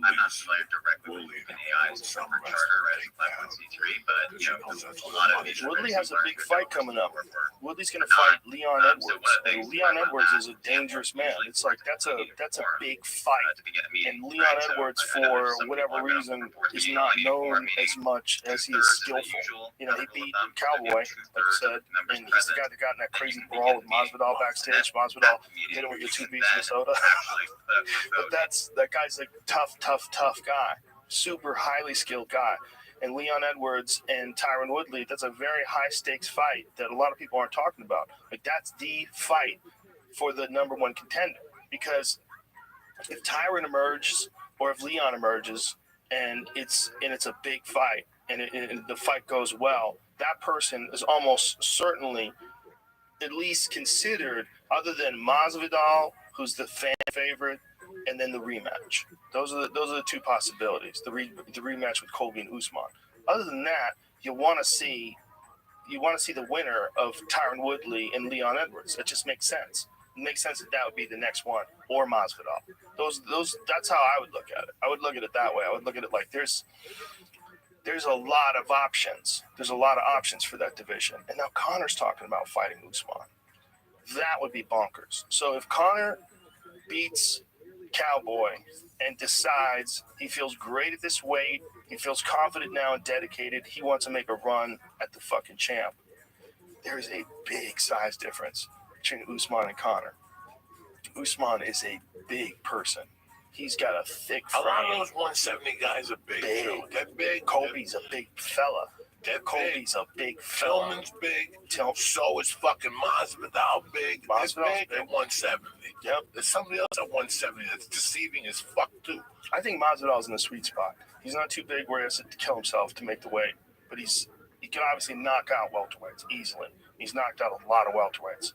I mean, the Ben Askren one is fucking preposterous, but of course, just even the beating that he's putting on Nate Diaz, Masvidal can fuck people up at 170. I think him versus Connor would be insane. You fucked me up, dog. You fucked me up by not bringing back the Ram. Sherry. Fucked me up. When I called you that morning, I think you were telling me this. I got the Ram. I'm gonna put him up in the sound box. You know, I went down a foxhole at his fight. Oh, he was amazing. Just that whole era. Yeah. I've been turning people on just on that whole era. The other day I was talking about it was like I'm just with that fucking big Rob thing because he said he came to the United States with the contention that he had won 3 national yoga competitions. And I'm not that stupid. I grew up on Wide World of Sports.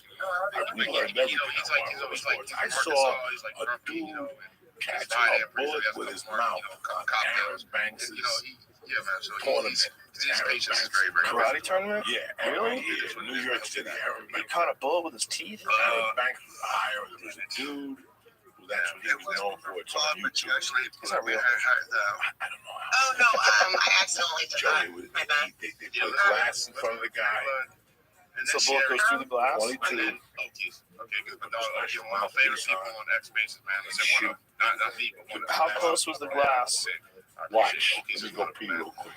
You can catch over to you. Play that for me. In the early days of conspiracy theories, bro. You know, like late night hours, 2 to 3. Okay, so it's just music. That's all right.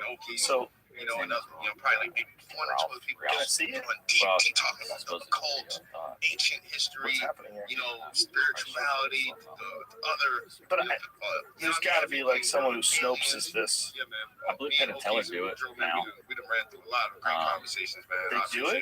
Yeah. They catch a bullet in their Yeah, teeth? let's move here, bud. Well, Penn would be the first one to tell you it's bullshit. Yeah, like there was somebody that was just I talking mean, on here that's- about Half not of their being able to shit. I communicate should probably and get him back people in here. shouldn't be Have him explain money how the that's fuck's gonna catch the worth bullet in the nothing. teeth. There's You should be buying bullshit might not be two-way the way to do it, but radios. there's a way to do it that's safer than Actually catch the bullet? shooting a gun at your teeth. I think. I don't think they shoot a gun at your teeth because I don't think you can do that a whole lot of times.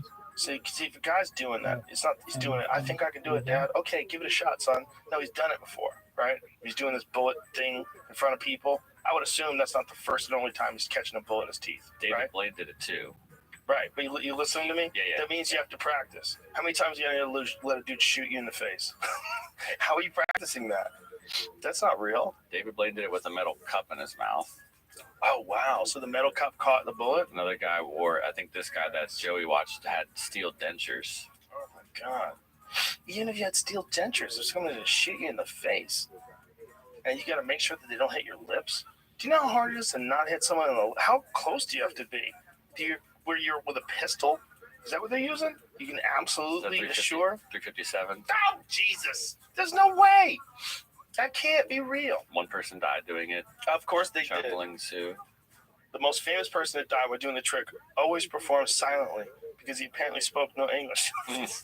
When his final performance of the trick went wrong and he was accidentally shot in the chest, he exclaimed in perfect English, "Oh my God, something's happened. Lower the curtain." At his autopsy, it was discovered that he was not Chinese, but an American named William Robinson. But that's a story for another day. You're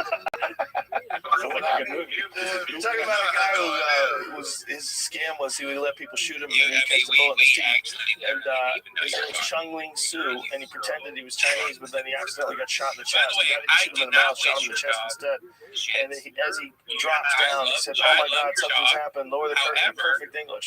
So the autopsy revealed that he was not Chinese, but an American named William Robinson. Can't do that today. Cultural appropriation. But even back then, that's a hilarious way to die. Was this one of the guys that was catching bullets with his teeth? There was a couple of those fucking lunatics. So that's how I knew. I grew up on Wild Gold Sports. They showed you everything. And I got caught in a foxhole. They had a haggler. Haggler Durant? Ooh, Haggler Mugabe was his name. In those days, they used to do pay-per-view on Saturday, and then you had to wait a week for Saturday. Saturday. No, next Saturday. The following Saturday right. would be on Wide World of Sports if you could hold on. But I still remember, dog, being a fucking kid on a Saturday and watching Doom Kung Kim and Mancini kick the fuck out of each other. Because that was live on ABC, Sports. Absolutely. Yeah. Doug Kung Kim, that was the reason why they changed the round number from 15 down to 12 after that guy died. Where was that again? This was in season 12. Yeah, Las Vegas, Nevada. It looks like it's outside, doesn't it? Yeah, it is outside. It's outside. That's crazy. Tim Ryan. This had a January or February of '83.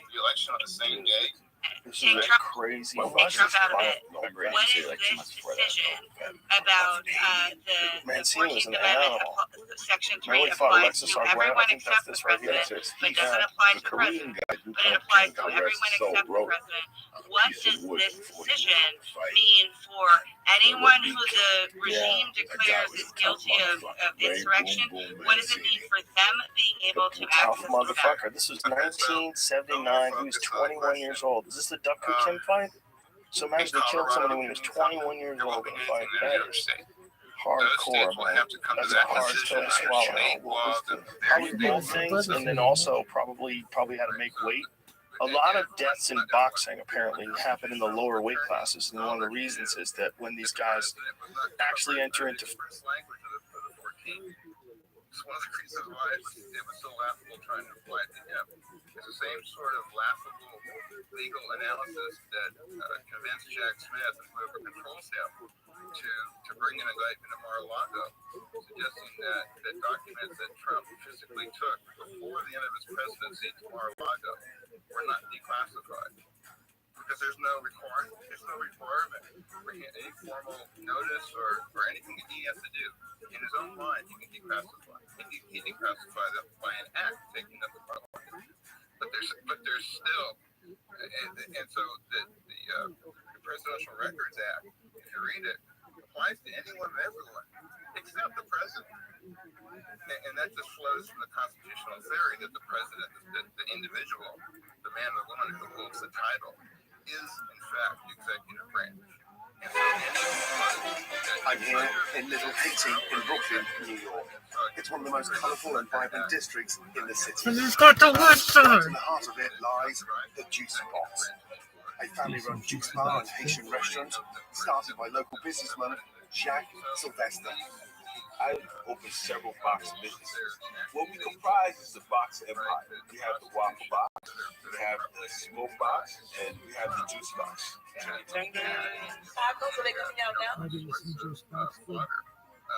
and spin this in a way that's trying to scare the electorate one way or the other, or boister the other part of the electorate, and encourage them to fight what I think is a worthless fight at this point, and that is keep Trump out of office. But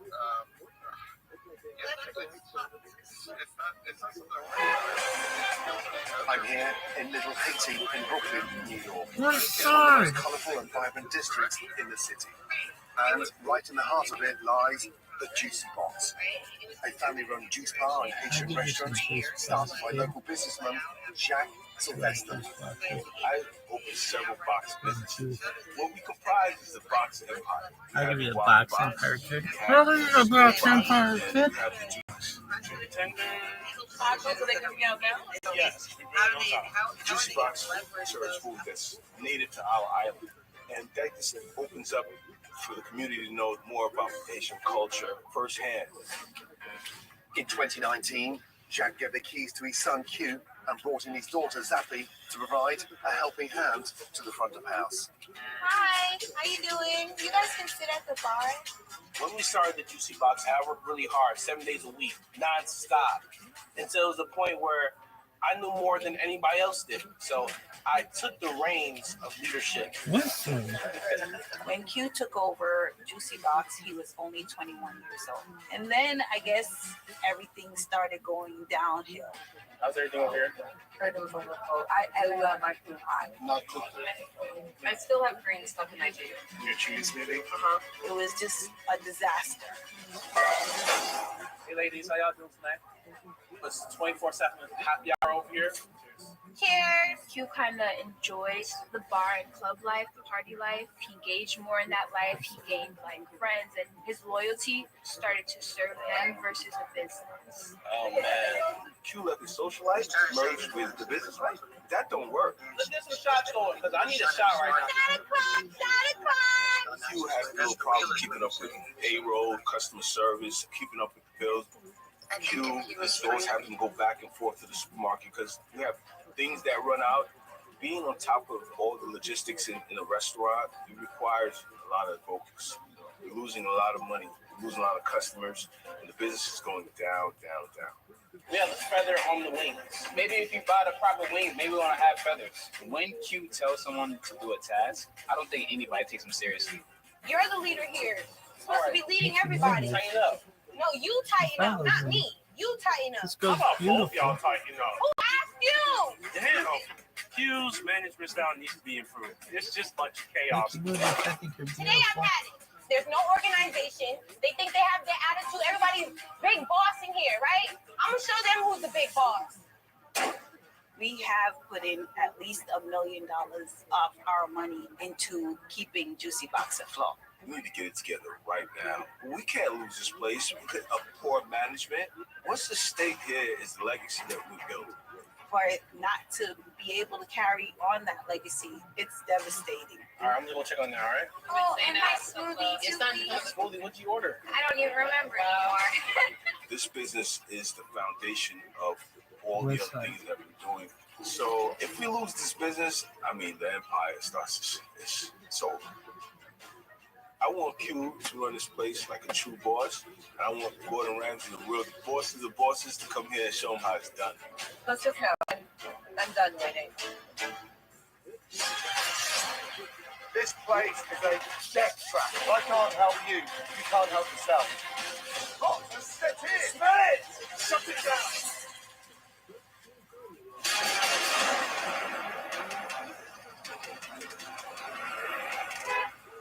I'm in the heart of Brooklyn in the neighborhood known as Little Haiti. Now, if you want to be successful in this area, trust me, you need to be authentic. I'm about to step into the Juicy Box, and I'm hoping this place really does deliver that fresh island feel, because I love a juice in the morning. It's 10 a.m. and they're not open. Okay, let's go for a walk around the neighborhood. Time is money, so not taking advantage of Brooklyn's morning footfall is madness. Hello, how y'all doing today? When I'm back from my walk, it's 2 p.m. Fingers crossed. Yes, finally. I love Gordon Ramsay actually. As a kid, I used to watch all the videos, so that just inspires me. I'm super ready. Okay. Definitely not a tropical Haitian feel. Can you describe, like, but it is a Haitian restaurant, so I'm expecting plenty of fresh vibrant flavors. Hi, welcome to Juicy Box. How are you? Good, how you doing? And first name? Zapara. Sapphire. You want anything to drink? Juicy box. What's the most popular fresh juice you've got? Do you want like a fruity drink or like you want like a green type of drink? Green. All right, got you. Thank you. You know how to work this thing? Juice? He wants the juice. Juice has been broken for like 8 months. When I have juice to have smoothie. So far, and it's in 0. Yeah. 40 time. Sorry it took so long. Is that a juice or smoothie? It's a juice. But that looks like it's been blended. Yeah, I blended it. Right. So you don't blend juices. The problem with that is right now the juicer is kind of like broken. It's called the juicy box. Yeah, all right. We'll call it smoothie. Shall we order? Yeah. Just in case it takes as long as the smoothie juice. Oh, before you order, we don't have any tasso turkey. Turkey, right. We don't have any snapper. We're out of red snapper. Yes. That's a shame. And we don't have any sliders. So what do you have? Everything else. Gotcha. I'm so looking forward to that snapper, especially Haitian style. So let's do some juicy chicken wings, some Joe chicken tacos as well. Let's go for the Haitian rice with the grilled salmon. Thank you. You're welcome. Bloody hell. He loves me. Zach, we have snapper now. So, we do? I'm gonna be so happy. Okay, listen. This is the man order. 10 lemon pepper wings, jerk chicken tacos. His entree is snapper. Hey, so great news. We have snapper now. Yeah. Thank you. I'll take that. Yeah, I got you. Excellent. The snapper has arrived. The food is ready. Take it out, please. Thank you. Appreciate it. Hey, so I got the tacos. Wow, 30 minutes. And all I've got is a glass of water and a weird smoothie. Yo, what happened to I had a chicken with tacos and mac and cheese. You took it to the wrong table, didn't you? And any chance of maybe some wings or something? Yeah, let me check on your fridge. Exactly. What's up on Gordon's tacos? I made a mistake. I gave somebody the wrong food. I did the wrong thing. The jerk chicken taco I took, I don't know what table it's for. This is Gordon's food. Q's leadership sucks. We don't have control of what's going on between the floor and the kitchen. His lemon pepper wings are ready. Let's get that to him because that's what he wants. At least in wings.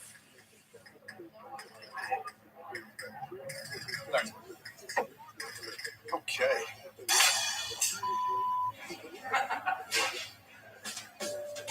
Okay.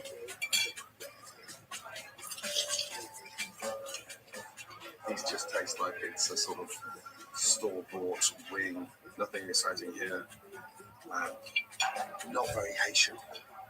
Yeah, what's going on, y'all? Like, we been having orders sitting around, like, no one's communicating with each other. John, why you don't stop what you doing? I'm living the sink, dog. I'm gonna need Wait, I asked you to take out food. I heard you, but you see, I'm But that's not important, though. I need this out of here. I'm taking this out. I that mother. Ow!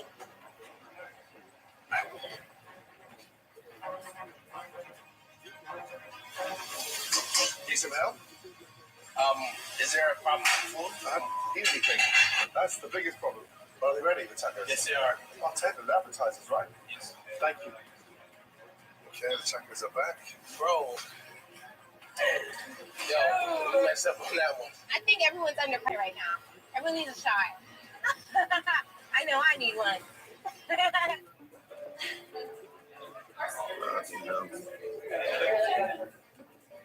I think of a taco to be vibrant and fresh. It's certainly lacking that Haitian flair. Tortilla's ice cold, chicken is dry. Cheers to the juicy box. Honestly, it just feels and tastes like the kids have been left home alone. Summer. Yeah, salmon just tastes dry. What a mess. Here's a snapper. Thank you. Do you have anything like stainless steel knife and forks? No, sir. when you've got things like protein and steak on the menu, you want to sort of start slicing it, what do the customers say? We just give them plastic and we hope for the best, honestly. Gotcha. Quite the philosophy. The stuff is actually it actually tastes quite fresh. So, seasoned nicely. Yeah, I want to let you know how we season all the food. It's a special seasoning called the poppy sauce. What does it consist of? Special peppers that come from Haiti. And yeah, I love that. But who's Poppy? Poppy's my grandfather. Yeah. I'm more concerned about the pace of this restaurant. Juice machine's not working either, so we couldn't even get a fresh juice. It hasn't been working for over a year now. So maybe we should change the name. Change the name? Well, we can't call it Juicy Box because there's no juice, is there? Juice you take first in the morning. I came here first in the morning. Yes. This place was like a ghost town. Do you have another job in the morning? Are you in the gym? Where are you from sort of 8 till midday? At home, recharging. Like, you know, I take a shot in the morning. And you need a drink in the morning? Why not? Cute. We've got work to do, young man. Because we're in. Okay, I'll be ready. Well, I was thinking when I met Gordon, he would like me because I have good energy. But he seen my skills and he disliked it. Makes me feel terrible.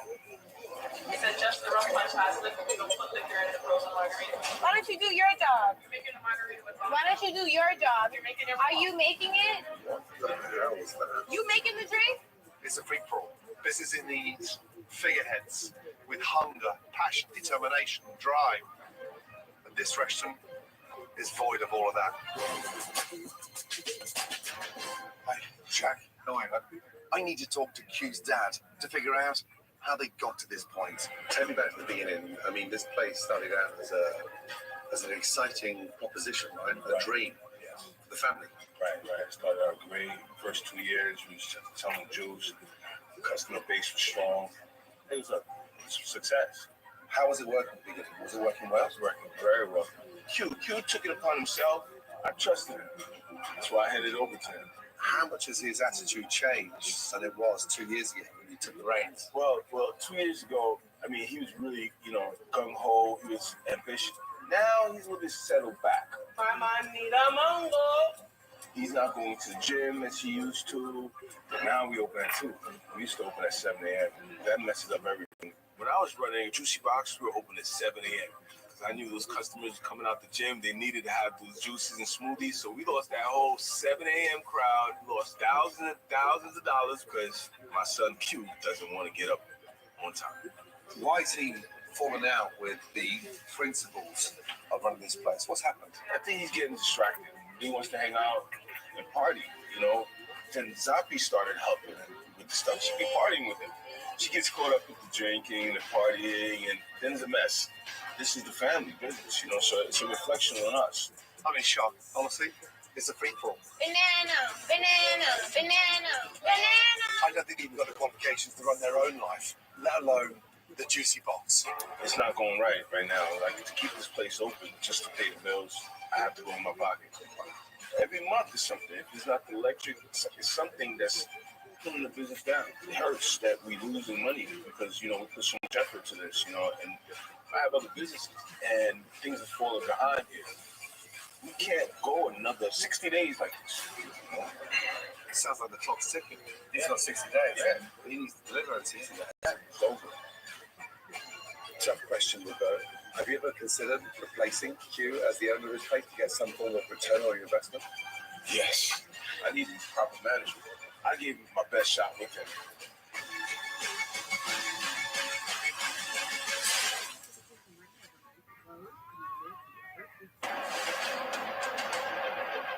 I'm at the Juicy Box in Brooklyn, New York. Yesterday, I saw first how owner and manager Q has completely mismanaged this once popular Haitian restaurant. I now need to talk with Zappi, Q's sister. She's supposed to be Q's helping hand, but it seems like she's causing more issues than she's solving. Zappi, Yeah, how are you feeling? I feel good. You feel good? Yes, you. I'm pissed off. I know. I'm upset for your father right now. Your dad's a hard-working man. He's busted his ass off to get what he's had. He comes in here and it's all sort of fun and games. What about your role? How do you define your role? I'm just a helping hand. I may help out here and there, but that's pretty much who I am and what I do. Most of the time I'm hanging out here. Sometimes I'm working, sometimes I'm not. I'm the vibe. I keep the juice flowing. I drink, I party. Are you enjoying the partying more than you are working? Yeah, I've gotten comfortable with it. I don't want to see any of that also working. I can't wave a magic wand. On top of that, your father's hurting. There's a lot of money at stake. And we need to start turning this place into a profit. Yeah. Are you with me? Are you in or you're out? Yes, I'm standing 10 toes with you. I need that voice. And above all that, it's about actions. Okay? This place wasn't owned by your father. You would be out of job 2 years ago. Yeah. You know that? Yeah. Oh, God.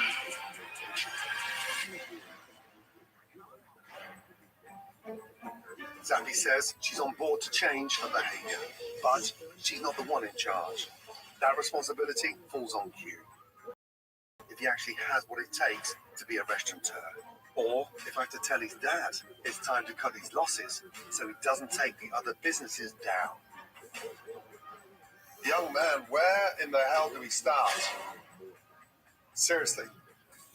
First of all, I didn't have a dad that took care of me the way your father's taking care of you. That's a big plus for you. You may be young, but you're not dumb. Be honest with me. Do you really want this, or do you want to around? I want to run the restaurant. I want to take this place to a new height it's never been before. But if I want to run this restaurant successfully, it can't just be me. I have to have a solid team behind me. So you're saying the team behind you is not solid? Not all the way. My sister didn't know where things were at. Marjan was running all over the place. Steph is the head chef, but the kitchen was lacking items. It's weighing me down. The buck stops with you. Yeah.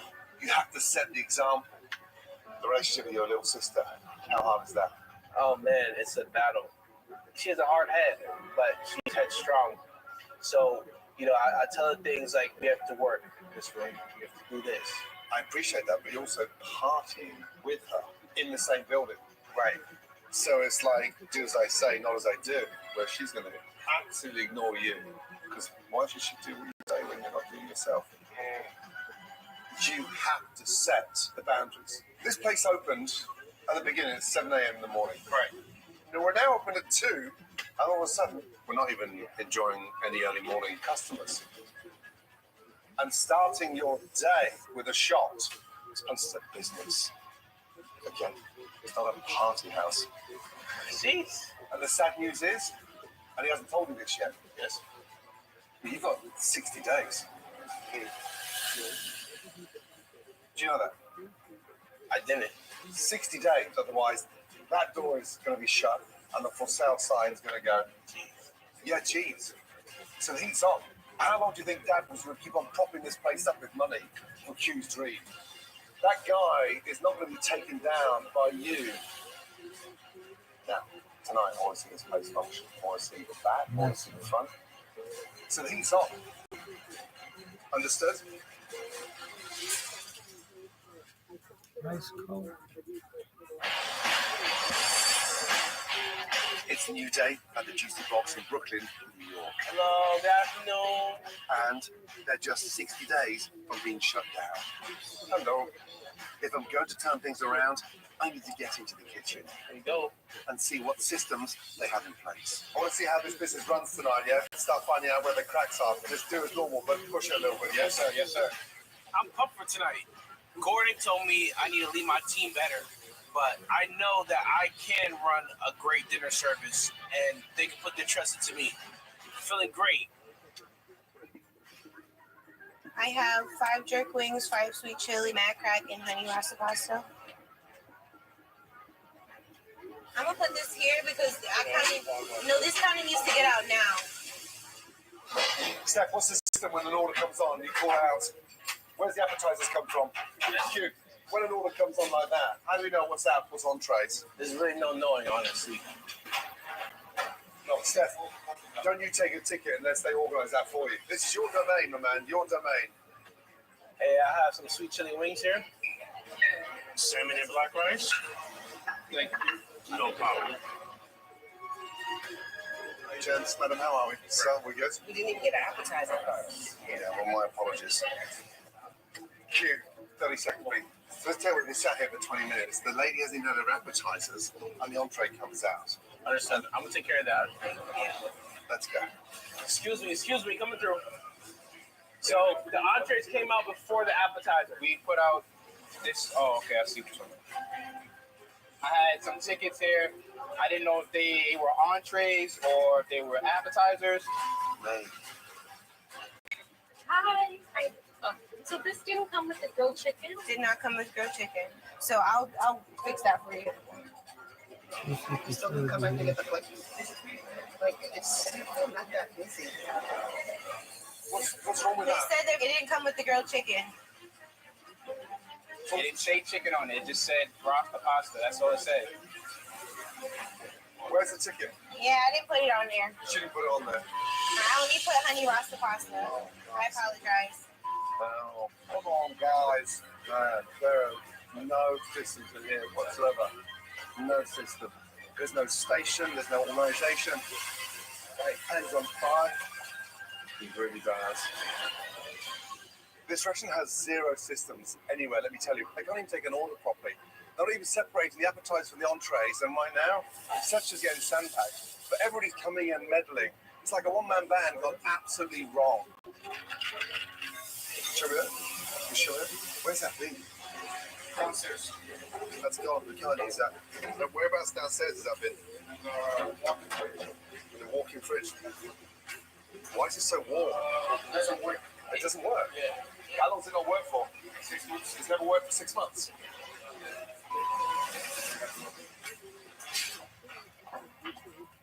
Huh?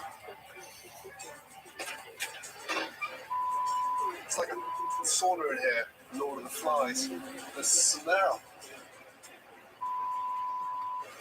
Okay, well, the plantain, all right, that's for sure.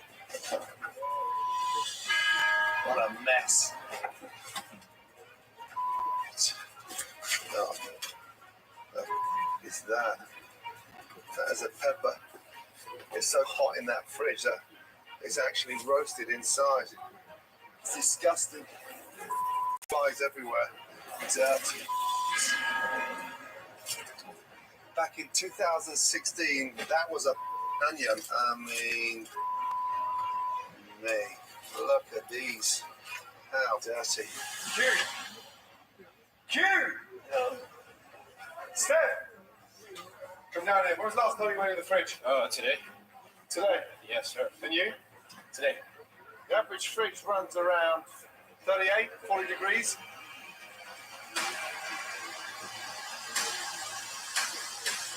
It's running at 73. Any idea how long produce needs to be in that fridge before it turns like... Yeah, I due to the fridge, I should have been fixed a long time ago. Q, we haven't got money to burn. We can't even pay the electricity bill. And now we're running a walk-in that is running like a sauna. 74 degrees Fahrenheit. Every time we put product in there, it's every time. Oh man. 74 degrees. 74 degrees. Disgusting.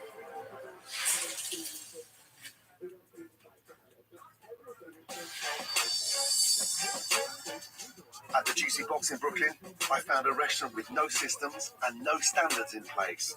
You just see the fridge downstairs. You take a look. Our inventory sucks. Downstairs sucks. I think it's time for a reality check with Q, Zappy, and all the staff.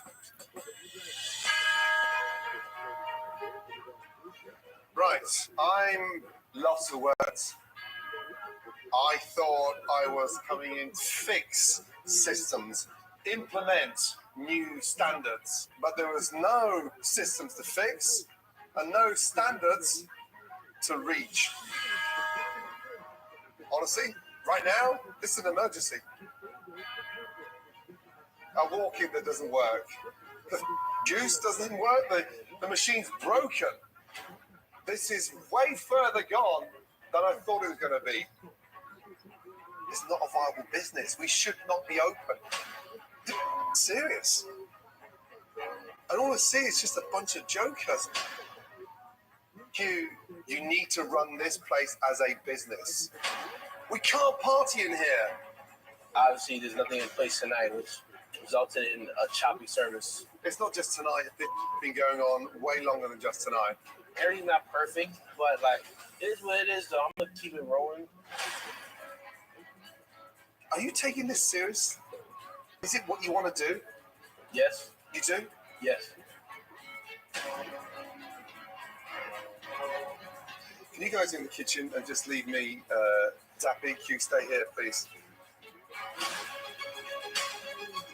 Guys, can you put those down, please, and just give me 5 minutes on my own, please, with these two?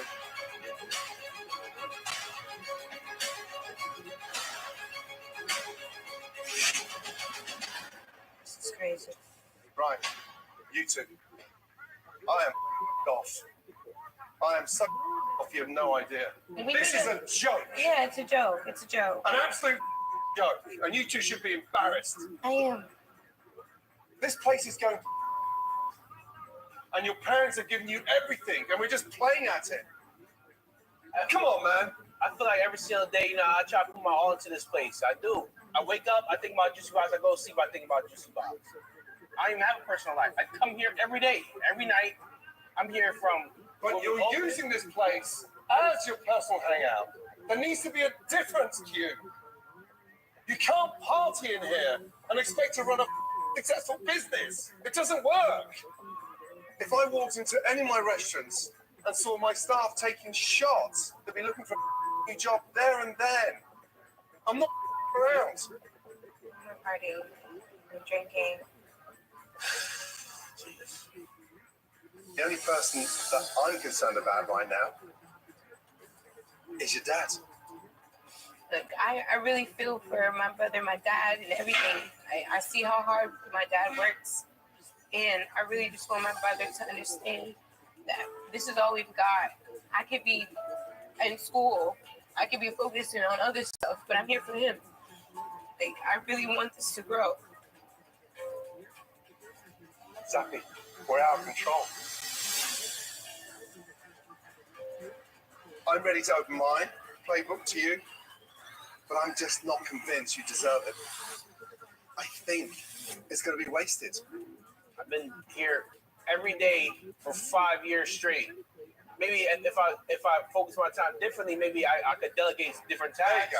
There's a big difference between putting time in and making the time work. I know how much discipline you've shown before. I do not want to see that squandered. But what I do need is that same mindset, that mind frame, that hunger, that discipline running this business. It's gonna work. Now make it work. I don't know what I'm gonna do if the restaurant closes. This is my only chance right here. You need to listen. You need to start showing some accountability. You've got to stand up on your own 2 feet now. And I will stand by your side, but I'm not going to carry you. Is that clear? Yes. I'm mad. Like, this is years of mistakes, and at the end of the day, it's just my fault. I don't want to become a failure. Never. Early hours and tomorrow morning, we go to work. Understood?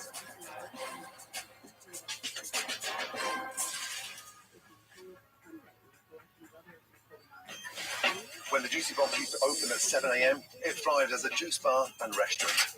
Let's go, straight ahead. It's clear Q once had the early bird passion for success. So I need to get him back on track. And the best way to do that is to kickstart his day with a top-of-the-day workout session.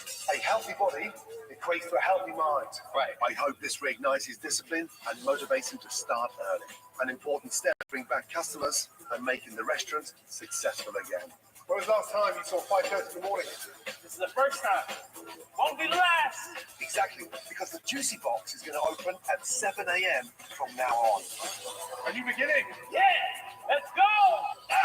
1, 2, 20 seconds. 10 seconds. Come on, people. I haven't worked out about 6 months. Gordon was high energy. I didn't expect Gordon to be as my grandfather to be working harder than me. Up, down, go back up, go. Come on, up.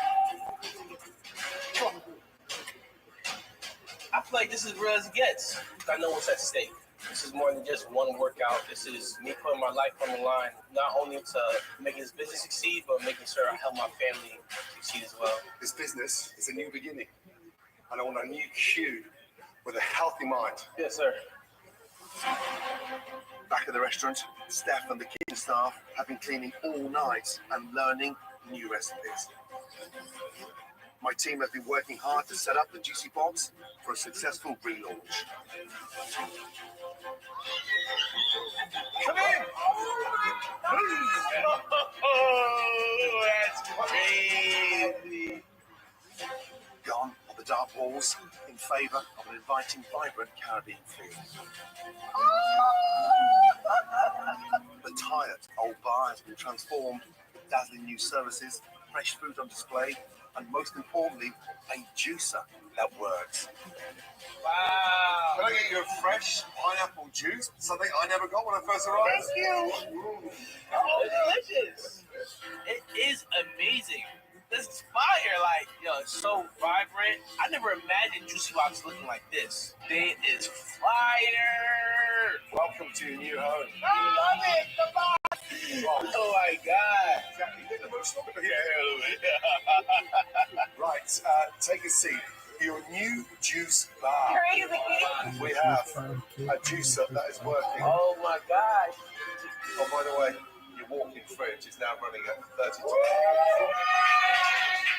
Right, let's look at the menu. Okay, fresh, vibrant, and quick to execute. Let's start off here with these little delicious saltfish fritters. That's classic. Next to that, we got the beautiful Juicy Box wings, beautifully marinated. The grillotte, yes, that beautiful braised spiced pork. But guess what? We're not going to be opening plastic knife and forks because I've invested in your very own cutlery. Wow. Dig in, please. Take a bite. So good. I love the new menu. It's infused with our Haitian culture. It has Juicy Box DNA written all over it. Everything I taste is immaculate. It is fire! One more thing. You mentioned the importance of the peppers and the onions and the flavouring, the DNA from Bobby. Bobby. Yes. Anytime you're feeling down,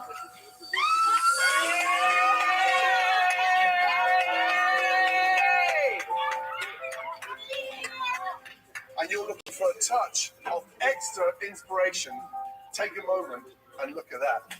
Yes? Yes. Yeah. Remember the DNA. You're doing this for your family. Hey, Papa. Good to see you.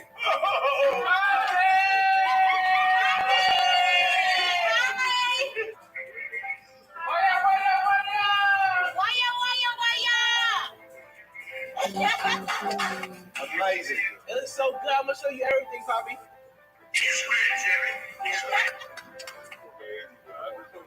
Hey, my man, thank you. You are front and center. Everything we do here. Bye, Pop. Bye-bye. Okay. Oh, man. The tone is set. Now's the time for you to step up and write your chapter in your family's history. Is that clear? That's clear. I'm gonna make this work. I have the support of my family. I have the support of Gordon Ramsay. I have the support of this whole team that's gonna help me take this to the next level. Flora got the first half of the floor. Marjan got the second half of the floor. All tickets go to Steph. Right? Bring it up. 1, 2, 3. I'm going to be helping out my brother tonight. He's asking for my help, and I'm here to support him. Q seems motivated. He's ready. Q, 2 seconds. We have a very, very special guest coming tonight. His name's Gary Pierre. He's a phenomenal writer, a staple in the Haitian Times. Look after him. They're all going to be VIPs tonight. My expectations for the Juicy Box tonight are high. Let's go. Service is about to start. I need to get back to what they set out to do. A young, vibrant, cool restaurant in a very promising neighborhood. Hello, welcome to the Juicy Box. Hey, first customer, let's go. It's time to open the doors. Everybody in their positions right now. Let's go. And time to show the local community. This is our menu for tonight. And special guest, Blitz, the prize-winning Haitian journalist, Gary Pierre, the new and improved menu. You guys ready?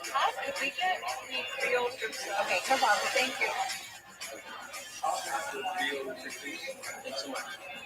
Steph, high-level orders. Gary Pierre. He's a journalist. This has to be made with excellency, all right? Okay.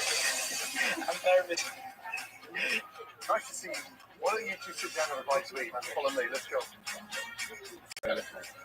It is. It's like one of the better ways I've had.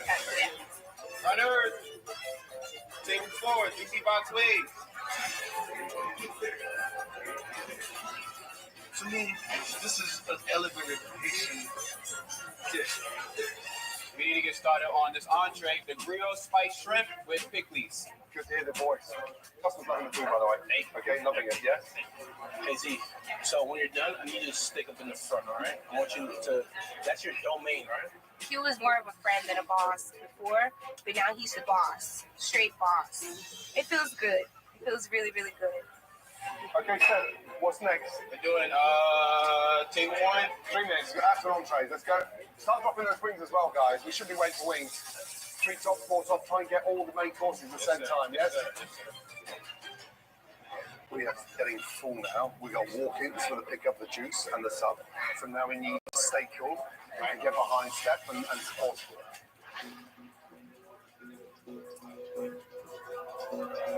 Steph, let me know if you need my help, all right? Guys, how long have you been waiting? About 20 minutes. What do you order? Meatball sub and shrimp. Meatball and a shrimp. Thank you. So you 2 seconds. So there's college kids now. I've been waiting for 20 minutes. They got shrimp and a meatball sub. Yeah. I need 1 poulet, 1 grilled pickle, and 1 jerk mahi. I need both those wings. I need 1 plain and 1 hot. I need another plate. What the hell? I need another. Wait, this is for table. Stop confusing 2 seconds. Look at me now. Right now, look at me. You've got a lot on, but they're not getting fed any information. What they're not doing now is talking. Sadly, the wheels are starting to fall off. Steph's backed up. He's just head down in the zone, and he's shut down. You guys drop or order wings, please. You guys. Hey guys, anybody in there? 1 wings, please. Everyone's just standing staring. Kitchens just don't operate. Let's go. If he shuts down, the kitchen shuts down. He needs to open up and communicate. How long on table 6? They sat there at least for 30 minutes. Now, table 6 entree. Appetizers coming out right now. we haven't come this far now to shut down, okay? We've got to speak. Cool. Sure.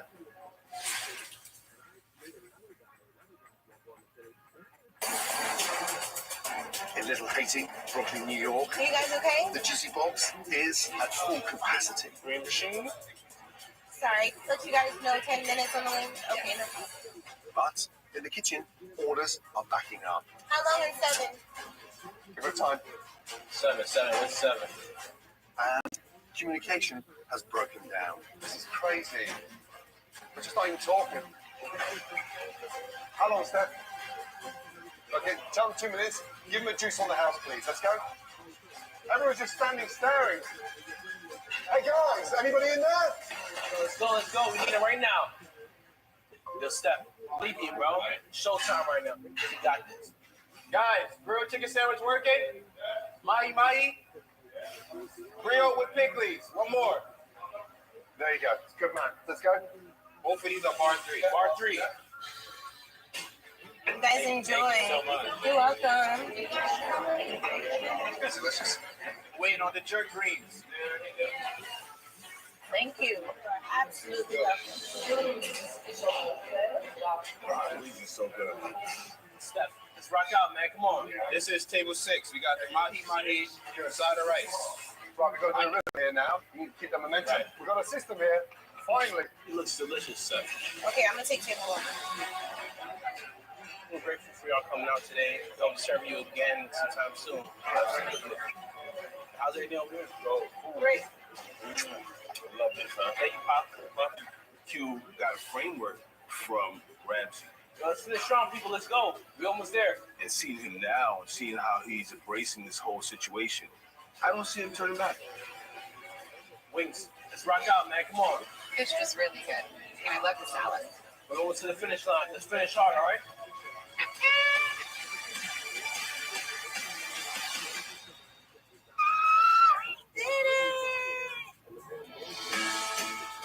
I had nothing but positive reviews tonight. And I think this is a stepping stone to take this place to the next level. Just keep this up. We're going to skyrocket. Right. I've got one parting gift for you both. Please say hello to Roel Vincent. Hello. How you doing? How you doing, boss? This man lives in the neighborhood and he's also the executive chef at the One World Observatory. Wow. Now that is an amazing job. Some nights, this guy is banging out 300 covers. So what Roel has agreed to do is mentor you. Ooh, like that. To help you drive this business forward. Caribbean cuisine holds a very important part in my life. I'll be able to help you understand how the system works so you can be efficient and successful. Sounds great. It's all good, man. I got you. I'm going to leave Roel here. My time is done. Yes, sir. I'm so grateful to be a part of this experience. Gordon taught us better ways of doing things. He got our family together. Look after me too, please. Well done. Appreciate Thank you. The business does not only change, our lives change. Good night, guys. Good night. Take care. What a week. Honestly, when I first walked in here, I saw a place that had lost its identity. And an owner who had really was more focused on partying than he was running a business. But honestly, Q is not someone to underestimate. If he can continue to be a disciplined leader, I promise you now, and I have no doubt that he will squeeze a profit out of this amazing juicy box. Fingers crossed. Man, what a week. Welcome to the Juicy Box. The juicy box has now surpassed the 60-day mark, and Q has stepped into his role as leader.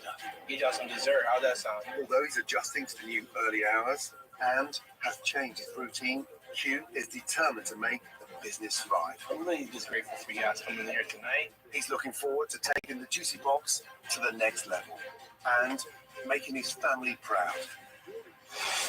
Next time on Kitchen Nightmares. Why the is there a vegan pancake on this thing? It's not even on our menu. I need my crab benedict for the bar. Leave me alone and I can do what I do. Oh my God. You shouldn't talk to anyone you hate that way, let alone someone you love. What can I do? Nothing. Get away from me. I do not have any control of it. This business has destroyed our relationship. And have you set a date for the marriage? I don't know if I really want to marry Chris.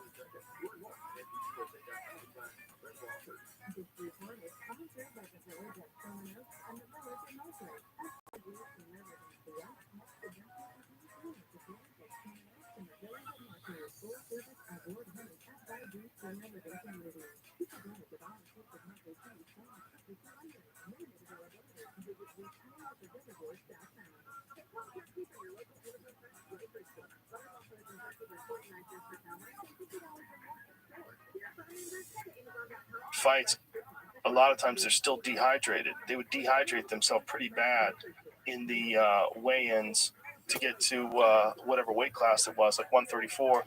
But he probably weighs, 134 and a quarter is what he weighed in. He probably walks around like 150-ish or something like that. And they dehydrate themselves, and it's very difficult to rehydrate the brain, apparently. It's not as quick and easy as it is rehydrating the body, and even that takes some time. So most of the deaths in boxing have occurred, most of them, still very dangerous, even for the heavyweight division. There was a guy who went into a coma, a Russian guy, in a fight a few years back.